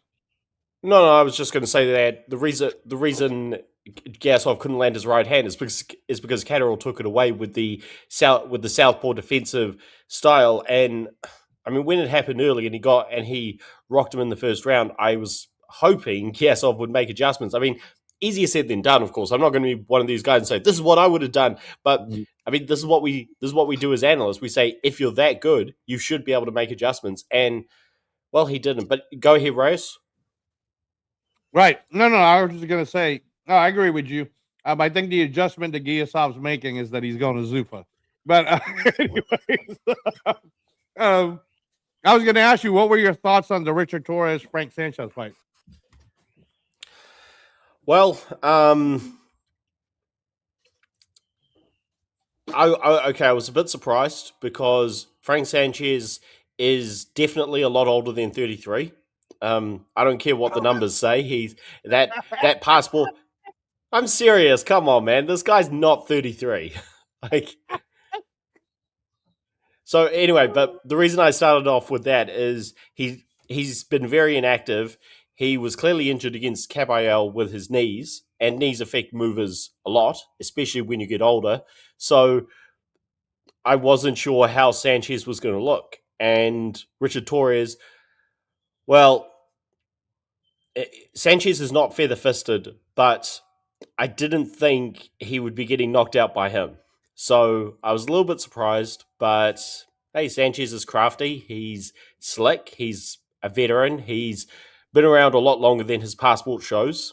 So it is what it is. I was, again, a little bit surprised, but I didn't really know enough about Torres to say that he was better than this. Oh, one judge had it my way, 116, 111. The other ones had a dominating 119, 108, 118, 109. So damn, they didn't even give him the rounds that we gave. They didn't even give him those rounds. Or time. Right. And then, did any other of the undercards stick out to you so far? Fight Sports, like Daniel Lappin getting upset, like Clay was saying, or the female fight with Haruta. Anything stick out? I'll be honest, I didn't watch the rest of the undercard because that would have been like 5 in the morning here in New Zealand. Right. I was working late last night, so it's one of those things. Don't get me wrong, I've got no problem doing all-nighters, part of the game, but when you're working late, it's you got to make decisions. Man, I'm on the same time, and trust me, I'm right there with you. I'm on that graveyard shift too, and I know how it feels to just have to pick between your wellness and boxing. Right. Like, you know what? I'm going to sleep. You know what? Right. I am going to say one thing. This it was a different division, but there's not much difference between these lighter divisions. Catterall's win just makes Teofimo Lopez's win over Arnold Barboza better. And I knew that victory was good when he fought Barboza. I thought, hey, that's a solid contender win. That's the best fight he's had, or best opponent he's had after Loma and Taylor. This doesn't, of course, make up for Teofimo's current career, but just wanted to point that out. Yeah. No, look, Teo's, a lot of people want to just make Teo a hype job, you know what I mean, because of how he got, dominated by Shakur, man. I'm not one of those guys, you know what I mean? Shakur is number 3 on the pound for pound list for a reason. Teo, got away with a lot of things in his career as far as being able to be athletic and take those chances and, always be able to depend on that to kind of make the difference and close those gaps up. But, you have fighters like Shakur Stevenson who are just so fundamentally sound that you got to be fundamentally sound too. You can't play with Shakur. And I think Teo got away with playing in his boxing career. He got away with, dancing, stepping on to the left and right, coming up with little things to try to entertain and be the takeover. And he got away from his fundamentals and he couldn't get back on track. We're creatures of habits. Shakur's just too fundamentally consistent. If you're not going to set your shots up correctly against a fighter like that, you're going to get exposed. He's not going to give you those openings. He's not going to bite on those weird feints and those weird dance moves. He's not going to overreach, overextend. He's going to do what he needs to do for 12 straight rounds. That's all that happened to Teo. Against a fighter like Arnold Barboza, who will bite, who will drink from the you know what I mean, who will bite on those things and over commit and do things like that, you're going to take advantage of those guys. You're going to take advantage of them. But even in front of a Jermaine Ortiz, somebody who a disciplined fighter who wasn't biting onto that, he had a hard time with him. Sandor Martin, disciplined guy, not biting on that, hard time with him, and that was always going to be the Achilles heels to Teofimo. Hopefully, he brings that full circle, gets a little bit more fundamentally disciplined, and we'll see Teo return. 100%. I'll still say that my initial response to the Shakur fight is that I was shocked he even took that fight, because he avoided Devin Haney clearly for the whole world to see, and I thought, you're going to go in there and fight a guy who is even more negative than Haney? Okay, so I feel like the Shakur fight was a desperation, and there was no choice at that point. He already had done so much nonsense, messed up, missed opportunities, missed money, and it was like Turkey was probably on some this is it, nothing left. You turned away from Devin, you turned away from this, you turned away from that. All I got for you is Shakur. If you don't want to do Shakur, then I'm probably out of business with you. I'm probably done with you at this point. And you can go back to Bob Arum and see what he got for you. Now, I'm sure Bob Arum may have nothing for him, but Subriel Matias, who's looking for, you know what I mean, or Gary Antoine Russell, or you know what I mean, some fight that didn't have a lot of money on it and a lot of risk. And he's like, at least I'll take Shakur. He's coming up in weight, and I know I'm going to get a payday, so let's do it. Yeah, no, I mean, I just find it interesting, the fact that we have to talk about Rolly Clay as a champion. Man, bro, it's so weird. Yeah, that dude he needs to retire. He should retire. I don't think Rolly, I'm going to be real with you, Rolly has never done anything significant in boxing for me. The most significant thing he did was take a loss by Tank and compete at a high level until he got stopped. Because in the beginning, I guess the most significant thing would be Ryan Garcia in New York, right? I guess.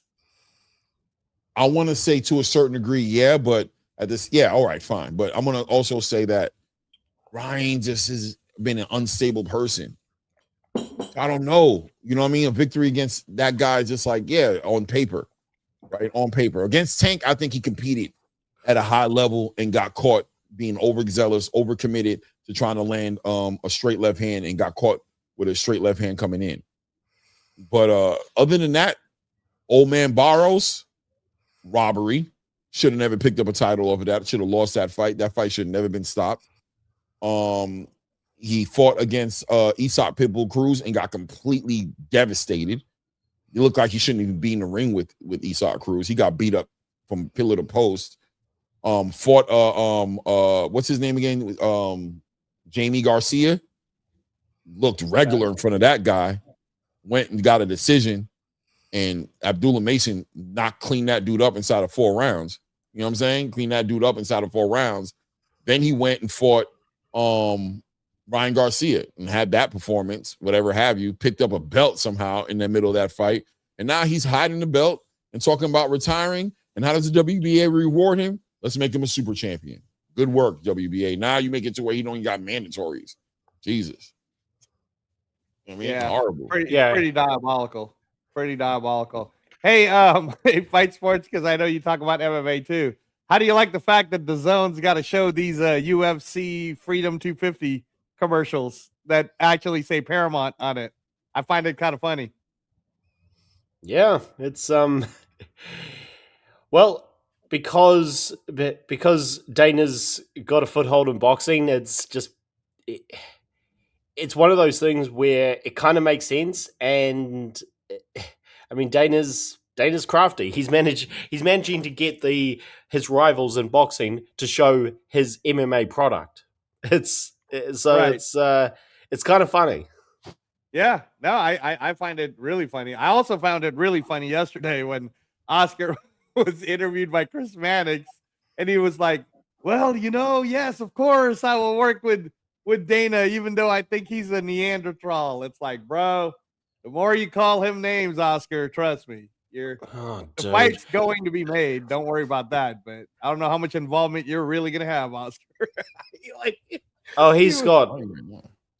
my God. Can I just say, I almost started a channel back in 2022, I think it was. And one of the things I wanted to do was one of the things I wanted to talk about was how De La Hoya was becoming exactly what I thought Floyd Mayweather would, or what pretty much everybody thought Floyd Mayweather would become if the PBC would have ruled boxing, and it didn't, thankfully, because Bivol, after he schooled Canelo, was scheduled to fight Gilberto Ramirez, and Oscar did this whole interview, which I have not been able to find, I wish I could, where he just went on this tirade against Eddie Hearn. He says, well, Eddie Hearn's not involved. He's not really promoting Bivol and stuff. I was like, why are you talking about the promoter of the champion your guy's about to fight? And then Bivol schools Ramirez. And I thought Eddie Hearn was actually very professional to not throw De La Hoya under the bus. But yeah, Dana, like, I could talk forever about how Dana's rants have been understandable over the years. A lot of the times they're not, and the times they're not, they do rub me the wrong way. But everything he says about De La Hoya is so well deserved, and it's just not enough people say it, because not enough people. Well, I shouldn't say not enough people. Not a lot of people are as outspoken as Dana White when they're as rich as he is. So, but yeah, what Dana says about De La Hoya is very well deserved. Yeah, Dana is giving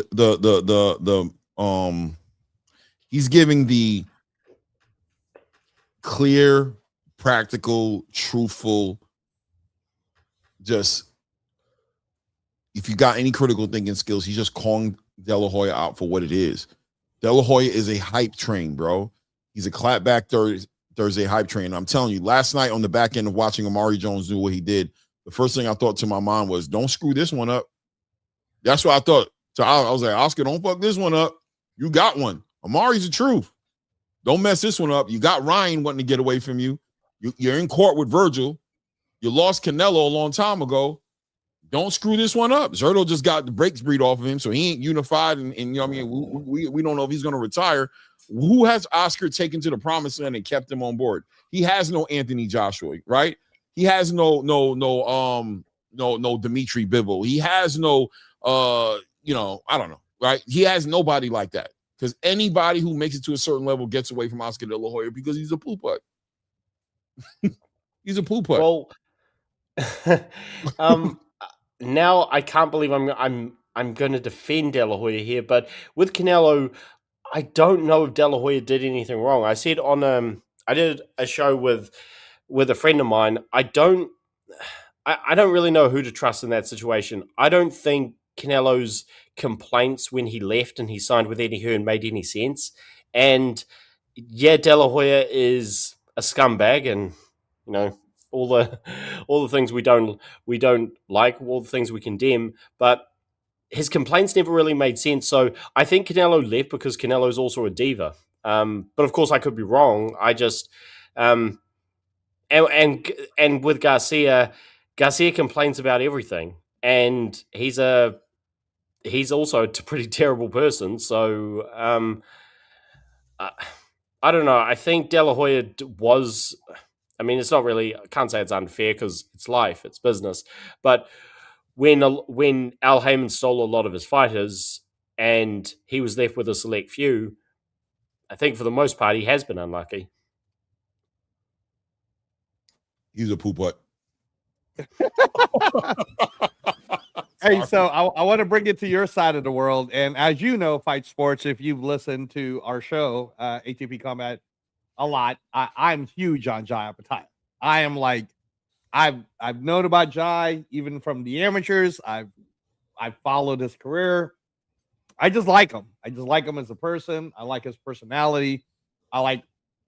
He's one of the few that really bring that true warrior spirit, like when he goes into to the match. So I was going to ask you, did you happen to catch the interview about 5 minutes of him on the ring? And at the very end, they had to ask him about Benavidez, but he basically said, "That boy's scared of me, guys." But then he covered it up by saying, "But I understand he wants to do the business side of things. So whatever's whatever. I'm here for everybody." So, in your opinion, do you think we're ever going to see Benavidez fight Jai, or Benavidez is just going to steer clear from that monster? I don't know, because Benavidez has made the very weird decision. Now, he may backtrack on this, but he has said he's going to go back down to light heavyweight, which I don't see how that's a good thing, because he's put on weight. He hasn't just eaten more burgers to get up to cruiserweight. He's put on actual weight, and that is not a small weight difference between light heavyweight and cruiserweight. So I don't see how that's really a good thing, and I'm hoping it would make more sense for me just to stay at cruiserweight and just do the business there. I mean, aside from Opataya, cruiserweight is very thin, so it's not going to be that difficult. And I really wanted to see the fights with Bivol and Beterbiev, but we don't get. There are plenty of fights we want to see that don't happen. So I just accepted, okay, if he's going to move up now, those fights won't happen. I don't think he should move back down. So the fact that he's saying he is, it means he won't fight Opataya next. And we'll wait and see what the... He ain't going back. Yeah, I agree. Did you hear the rumor? Did you hear the rumor that he offered? He's trying to see if Bivol was willing to fight a catchweight at 190. Yeah, which is so stupid. It's like you had your opportunity. What does it mean, though? Right? What does it mean, though? It is stupid. But what is he saying in real? Let's read between the lines. What is he really saying when he's asking for that catchweight? He's saying, "I like partying, Clay." I'm not going for that. I don't think it's partying. I'm just messing around. I'm messing around. I think Come David on. Benavidez is saying It's all good, David. Do your thing here in Vegas, baby. It's all good. Go ahead. Clay. David is saying, I don't want to cut the weight. That's what he's saying. He's saying, I don't want to cut the weight. And why? Probably because it's going to be hard, but also you got Turkey Al-Sheikh on the back end offering him an Oleksandr Usyk fight for a huge payday. We're talking about a payday that's probably north of $50 million, right? To fight Oleksandr Usyk. On top of that, the painful reality of cutting that weight, because he probably put on a lot of muscle, right? So muscle's hard to cut down. He ain't going back to 175. Dmitry Bivol, Samson Leakwood's already said we're not going to wait on Dmitry, right? Why? Because Dmitry said, I'm going to make this fight happen this weekend, and then, I'm going to focus on David, but he's probably going to be looking to make the fight, 7 months down the road. David's going to use that as an excuse and be like, I'm not waiting on him. I'm going to stay at my weight that I'm comfortable at. And he's probably is going to fight Jao Bataille. I'm going to tell you straight up. He probably is going to fight Jao Bataille for another big bag. I hope he does, man. But I really don't think he will. And for me, Fight Sports, I don't think he will, just because I would, if you're going to get a bag anyways to get beat, you might as well go get it from Usyk. But I don't see, everybody can say all they want to say, and I'm sure you've covered enough with Jai Opataya yourself, Fight Sports, but I don't see a world that David Benavidez beats Jai Opataya. I think Jai Opataya really, really handles him quite well, actually. Quite well. What do you think? Well, he might. I'm not quite as dismissive of Benavidez's chances as you are. I don't know. I would probably pick Opataya, but mostly because he's been at this weight for a lot longer. There's as far as a technician, Benavidez I think is more skilled. Now, I'm not saying that means Benavidez is going to win, but with Opataya, he's not the trickiest fighter Benavidez would have fought. So it's a really, really difficult fight and to pick, and because of that, I really, really want to see it. Him talking about fighting Bivol at a catchweight is so incredibly stupid. It's like, you had your chance. I know he pushed for his mandatory last year, and it was Bivol's choice to vacate, so you can put that down to Bivol ducking him. But you had your fight against Yard. You can try and push for a fight again after that. So, I mean, I could kind of understand where he was coming from, because I have been on so many shows over the years, particularly last year, saying that Benavidez wants to fight the best guys, and people keep saying, even after he pushed for his mandatory shot against Bivol, that he's scared, that he's just an actor. He doesn't want to fight anybody good. So I can kind of understand him saying, okay, I'm sick of this. I want to go to another division where I can fight champions. So yeah, I can. So I'm kind of just talking in circles. I can understand where he's coming from, why he moved divisions, but at the same time, you can't move divisions and then say, well, now I want to fight the guys who didn't fight me before. It's like, just pick one. Either pick the elite guys at light heavyweight or pick the elite guys at cruiserweight. And Zurdo was not elite. He was definitely world class, but he was not elite because he didn't fight the other top champions. And Opetaya has been one of the most avoided champions in boxing, so that is what that is. So yeah, if to answer your question, Reyes, if this cruiserweight thing, this catchweight thing, excuse me, hopefully gets thrown out the window, never to be heard of again, then he's got one choice. It's Opetaya. So therefore, yeah. But yeah, I agree. I think that the idea that David, I'm not a person who can subscribe to the idea of David Benavidez being scared of Jabba. I just don't believe it. For me, I've seen nothing about David Benavidez that gives me that energy. What I do believe is he's trying to move strategically as far as the money's concerned in a part of his career that he's worked to get to, right? Because when you think about the journey he's been through at 168 with Canelo, when you think about it, the opportunities at 175, and you know, he really right now for the first time in his career has choices, right? Where it's like, yo, I'm the man. I shook up the world this year, probably had one of the most significant fights of the year. I can fight anybody I want to fight. Am I going to fight next? That's the big question. I don't think he's scared of Jabba. He has no reason to be scared of Jabba. I think people, the way the fans may look at Jabba's power and the menacing nature of how he fights is not necessarily the way David Benavidez, a trained boxer, feels about Jabba. You know what I mean? Maybe we can't see, well, not me, because I could see David Benavidez winning that fight. Maybe fans can't see it, but David Benavidez doesn't share that same mindset. I think he's looking at him like, yeah, bro, I can see a lot of ways I could beat him. He's not as fast as me. He's not as skilled as me in what he does. I'm more skilled in what I do, and I believe I have no reason to believe he doesn't believe that's not going to translate into a fight with him and Jabba. Now, he made a move to go up 25 pounds, and I think he misread that play. I think when he looks back at it, he's realizing I do not want to cut 25 pounds and go back to 175. He's realizing, he feels it in his body. He's like, this is going to be crazy hard for me. And do you want to be in front of Dimitri Bivol depleted? I don't think that's what you want to do. So now he's trying to get out of it by saying, I still want to fight Bivol.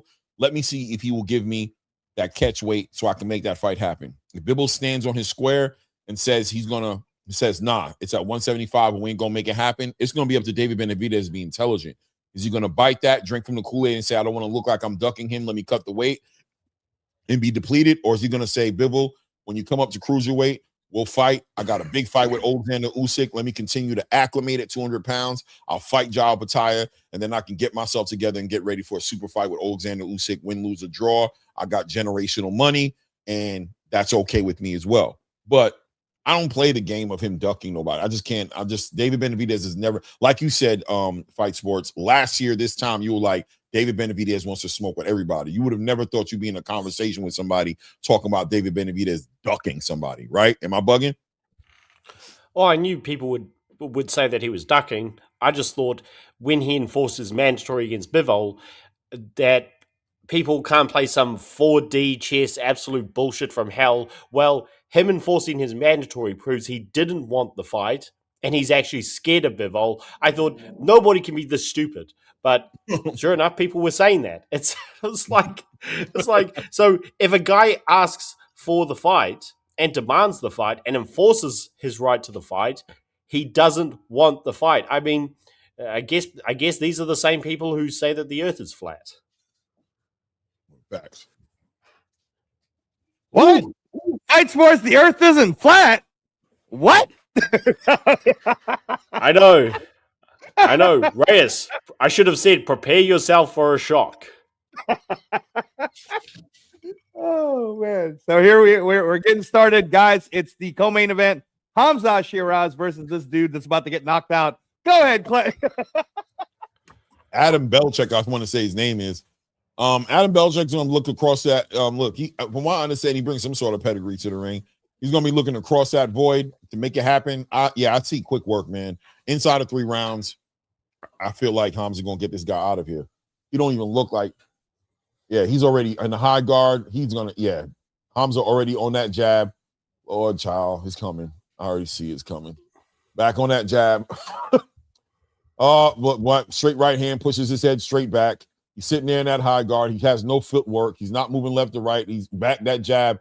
Hamzah already has him pinned up against the rope, doubles up on the jab. He's using his lateral movement right now, going left to right. I don't think he's thrown one punch yet. Hamzah just holding him up, trying not to collapse the pocket so he can continue to let his hands go. Just working behind that jab, working to the body. I know Hamzah look at him like, you got to be kidding me. I'm kind of scared to throw because I feel like it's got to be a trap. You got to be kidding. Boom, times him out, counter punches him with a big right hand, doubles up, hooks off the jab, back on that jab, walking him back. Belichick is sitting there in that high guard, anticipating getting punched on. Hamzah continues to work behind that jab, trying to break that guard. Probably needs to start throwing right hand straight to the body. Shows that right hand straight up top. Probably needs to attack that body a little bit because he's sitting in that high guard, rather than trying to break that guard. But hey, man, get him out of here. Being very patient. Clearly, Hamzah Sheeraz trying to be patient, understanding. Let's follow the game plan no matter what. Let's not give this guy any chances by being irresponsible. Works off that jab, hooks off the jab, doubles up on the jab, checks him with a left hook, sends him off to the right. He tries to finally. Belichick tries to cross the void, shoots a straight left hand, completely out of range. Yeah, he has him on the ropes. Beautiful left hook to the body by Hamzah Sheeraz, working behind that jab. There we go. He crosses it. Check left hook, knocks this guy back as he tried to let off a flurry punch. Back on that jab, pinning him up against the ropes. There we go, using some lateral movement to his left, trying to get it. Nice straight right hand to the body by Hamzah Sheeraz here. We're at the minute mark here in the first round right now. Real easy. Tries to check him with a hook right there. He gets out the way. Hamzah Sheeraz is taking his time. He better not. But boom, nice. Breaks the guard with that left hook and shoots that straight right hand right down the middle. Man, back, shoots him hand. He should start leaking. That nose should start leaking soon. That jab is finding the bridge of that beak. Back on him, on that jab, backing him up as Hamzah Sheeraz is taking his time right now, working behind that jab. Completely just outclassing this guy's not supposed to be in the ring with Hamzah Sheeraz. Everything you're seeing says it to you as you're looking at this guy who thinks this is a sparring match, and Hamzah Sheeraz needs to just put the heat on him and get him out of here. Just steamrolling. Big uppercut, doubles up on a lead uppercut right there. Knocks his head up twice. We're down to 20 seconds left in this round. Back on that jab as Hamzah Sheeraz is standing behind that jab, taking his time, working behind that jab. Belichick trying to work some lateral movement to the left and to the right. Oh, Belichick opens up with a body flurry, body does nothing. Hamzah looks good, guys. Hamzah looks really good. Looks like the Andy Lee experiment's been going great. Just kind of like how it's been working for Ben Whitaker. So I'm already thinking ahead of who Hamzah is going to fight next. Fight Sports, because this is ridiculous, bro. This is, and I'll talk about it more after this fight because I don't want to get on my high horse about why I like how the UFC does things versus in boxing we get a ridiculous match like this that's supposed to be for the world championship. But your thoughts so far, Fight Sports, on this first round? What more can I say? It's the domination we were expecting from Sheeraz, and Babbage was really just brought in to make up the numbers. It's a good rebound, or it was just a rebound fight for Sheeraz the entire time, which is why I wasn't really excited about this fight because I said, well, we know what's going to happen. This guy's, didn't even realize this guy's 39 years old, so it's not like they even tried to pick somebody who is kind of close to Sheeraz in terms of age and development. Yeah, no, we're on the top of the second round now. And look, some people might say, well, this is a tune-up or whatever, right, Clay? The problem with that notion, though, is Diego Pacheco is the one that messed this up. This was supposed to be a Diego Pacheco versus Hamzah Sheeraz. So this isn't a tune-up. This is for a title, man. That's all this is. I'm going to pick up this title because it's what I got to do. It's what I got to. Oh, he just caught him with a crazy left hook right there that just sent him back. He's stumbling. Yeah. He's doubling up on that left hook. He's hurt him again. Caught him with a left hook on the way out. I think he's already hurt. He's trying to go forehead to forehead with him and try to smother the punches, but Hamzah's just hurting him. Big right uppercut, big left hook to the body. He hurt him to the left hook to the body, hurt him. Big left hook for Hamzah. It looks like Hamzah gonna get him out of here. We're about to hit the 2-minute mark. I think Hamzah going to end it. Straight right hand, big left hook by Hamzah Sheeraz. I'm sure Andy Lee pretty much opened up and unleashed the Titan. He unleashed the Kraken and said, go bust him up, bro. He's not supposed to be in the ring with you. Get him out of there. He's not supposed to be in there. Big left hook, big right hook to the body.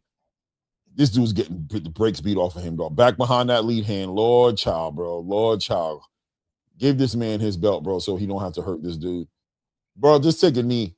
Oh, my God. Doubles up. Now starting to open up on the combination shots, ending with those left hooks. Big straight right hand to the body. Back on that jab. Pinning his ears back in that corner. Back on that jab. He was playing the outside. What was that got? This was not competitive at all. Oh, doubles up on the left hook. Big right hand lands. Big right hook. Big left hook. Big right hook lands. Knocks him back in the corner. Oh, my goodness. Doubling up on that left hook. The referee's got to be considering stopping. Back on that jab. Big right hook. Big right hook. Big left hook. Catches him on the way out there. He tries to shoot a shot back. The referee just wants to stop this fight. We're about to hit the minute mark right here. I bet $1 this fight ends in this round. It's going to end in this round. Unless Hamzah just puts his hands in his pockets. It's going to end in this round here. Yeah, Hamzah kind of stretching it out a little bit. Left hook to the body. Big left hook up top. Oh, my goodness. Holding him down. Straight right hand down the middle. Big left hook. Big left hook again. Oh, my goodness. Hamzah just unloaded on this dude right here. 42 seconds. Come on, Hamzah. Don't make me a liar. Big. Oh, my God. Big don't get up. Do not get up. Do not get up. Oh, you good, bro. You went back down. That's it. He's not getting up. 6, 7, 10, 8, 9. He's done, man. That's what I thought. It's over with. I'm doing There we go. It's over with. That's what like I said, it's over with in this round. Hamzah almost made me a liar, guys. He almost made me a liar. Right. Easy work, bro. Yeah. Easy work. Yeah. No, and I'm telling you, this new version that we're seeing of how Hamzah has gotten better with Andy Lee, man. Look, for all the people, and I'm not one of them, as you know, Clay. I'm fine with the draw against Adamus. And some people say, he got away with it, whatever. Hey, Carlos Adamus keeps talking about moving up to 168, fighting Iglesias. Why don't you come up and fight Hamzah? Let's see what happens. But go ahead, Fight Sports. Your thoughts. Well, the problem is this was for a vacant title, and I understand what you're saying, that this wasn't the initial fight that was made, but well, okay, it's over and done with now. But I mean, who is? You're saying Pacheco was supposed to be here? Yeah. Right. Okay. Well, listen, I guess we can't blame you. This fight doesn't make statements for me. I won't do that. I'm not into that. This fight does not make statements. I saw more patience from him. No, I felt like he could have steamrolled this guy probably in the first round, but he chose to take his time. And I'm going to give credit to Andy Lee for making him a patient fighter. He fought this guy like he was fighting a real champion. He didn't allow his discipline to go out the window because he could allow his discipline to go out the window. He stuck to his discipline. But there's nothing in this fight that's going to take us into a conversation of I told you so, because I mean no, and that's the problem. That's the problem with this fight. I mean, again, hopefully we can see him versus Pacheco. They just got a guy who was undefeated for a vacant belt, but it's not the guy who should have been there. But to go on what you said, Reyes, well, I gotta be honest with you. You're saying, well, Adames talks about moving up to super middleweight, and he's talking about fighting Iglesias. Think about that one for a second. He's talking about going up to 168 to fight Osleys Iglesias. Why do that when you'll make more money? Come up and fight Hamzah Sheeraz. Because he already beat him once and he got robbed. Like we It know was a draw. It was a draw. No, it wasn't. It wasn't. It was a draw, bro. I mean, Reyes, I'm all right with it. Look, I was Reyes, okay with, but go ahead. Sorry. Reyes, it wasn't a draw, man. Golovkin, Canelo 1 was a draw. Lewis Holyfield 1 was a draw. What was the other? Chavez Senior versus name escapes me. That was a draw. Talking about Pernell Whitaker? Whitaker, thank you. Yeah, for Okay. some reason I was thinking about Floyd. Yeah, Whitaker. Well, they tried to make Floyd Canelo a draw. Come on, man, it wasn't a draw. Adames dominated that fight and got robbed. 100%. 100%. Nah, bro. Again, respectfully, I disagree, and I also disagree with the Canelo Golovkin one. I was there front row for Canelo Golovkin one. I had Golovkin winning that easy. Like I didn't have that as a draw at all, bro. And a lot of us there live were like, "What? Yeah, I thought What are Golovkin these won that fight. judges?" I had Yeah, Golovkin man. winning that Yeah. fight. I think Yeah, that Pernell Whitaker got robbed, bro. Pernell Whitaker got robbed so bad, but it is what it is. I think at the end of the day, bro, Hamzah Sheeraz is still an eye test fighter. He's still a fighter who looks like he's the goods, but hasn't been given the opportunity to really show he's the goods. He had a great fight against Edgar Berlanga. If you guys know, you know Edgar Berlanga was never going to be favored going to that fight in real time. The only thing he brought to the table was a big right hand. He hadn't shown his pedigree in years. I was hoping he'd bring back the pedigree, you know what I'm saying, to make the fight more competitive, but he was a fighter who was used to knocking people out in the first round and lost all his edge. The fight with Carlos Adames, yeah, I mean, yes, it is a personal thing because at the end of the day, it was called a draw, so that's what it was on paper. But most fight fans who saw that fight saw that as a robbery for Adames. And so therefore I got to co-sign what Fight Sports is saying as far as why would I fight Hamzah Sheeraz next necessarily. Number one, when he said he wanted to fight Ozzy Iglesias, Hamza's not a champion. Number two, why wouldn't I pick up a belt before I go into a fight with somebody? Even if I saw Hamzah Sheeraz getting ready to get the belt, why wouldn't I fight for a belt and make it for a bigger fight for a unification? Once again, I don't think nobody is steering away from him. Not nobody, but I don't think Carlos Adames is steering away from Hamzah Sheeraz. Hamzah Sheeraz is a fighter who's on his journey. He's winning the fights. He got this WBO title because he arguably deserves one of those titles or a title shot at least. And this is what he could get. I'm gonna have no problem giving him his flowers and calling him a champion. Now the division is starting to develop even more. We got Hamza as a champion. We got Jaime Munguia holding a belt. We've got Ozzy Iglesias holding a belt. We got M. Billy getting ready to fight Canelo Alvarez to defend his belt. I think the division becomes more interesting. Carlos Adames is free to come up and take a shot. Personally, I think he would probably get the winner of Canelo and Mbili, or at least get Canelo if Canelo beats Mbili. So I think Canelo would take that fight because it's a softer touch. But yeah, money.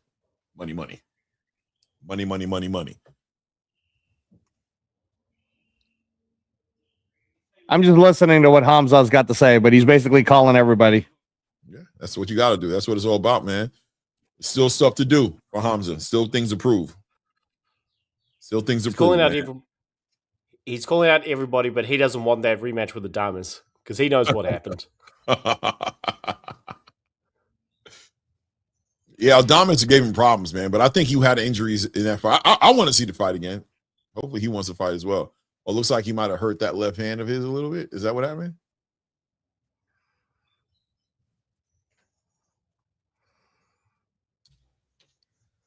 Well, I'm gonna mute it so I can hear it too.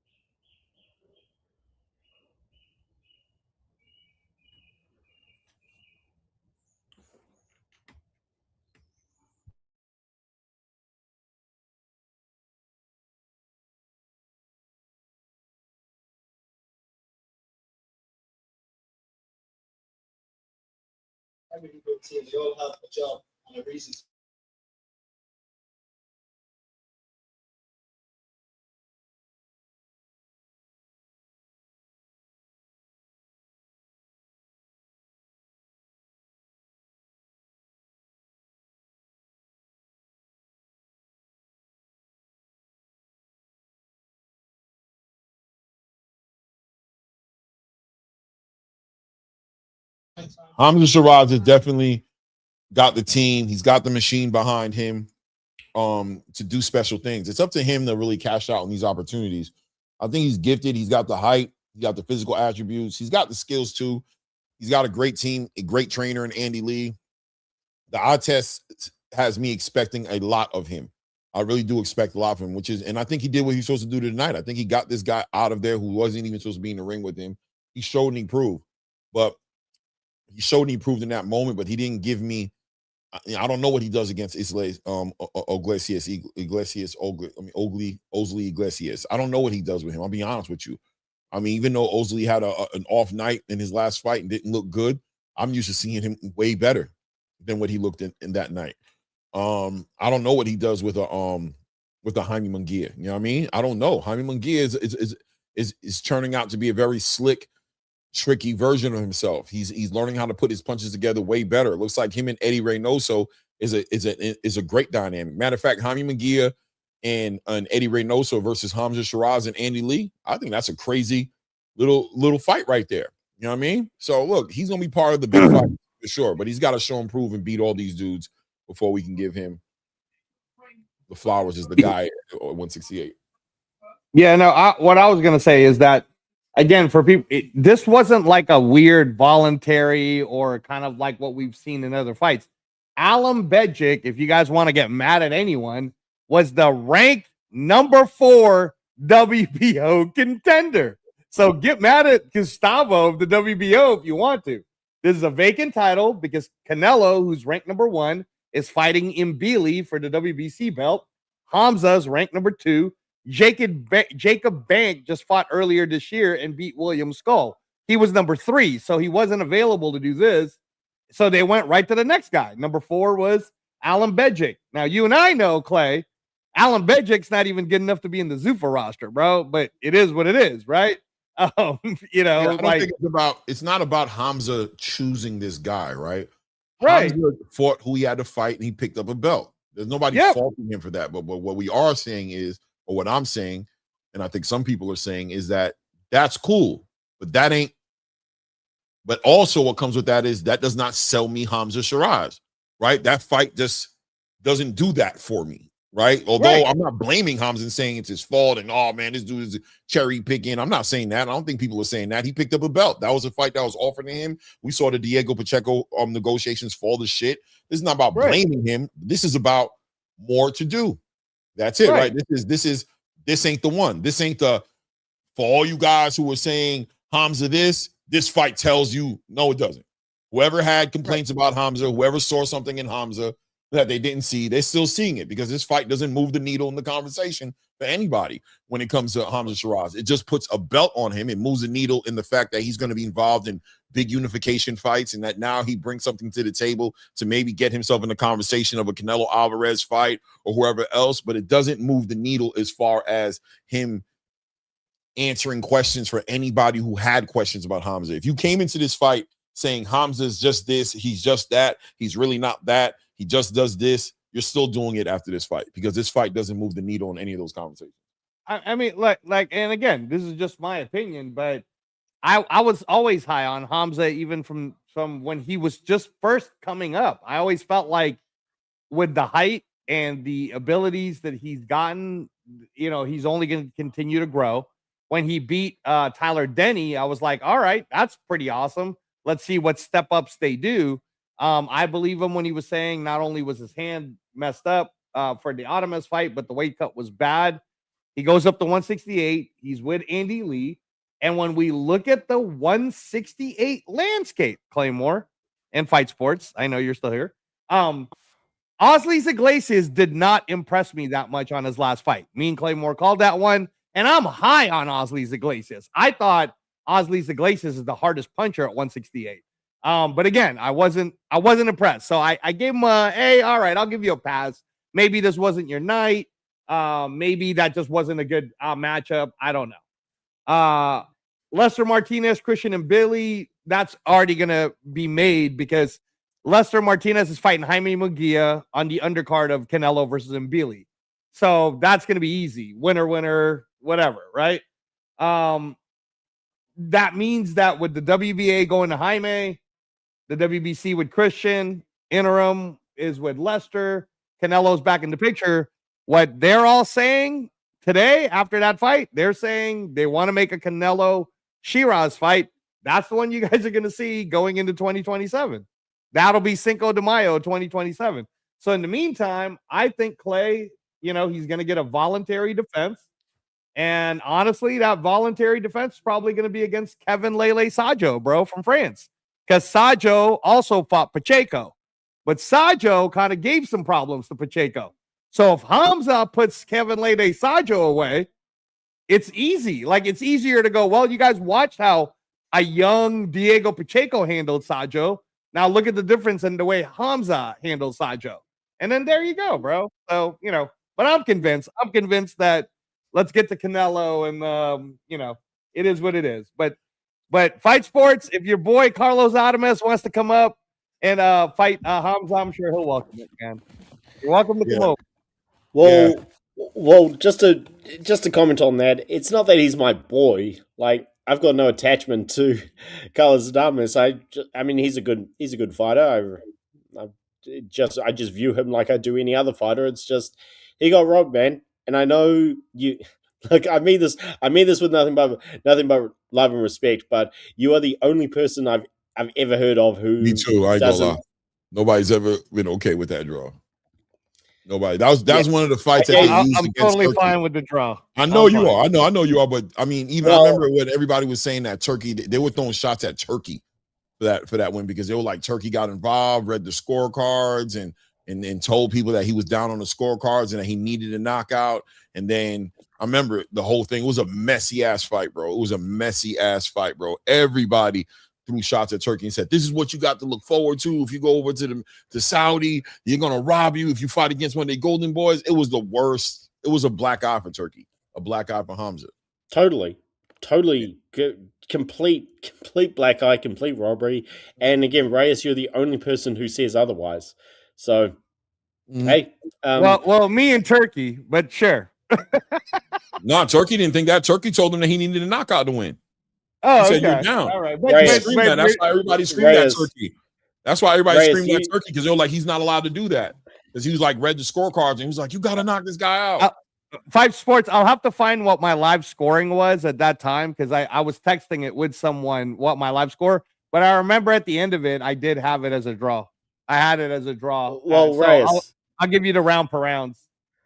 Well, Reyes, I scored the fight live. I gave Sheeraz 3, maybe 4 rounds max. Yeah, me too. I scored a lot. And you saying that you saying, well, you and Turkey saw the fight a draw. That's like me saying, well, Bernard Hopkins thought Canelo Golovkin 1 was a draw. Yeah, because he works with Golden Boy. So, but anyway, I've got. Believe me, Fight Sports. I wish I was working for Turkey, but I'm not. So. Too Rich the GOAT says WBA ordered Tank versus Kid Austin today. Finally, man. Finally, thank you. The WBA is doing something right. Too Rich. Yeah, we talked about it earlier. Somebody came up and talked about it earlier about it like 2 hours ago about that. But I don't know if Tank. No, I want to see if Tank takes the fight or if he just vacates the title and goes to 140 and chases down Usyk. I don't know. I'm gonna tell you with Kid Austin, money ain't gonna be an issue. He'll take the bread. He ain't tripping about the bread, bro. So you ain't gonna be able to sit there and make it expensive, make that the issue. He's not gonna price himself out. Kid's gonna fight that fight. Kid don't want that fight. I beg to differ. Will Kid win that fight? Okay, I hear you. Does Kid want that fight? Floyd Schofield Jr. wants that fight. He wants that fight. I promise you. He wants that fight. It is what it is. It is what it is. Shout out to everybody in the building, by the way. If you haven't hit the like button, please do that right now. We're in a bit of an intermission right now. They're talking, getting ready to line up Usyk to come in the ring and fight against Verhoeven. If you haven't subscribed to the channel as well, go ahead and do that as well. Subscribe to the channel, support the grind, man. I appreciate everybody for being in the building, man. Yeah, man.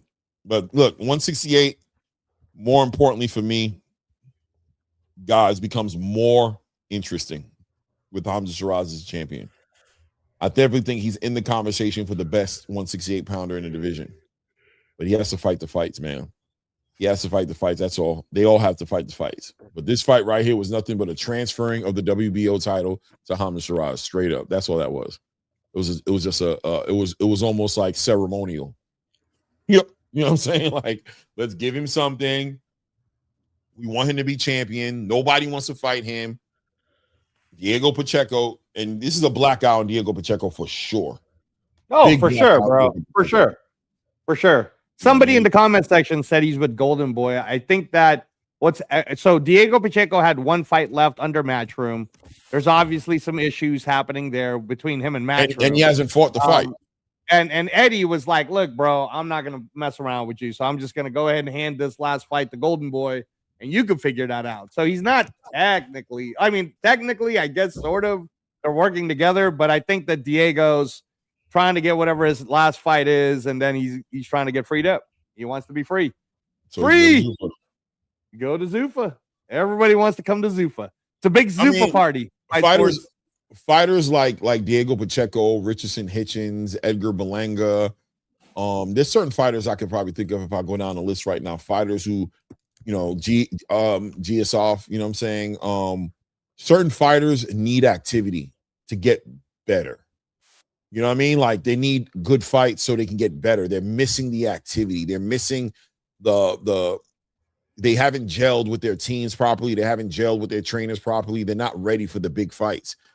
And I think Diego Pacheco is one of those guys, man. Guys, he walked away from Christian and Billy as well, right? So that was a fight there as well for him to pick up on one of those titles, and he didn't take that fight.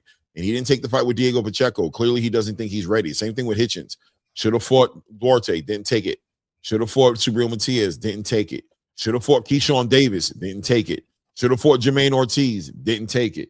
A lot of fights Hitchens have walked away from because he doesn't feel like he's ready. Or maybe it was the weight class. I don't know. But now he gets to be in a situation where he gets to be more active. His career ain't on the line on the back end of a loss. He can continue to be active. And more than likely, he'll get better. And when it comes time for him to get in those big conversations again, he'll be better equipped to be in those fights. More equipped.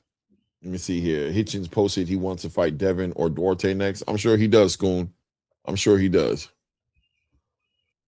Yeah, no, Hitchens has a fight coming up July 26th in they used to call it the Hulu Theater, but now it's called something else. I don't know who it's the Madison Square Garden. Yeah, the Madison Square Garden one. Yeah, the small one. Yeah. So that's the Berlanga, Hitchens, Derevchenko main card show. That's basically the Keith Connolly show. Because all three of those guys are his fighters. But I'm telling you, man, when you see the opponents for those guys, and like I said, I can't say nothing, but there's a reason why Zuffa likes to do 50-50 matchups. You should be a favorite. That's kind of like what happened with Emiliano Cardenas, Clay, right? That's Robert Garcia's guy.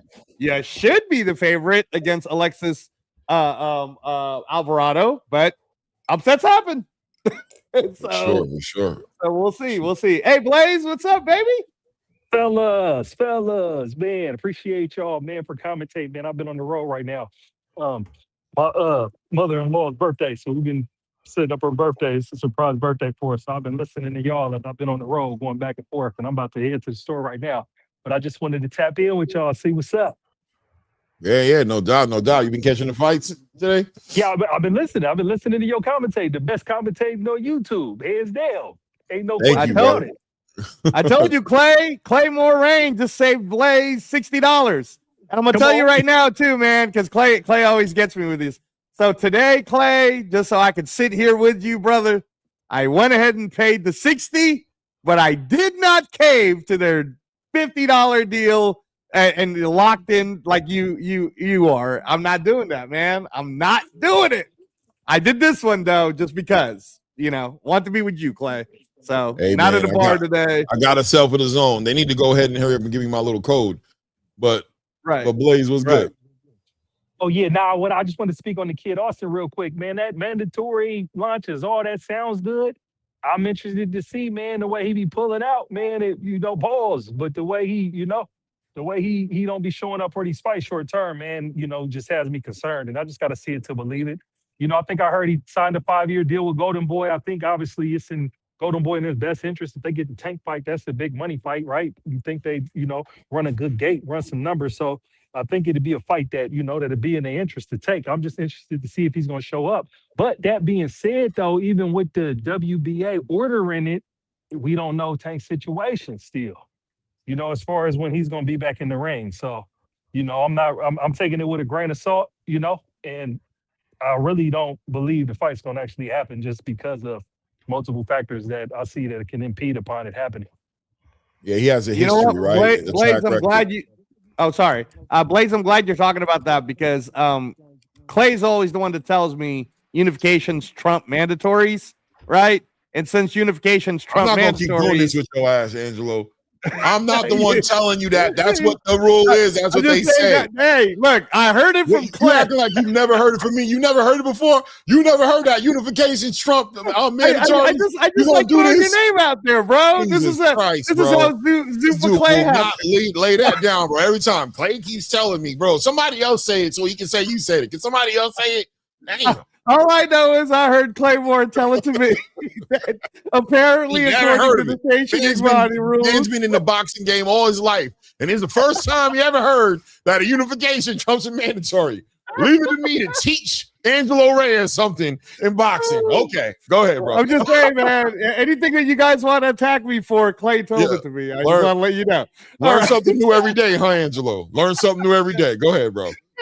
But a Shakur Tank possibility is a real thing. Again, it's going to come down to money, and like you said, Blaze, we don't know what's going on with Tank, but I'm sure Tank can use some money right about now. So I don't know if a Schofield fight's going to happen, or Schofield, sorry, if a Schofield fight's going to happen. But at least this keeps Schofield in the Golden Boy contract because he's been trying to get out of that for a while.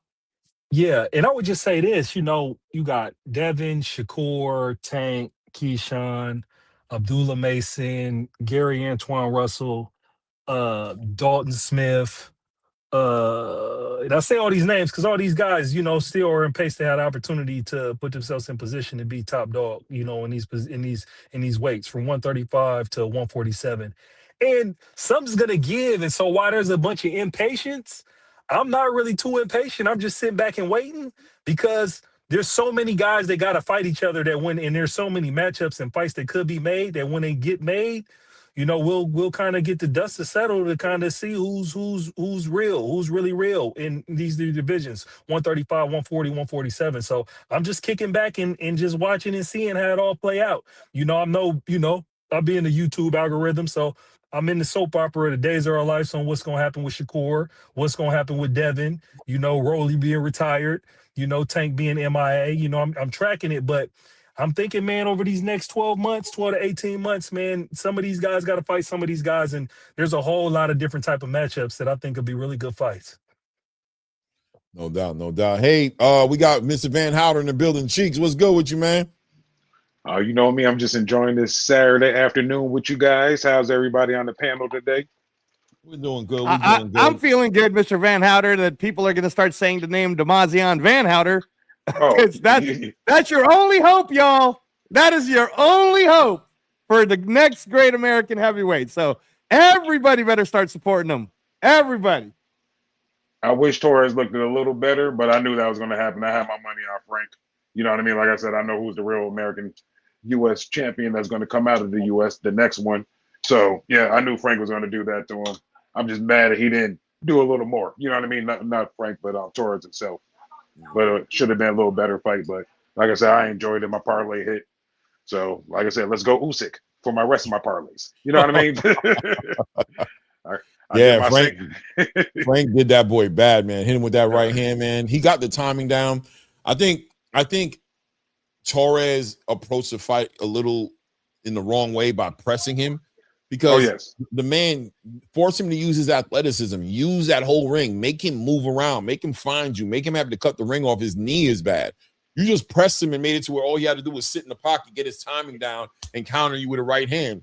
I just thought the game plan was bad. I don't know what he was trying to do, but it just didn't work out for him.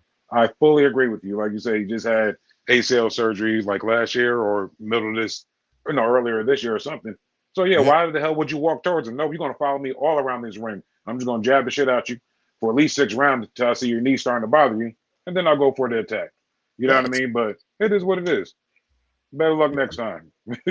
Hey, bro, he didn't seem too happy, man. But you know the thing about with Torrez is he's such a small heavyweight. There was always questions there about him, like how's he going to weather the division in the top 10 with all these big 6'5", 250+ pound heavyweights, and you're like this 5'11", 229-pound heavyweight. It's just like, what are you really gonna do in the division? So I don't know, man. Part of me wants to say try to go to cruiserweight, but I don't even know if he can make that weight. Do you think he could do cruiserweight? Yeah, I was gonna say, you know what's weird too, Mr. Van Houter, before you answer that is, so Torrez is listed as 6'2", but you know who else is listed as 6'2"? Is your son. And I'm pretty damn sure your son's not 6'2". So it's just interesting. Yeah. Exactly, right? Yeah, we know that's Alistair Overeem. He wants us to give us we fight all night says he wants Alistair, or he said, y'all know who that guy is commentating? That's Alistair Overeem, certified GOAT in kickboxing. He is the certified GOAT, but I'm gonna tell you right now, Alistair Overeem looks like Bane without the juice. That was a good one, Clay. You know what I'm talking about, boy. That man looking extra regular. I mean, he's probably whoop my ass. So I need to, look, bro. I don't want to have to back up nothing because I can't. He's just gonna get shot fucking with me. But, but, you know, but he don't look like he used to. That man used to be a monster, bro. Monster. Oh, back in the day, bro. Oh my God. That's that horse meat he used to eat. He was eating horse. He was tackling the horses, killing the horse, and then skinning the horse and cooking the horse, bro. He wasn't just eating it, bro. He put the work in, man. That man was a machine. But you asked if Richard can make cruiserweight. But like you said, if he puts the work in, I really think he can make cruiserweight. He doesn't have too much muscle on him, you know what I mean, clearly. So he definitely has a good 10 pounds to 12 pounds he can shed off with no problem. The other pounds might be a little hard, but, the right diet, the right exercising, or, you know what I mean, I think he can make 200 pounds with no problem. But if he stays at heavyweight, you know what I mean, to me, Jamar Talley looked bigger than him, if I'm not mistaken, you know what I mean, in today's fight. So it'll be tough, but like I said, these heavyweights, even though Mozzie's 6'2", it depends on who asks us. But yeah, like I said, it's gonna be crazy if he stays in heavyweight. I know that. Yeah. I agree. Hey, by the way, Mr. Van Houter, when you finally get the footage of when I was on CBS Studios on Sunday, I want to apologize to you right now. I forgot to do it when we were talking earlier. So the good news was I was able to get the producer to show Mozzie's clip. So they gave me a little like 1 minute to talk about Mozzie. The bad news is because it was impromptu, I had, my brain is racing fast, right? And I swear, Mr. Van Houter, I was thinking 21, but I ended up saying that he was 21, but I also said that he was 6'1", even though I know he's 6'4". And then when, so I just want to let Mozzie know that my bad. That was my one mistake during the interview, but I did use the 1 minute to pump up the young man as the next great American heavyweight, and how Dana's got big plans for him. So sorry about that, though, Mozzie. I know you're not 6'1". I know. Yeah, for sure. Like I just said to Clay, it depends on who asks how tall he is. We tell him the right height. So 6'1", that's fine to me. People could think he's a small heavyweight all they want to. We don't mind that. When they stand next face to face, and he's looking at the top of their head, they're gonna know he ain't 6'1". It's just that simple. Man, that highlight, by the way, that Mozzie highlight, Clay, that's going on all the Paramount Plus stuff. If you look on the back right now, on the board right there, you see Matchroom, Gold Star, Sella, WBC, Sky Sports, White something, and I don't know what the other one is. But you know what you don't see up there? Well, I mean, you don't see anybody who's not involved in the card, right? Pretty much, that's what it is. Okay, because Top Rank's not up there, Golden Boy is not up there. You know what I'm saying? I don't know, man. I think this Zuffa movement is about to be a problem. I think a lot of people are trying to pick sides, and I think it's just going to end up. I think this is an uphill battle, bro. I keep saying, Clay, there's no sides, right, Mr. Van Houter? There are no sides. You either You either get selected to be a part of Zuffa, and if you want to be a part of it, sign the contract, or you don't. There's no sides. Like, you can keep doing what you're doing, right, Mr.? Am I wrong? Am I bugging, Mr. Van Outer? Yeah, I don't think it's about sides with Zuffa. I think it's sides with Zuffa off the strength of Turkey. Like, this isn't a Zuffa promotion, you know what I'm saying? Even though I think I heard somebody said earlier that Zuffa might have been involved in this promotion. I don't think it's about that. I think they're picking sides. I think it's about Turkey. You know what I'm saying? That Zuffa is just an arm of Turkey. You know what I'm saying? That's what this is all about. Well, if Zuffa is an arm of Turkey, it's a damn strong arm to be on. You know what I mean? Overall. But it's the strongest arm. It's clearly the strongest arm. They got the biggest, most extravagant shows, the biggest purses. There's nothing you can't go wrong on a Turkey card, basically. That's how I look at it as a fighter. Right. If you get the opportunity, you can't go wrong with it. But overall, now it's more so they're going to be able to fight anywhere. Point blank period, the Zuffa guys. You know, hey, Jamar Tyler was fighting today. He's a Zuffa fighter. You know what I mean? So they're not just going to be on Zuffa. It's just that simple. The better you are, they're going to get you anywhere to fight. Because, like you said, they want to fight everybody. And Zuffa already said they'll make the fights happen. It's if everybody else want to make the fights happen and realize that Zuffa is the #1 place to go to in the next 2-3 years. Maybe not right now, but 2-3 years is going to be Zuffa in the zone. Point blank period. Everybody's going to be bought out. Yeah, I think it's going to be sooner than that, man. I ain't going to lie to you. I think the thing is moving way faster than I thought. I think it's going to be sooner, man. I think we're talking about like halfway through 2027. It's going to be like, who those guys? We're going to hit him with the Conor McGregor. Who the fuck is that guy? right. No, I mean, wait. I mean, I was. Well, you need a soundbite for all your stuff, because I always was having mentioning in the background ready. Like I said, them shits be cracking me up. I was talking about it a little earlier with Fight Sports. How we're watching a DAZN. Well, I gotta get back to cooking this chicken. I'm gonna get on if you guys are still on after the fight. But yeah, I got commissioned to cook the 100 wings real quick, so I gotta get that going. So Rick jumping on, and I'm gonna be on a little bit later if y'all still there. All right, tell Mrs. Van Houter we said jump on one of these times. Come on, Mrs. Van Houter, jump in. Yep. That's funny. But no, I think you're right, Clay, because we're watching. I've seen my third UFC White House commercial on the DAZN broadcast, bro. I just find it funny because whenever they show it, it says Paramount Plus on it. So it's like, okay. Yeah, Turkey's just like, I don't care about all your fake ass guidelines and rules and shit. When I come around, bro, just do what I tell you to do, bro. That's it, right? It's like, yeah, put Paramount here. But we're the zone. Yeah, okay. Put Paramount on here. Like, do it anyway. Yeah, do it anyway. But what about us? Put your name up there too. I don't give a fuck. Anyway. I'm saying, like, you can put your name up there too. I don't know what you want me to say. Just make sure you put up my shit. Anything I'm doing, I don't follow the rules everybody else follows. I do what I do. Shout out to Max B. I'm gonna get that sample. I got to put it in up here. I'm working on a storage of videos. But when Max B says, I don't do what you guys do. When you guys do one thing, I do the other thing. When you know what I'm saying? When you guys go that way, I go the other way. I don't do what you do. You know what I'm saying? Period. That's just how it's gonna be. That's just how it is. You know what I mean? That's the way it is, bro. And it's just like that. I need to get Gilly up here on that video. Just like that. You know what I'm saying? It is what it is, man. Tonight's going to be a night where Rico. Now, the question is, does Rico get dominated and spanked to all hell? Or does he make a fight out of this? What are you expecting in Fight Sports? What do you think, Fight Sports? What do you think? About what, sorry? Rico and Oleksandr Usyk. Do you think he just gets a one-sided ass whooping, or do you think Rico makes a fight out of this? You think Rico like presses him, puts hands on him, grabs him, makes it a messy, makes a fight out of it, makes a good old squabble out of it? What do you think? I'm the biggest fan of Alexander Usyk, and I absolutely hate this fight with everything I can. I can see it going the distance because I've actually kickboxing is the first sport I watched when I was 17, and I can see Verhoeven, because he was a very good athlete, still is, naturally gifted, well coordinated. He just doesn't have natural knockout power. I think he's coordinated enough to where he can make this go the distance, because he fought big punches in kickboxing and guys who can throw a lot.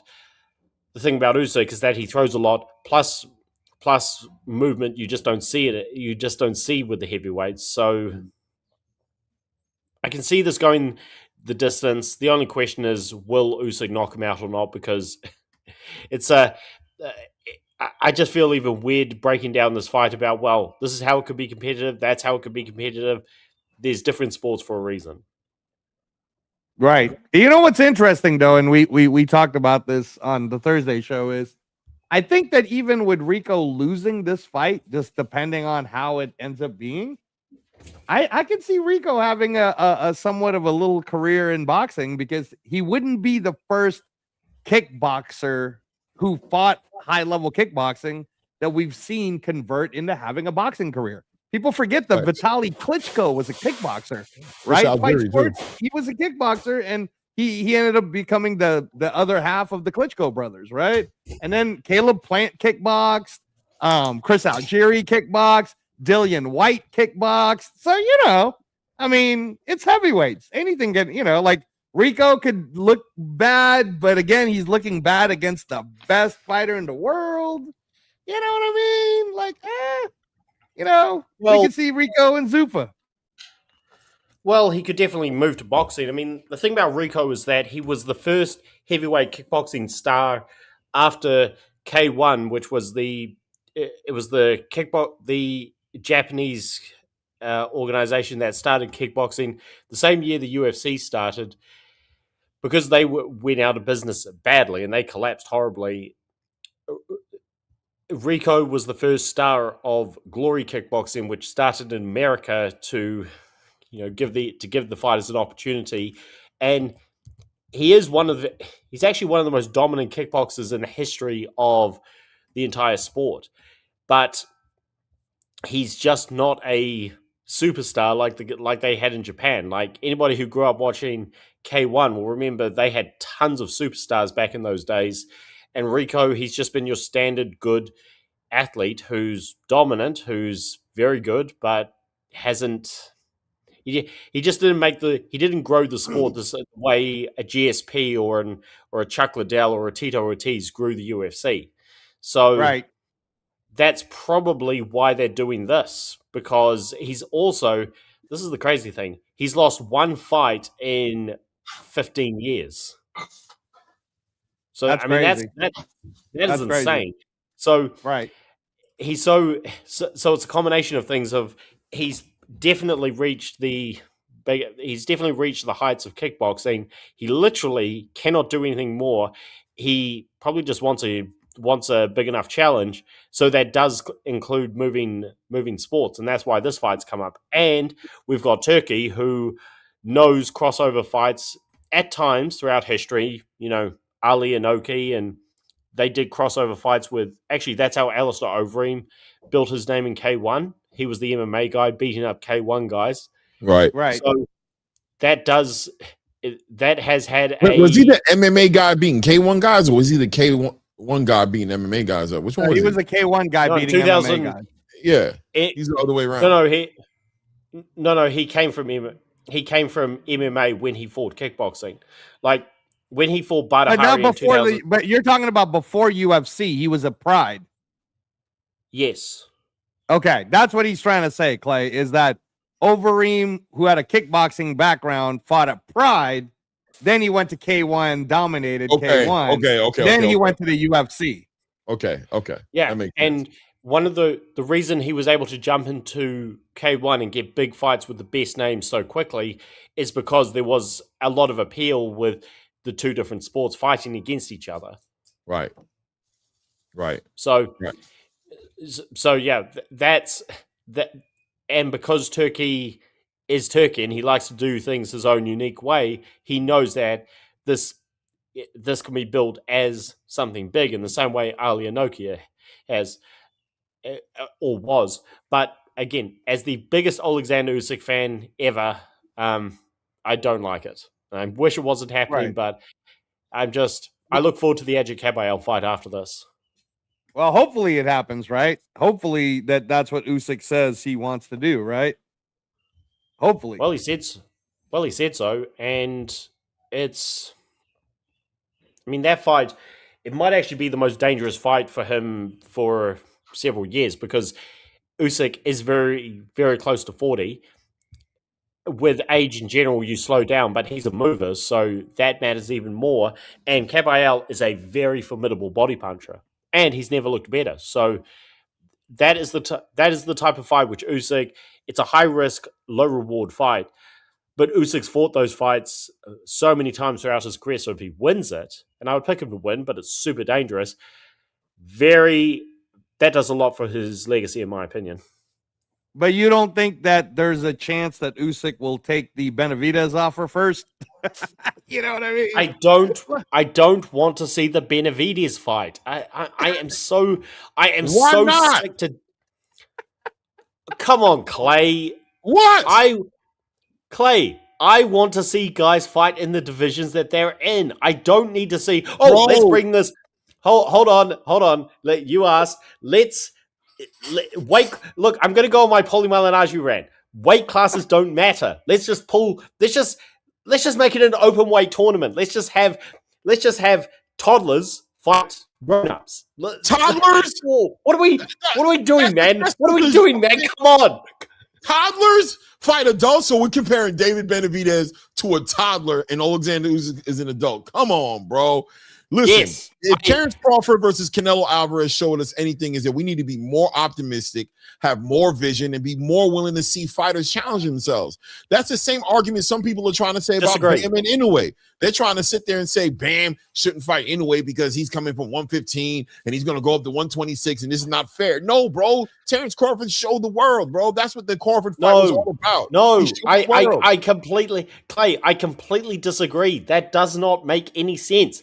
Crawford, okay, I thought Canelo was going to beat him because, again, weight classes are supposed to matter, and he was pretty much jumping 3, but Crawford turned out to not be much smaller than Canelo. In fact, they actually looked like they were the same size. So it seems that Crawford had always been a big guy, cutting drastic amounts of weight. It is nowhere. Benavidez fighting at heavyweight is nothing like that, bro. It's nothing like that. Usyk is a natural heavyweight who always cut down to cruiserweight. Benavidez started at super middleweight. What are we doing, Clay? Come on, this does not make any sense. Listen, man, how tall is Oleksandr Usyk? Irrelevant. The height doesn't matter. Natural size is what matters. Oh, Canelo was naturally the bigger guy until he wasn't. Now, when David Benavidez goes up in weight and he's walking inside that ring at 230 to 240 pounds, we'll see how much of a size difference it really is. Right now, David Benavidez is probably walking around 230 pounds, 225 pounds. Let's be honest. Right now, he's probably walking around that weight right now, and he's probably standing there to be in that weight. Like he's probably like dieting and eating correctly to be in that weight so he doesn't blow it up. We don't know how big David Benavidez is in real life, bro. We don't know. All we know is that when he went up there to 200 pounds, all of a sudden the power became more real. All of a sudden the speed became different. All of a sudden everything became different for him. Therefore, there was an argument there for Canelo Alvarez to say this guy was a weight monster. He was a weight bully. He was cutting way too much weight. He was gaining way too much weight on the night of the fight.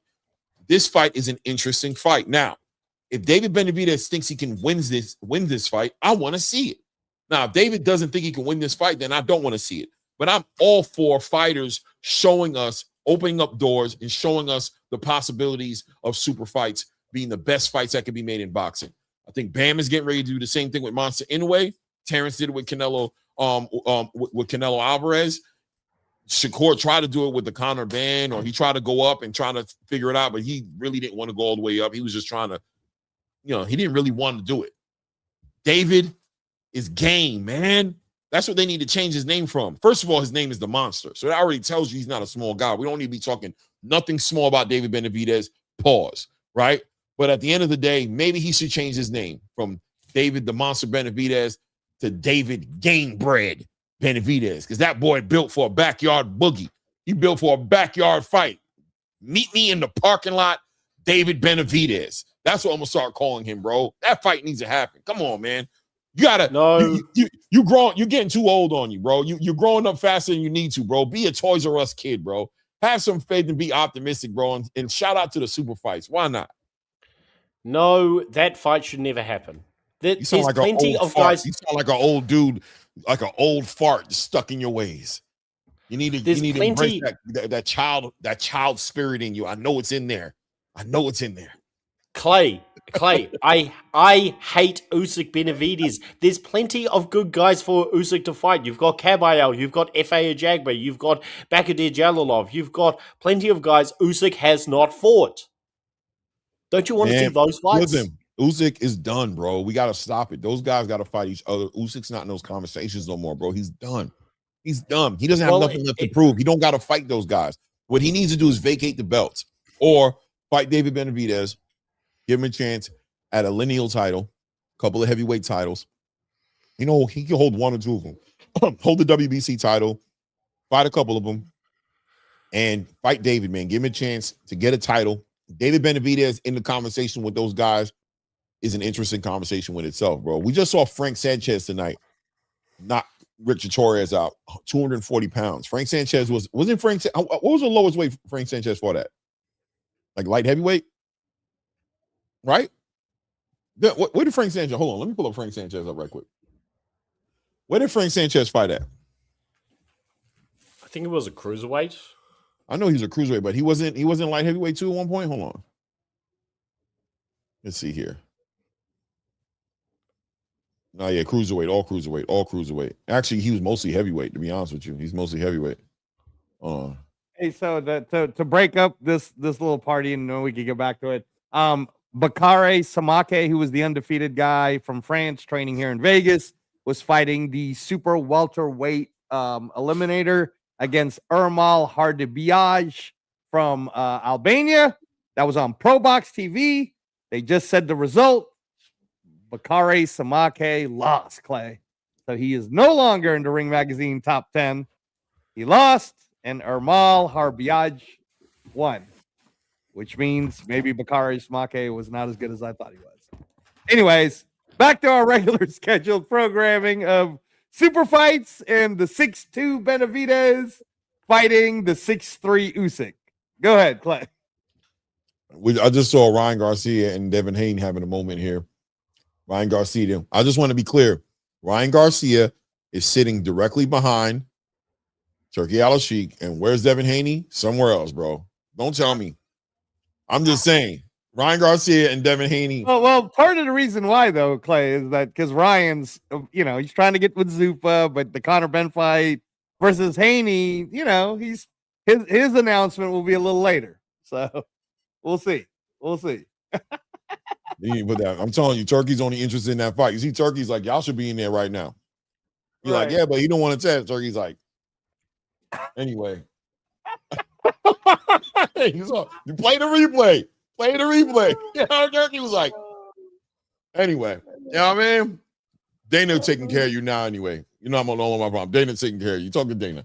He got you. Right. When you're ready to fight the super fight for the big bag, let me know. Right. When you're ready to do a Ring Magazine card on Netflix, like what I'm about to do with Ryan and Connor, then you can come talk to me. Right. This is only Ring Magazine Netflix guys on this little corner. Right. With Jason Statham.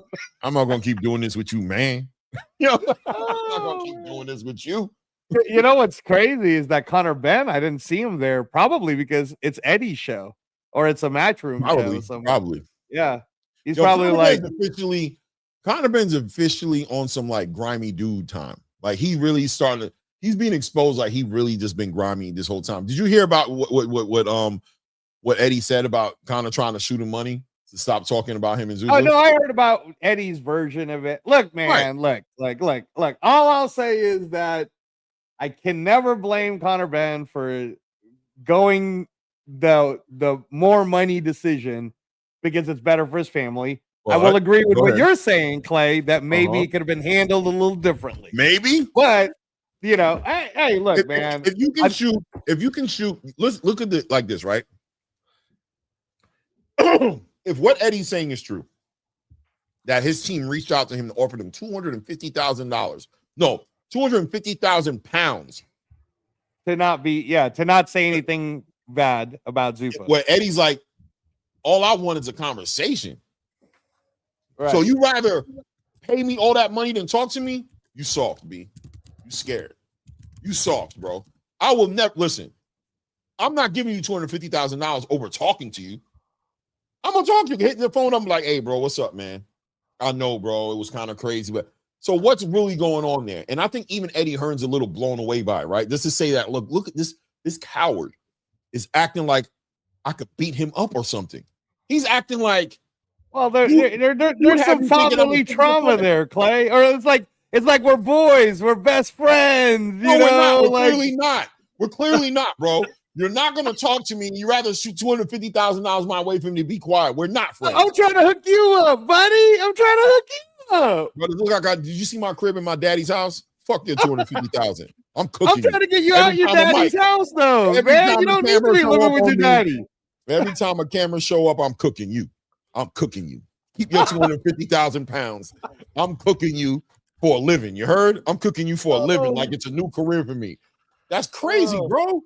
That's crazy, man. Hey, I'm gonna tell you right now, man. Eddie better hope Conor Ben doesn't win against Ryan Garcia because you don't care. Eddie got a 147 named Jack Catterall, bro. That'd be a big fight for Jack. That'd be a big fight. Conor is never going to live this down, bro. And the fact that it's fine. We're gonna get Conor on the channel, and you're gonna love him. Listen. The fact that his team would be willing to offer $250,000 or 250,000 pounds to shut up Eddie. Well, according to Eddie. Eddie is lying. Conor just needs to come out and shut it down then. Until then, I'm not hearing it. I'm not calling Eddie no liar. I don't think he's lying. And I'm going to be real with you. Fine. I'm saying if he's offering 250,000 pounds to Eddie Hearn to be quiet, it shows how much it does affect him, how important it is to him, how much he's not willing to just let it go. You know what I mean? He's not laughing at that shit when they talk to him. He sits there and he feels stupid because Europe, UK is crucifying Conor Ben. The UK space is crucifying him. They're like, bro, you're soft. It's bad enough you went to Zuffa and they might disagree with that happening, but the way you did it, it just don't look right. Devin Haney shining, boy. Boy, what you got like?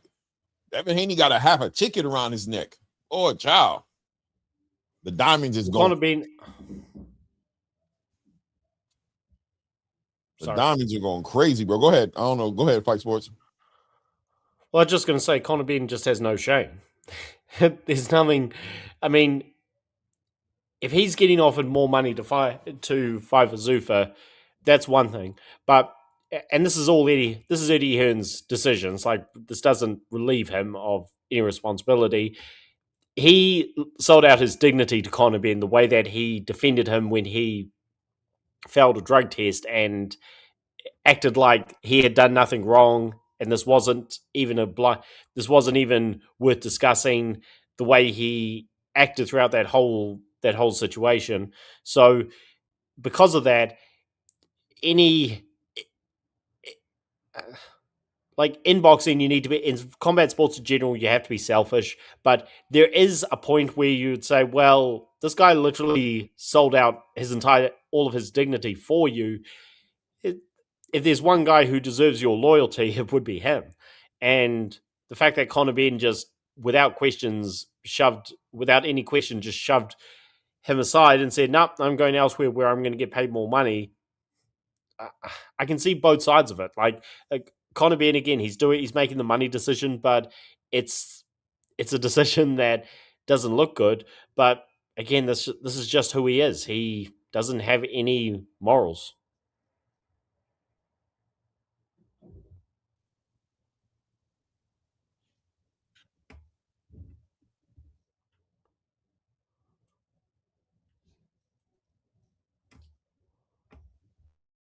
Yo, Jaleel Hackett in the building. How y'all doing? Doing good. How you doing, man? Look like you in the back. Look like you being driven around right now, brother. Look like you being driven around. Yeah, man. I'm just leaving the bowling alley, man. You know, I got to get my game. Oh, there we go. You got Pyro with you? Yes, sir. You know, I got to get my game. You know, I gotta get my games in, man. Every day, man. Every day. That's my cool down. That's my chill Is time. that your So retirement plan? Is that what we talking about when we out of boxing and we going pro? We going pro? We getting ready? What we doing? I don't know about retirement plan. This is something that I'm gonna do while I fight. You know, when I get old, I might not be able to throw how I throw now. I might have to switch my game up. So we'll see. Early. Maybe you might coach a bowling team. Hey, maybe, definitely that. But you know, as far as bowling when I'm retired, I don't know. I might have to switch my game up because I bowl with a big ball now. I don't think I'll be able to. I don't think I'll be able to throw that big ball when I'm old, man. So You're yeah, right. we'll see. You're right, man. While you watching this bowling, are you catching any of these fights at all, or what's going on? I caught the Jamar Talley fight, and I only seen the highlights of Richard Torrez's fight. That's all it was. But I'm definitely kind of keeping up with it a little bit on Twitter and stuff like that. Okay. That's all it was. Richard Torrez was a highlight reel. That's all it was a highlight. But you cut out. I can't hear you. Oh, can you hear me? Mic check. We good? You hear me now? Uh-oh. Really? How about me? Can you hear me, Jaleel? Can you hear me? Probably will be. Just hold up. I don't know if Jaleel can hear us. Mic check. Jaleel might not be able to hear us. If y'all talking, I can't hear y'all. Go out and come back that's in. weird. It's a connection. It's StreamYard, bro. You got to go out and come back in. Yeah. You ain't gotta keep saying I'll text them. Mike, I'll let them know. Yeah, tell them to go out and come back in. Yeah. Mic check.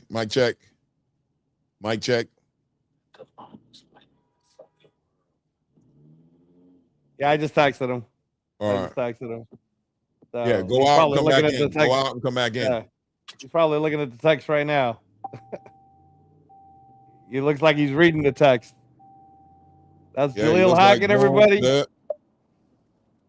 Gonna announce something real soon. You know, I'll take his dad. I ain't back to the person. Mic check. Yeah, no, I say your phone doing it right now. Mic check. Let me just leave and come back. We hear you. Yeah. Exactly. Yeah. There you go. There we go. So, yeah, man. Yeah, man. Hopefully Omari comes in after this this destruction. The Haney interview I found interesting. I found that interesting. You know. Here we go. All right, we got it. We back. We back. We back. Good? Yeah, we caught a bad spot. Yeah, for sure. Oh, look at Rico. Rico looking mean. He dialed in with the Pharaohs. He looking mean. Man, this looks like a movie, Jaleel. This is awesome. This is the final boss, bro. The final boss. Yeah, it feels like a Street Fighter, like kind of a Street Fighter type thing, you know? Yeah, 100%. No, honestly, that's the vibe I got from the fight card for the Terrence Crawford fight week when we did the Thursday night fight. It was like some Street Fighter type vibe. Yeah. Right. Yeah, no, when I was there for Underdog. Yeah, that felt it felt like Street Fighter. Yeah. They had like actors on stage and everything. Man, this looks so cool. I wish you could watch this, Jaleel. Yeah. They got like they got like the dog. What are the dog heads called, Clay? Aren't those like Egyptian Sphinx or something? Is it a Sphinx or something like that? Yeah. This looks dope. No, not Sphinx. The dog heads are called Nubius, right? Or Anubis, something like that, right? Oh, that is so cool, bro. They got fireworks. Jaleel, you're missing this. Oh, he punches into the ground. That's crazy. He wilding. He punches into the ground and set it off, bro. They got fireworks going crazy. Yeah. And then they're showing the pyramids in the background. This looks like a movie. Oh, they're making a film out of this. They lit them up. That's so dope. That is so dope. Yeah, oh no, bro. Rico. You're doing a lot, bro, just to get knocked out. This kind of feels like the Tio fight. Tio Shakur. I don't think he get knocked out. I think he goes all the way, bro. I think he doesn't get knocked out. Well, remember Tio came out with Jabberwockies just to get his ass Jabberwockied in the ring. Yeah, this ain't Tio, bro. This ain't Tio, baby. This ain't Tio, bro. This ain't Tio, man. Oh. Yo, by the way, looking at Verhoeven, he has tree trunks for legs, bro. His legs he's big. Thick, bro. Like pause. Well, I don't know if I need to pause it, but Lord child, bro. Oh man, he just ran. He run into the ring. He scared me a little bit. I ain't gonna lie. I had to jump. My man ran to the ring and threw me off a little bit. The way he just see, Jaleel. Now I'm excited to see how Usyk enters. You know, because they just did a whole thing for Rico. If they did that for Rico, imagine what they probably gonna do for Usyk.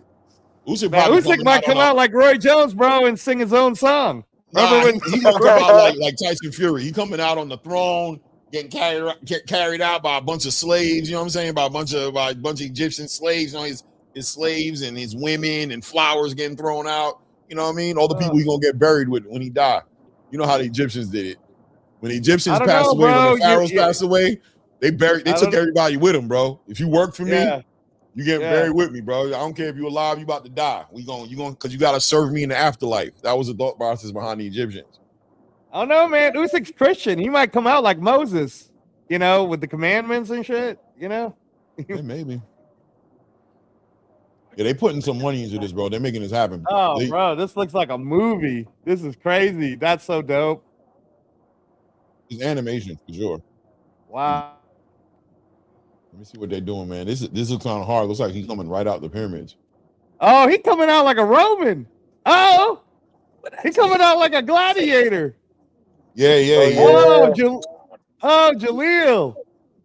This is so dope.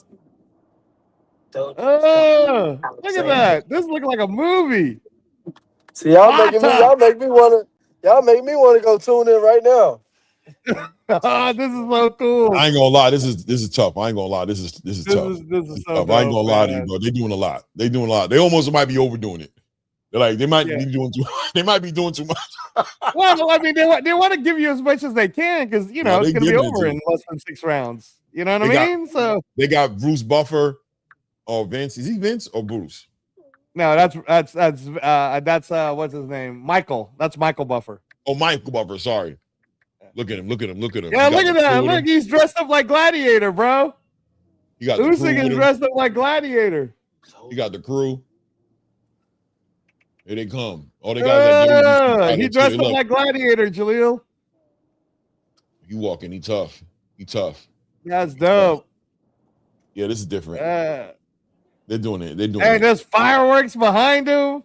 The pyramids are glowing. Damn, this is so dope.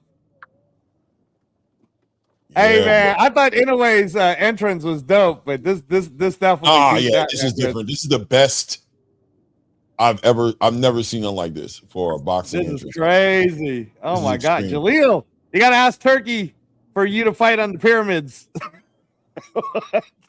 Yeah. By the time he come up with another idea, he'll think of something other than the pyramids. You know, he probably have some fights at the Eiffel Tower or something. Yeah, he probably have you on some like hovercraft or something. You know what I'm saying, floating down to the ring. You scared of heights, Joel? No. I'm a God-fearing man. Okay, I got you, brother. Okay. Hey, why he hop over the ropes like that? He looked dumb. Don't do that. You almost busted your ass. He hopped over the top rope trying to be a big guy, bro. You saw him get caught up, Angela? Yeah, he got caught. It's like, don't fall down, Usyk. Yeah, don't do that. Come on, bro. It was looking good, bro. You could have came in the regular way. You could have came in the regular way trying to be a giant. As a fighter, that's one of my biggest fears as a fighter. Heights?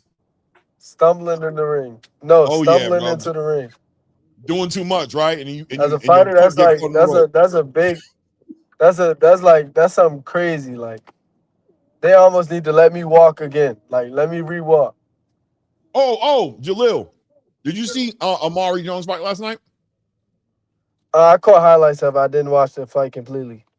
Yo, he looked good, bro. And I'm only saying that because he won 60 just like you. You know what I'm saying? So, man, let me tell you something right now, Jaleel. Hold on, Jaleel. Before you answer, because I was telling your dad this, you would have destroyed that guy that Omari was fighting, bro. Omari was fighting. Respectfully, you'd have destroyed that guy. That would have been easy work for you. But go ahead. Yeah, he did what he was supposed to do. You know, if a guy, if you're set and it's like you're supposed to dominate somebody, if you go out there and do anything else but dominate him, then it's like, got a lot of questions to ask yourself. But, you know, he went out there, got to fight at home, you know, and dominate a guy that he was supposed to dominate.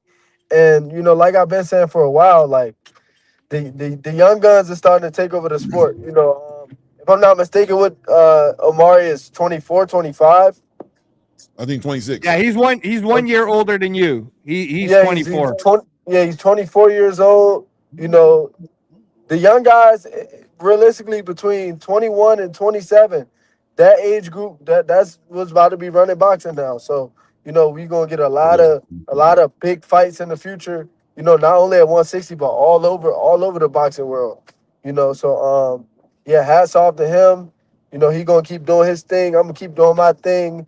A lot of the other young guys, I don't want to miss nobody, but a lot of other young guys that's coming up. You know, whether they're at the contender level or they're at the world championship level, they're gonna keep doing their thing. And I feel like my generation is the generation that we just trying to fight. We trying to scrap. Like, you know, ain't really too much to talk about. You know, if the money makes sense, we on it. So yeah, no, that this next couple of years is gonna be real nice for the sport of boxing. I agree. I agree with you 100%, man. I think there's a whole new guard. And that's why I'm telling everybody, even in the heavyweight division, I'm okay with Usyk taking this fight because he's done. Let him do his thing, man. Let's celebrate with him, have a good time with him. Let him fight Rico Verhoeven, whatever. He's out of here. He's done, bro. He has nothing left to prove. He just wants to do something spectacular. He wants to be part of a spectacle. He wants to make some good money. We could celebrate somebody who sat there and fought Anthony Joshua twice, fought Daniel Dubois twice, fought Tyson Fury twice, fought Derek Chisora. You know what I mean? Unified the cruiserweight division, unified and became lineal and undisputed in the heavyweight division. Man, let him have a good time tonight. The undercard was great. And let's see Rico Verhoeven have at it, bro. Rico, go for yours, bro. Let them hands go, bro. Go for yours, bro. Do what you gotta do, bro. Go for yours, man. It is what it is. You know? We got a whole new generation of fighters coming up right now that we can get totally excited about. One of them right here on the panel. You know what I'm saying? We got fighters that we just can't wait. Matter of fact, hurry up and get out the way. Vacate these belts so that these young fighters can jump into position and lead this new wave, man. It's over. And it's a whole new era, too, as far as the mind state of boxing is changing. We're in an era shift as far as having a generation of fighters that actually want to fight each other, that actually want to fight each other and compete at the highest level. Let's welcome that in and let these guys do their thing, man. And I don't think, if I'm being honest, I don't think the older guys, I don't think it's about them not really wanting to fight each other. But the problem is, once upon a time, you know, every once in a while, boxing goes through a change. So once upon a time, when boxing was going through a change, the guys that are older now, they were young like us. And they were getting paid more than they were worth to fight these fights. And they got so comfortable with these big paydays for fighting, you know, decent guys, that by the time it was time for them to fight good guys, there was no decent guys left for them to fight. They said, man, we'd have made all the money. So it's like, well, I'm going to fight somebody good if I've been fighting bums for, you know, a lot of money. You know, so right now, us young guys, we willing to fight for less than what the older guys are willing to fight for. You know, where two you know, 35-year-old champions, they might fight each other and they might want 10 million apiece. Where a 6-year-old champion, they gonna want to have. I'll settle with $1 million. Give me $1 million, give him $1 million, and we cool. And we're gonna run it. I feel you. You're right, man. It's just a whole nother mindset. It's just a whole nother mindset, right? Like I agree with you. It's not about them not wanting to. It's about, at the end of the day, we can lower the risk and raise the rewards while winning, right? If we're going to lower the chance of us getting hurt or anything happening, or, you know, like you said, if I can get paid 10 million to fight anybody I feel like it, why would I fight for 3 million, fight somebody who can maybe beat me? What the hell are we doing out here? You know what I mean? I want 20 million to fight that guy. I want 30 million to fight that guy. You know what I mean? Period. Yeah, and then the way that I feel like the landscape of boxing right now, you know, once again, huge shout out to Zuffa. The way that things are going and the way things are set up, it's like, I'm gonna take that tough fight. Because as long as you show up, you're gonna get lined up for another good fight for some good money. You know, you just gotta make sure you show up on fight night. You know, that's all to it.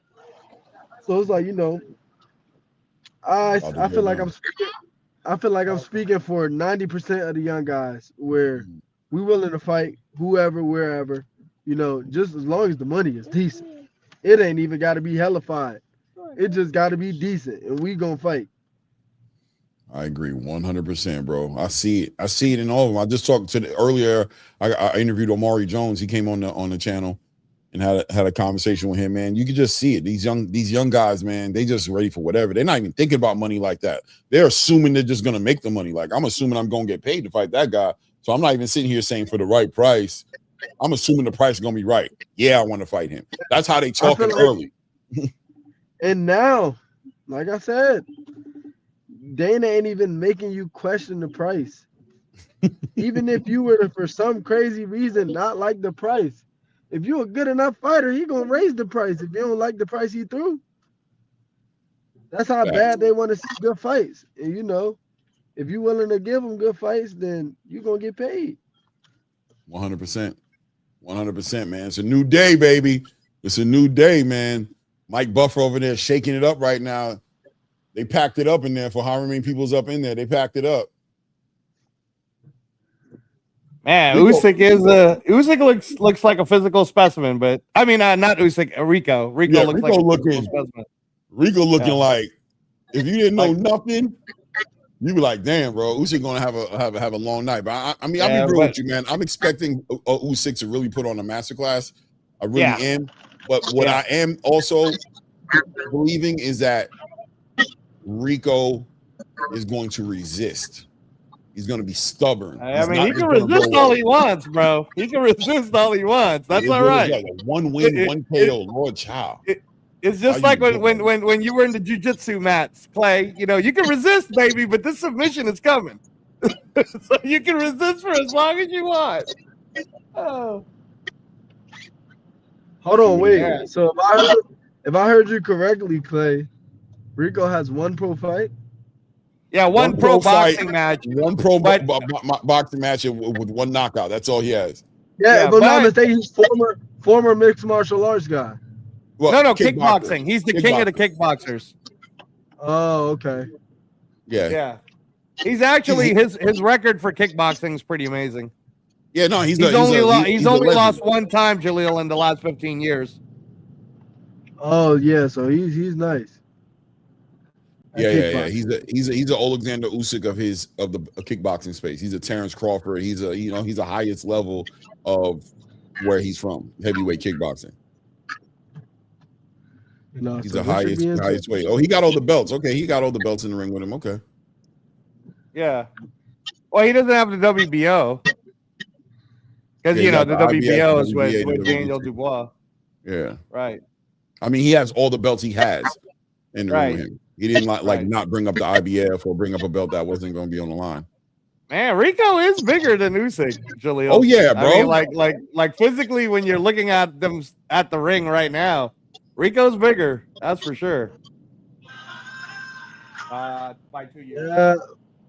If Rico Verhoeven mess around tonight, if he messes around tonight, and then he's gonna get knocked out if he messes around, bro. He better not mess around. No, what I'm saying, if he messes around and beats Usyk tonight, if he knocks him out, if he hits him with a clean shot, Rico punching, man.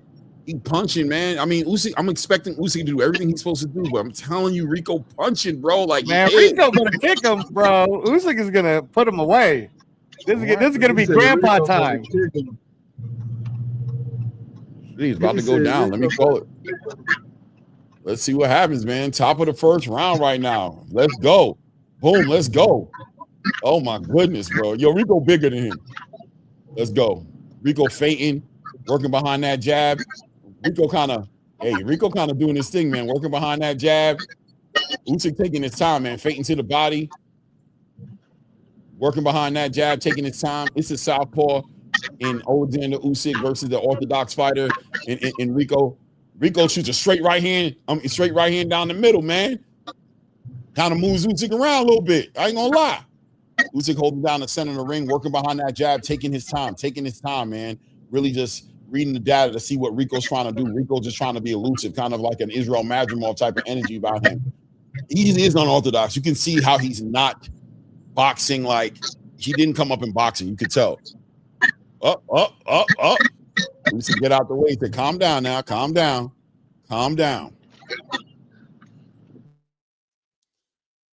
There we go. Rico constantly working behind that jab. Usyk just taking his time right now, waiting to figure out what Rico's going to do, and then just probably waiting on the gas thing. Usyk might not turn up until like round 3. He might really take his time, like round 3, round 4, before he actually starts really doing what he wants to do. Working. Usyk, guys, is just reading. It almost looks like a sparring match, low key, right now. This moment, I ain't gonna lie. Usyk shoots that straight left hand down the middle. Rico catches it on the gloves, continues to work. Jumps up on Usyk a little bit, gets tied up with Usyk. Look at, he bigger than Usyk, bro. He bear hugging Usyk right now. Referee separates and brings him back to the center of the ring. 1 minute, 20 seconds left here in the first round right now. Both guys really just filling each other out right now. Usyk fading to the body, fading up top, shooting up the lead hand, but not even committing to the lead hand that much. Just taking his time, getting his head off the line, trying to see if he can get Rico to be a little offensive, to shoot first. Rico trying to take his time, keep that lead hand active. Doesn't want to get caught with anything coming in. So he's respecting what's in front of him, which is a lineal champion, one of the best heavyweights in heavyweight boxing in the longest time. He's not playing the game to walk in there blind. He's getting up in there, getting low. I think Rico collapsing the pocket a little bit when he tries to be explosive. Ooh, big right hand. He shoots a big right hand right there. Usyk doesn't get hit. He catches on the glove, but you can see the heavy hands of Rico. Rico got heavy hands. 30 seconds left here inside of the first round right now. Rico continues to just try to stay elusive, work behind that jab, and Usyk just holding the center of the ring right now, playing double dutch right now, looking at when can I jump in? When can I jump in? The ropes are going left and right, left and right, left and right. What's going on? When can I jump in and get my offense going here? Oh, nice work by Usyk. Doubles up on the jab and throws a straight left hand on the back end of that. 10 seconds just passed here in the first round. I don't know who I'm going to say won this round. Listen, Julio, listen. Yeah. I know Clay's excited and all, but this I think what Usyk is doing is he's just trying to take his time, because this would be like if I threw Jaleel in there in the ring and he's like sparring a dude who's an MMA fighter. He's not just gonna go all Jaleel on him right away. He's gonna just see, because the herky jerky movements are weird, Clay. It's it's throwing him off, a little bit. So no, that's how the game goes. I tell people all the time, it's much more harder to do like fighter than it is to deal with like a guy who like does boxing to put it mildly. A guy who's fresh off the street, if he's in shape, he's gonna give your average fighter a tougher time than the guy who comes in the gym and trains every day and boxes, just because they're gonna do something that a boxer just wouldn't do. 100%. That's my whole point, right? That's what I said earlier in this fight. I said Usyk's gonna have to process this movement and this cadence that's in front of him, this look, and really read what this dude is trying to do to get ahead of him, to get his offense going. And that alone may take 2 rounds, 3 rounds for him to process. He's not going to overcommit and just jump in there, because at the end of the day, he realizes Rico Verhoeven can punch, right? And he doesn't want to get caught in nothing messy, man. These are the hard fights sometimes. It's the stylistic fight. Right now, Rico is kind of putting the pressure on him, and he's doing what a lot of people wanted him to do, right? Which is he's smothering Usyk's offense. He's on him, and he's being very active inside that close range. And as soon as Usyk starts letting his hands go, he's keeping his hands high and he's swarming him, but he's also letting his hands go inside that range. Usyk almost caught him with that left uppercut. There he is, overwhelming him, walking him down as Usyk tries to stay active with that lead hand. It's getting way more action in this ring right now as Rico's trying to close that space a lot more, attacking the body. Oh, that's another thing he's doing. He's attacking the body of Oleksandr Usyk. That, some people argue, is the only Achilles heel Usyk seems to show, is getting in that body. History shown against Anthony Joshua, against Daniel Dubois, against Derek Chisora. He does not like getting punched in the body. Ooh, nice straight right hand lands for Rico right there. Pushes Usyk back right there. Usyk trying to let his hands go and punches in bunches at this point. Trying to really pepper up Rico Verhoeven. Ooh, nice left hook to the body by Usyk right there. Great left hook to the body, to be honest with you. Big shot right there. As Rico continues. Rico's also doing a decent job of cutting the ring off. Nice. Oh, doubles up on the uppercuts. Lands it on Rico. Rico swarms him and hits him with some heavy overhand rights. Rico's fighting, man. Rico's fighting. There's 1 minute and 10 seconds here left in the side of the second round. Nice straight right hand to the body by Rico. Rico continued to apply that pressure. very unorthodox cadence, very unorthodox rhythm, keeping his head off the line, left to right, right to left, keeping both hands. I think he's doing a decent job as far as being defensively responsible. Ooh, nice. Nice, quick little check lead hook by Oleksandr Usyk, catches him. Straight right hand. Rico swarms him, putting that pressure on him. I don't know how the judges are calling this. I don't know. I'm being honest with you. I don't know how the judges are going to call this one. 40 seconds left here in the second round right now. Both guys separated by the referee, and they brought to the center of the ring here. Rico continued to just reach out there with that lead hand. He has this thing going on right here. It's kind of weird, but I mean, he's letting his hands go. I think what he's doing is effective. I think he's effectively doing what he's doing right now. Very good work. Very good work on Usyk against the ropes right there. Very good work on those close range situations here. And the referee not so quick to separate them. He's really allowing Verhoeven to work inside of that clinch. He's allowing him to do some work in there. And even at one point, Usyk looking at the referee like, you going to separate this? And the referee like, nah, you got this. You got this. Hey, man, I don't know how the judges are seeing this, man. I think this is a close fight so far. Maybe Usyk's not taking it seriously. Maybe, I don't know. But I wouldn't be shocked if some people in the building have it 2-0. I'll be real with you. How do you? Yeah, no. I mean, if we're gonna do that, that's fine. Let's even give it. Sure, man. Let's give it to Rico. But all I'm seeing is all the different traps that Usyk's setting him up for. So I'm still gonna say this is gonna end in 6 or less. 6 or less, bro. Trees, you know, Rico's about to get knocked out, bro. This is not looking. I mean, Rico's strong though, Clay. I'll give him that. He's strong. He's a strong dude. You're a big, strong boy, greedy belly. Yeah, they showed him right there. He hit him with some big shots, man. He hit him with a big right hand and a big left hand.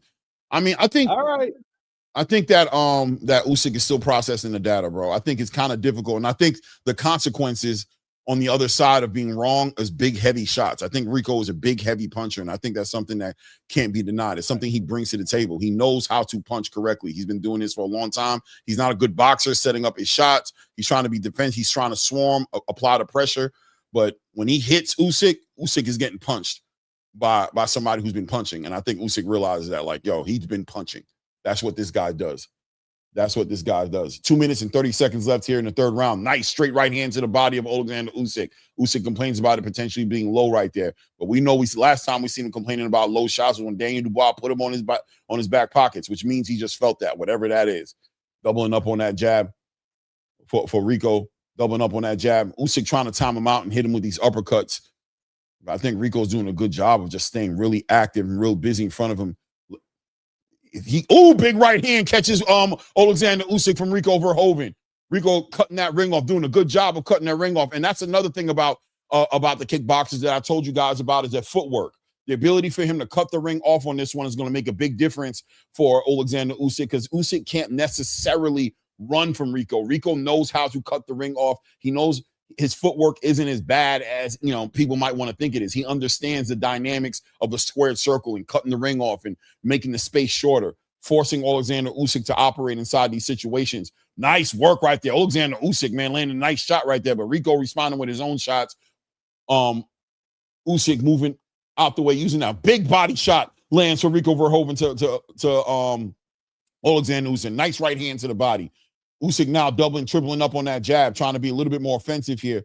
Rico Verhoeven doubling up on his own jab right there, trying to set up that big right hand lands for Rico Verhoeven again. Usyk shoots his own big left hand in response, but Rico was able to land that big right hand. Facts. Minute left in this round right here. Very close round, very competitive round of boxing, man. I'm telling you guys, it just is what it is, man. I expect Usyk to win this fight, but this is a competitive fight. As Rico Verhoeven finding his own unorthodox system of approaching this sport, and he's finding a way, more importantly, to deliver that right hand. He's finding a way to connect with that right hand. It's messy. You might not like it, but big right hands have been landing from Rico Verhoeven on Oleksandr Usyk tonight. 35 seconds left here in the round right now is Oleksandr Usyk working behind that jab, trying to set up that big left hand. You kind of see what he's doing as well. But as long as Rico is breathing and on his 2 feet, he's a dangerous fighter. That big right hand is a big right hand that Usyk has to deal with. Big overhand, big left hand lands for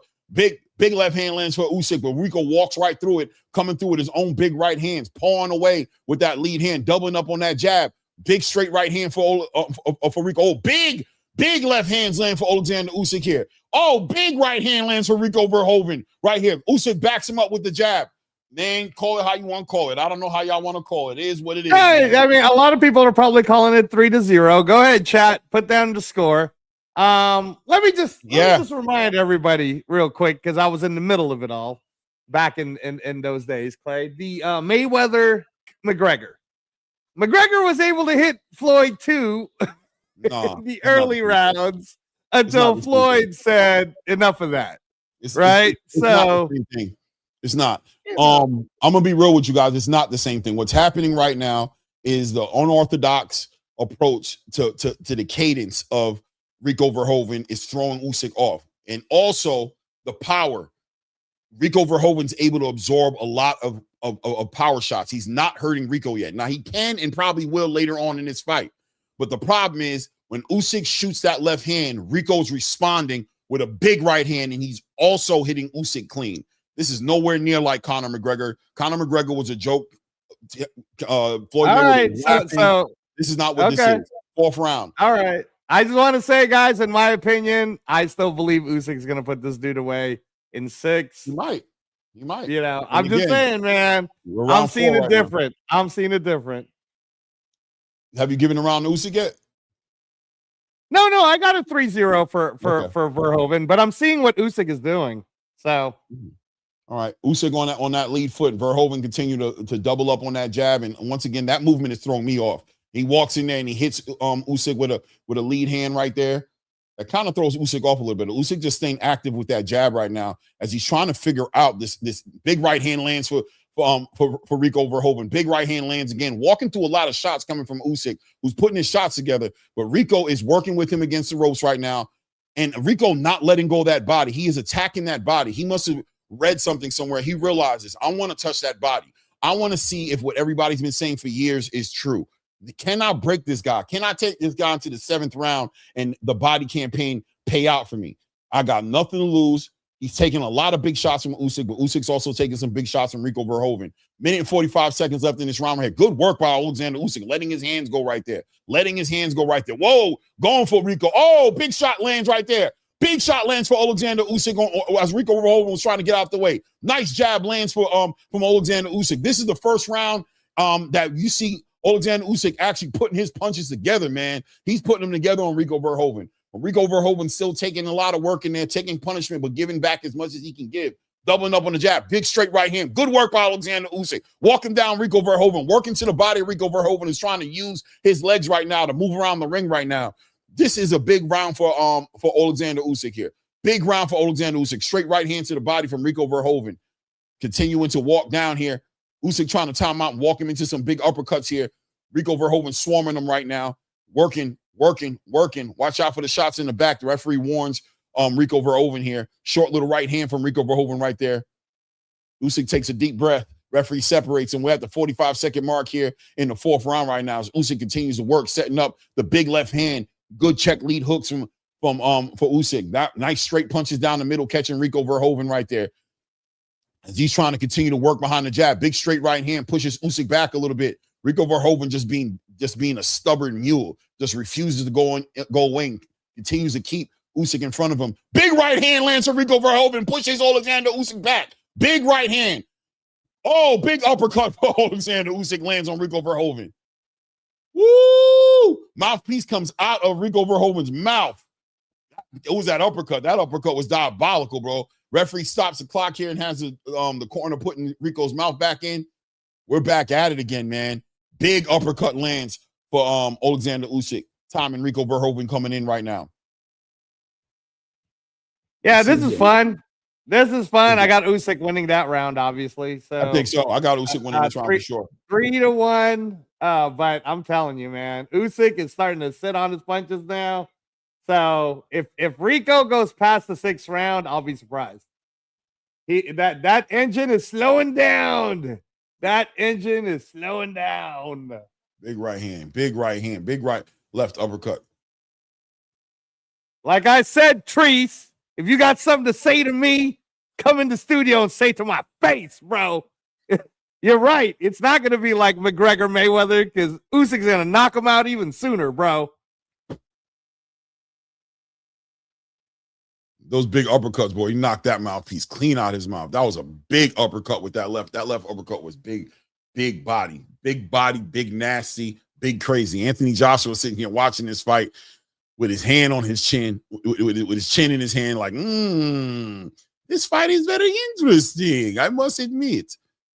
I don't know why I gave Anthony Joshua a Russian accent, but that's just what I felt like he was saying in his head. Round number 5 here, top of round number 5 right now. Usyk was able to have a very great round, a very good round last round, putting a lot of his shots together, hitting him with some big power shots, really sitting on his punches. And Rico Verhoeven didn't look hurt, but I don't give a damn who you are. You're getting hit with shots like that, they start to wear and tear on you. We're in the 5th round right now as Rico's trying to feint up and down, stay behind that jab, trying to let his hands go, trying to be elusive. Usyk has a laser beam of a left hand big left hand lands for Usyk on Rico Verhoeven coming in right now. As Usyk continues to control the center of that ring right now. Usyk definitely getting the cadence down of Rico Verhoeven right now, without a doubt. Big shots. Rico Verhoeven swarming Usyk up against the ropes right now, using his power right now to pin him up against those ropes. Referee separates him, pulling him back. Rico definitely trying to use that physicality. Oleksandr Usyk really getting the cadence of Rico Verhoeven down, though, and you can see it, man. He's timing him. He's hitting him way more clean. He's way more accurate with that left hand. Those uppercuts are coming in right on time because Rico's sitting there hunched over like that when he comes in. And that's Usyk being able to adjust to this guy trying to throw him off, but he's like, I need you to come differently. And the fact is, Rico Verhoeven's coming the same way. So at this point, he is who he is. He's shown Usyk everything he has to show him. Now it's up to Usyk to adjust and start really taking advantage of the holes that he's seen in the past 4 rounds. We're down to 1 minute and 30 seconds here left in the 5th round right now. Rico Verhoeven using his legs to move around the ring, trying to still find these openings here. And Usyk just using his feints right now, using that lead hand to work his way into that range of big shots right there. Big right hand lands for Verhoeven in that exchange right there. Big left hand over the top of the head of Rico Verhoeven here. Doubling up on that jab by Oleksandr Usyk, walking down Rico Verhoeven as Rico Verhoeven is circling Usyk. Really, Usyk is becoming a little bit more of the predator in here, right? He's looking a little bit more dangerous. Looks like Verhoeven's fighting a lot more defensively, just thinking about, nice check lead hook from Verhoeven. Good work right there, letting his hands go.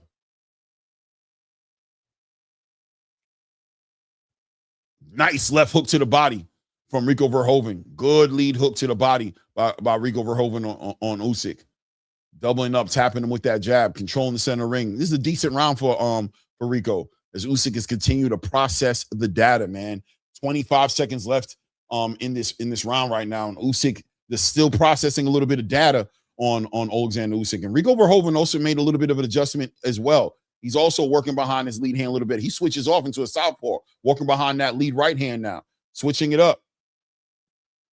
Yeah, he might want to switch it back to the other. Yeah, switch it back. Usyk was catching him good. Doubles up on that jab and catches Usyk right there. We're about to close this round up right here. I don't know, man. I gave that one to Usyk because Usyk had the better counter power punching. Rico was doing the bicycle a few times. He liked to ride his bicycle. Yeah. We're going into the 6th round right now. Shout out, Verhoeven salmon is impressive. He is. Yes, he does have Shelton. It is. It's a good stamina, very good stamina, and he's a big boy. Like pause. Okay, all right, thanks, bro. Yeah, they agree with me, Clay. They agree. Hey, somebody got to agree with you. Somebody got to agree with you. Hey, man, that's not the only one. Other people are agreeing with me. Miss Van Houter's laughing. We're going into the 6th round right now. Rico Verhoeven coming off a decent round. I'm going to be real with you. I don't know who I gave that last round to. I'm kind of in the air to swing round for me. I thought it was a good round for Rico, but I also thought Usyk controlled a lot of the pace and where the fight was going to a certain degree. But Rico is looking fresh, and I don't know if they counted on Rico looking this way in the second half of this fight. Let's see what happens. This round I got a 3-2, guys. 3-2. Very possible. Very possible. Let me say, yeah, Virgil. Yeah, exactly. It might be 4-1. I don't know how they score in that last round. But listen, one round at a time. Toledo Trees got it 4-1 as well. I am 444 has it 4-1, meaning 4-1. Let's see. It's not about this going to 12 rounds anyway. Usyk is supposed to stop Rico Verhoeven, so we might not even need to be scoring this, really. Let's see what happens. Good work from Verhoeven right now, leaning on Usyk right now, using his body right now to just lean on Usyk, doubling up on that jab. And he's had a decent jab tonight. That jab has been active. It's been out there. And that big right hand, I think he's already gotten the respect of Usyk. The big right hand has landed a few times, and Usyk knows what's behind it. So he's being very defensively responsible. Nice lead uppercut from Oleksandr Usyk there in that little exchange right there. As Rico Verhoeven continues, there he goes. Rico swarming him right there, loading up on the big right hands inside of that clinch right there. The referee separates and brings him back to the center of the ring, and we just passed the 2-minute mark of the 6th round right now as Rico Verhoeven continues to try to walk down and pressure Usyk. I think the way he's switching with his left and his right hand, Usyk is getting that timing. He's able to time that jab, and he's able to time some lead right hooks off of it, being that he's continuing to this thing right here. And I think it's kind of like a rhythm where he can kind of see it. But there he is as Rico's working, cutting off the ring, doing a good job of cutting that ring off as well. Usyk walking him back right now, double feinting him, trying to get Rico to bite on those feints. Minute and 15 seconds here in the 6th round. Usyk blows out a snot bubble. Nice lead hand from Verhoeven. But Usyk responds, doubling up on his own jab, setting up that big left hand.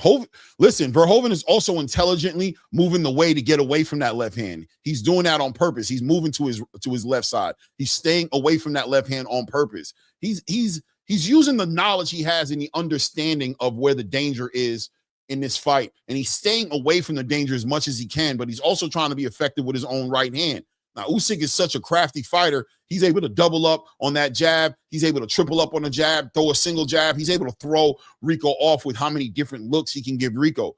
But Rico's smart enough to not overcommit. Good work by Rico right there. Hooks off of a jab right there, hits him with that lead hand. Decent work from Rico. Usyk walking him down right now. It's a very close round right here, man. 20-something seconds left in this round right now. It's Usyk trying to figure it out. And Rico doubles up on his own jab, controlling the distance and the range of this fight as well, moving around. Usyk walking him down right now. Good jab by Rico. Rico might be winning this round. I don't know, man. Is he? I mean, in this round, is he outboxing Usyk to a certain degree? As Usyk is trying to find Rico, but Rico's doing a good job of using the real estate of the ring, moving around. Oleksandr Usyk blowing snot out of his nose. I don't know if he feels some kind of way about his nose, if he's leaking. I don't know what that's all about, but it is what it is. I got a 3-3, guys. Put that, hey, chat, get rid of that pay-per-view guide and put down what your scores are. But I got a 3-3, y'all. I got a 3-3. Shout out to Atheist Ghost in the building with the $5. Can you tell me how the best boxer in the world completely ignores the body for the first 6 rounds? Lord child. I think it's a lot easier said than done. I'm gonna be real with you. I think that Rico Verhoeven's power is real, and I think Usyk has felt it. And I don't think he wants to lean his head forward unnecessarily. I don't think he wants to overcommit to making this a close range fight. I think he's being very respectful of the power that's in front of him in Rico Verhoeven. I think he's smart. Yeah, you're right. You're right about that, Clay. I mean, this is heavyweights, right? So he's not trying to be disrespectful with those punches. And Rico's strong, if nothing else. He's strong. He's like an ox. He's certainly doing better than Richard Torrez, Clay. Yeah, I got it 4-2 right now for Rico Verhoeven. Round 7 right here. 3 minutes mark just passed here as Rico Verhoeven is really arguably trying to protect the lead right now at this point, arguably, depending on what the judges have it at right now. He's doing a good job just boxing, honestly, just using his jab and using his feet, using the real estate in the ring, moving around. And he's already got enough respect from Usyk to where Usyk is not swarming him, not attacking him. What they have it here as Mike Coppinger has Rico Verhoeven with 5 rounds. 5-1. I'm telling you, it's possible. I got it 4-2. I'm telling you, it's possible. I'm just keeping it real. Listen, it ain't going to 12 anyway, right? So we ain't got to worry about the scorecard. As Rico Verhoeven continues to work behind that jab and Usyk trying to get up in there. Rico has gotten the respect of Usyk's power, of the power. Good work right there. What a big right hand to the body of Oleksandr Usyk from Rico Verhoeven. Big right hand to the body. I'm telling you it was big. Doubling up on that jab. It was a big right hand to the body. Tying him up. Man, Benavidez might be looking at this fight sport saying to himself, let's make it happen. For Rico Verhoeven to close the space. Usyk uses that movement to get up out the way right there. Big overhand right by Rico Verhoeven. There we go. As Usyk starts to load up on the left hands right there, trying to hit Rico Verhoeven with something. He's trying to get the respect of Verhoeven, trying to hurt Verhoeven. He's loading up on those left hands, but he's not able to. Verhoeven doing a good job of catching him on his gloves that time. There he is right there. Another big left hand, but gets caught on the glove of Rico Verhoeven. Very active behind that jab, catching a lot of those shots off of his gloves right now. Rico is also processing data, ladies and gentlemen. He's also reading and seeing things and realizing how the big right hand lands for Rico Verhoeven, pushes Oleksandr Usyk back. As he is super active. This dude is irky jerky tonight, man. That big right hand would have knocked Usyk out right there if he got caught with it. Nice check left hook from Rico Verhoeven as Usyk shows a little bit of frustration right now. Just a little bit of frustration. Big shots coming back from Usyk right now, but Rico Verhoeven is just a tank, man. He's really taking, unless you hit him real clean, it's going to be hard to get that respect from him. This guy's used to getting kicked upside his head, man. He knows how to take a shot, man, and keep on coming forward. He knows how to move around here. We're at the end of round 7 here. 40 seconds left here in the round here as Rico is level changing now, working behind the jab, working to the body right now. Usyk being very active, trying to find that big shot. Rico moving around. And that's another thing that Rico's doing a good job of. He's not staying on the line. He does something and he gets off the line. He forces Usyk to reset to find him. And that's buying him time and allowing him to look like he's in control. He's also scoring with his own jab. He's scoring with his work to the body. And that's what's edging out these rounds. Big straight right hand lands for Rico Verhoeven right there. Big shot lands for Usyk, walking Rico Verhoeven back. As he's continuing to work, Usyk takes a deep breath, blows some air out right there. As is Rico Verhoeven's body work and the movement tiring Usyk? I don't know, man. Muscling, leaning on Usyk, who's showing frustration. Looks up at the clock. I got a 4-3 for Verhoeven right now. Somebody get rid of that whatever that is, PPV, whatever. Please. You can and go to that thing and hit and right click it. You can get rid of it. You got a wrench. No, I don't have a wrench, bro. Of course you have a wrench. What are you talking about? No, I don't have a wrench. Bro, write something in the chat. Okay, fine. If you come up blue, you have a wrench. Period. Okay. All right. Watch mine not have a wrench. But hold on.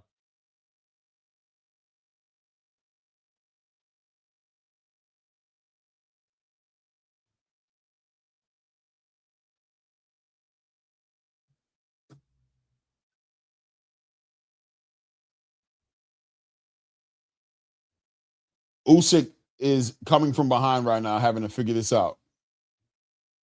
You put something in there? Top of the 8th round right now, and Usyk is behind on these scorecards right now. And as long as this doesn't go to the judges, there you are with your wrench.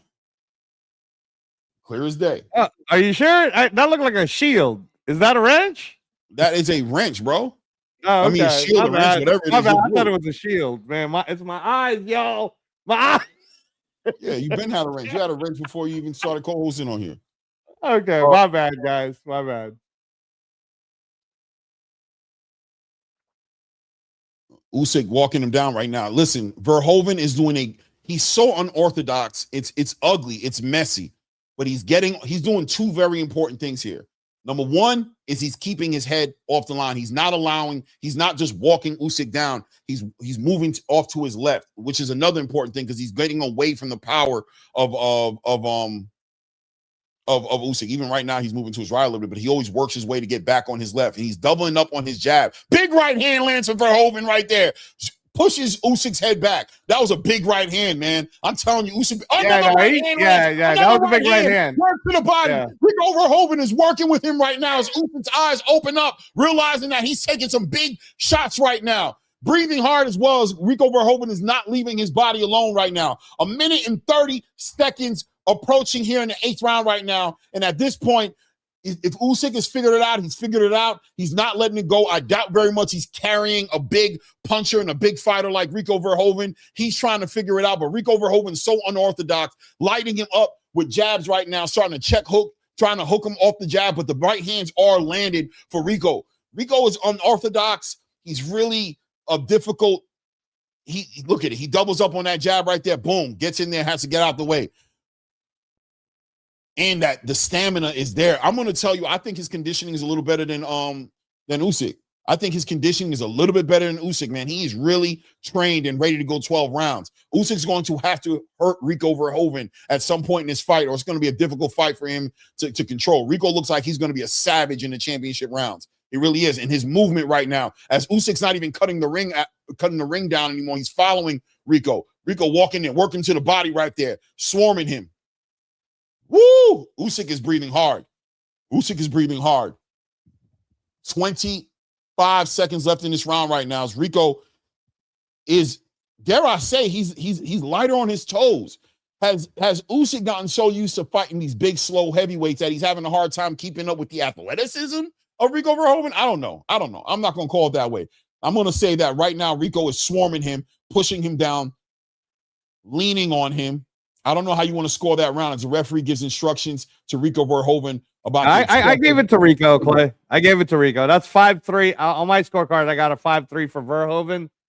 What I will say is the way Rico Verhoeven is fighting is the better version of how Richard Torrez could have done today. You know what I mean? I'm gonna tell you right now on my scorecard, I have it 1, 2, 3, 4, 5, 6 rounds to 2. We have 3 rounds. Wait. 6-2. You got it 6-2. Okay. All right. 6 rounds to 2. I'm telling you right now, if Rico Verhoeven wins another round, if he doesn't knock Rico Verhoeven down or knock him out, Usyk is on pace to lose this fight. Yeah, I got a 5-3, guys. Yeah, so Clay's got a 6-2. I got a 5-3. I wouldn't be surprised if Coppinger has it 7-1. So we'll see. We'll see how it is. But this is fun, Clay. I'm having a good time. I'm having a good time listening to you. Having a good time. That's it. That's all that matters, man. As long as you're having a good time, baby. That's all that matters. We're about to walk into round number 9 right now. Most pundits in the space, most analysts in the space didn't expect this fight to go past 6 rounds. Some of them picked 7, but we're already in the 9th round. So already in uncharted territory for a lot of pundits in the space as they're trying to figure out how to score this. And on top of that, who would have thought that at round 9, Rico Verhoeven would be ahead on the cards right now? I don't know. 2 minutes and 43 seconds, 2 minutes and 42 seconds, getting ready to be 240 seconds. Mike Coppinger has this 7 rounds to 1 for Rico Verhoeven, whose conditioning has been very impressive tonight. I'm not going to lie to you. Big straight right hand down the middle of the guard of Oleksandr Usyk. If Rico Verhoeven walks away with this victory tonight, Lord child, nice, times him out with that left uppercut right there, comes over the top. Big right hand lands for Rico. Woodwork to the body, working on Oleksandr Usyk, working him to the body right now as Usyk is trying to physically get Rico off of him. The referee finally separates him right there. And those exchanges right there are taxing on the energy of Oleksandr Usyk because Rico knows how to stay active inside those clinches. He's been able to get off a lot of good body work in those clinches and even short little right hands up top. And those are big, heavy hands from this guy. This guy's been fighting over 20 years as a kickboxer, bro. He's 15, probably over 20 years of kickboxing. Just dominated his side of the sport right now. One thing he knows how to do is turn over a punch, and he's got heavy hands. And now he's shown he has the conditioning, and he understands also the value of movement. He is moving. He's getting off the line. Good right hand lands for Rico Verhoeven right there, forcing Oleksandr Usyk to back straight out, which is unlike Oleksandr Usyk. Likes to use his angles. Likes to use his lateral movement. But that's what happens when you got a lot of smoke coming your way. 1 minute and 20 seconds left here in the 9th round. I don't know. We about to find out a lot tonight, man. Styles make fights, ladies and gentlemen. And contrary to popular belief, Rico Verhoeven's discipline for the last 15 to 20 years of his life is translating decently in this fight right now against the best heavyweight boxer of the last 10 plus years in heavyweight boxing.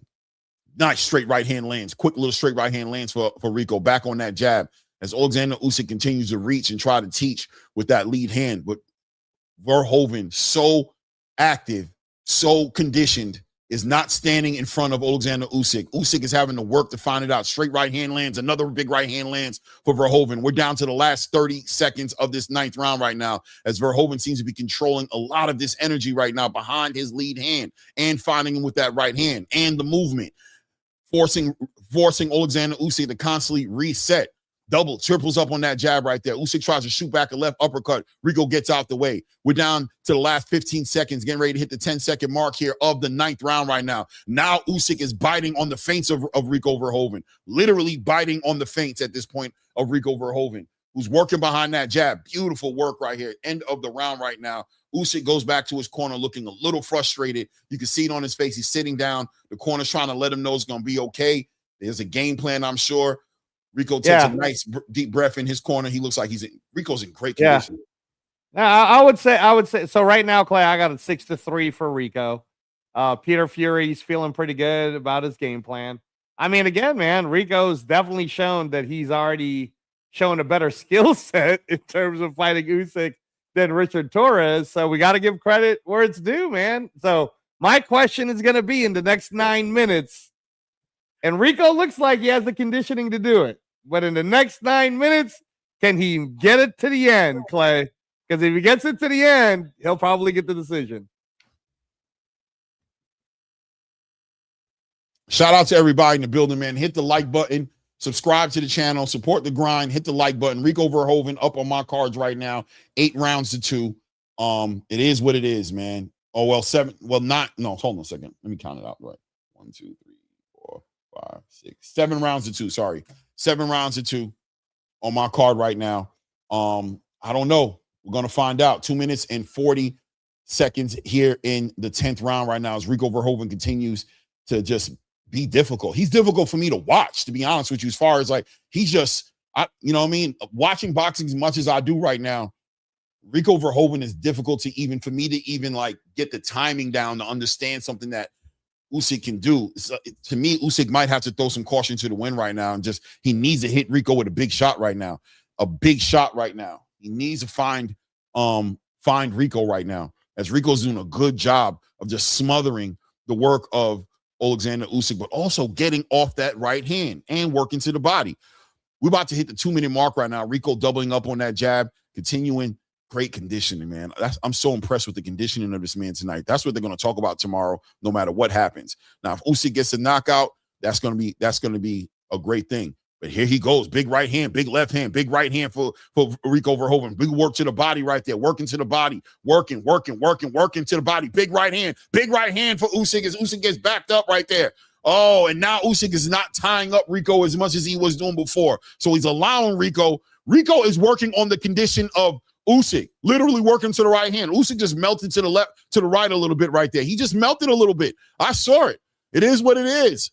The body work and the pressure of Rico Verhoeven is starting to take its tax on Usyk's body, as Usyk has been carrying this guy a large portion of this fight right here. Big right hand lands. He's leaning on Usyk. Usyk laying up on the ropes, doesn't even have the strength to try to push him off, allowing the referee to separate them. Oh, man. Verhoeven, nice. Now he's doubling up on the jab and stabbing him to the body. Big right hand, big right uppercut to the body, left hook to the body. Usyk jumps up and shoots his own right lead hook over the guard of Verhoeven. Verhoeven working him to the body, and those shots are hurting. I'm telling you guys, it's clubbing shots. He's a heavy-handed dude. You could see it on him. He's a heavy-handed dude, walking the back, working through that uppercut, working uppercuts, and he's doing such a good job of being active with his hands that the referee can't even separate him, because he's like, look, there's action going on. Rico is being active in there. Good work by Oleksandr Usyk. Good work. Good work out. Good uppercut. Big right hand. Big left hand. Big right. Oh, Usyk. Oh, check left hook from Usyk might have hurt Verhoeven. Big shots. Big shots. Verhoeven looks like he might be hurt. Throwing the jab. Verhoeven fighting back, shooting back at Oleksandr Usyk. Oh, I think Usyk might have hurt him. Getting active up in there, but Verhoeven trying to swarm him. Yo, Usyk was working. Usyk was working, bro. I think he might. Big right hand lands with Verhoeven. Like I said, on my scorecard after this round, I got it 6-4 for Verhoeven, but I'm a lot closer in the scorecard. I got it 6-4. You probably have it 7-3 now, right? Clay, you have it 7-3 for Verhoeven. I got it 7-3. Okay. Yeah. Mine is closer. I got a 6-4. So I still have, I know there's going to be some narratives in the chat, and some people are going to, they're about to rob this guy. But I can still, if on my scorecard fairly, you guys have been with me as I'm calling it, if Usyk wins the next two, it could be a draw. For me, at least on my scorecard, it would be. But I don't know, man. I still feel like Usyk could get him away because he hurt Rico. Rico was hurt on that round. So Yeah, he let's was find hurt. out. He was hurt. Championship rounds, y'all. This is why they call it boxing. Championship round. Let's see. Usyk had a great round in there. Maybe he's hitting the second gear. He takes a deep breath. Let's go, man. Rico got hurt for the first time. I saw him kind of swaying. I couldn't believe it, man. Well, I can't believe it. I've been expecting Usyk to do this a whole damn fight at some point, at least from round 6 on. So Verhoeven has already overachieved on a lot of people's expectations. I think he gives a lot of heavyweights problems in the division. Not the best of the best, but listen, he's giving the best of the best problems right here. So who am I to say he can't give the other guys a problem? But he's very active. And the thing about it is he knows how to turn those punches over. He does such a good job delivering that power. And that's a big difference. Look at the big right hand, left hand, uppercut, working to the body of Usyk right there. He's giving Usyk a legitimate workout here. This is impressive that Rico Verhoeven won professional fight in his whole career from 10 years ago or 4 or 5 years ago. I don't know how long it was. I don't remember what the number is. But he's giving Usyk a workout in this round. Nice straight right hand lands for Rico. Rico using that body to push Usyk out the way. Just a bigger, stronger guy in the ring tonight. We just passed the 2-minute mark in round 11. We're in the championship rounds right now. And on my scorecard, Oleksandr Usyk needs a knockout to win this fight. And I'm expecting him to get it because he's that kind of a fighter. But he has to get it because the scorecards are not his friends right now as far as I'm concerned. I find it hard-pressed to believe that any judge has Usyk winning this fight on the scorecards. Good work by Usyk right there, putting his punches together right there. And he's dealing with a very durable fighter. Ooh, nice uppercut lands. Ooh, stiff lead hand by Usyk. Oh, hard right hand to the body by Rico Verhoeven. Big right hand, letting his shots go. Nice uppercuts landed, pushing Usyk off with one arm. That boy is strong like ox, bro. He's strong like an ox, man. What is the referee doing here? What? I don't know. Referee kind of held on. I don't know what that was about. Anyway. Referee, hey, bro, you supposed to be light on your toes, man. Get out the way, bro. Yo, that was literally weird, bro. Thank God Usyk wasn't a dirty fight and start punching on Rico Verhoeven while the referee was literally holding him. That was crazy. Minute mark just passed here in that round. Big right hand comes over the top and catches Usyk. Another big right hand lands for Rico Verhoeven, followed by a short little check left hook. Usyk showing that will of a champion. Straight right hand to the body lands again for Rico Verhoeven. Nice right hand again comes in there. Verhoeven just very, very busy inside those clinches, letting his hands go. Working on that jab, doubling, tripling up on that jab. Comes with that straight right hand. Good work by he caught him. He caught Verhoeven with the left hand. He caught him with the left hand. I told you. He got hurt right there. Can he be saved by the bell right there? No, it's over. Hey, stop the fight, Peter Fury. Stop. Throw the damn towel. Did he throw the towel? Oh, the mouthpiece came out of his mouth. Throw the damn towel. Throw the towel. It's over. Straight left hand hook. Boom. Oh. Usyk's got to get him out of there. It's over. It's over. That was a referee. Over. That was he a referee. was hurt him. I told y'all. Man, you said it was going to end in 6 rounds. Stop it, bro. And by the way, even if that would have went to the end, I'd have had it 6-5 on my scorecard for Verhoeven, but it was a 10-8 round, which means if Usyk would have won the last round, he would have won anyways. So relax, everybody. Relax. Yeah, I think the stoppage was premature. It didn't need to be a stoppage there. He could have let him get knocked out. He took no damage throughout the whole fight in real time. He just showed himself getting hurt. He did get the stoppage. Great left hand. It was a right hand, actually, that caught him on the way in and sat Verhoeven down. But I thought the stoppage was very, very premature. I don't think it needed to be stopped. I thought, especially at the end of the round, 10 seconds left in the round, bro, in the corner. I don't know. Not to say he wouldn't have gotten the stoppage. Great fight by both guys, man. Rico Verhoeven. I picked Oleksandr Usyk to win this fight, but I knew that it was going to be way more competitive than people thought it was going to be. Rico just is a seasoned fighter in general, just not a seasoned boxer. I definitely think Rico should sign a contract with somebody to continue boxing. This is fun. Go ahead, Trees. I know you got a lot to say. Go ahead. Yow. You know good and gosh damn well that was not right. That stoppage was not right. It wasn't. It just wasn't. That wasn't right. That referee did that to preserve the sport of boxing just now. I think so. Rico Verhoeven was on his way to winning that fight, man. This is nasty. I don't know, bro. I'll put it to you this way. Look at the replay. Look at the replay, Trees. Look at the replay of how hard these punches are coming, and then tell me this stoppage wasn't a good one. Fabio Wardley just walked out of a fight where he got abused for 4 rounds straight, and everybody was making excuses for Fabio Wardley on how you never know. Yeah, but Clay, that's not the same comparison as the Joseph Rico Parker stoppage. Verhoeven was literally coming forward when the referee said, look at this. Look at how bad this replay. Look at how bad those punches are. So if you're saying that you think Parker could have kept going against Dubois or against Wardley, then there's no way Rico wasn't going to get hurt going into the matter. anyway. There's 10 seconds left in the round. I'm not talking about Fabio Parker. I'm talking about Fabio Wardley and Daniel Dubois. He sat there and got the piss beat out of him for 3-4 rounds. Piss, closed eye, leaking nose, can't walk straight. The piss beat out of him before the doctors looked at him twice. All types of nonsense, and they didn't stop it. This guy winning the lion's share of 11 rounds. At the end of 11 rounds, at 10 seconds left in that damn round, bro. He goes down, he gets up, he's moving around, and they stop it. It was a horrible stoppage. That was horrible. He was literally punching. He was literally punching. No, hold on for a second, Trees. Hold on. You guys watched me score it round per round.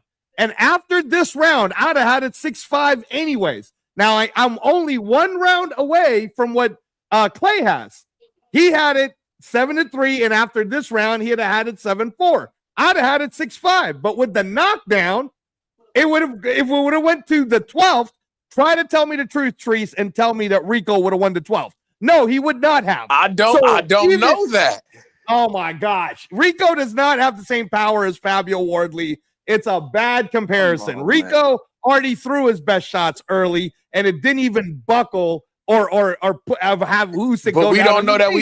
Who knows if he hadn't leaned on him for that 12 front? Maybe he would have leaned on him. Oh my gosh! Come on, man. That was a nasty stop. Yo, it was the man was really. I'm gonna be real with you. I don't even really want to hear it. I don't really want to hear it off the strength of what we just saw happen with Fabio. I don't give a damn, bro. What we just saw happen with Fabio Wardley and people, and I'm pretty sure Angelo was one of those people as well, who was sitting there justifying that a fucking abuse of that nigga who's bleeding out his. Look at Rico. He looked like this is eye socket broken. Eye socket broken. And we're gonna sit here and try to say that this guy didn't deserve the benefit of the doubt after dominating the lion's share of those rounds. I don't care what your scorecard said. We literally had Mike Coppinger, who had 10 rounds to 1. I didn't score it that bad, but I definitely had him winning 7 rounds of 3, getting ready to be 7 rounds of 4 in that fight. If that fight would have went to decision, we don't know what the scorecard would have said. That was a horrible decision, bro. Horrible decision. Shout out to I Am 444 in the building, man. What's good with you, family? What's good, Clay? What's good, Ray? Reyes, what's good, Trees? Look, man. Come on now, Angelo. Come on. You're respectable, bro. Let's put the fandom aside. Okay. No, let's put the fandom aside. Here is the reality. Rico dominated most of the fight. Not according to my scorecard. He had a moment. He had a moment which happens in boxing, okay? Where it happens. You can get knocked down and get up and still win a fight, sir. Okay? It was 10 seconds left. The ref could have allowed the bell to ring so they can go back to their respective corners, regroup, and give us a banging 12th round. You don't take that away from a fighter who's been dominating most of the fight. Okay, so even if you would have gotten knocked down, hold on. If he would have gotten knocked down, right? Let's say he did get knocked down again in that 10 seconds. All you would have had to do was get up. The clock would have saved him. He would have 100% made it into the championship round. Go ahead. No, so respectfully, and again, everybody can have their own opinions. I'd like to see what the actual judges' scorecards are, but you guys were sitting here listening to my actual scorecard, and I'm telling you, after the 11th round, even if it would have went to the 12th, you heard me literally score it round per round. I would have had it 6-5. But with the knockdown for 4-4, all Usyk would have needed to do was win the last round. He would have won anyways. But I don't believe, respectfully, I don't believe Rico would have had the energy or the mindset to be able to continue on, and he would have gotten messed up even worse. And that's the same reason why they stopped the Joseph Parker fight against Wardley. So I don't know, bro. That's just me. You don't have to agree with my opinion, but you guys heard me scoring it like round per round. And for everybody saying I scored it horribly, I was only 1 round difference from the way Clay was scoring it. And there was only 1 round difference between me and Clay's scorecard. No. So if mine is horrible, then Clay's must be a little bit bad. I actually went with Clay's scorecard as well, but to be very honest, it easily could have been 2 rounds to Usyk, to be honest. But I consider some of them like, so I was like, you know what? I'll go with a 7-3. You know what I mean? But the reality though is this though, the Wardley fight, you can't compare it, bro. Rico was not getting beat up most of the fight. Knockdowns happen. He got right back up. Like we're acting like we haven't seen. We've seen anyway get knocked down. Have we not? Or our fight stopped when he got knocked down? No, he got to get back up with a sword. We've seen many fighters get knocked down, bloody face, swollen eyes, and still win fight. This guy didn't even have any of that. He got knocked down. Whoopie-doo. That's a part of the fight game. Give him the 12th round because you probably would have seen something incredible. Because sometimes that actually helps people to actually win. They're like, hey, you know what? All right, I got knocked down. Now we're going to take it over the line. You know that was prematurely stopped. You know why that was stopped too. Look, Triple Four. It's not like when he got knocked down, when he first got knocked down, that he took a long time to get up. You know what I'm trying to say? Like he was hurt. He just exhaustion, got caught with a right hand coming in, and he was coming forward almost to try to smother Usyk's work. One might even argue he got tripped up a little bit when he fell down. But I'm not going to say that. I'm going to say that right hand was a good, clean right hand and put him down. But Lord child, bro, stopping that fight with 10 seconds up on the clock, bro, is diabolical, bro. That was crazy. That was crazy. That man could have, man, that was crazy. I'm not that mad, but I am not trying to hear. I'm definitely, and we got, by the way, G. Caballero inside the ring right now, getting the face off right now. And hold on a second. Let me look here and see what's going on here right now. I got to see what's going on. Bear with me here. You guys build for a little second here. Hold on, man. Y'all talk. Hey, shout out to Shadow Boxing. First time on the channel, man. How you doing, brother? I'm doing all right, man. Claymore, first of all, I just got to give you your flowers, man. You're my favorite channel. I tell everybody I meet about you. Like, I'm a huge fan of you, man. Like, I finally been able to, see you, man. So I just want to give you your flowers, man. I love your brains. I love the way you break down fights. I love your honesty, man. So big fan of you, man. Got to give you them flowers, man. Oh, man, I appreciate you, man. Thank you, man. I appreciate you, brother. Thank you. Did you see the fight? Yeah, I'm a diehard boxing fan. First of all, since I'm new here, I'm going to go ahead and introduce myself. I'm a diehard Shakur Stevenson fan. I was in New York when he beat up T.O. $1,000 trip, freezing in the cold. Had to go see my man do that. So, yeah, like, diehard boxing fan, man. Diehard. I just watched this fight. We all know what just happened, man. I don't like Angelo. I rock with you. I rock with you hard, Ange, but giving Usyk 5 rounds, Angelo, man. Angelo. Hold on. Can I ask you real quick? Let him cook. Let him cook real quick. I just want to ask him, are you mad at Clay for giving Usyk 4 rounds? I can be honest. I can't do that. I'm like, where the 4 at? Like, bro, it was multiple rounds. Usyk holding his hands in his pockets. Multiple rounds. He'll get one Fury off and it'd be nothing. The first 5 rounds, he got washed. The first 5 rounds, he got smoked. His boots was smoked. I'm sitting here with my son. I'm like, son, you finna see Buster Douglas, Mike Tyson. Like, I'm with my son. I'm like, what is going on? I'm eating a hot dog. I got chili going down my lip. I'm like, what's going on? Like, what's my guy was flabbergasted, like, boxing? Like, what's going on? And then this my thing. Everybody want to talk about my boy Shakur, but I promise you couldn't no kickboxer come in the ring and touch my boy like that. Man, get the hell out of here. Don't mean to cuss on your channel, but it's get out of here, man. Hell is good. Get we the got hell way out more of than here, that. bro. HLD on the panel. God knows what we're going to hear tonight. Nobody would ever come in the boxing ring and touch Shakur Stevenson double S like that. I promise you. What? He almost blanked Usyk. He almost blanked him 12 rounds, almost blanked him. We know what that Wow. stoppage was, man. We know that. You know what Alex Shoot did? He put that little bug in his ear. Motherfucker, if you don't stop this shit when he hit him one more time, I'm a Listen, without a doubt, and I don't know what Verhoeven is saying right now, bro, but Verhoeven should definitely be. Oh, I'm pissed. I'm pissed. Yeah, I can give you the report on what was being said. So basically, it was pretty cool, and I like how transparent Turkey is.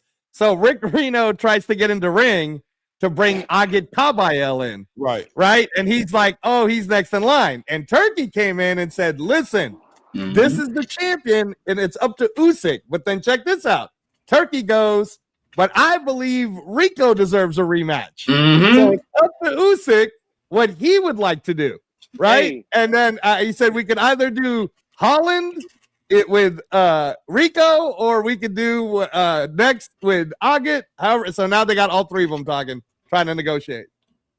We need a rematch. Usyk don't want that again. I promise you, anybody on here, my paycheck for the next 4 months, he will Don't do not that. get in that ring. Don't with do that. that. Man.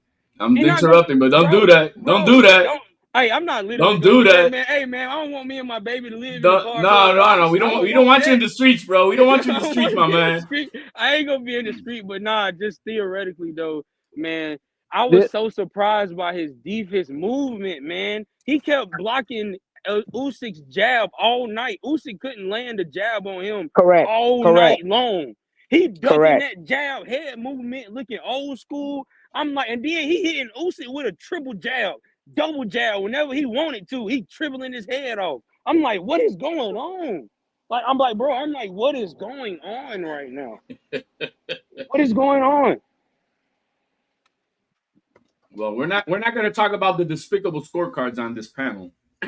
Oh, what was the score? What was the scorecard? Oh, they announced the official. No. I'm saying the one on the panel. So what you had at HL?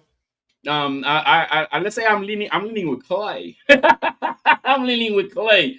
Okay, so you think I gave him too much, right? No, I think you were right on, bro. I think you were just about right on. I gave him 3 rounds. I gave him. I gave him 3 rounds as well. I think, and maybe a 4, maybe a 4. No, if we count the round that he got knocked down in, if we were going to get in that round, that's going to be 4 rounds. But I had 3 rounds.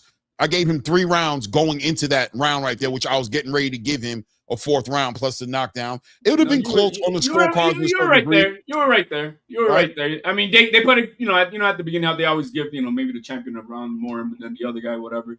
But you were right. You were pretty much on the money, Clay, man. What's going on, guys? I'm sorry interrupting here. All of doing good, HL. Doing good. Yo, man. This was hey. You saw the super chat? You didn't see the super chats, bro? Oh, my bad. Hold on. Let me see what I missed here, bro. I was so busy being disgusted. No problem, I was so busy being disgusted. Facts. That takes work. I was so busy being disgusted. I didn't have time to look. Julio Cesar Chavez Sr. special. Anyone? Oh, not powerful, bro.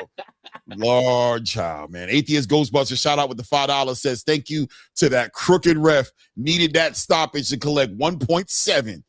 That parlay hit like bomb. Damn, you're making a lot of money, Atheist Ghostbusters. That's awesome. The stoppage, I think Usyk was on his way to stop him. He really was. That's cool.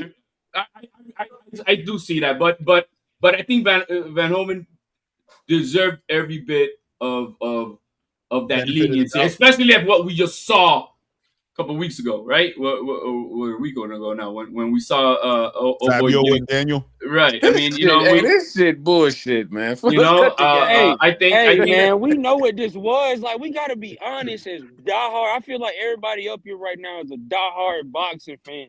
Come on, we got to be real with what we just seen. I think he was gonna. But if you were to tell me right there live to put money at Usyk is gonna stop him, you damn right I would have. I would have put money on the Usyk was gonna stop this dude. This is what Usyk does in the replay, man. Ask AJ how that felt when he turned it out. He turned on the afterburners in the last few rounds. This guy's got that heart. And yeah, I do see the rematch. Usyk is that dude. Usyk is that dude. But I think regardless, the Verhoeven dude deserved deserved every bit. He was very awkward. He looked like the way he was boxing. It was so freaking awkward. His stance, he jiggled. He looked like I'm trying to see what Street Fighter dude he reminded. I don't know if it was I know what you're talking about. I know the kid. I can't. You know, he had a little jerky up and down in between his shit. It was weird. It was weird. It was different look. The guy is massive, big, strong.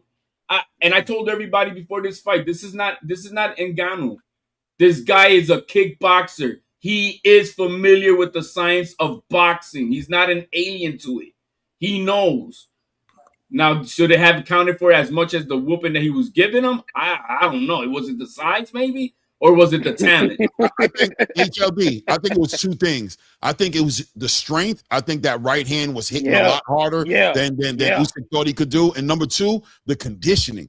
This dude was not fading, bro. No. The conditioning was just on. I think that was a problem. And the movement also. I'll say the third thing was the movement. He never stayed on line. Like once he got his shots going, he moved off the line. And I think it was pissing Usyk off a little bit. Usyk got used to fighting those big, slow heavyweights. And it was kind of how Madrimov did Crawford. It was kind of how Madrimov did Crawford in a way. Like you giving me something, you so different. It's like it's giving me a hard time. Remind you, Crawford didn't really figure out Madrimov till about the 8th, 9th round. About ninth round. Did he ever figure him out? Not really. If I'm being honest, I'm being honest. That was a hard fight for Terrence, man. I don't know if he really figured him out, but Terrence got so much junkyard dog in him that after a while, he's just gonna go to him. And I don't think nobody can stand up to Crawford. You know why Madrimov lost that fight? Madrimov lost that fight because he never had moments, right? Like he did a good job of messing with Terrence Crawford and making it hard for Terrence Crawford, but he never capitalized on those moments. He didn't have moments in the fight, if that makes any sense. Terrence had the moments, and that's what won him the fight. That although it was crazy to watch, there were moments for Terrence where he was letting that right hand connect, where he was touching that body, where he was letting off some combination shots and forcing Madrimov to kind of deal with that. Madrimov never capitalized. He focused way too much on. It felt like he was trying to survive more than win the fight. Now tell me, guys, was this a hell of a fight card that we watched over in Egypt? Hey, I ain't gonna lie. I thought it was a great card. Great card, bro. Hey, everybody who was talking smack about, he's fighting a kickboxer and all this. I'm like, nah, you guys don't get it. This guy is an all-time great kickboxer who knows how to box. He ain't an alien. Lost in 13 years. That's insane. And yo, man, I think it was a great card. I thought the view was beautiful, man. I think it was everything top notch. I there's nothing to complain about. And as far as I'm glad that Turkey stepped in, like you said, there a minute there. And so they said that he stepped in there and kind of like didn't allow, NG Cabello to just come and steal it. He's like, hold on. Did you catch Turkey's face periodically throughout the fight as it was panning to him? He was looking like he was in straight duress. He's like, what's going on? Like you've been talking about, Claymore, the big plans with David, the plans with Jayo Bataya, like all of that was finna go down. You seen that flashing in front of his eyes, right? he felt like he was in New York. He was like, "Yo, this reminds me of when Ryan Garcia got stopped by got knocked down by Rolly." I felt it.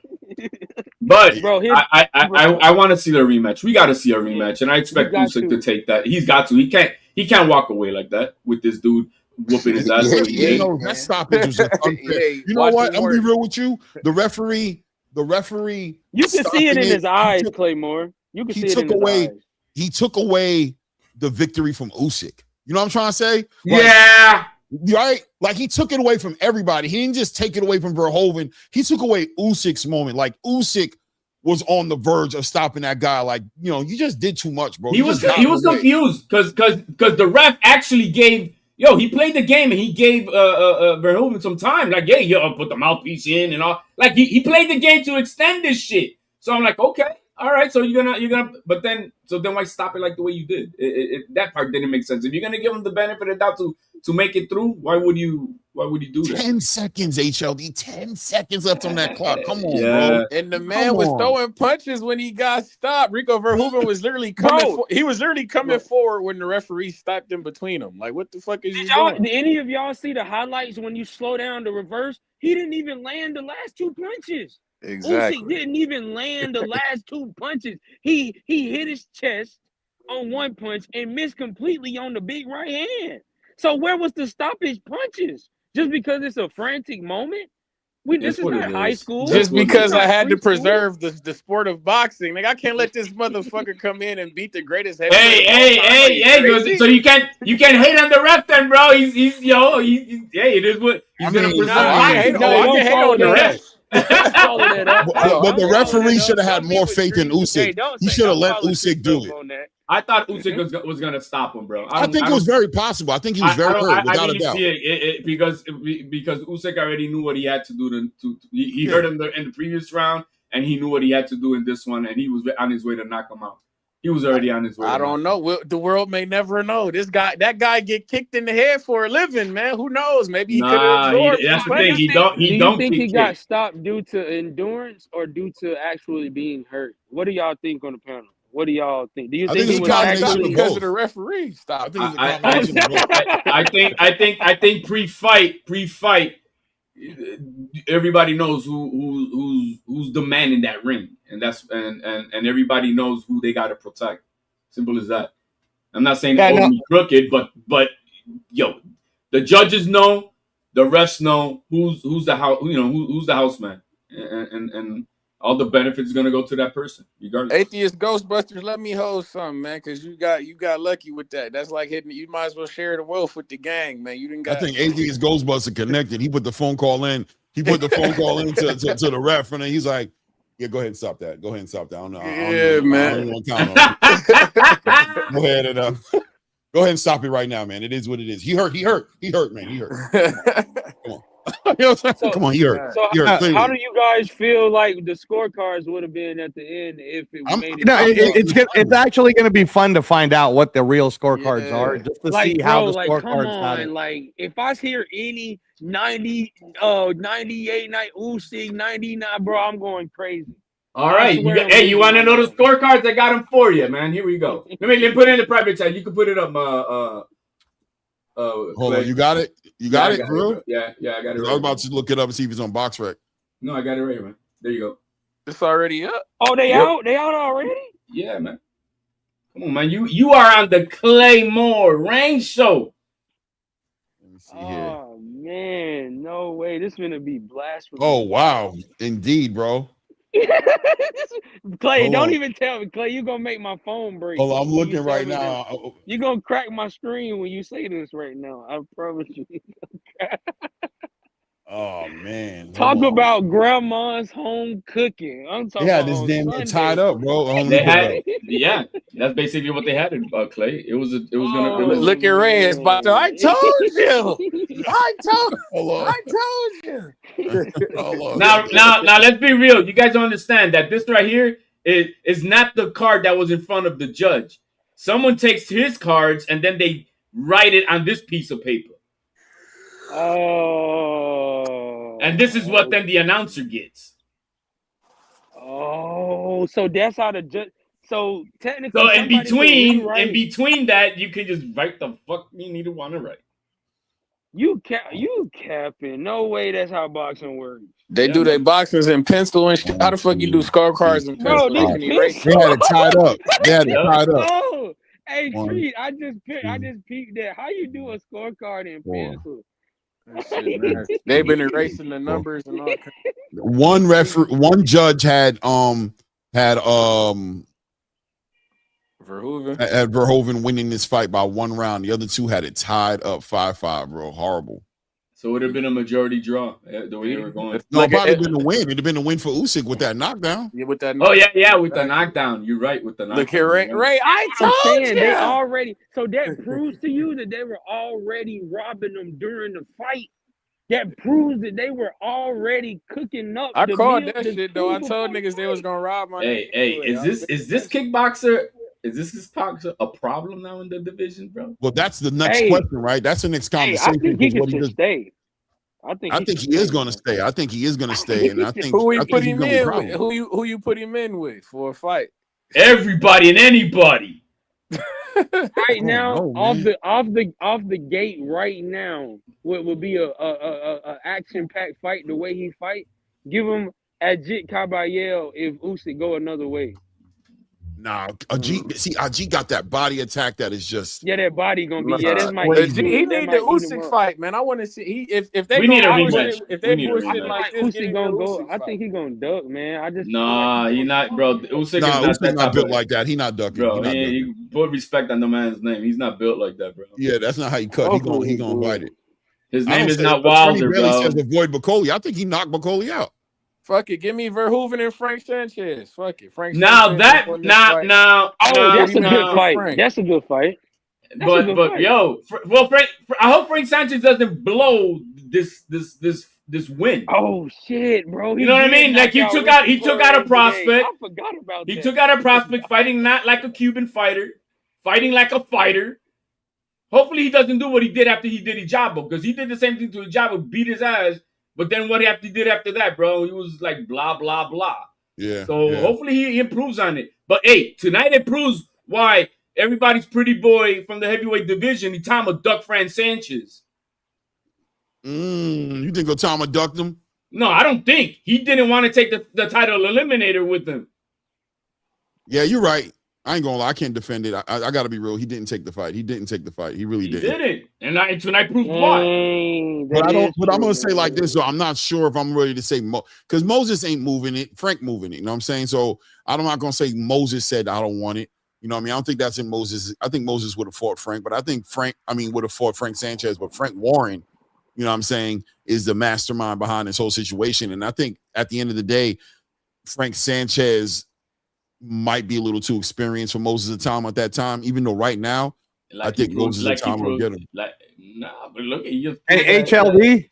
Hey, HLD, real quick. I just want to say that I did predict that Frank Sanchez would do that to Torrez. I'm just saying. You did? So yeah. I didn't pick it. I said this is a prove me fight for Frank Torrez. Tonight was the day he's gonna have to tell us what you about, man. Are you really one of these guys or not?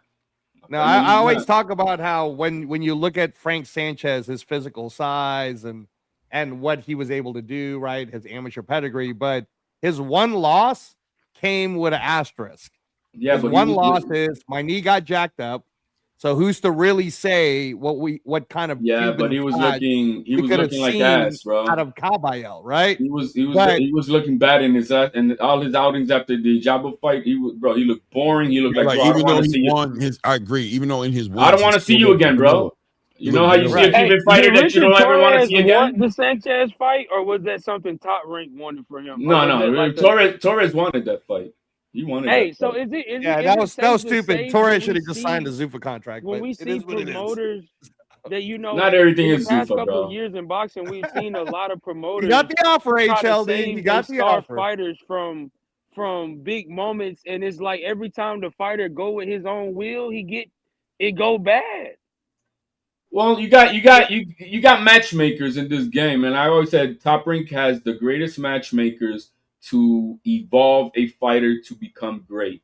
And when you kind of go against the proven machine that they have, because these matchmakers are bro, these guys are in their 70s. These guys know what they're looking at. They've been just sleeping and breathing boxing longer than we've been alive here on this entire panel. So you got to listen to what they know what they're doing. Yeah. You know, they know what they're doing, and when you go against the grain, things kind of go not too well. So yeah. Yo, shout out to everybody in the building, 100 plus people in the building. Make sure we're hitting the like button, subscribe to the channel. You know, enjoy the content, but don't just be in here freeloading, man. Hit the like button, man, and subscribe if you haven't done it. Hey, what did you guys think about Omari Jones last night, man? What did you think about the performance? I think he did what Keyshawn was supposed to do. Okay. And I'm not saying he took out the trash. Right. He allowed that dude to be in the ring with him for sure. And that's it. You know what I mean? And I give him credit for that. Did he look was his boxing skills no, I don't think he's gonna be that dude. But he comes to fight, and I respect that. He comes to fight. He don't come to play, and good for him in that respect. So you don't feel like there's nothing really I saw special Omari, to him? and I thought about 160 just needing some more players. I was like, we got somebody there, bro. And I would Oh love yeah. right? Xander goes up there, he got somebody to fight, bro. Boots goes up there, he got somebody to fight. Arrow goes up there, Jamel Charlo, any of those guys go up to 160, they got a fight on their hand. Tim Zhu, I don't care who it is. They're gonna have to take it from Omari, bro. They ain't just gonna walk up in there. Omari fighting. Yeah. No, like I said, he but he did good. He did good. He did what he was supposed to do. Put it that way. This was he was supposed to do. So I give him more credit for that than what I saw from Keyshawn. Salute the American Boxing Channel and salute to my guy D Young in the building, man. Salute. Yeah, man. I thought Omari did a great job last night. I thought that I think he's gonna get himself a belt without a doubt. He's gonna grab one of those belts. That was an IBF eliminator. I put him right in line for the IBF belt. That was a title eliminator. So he's gonna attack somebody. He's gonna make somebody pay. Well, I don't know who have the IBF belt. Yeah, it's vacant, ain't it? It's vacant right now. It's vacant. Yeah, they took it off of They took it off of Janabek. Yeah. Well, yeah, he gonna fight whoever they got ranked number 2 or number 1. He gonna be in the mix to fight. They gonna fight. He gonna fight them for the vacant belt. Then that's how it works. But yeah. Oscar got a good little piece that play at 160 over there for understanding. Yeah, 160.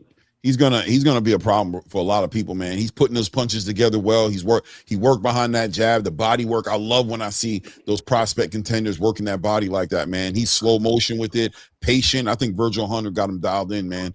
That's a dynamic. Matter of fact, there's certain trainer fighter dynamics that I'm very interested in watching how they turn out. Like Andy Lee and Hamzah Sheeraz, very interested in that dynamic. I'm very interested in Daniel Dubois and Don Charles. I like that dynamic. I'm very interested in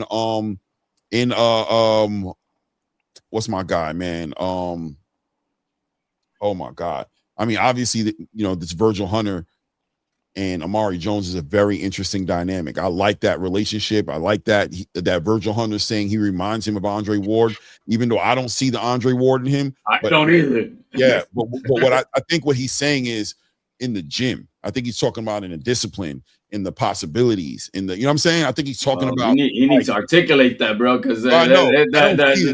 Yeah, I'm like, what are you talking about, bro? He's talking about, I know Andre. This kid reminds me of Andre. He ain't talking about that because he's more menacing than Andre. He's going in there looking for the kill. He's over there. He's way more menacing than Andre Ward was. Andre Ward was comfortable winning behind his jab, just being a boxer and you know what I'm saying, and outclassing people in the ring. This kid is looking to stop you. He's looking to stop you. Yeah, he's looking like he's He's trying to find it. Like, where is it? Where do I stop you? How do I stop you? I see he's trying to get you out of here, bro. He pulling up to your hood. Hey, you said Andre was there? Okay, where Dre at? Tell him I'm outside. Right. He ain't like defending himself. Like, I don't want no problems. But if you come here now, he's like, I want problems, bro. I'm in your. I'm wanting problems. I'm a troublemaker, bro. I'm here. I want problems. So they're gonna have to deal with all of that with Omari Jones, man. I think that's gonna be this fight next week. Is the card is coming up, guys. Oh my God, I'm lit. Oh my God. Decent undercard as well. Guys, I had Omari Jones on the show earlier today, man. Omari Jones is a beast, man. I'm trying to tell you guys, man. Just watch this young boy. Hey, you got to keep on proving it to me, right? But I like what he did. I like what he did. I can appreciate that. One fight at a time. He's fighting an undefeated fighter, 9-0. You know what I'm saying? This dude is a pressure fighter. You know what I'm saying? He's going to come in and try to stop Omari. He's going to try to put that pressure on him. I think stylistically, these are the kind of fights that force an Omari Jones, you know what I mean? To kind of put up or shut up. And I think he's going to put up big. I ain't going to lie. Leonard Sterling in the building with the 2 pounds from England says, did the ref stop it before the bell? Official stoppage, 2.59. Lord child, bro. Oh my God. 2.59999. Did the ref stop it before? I mean, that's crazy.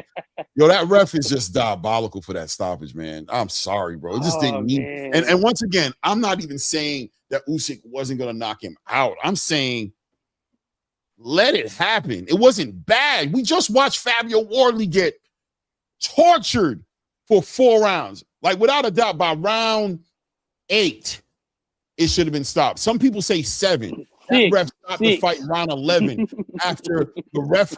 And look, the referee done pulled him to the doctor twice. Like, look at this nigga. You sure? Damn, I don't know, bro. All right, let him go. Brought him back the next round. Like, bro, look. I don't care. I think he's getting the finger. Hey, how about that other fight, the one with Norman Jr. that the poor guy was looking at there like, bro, my everything hurts, bro. Can you stop it, please? Bro, did you see Norman Jr. look into the camera? Like, yeah, he looked at the camera like, yeah, but the guy was like, bro, I broke my spinal. You know? Can you stop it already? Spinal. You know, the guy was looking for every he was giving him the signals. You know, he was giving every signal to the ref, and the ref is like, nah, you going again. You're gonna go to the slaughterhouse. Spinal. What are you talking about? He's like, no, bro. You got to go out on your shield. Hey, he hit me in my nose and my knee broke now. You're gonna be a man tonight. You're gonna go out on your shield, son. That was worse than the Ben Whitaker when Ben Whitaker flipped that fighter out the ring and was like, my leg. He's like, oh my. But he's hold on, but it was the other leg at the it was the other leg. It was the other leg. No, get the wheelchair. You gotta wheel me out of here. I can't walk out of here. Everybody's sitting there like, man. He complained to the ref for one leg, and then he got in a wheelchair. He jacked up the other leg. I'm like, what? Get me out of here, bro. With a jacket. I give him respect though. He came and cleaned that up nice though. The next fight, he definitely cleaned up. He definitely came and cleaned that up real good. Any doubt? Ben Whitaker got a way to go to clean it up for me. No, I agree. I think I need to see him in some adversity, bro, because I think without a doubt, his resilience, his grit needs to be tested. Because when his grit was tested in that fight, he tried to suplex that guy out like it was a Royal Rumble. He tried to pull him out the ring. I know you guys are doing this Ben Whitaker hate right now because I'm on the panel, but I'm gonna tell you. I'm a big Ben Angelo. How did he figure that out? Like, of course we are because you're on the panel. Right. But I'm gonna say this to Treese. Treese, bro, look, listen, man. I know Bivol's got to do his Beterbiev fight. Trust me when I tell you that after the embarrassment David Morrell just did, getting knocked out by the substitute teacher, it's going to be Caleb Smith, Ben Whitaker for the WBO belt, and then whatever Bivol does after Beterbiev will determine where Ben Whitaker will end up being. But you're about to see that boy take over 175 because we know Benavidez ain't ever coming back down. There's no reason to come back down. Why would Benavidez come back down when he can fight Usyk? If your boy ever gets in the ring with Bivol or Beterbiev, he finished. It's ended. Story is done. It's gonna be like 5 chapters short. Yeah, I think that the Bivol Beterbiev story is gonna finish though. HLD, they're gonna do the Russia money. I don't know if Beterbiev wants to keep going too much past 40, right? 40 years old, going into 41. I don't know how much longer he wants to go. And then Bivol already said that what he wants to do after the third Beterbiev fight was to possibly go up to the cruiserweight division. The money is so good now is when they're gonna make it. That's why we got Loma back, bro. They're not gonna let go of this good money. It's good money out there. Man, I need my boy Shakur to get that Loma fight, man. I need that bad. Motherfucker Shakur. Why you want him to fight an old man, bro? Let the old man whoop on Tank, bro. Let the old man whoop on Tank. I would love that because Loma would easily make a unification. Tank ain't gonna do nothing but get his ass whooped. He's gonna get his ass whooped. Make the unification fight so fast. That's why I want Loma to win, but I would love to get that win. But I don't want nobody to beat Tank but Shakur, so I'm kind of conflicted. Nah, man. If Loma gets him, bro. If old one-legged Gamboa went 11 rounds with Tank, and then we saw what happened with Roach. What is Loma gonna do to him? Shit, get knocked out. That's what he gonna. No, he ain't. No, he ain't. Your boy's gonna take 3 timeouts, 2 knees, a timeout, a bathroom break. That was a valid. You gotta stop this shit. Like if we didn't see on the replay that the man braid literally went in his eye, man. Y'all gotta stop this shit. He's gonna ask for a hall pass. Had grease in his eye, bro. He's gonna ask for a hall pass. This shit blasphemous, man. So y'all wanted the Rico man that grease be too. That wasn't blinded regular with grease grease. in That his was eye and Rico. get beat on. That's what you would have preferred. Yes. I'm Yeah. not gonna be mad at Tank for being smart enough to fuck it. I'm taking a knee, bro. I got braids in my eye. I'm not mad at Tank. I'm not mad at Tank. Like, I'm mad at the guy who didn't count it as the referee who didn't count it as a knockdown. Look, if you feel like you need to take a knee, that's on you, bro. Take your knee, bro. Only you know if you need a knee, but that referee has a job. That referee has a job to do, bro. Yeah. Please, What's Clay. up? Please. What? You know Oh, that what? envelope got passed to my man in the back. Somebody Talk about, gave him hey, that Tank, eye. you can't do that. Tank, come on, Somebody man. called that You can't referee do that. outside and was If like, you do that, it makes me think. Come on, man. The refs don't talk like that. somebody You took took a his knee. That's a glasses off and went knockdown. like What are you this to the talking ref. about? The ref was in the middle trying to figure out. Somebody looked at the ref and was Hey, like, you said that perfectly. You talking about if you do Come that. on, man. Tank, you can't do that, Tank. Now, you can't be sticking your head through the ropes and taking knees. exactly. Come on, man. Get the fuck At out of 3 here. o'clock. At 3 o'clock when the bell rings. At 3 o'clock, HLD. Come When on, the bell man. rings. Hey, Clay, Ray Charles can see that, bro. Ray Charles can see that, bro. And that boy said, I already Clay, got one you bad are eye. That referee said, I hilarious, already got Clay. one eye that be wandering, bro. I ain't risking the other I one, can't bro. afford to. I ain't working. I can't afford Yeah. I already got one eye that be moving around doing this Ray all Charles can I don't see. need it. Hey, look, hey, HLD, just like tonight, what we just watched. Ray Charles can see that Right. that What was, I'm glad you do you hey, think came about on. what you Hey, saw, save man? this fight. Save this fight.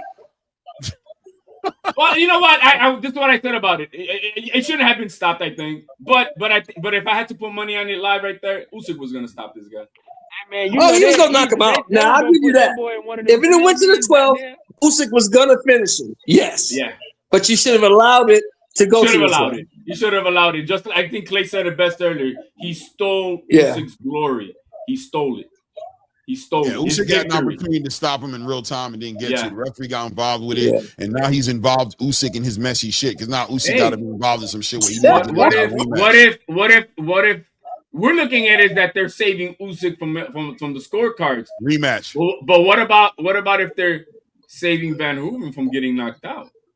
they're not. Did you hear? Get kicked in the head for Did a you living. hear They're what not Turkey saving said? When Turkey got in the ring? Did you hear what Turkey said? Angelo Oh yeah, said it's it. I up to didn't hear it. Usyk.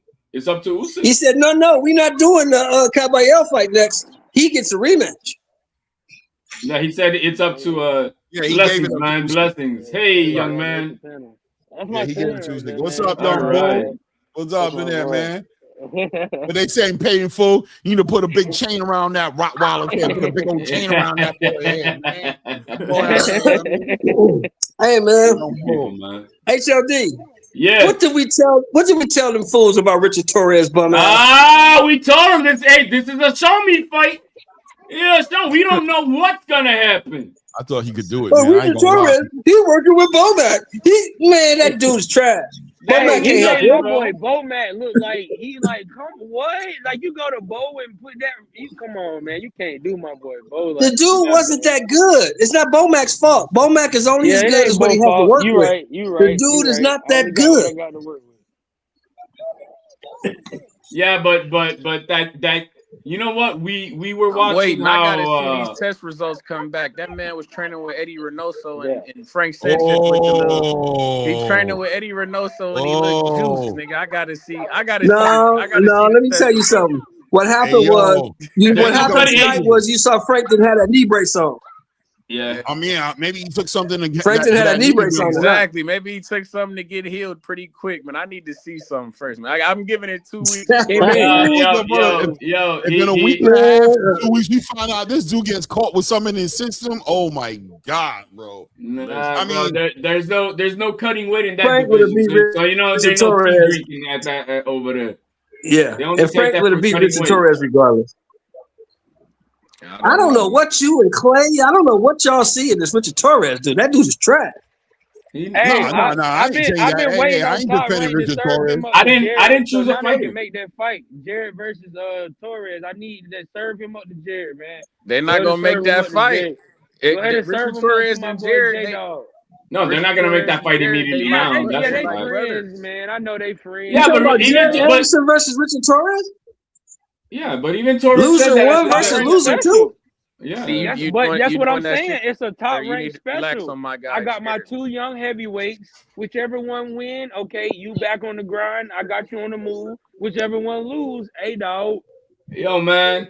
Let me explain something to you. Hellcat Racer don't want that smoke either, See, bro. you doing that shit again. See, Hellcat Racer Let don't me want explain that. something to you, bro. Bad boys. It What you doesn't gonna matter. do? It doesn't matter what happens in both of their careers.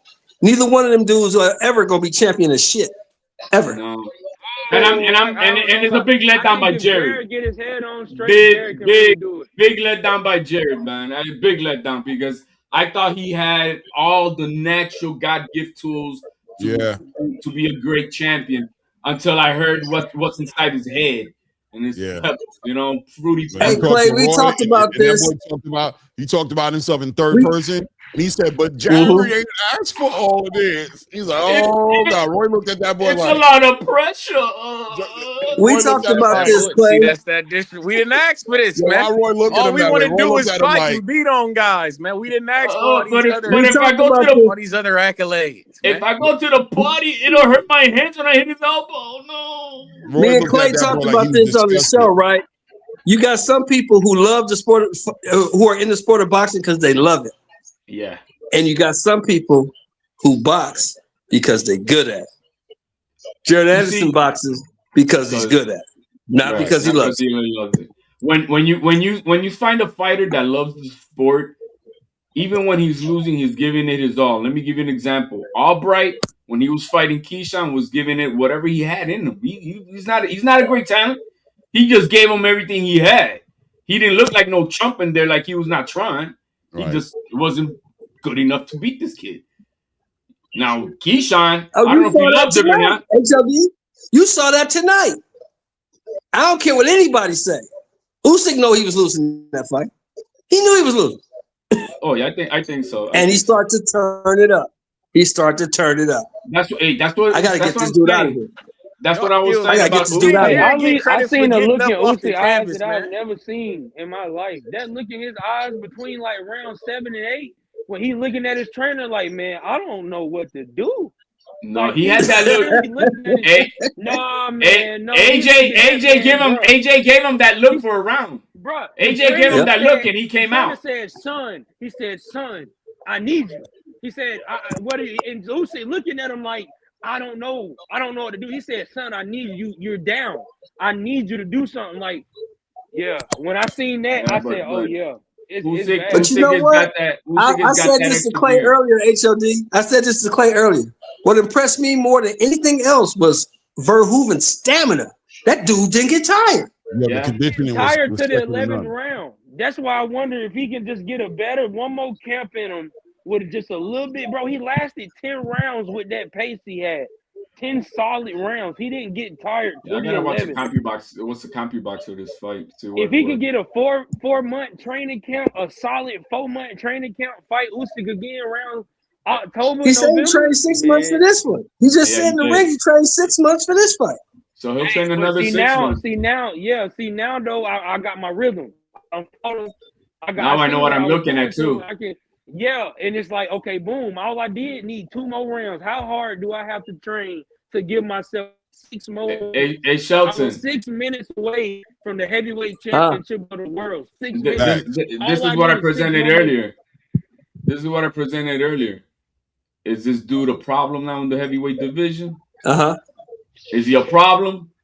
Because I think he's Who, smoking everything. Verhoeven? Yep. Tell me the names that He you could see be. Rico beating right now. It He'll could, smoke he it. could be. He could smoke an AJ. Yeah, I think he gives AJ's. I think he can give AJ problems. work. I think he could give Dubois some work. I think he could give Frank Sanchez work. I'm a Dubois man. No. I think he Dubois. beats Fury. I think he Dubois. beats Fury. I think he beats Dubois. I think he beats Wardley. I I'm think he willing to beats put AJ. whatever on that fight. If they make that fight, I think he beats all of them. whatever on He that. can't beat Daniel Wilder, Webster bro. him. Oh, stop it. That's the fight. You put him in Wilder. Oh Wilder yeah, gonna get him fucked versus up. Wilder. Shit. Wilder gonna get fucked up, Smoke bro. Y'all Wilder. need to stop. You Smoke gotta stop, Wilder. Clay. You be disrespecting my guy, man. No, you Yeah, he disrespecting smoked him by Wilder. throwing him in there to him to get disrespected. Crazy. You put him in the ring, He will Wilder gonna smoke look your at you. guy. Your I guy promise won't you, go Wilder 5 looking at rounds with that Rico dude. right now. Hey, if This is Rico crazy, hit man. Wilder with that right hand, he hit Usyk with. I ain't gonna lie, Wilder gonna boo boo leg. He gonna boo boo leg. I ain't Wilder's gonna not going 5 rounds with that dude. That pace will kill Wilder. Yo, that guy is a he's a Wilder can't fuck with that pace. like he's every bit of the size, right? That like when Fury was putting on those 290 pounds, but it's all flabby, bro. This guy is a tank. Hey, Manuel, you can say what you want. Just know you can't say he's ass without saying Usyk is ass. That's all I'm saying. That's very true. That's very true. We cannot Very say boxer of all time, though. We can't play Hold that on. game. So how do everybody feel about that now? Like if we being on as diehard boxing fans and being real, not like being 100,000. This is the number 1 pound for pound fighter in the world in our favorite sport. I don't know about y'all. I don't watch football, basketball. I watch boxing, man. So for my sport, Right. how do we feel about the number 1 pound per pound fighter? What just happened in our sport? If you're a true fan of the sport, if you're a true fan of the sport, you got to give credit where credit is due. Yeah, that man came in there and put on a hell of a performance. I want to add this, right? Oleksandr Usyk is a stamped generational talent. Stamped. Yes. He beat the best the division had to have, that the division had twice. He went beat twice. So there was no lucky night. There's no like, oh, that was he came back and reassured everybody and ran the gauntlet that night. He ran the and gauntlet. won the second fight more dominantly than he did the first ones. You know what I'm saying? Right. He didn't just win them. He beat Daniel Dubois, knocked him out in the late round, but then came in and dominated him and washed him in the second Hold on, fight. Clay. Slow down with that one, man. That hurt me a lot, man. It is what it is. He took did. Tyson Beat the Fury. shit out of him. Tyson Beat Fury. the Hebrew shit out of him. He took Tyson Fury and had a competitive fight with him in the first fight. You know what I'm saying? And people were like, oh, I don't know. Tyson can make the adjustments. Came back in his second fight and washed Whooped his ass.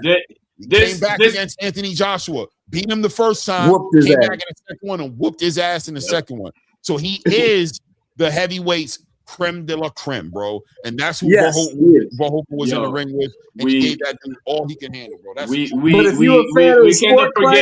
forget. If you want to play, if you got to play it fair, you got to give this guy Verhoeven all the damn respect. He's not a chump, guys. This guy is an all-time great in what he does. He's an all-time great. And it's the greatest kickboxer probably ever. And it's kickboxing. So he knows boxing. He knows boxing. It's not like Ngannou who just, I'm just bombs. If you're a fan of the sport, Clay, you got to give credit where credit is due. Give that man his credit. That man came in there and fought his ass off. He just didn't have enough tonight. Plus, you got to remember this.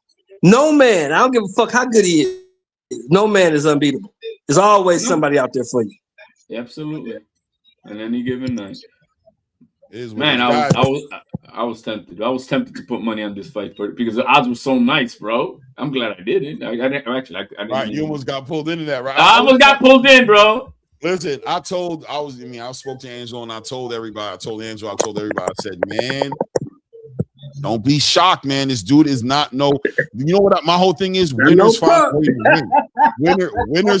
Winners find a way to win, bro. And that guy's a winner. He's got the mentality, bro. He has the mentality, and that's always dangerous, bro. When you have somebody, he's a fucking dog, bro. He's a fucking dog. He's a dog. And that's why I'm kind of upset that they didn't let him go out in the shield. Yeah, man. I put in the calculator when you're putting in on DraftKings. I mean, $1,000 of Van Hooven brings you 12 back. I'm like, man, but can you imagine? I would have done it, and then I would have been like, somebody get a rope for that ref. Right, because you'd have felt. I'm about to say, if you put the money on there, you like you got robbed, bro. Because you'd have been like, my guy would have made it to 12 rounds, even though he might have went down 3 times in the 12th round. He'd have got up. And made it to the decision. He would have made it to the cards, bro. But then again, the scorecards look skewed anyway. Shout out to Leonard Sterling with the 2 pounds, man. Salute. Leonard says Usyk versus AJ rematch was closer than Usyk AJ rematch was closer than Usyk AJ won. I don't know, man, because Usyk turned out the I agree. I think afterburner. AJ fought better in the second fight. He I fought think, better. He yeah. fought better, but Usyk, bro, he came in those last 2 rounds and he's just like, yeah, game over. I agree, Leonard. I agree. Yeah. I agree. He performed better. I give him that. He performed better. He boxed AJ. better. He Yes, boxed better. absolutely. Hey, yeah. So let me get this out real quick because I saw somebody in the comment put it up too. You guys will really enjoy Peter Fury's interview because Peter Fury even said, "Yeah, sure, you could say it was early, but to be honest with you, I mean, he was pretty, he's pretty tired, and I don't know how it would have looked in the 12. Like he was basically saying what I was saying. And in terms of the judges' scorecards, like I said, man, I was right here, Clay. I called it the same way the judge that had 6 I was exactly with that guy. So I don't know, maybe I don't know what I'm talking about, but the other 2 agreed with him exactly, except for the 1 round that I gave Verhoeven and the other guy that gave it to Verhoeven. But all the exact rounds were scored exactly the same. So I don't know. Call me crazy, man. Look, and you were only 1 round off, by the way. So yours, I wasn't off. I was on point. But I think whatever, bro. Whatever. The boy was gonna get knocked out no matter what. So I think so, right? And this is not about whether or not Verhoeven was going to win the fight or not. I think HLD talked about it. I think Usyk was getting ready to stop him in the 12th round, and maybe even knock him down again in that little exchange right there where the referee jumped in there. He's probably getting ready to go down again. Yeah, he was looking like he was going to go down again anyway. Yeah, 100%. But I think he would have got up, because I think there was 10 seconds left on the clock, and I think if he was able to get 1 second, he stopped it at 2:59, bro. You see, he would have stopped. He would have got through that round. Who knows if they could have refreshed him, got his legs together, poured some water on his head. Who knows how quickly he would have recovered. We don't know that he doesn't survive the 12th round, but we also don't know that. We also don't know that Usyk doesn't stop him in the 12th round. At the end of the day, he doesn't. He doesn't survive the 12th. Usyk was going to stop him because, in my opinion, Usyk knew he had to. He was going to stop that dude. It's okay if Usyk stops him. The guy deserved the chance to make it and be stopped. Exactly. That's my point, Clay. Exactly. That's my point. That's it. You know what I mean? Like he deserved to know for himself. He should go in there and try. Don't take it away from him. Let him try. Yeah, he doesn't deserve to walk out of that ring and be like, damn, bro, what if I would have made it? I felt like I was up on those cards. Now, he wasn't.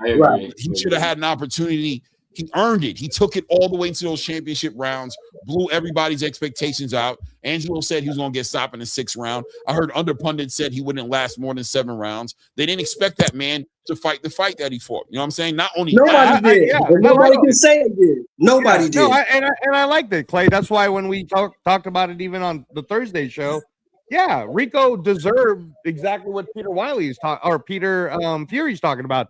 Let this guy box, man. Let him have a little something. I know that for this fight, what's publicly put out is that Usyk made, I think, close to 100 million, and Verhoeven made up to 15 or maybe a little over 15 million.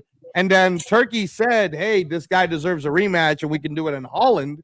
So, hey, man, you never know. Another I want to see it. I want to see it. I'm with HLB on this. Let the guy make the money. And I'm also in the belief, as far as the judges and the scorecards, I think those guys had a hard time reading what they were watching happening in the ring. I think Verhoeven was so unorthodox and hard to kind of figure out that it was like, I don't know what's going on, so I'm going to give it to Usyk, the boxer. But I think as far as effective, if they were really – and these judges, come on, bro. We know just historically these guys don't be knowing what the hell they're looking at. So I just think they had a hard time scoring it because of how messy Verhoeven was making it. And they weren't able to really judge it the way they should have, which is effective.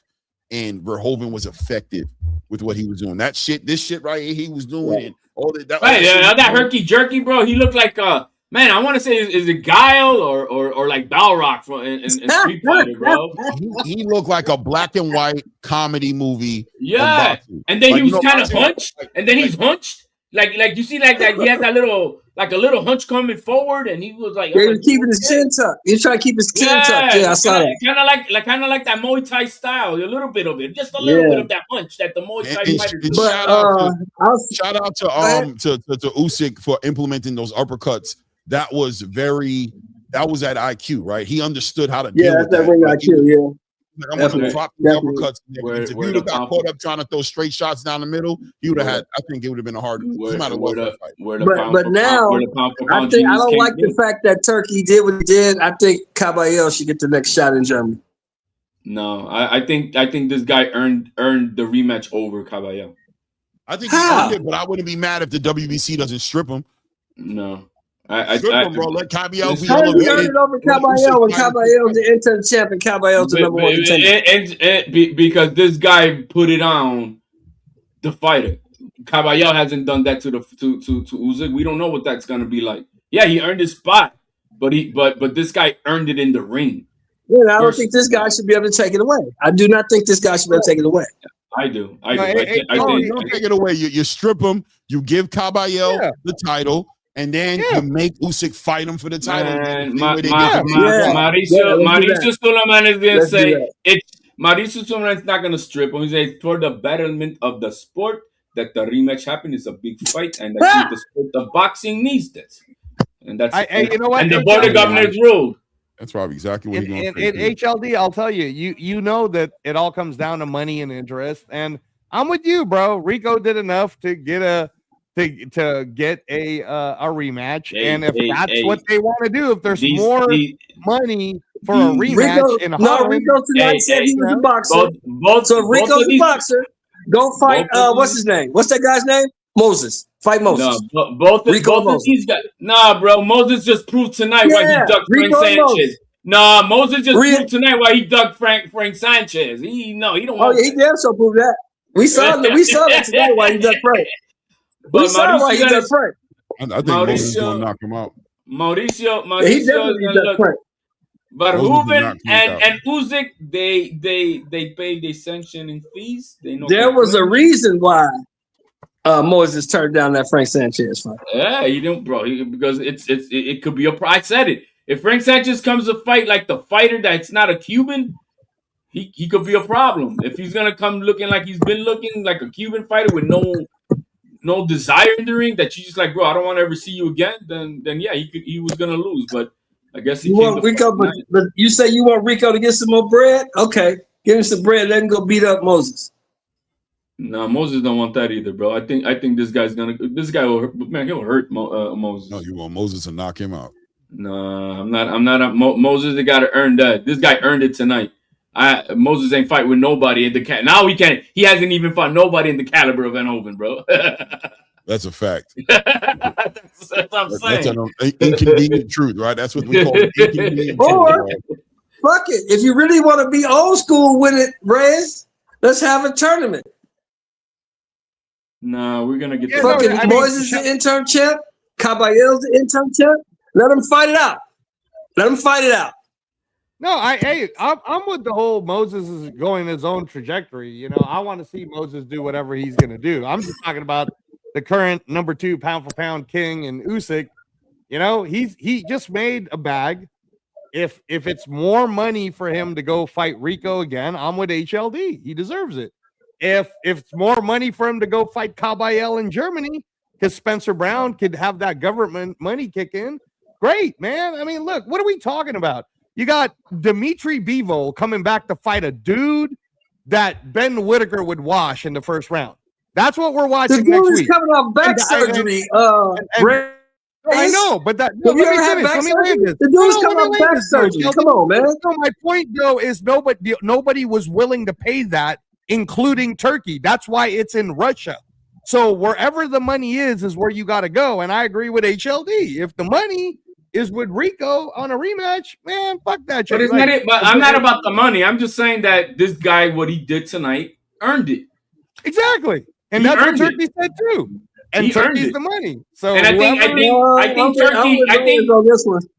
I think Turkey learned the mistake that he did when it was supposed to be Puello fighting old boy, and he came in the ring and said, "Oh, these two guys are gonna fight." What was that fight over there? It was supposed to be Puello fighting Dalton Smith. Subriel. Dalton, right, with Smith. Subriel, and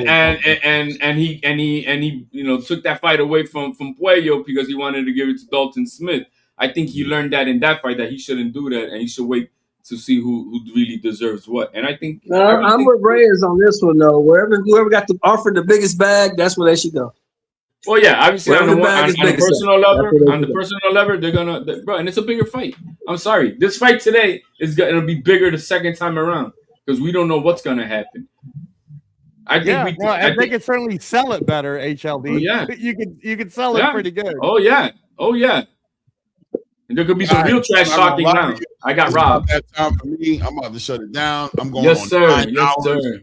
Full shit. Yeah, bro, you've been over here all night, man. Good job, Yeah, bro. You did a great job, Clay. Great job. Thank you, Sean. Great job, fellas. All right, shout out. Talk to you guys soon. Earlier, we had Omari Jones on the channel, man. That was a blessing. Jaleel Hackett showed up as well on the channel. That was a blessing. Shout out to the super chats in the building, man. We did decent on the super chats, man. Shout out to Leonard Sterling, Atheist Ghostbusters. Shout out to Coach Hector Bermudez. Shout out to HLD. Shout out to all the super chats that were in the building today. I appreciate all you guys, man. Hey, hit the like button if you haven't done it. Support the grind, man. Hit the like button. If you haven't subscribed to the channel, I don't know what you're waiting on, man. It's a different energy on here. Everybody got their strengths of what they do. But, hey, man, I just like to believe that we got our own little lane that we operate in, man. I appreciate all you guys, man. Until the next one, man. It's at ATP Combat Media. It's the Rain Report. It's your boy Ray. It's your boy Rain. It's your boy Reyes. Hey, HLD up here too, man. Shout out to all you guys, man. Until the next one. At this point, we out.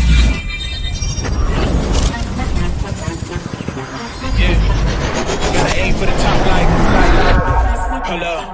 Yeah, I can never doubt myself, I know better. All of you critics be acting like you know better. Blowing the smoke, but I know when the dust settles that I'm in my element. It's evident that there's levels to the game. All of those dark nights I got then, breaking my back to make it out, got me feeling like rain. I ain't never need your help, I know you wishing me well. A penny for your touch, but seeing no change. I snap for the sun like Diddy. The riches got a mad ass son, I'm like Billy. I ain't never switch up, whole team with me. But known for my city like OAGZ. Set the pace as long as you finish. Consumers find a way inside your business. Babble if they try to dabble in it and they hate the fact that they may have to witness. You try to aim for the top like this, and you're in your element with a fire like this, and they hoping you fall and they praying you miss, but it's all in the risk. I got you with the switch, you know.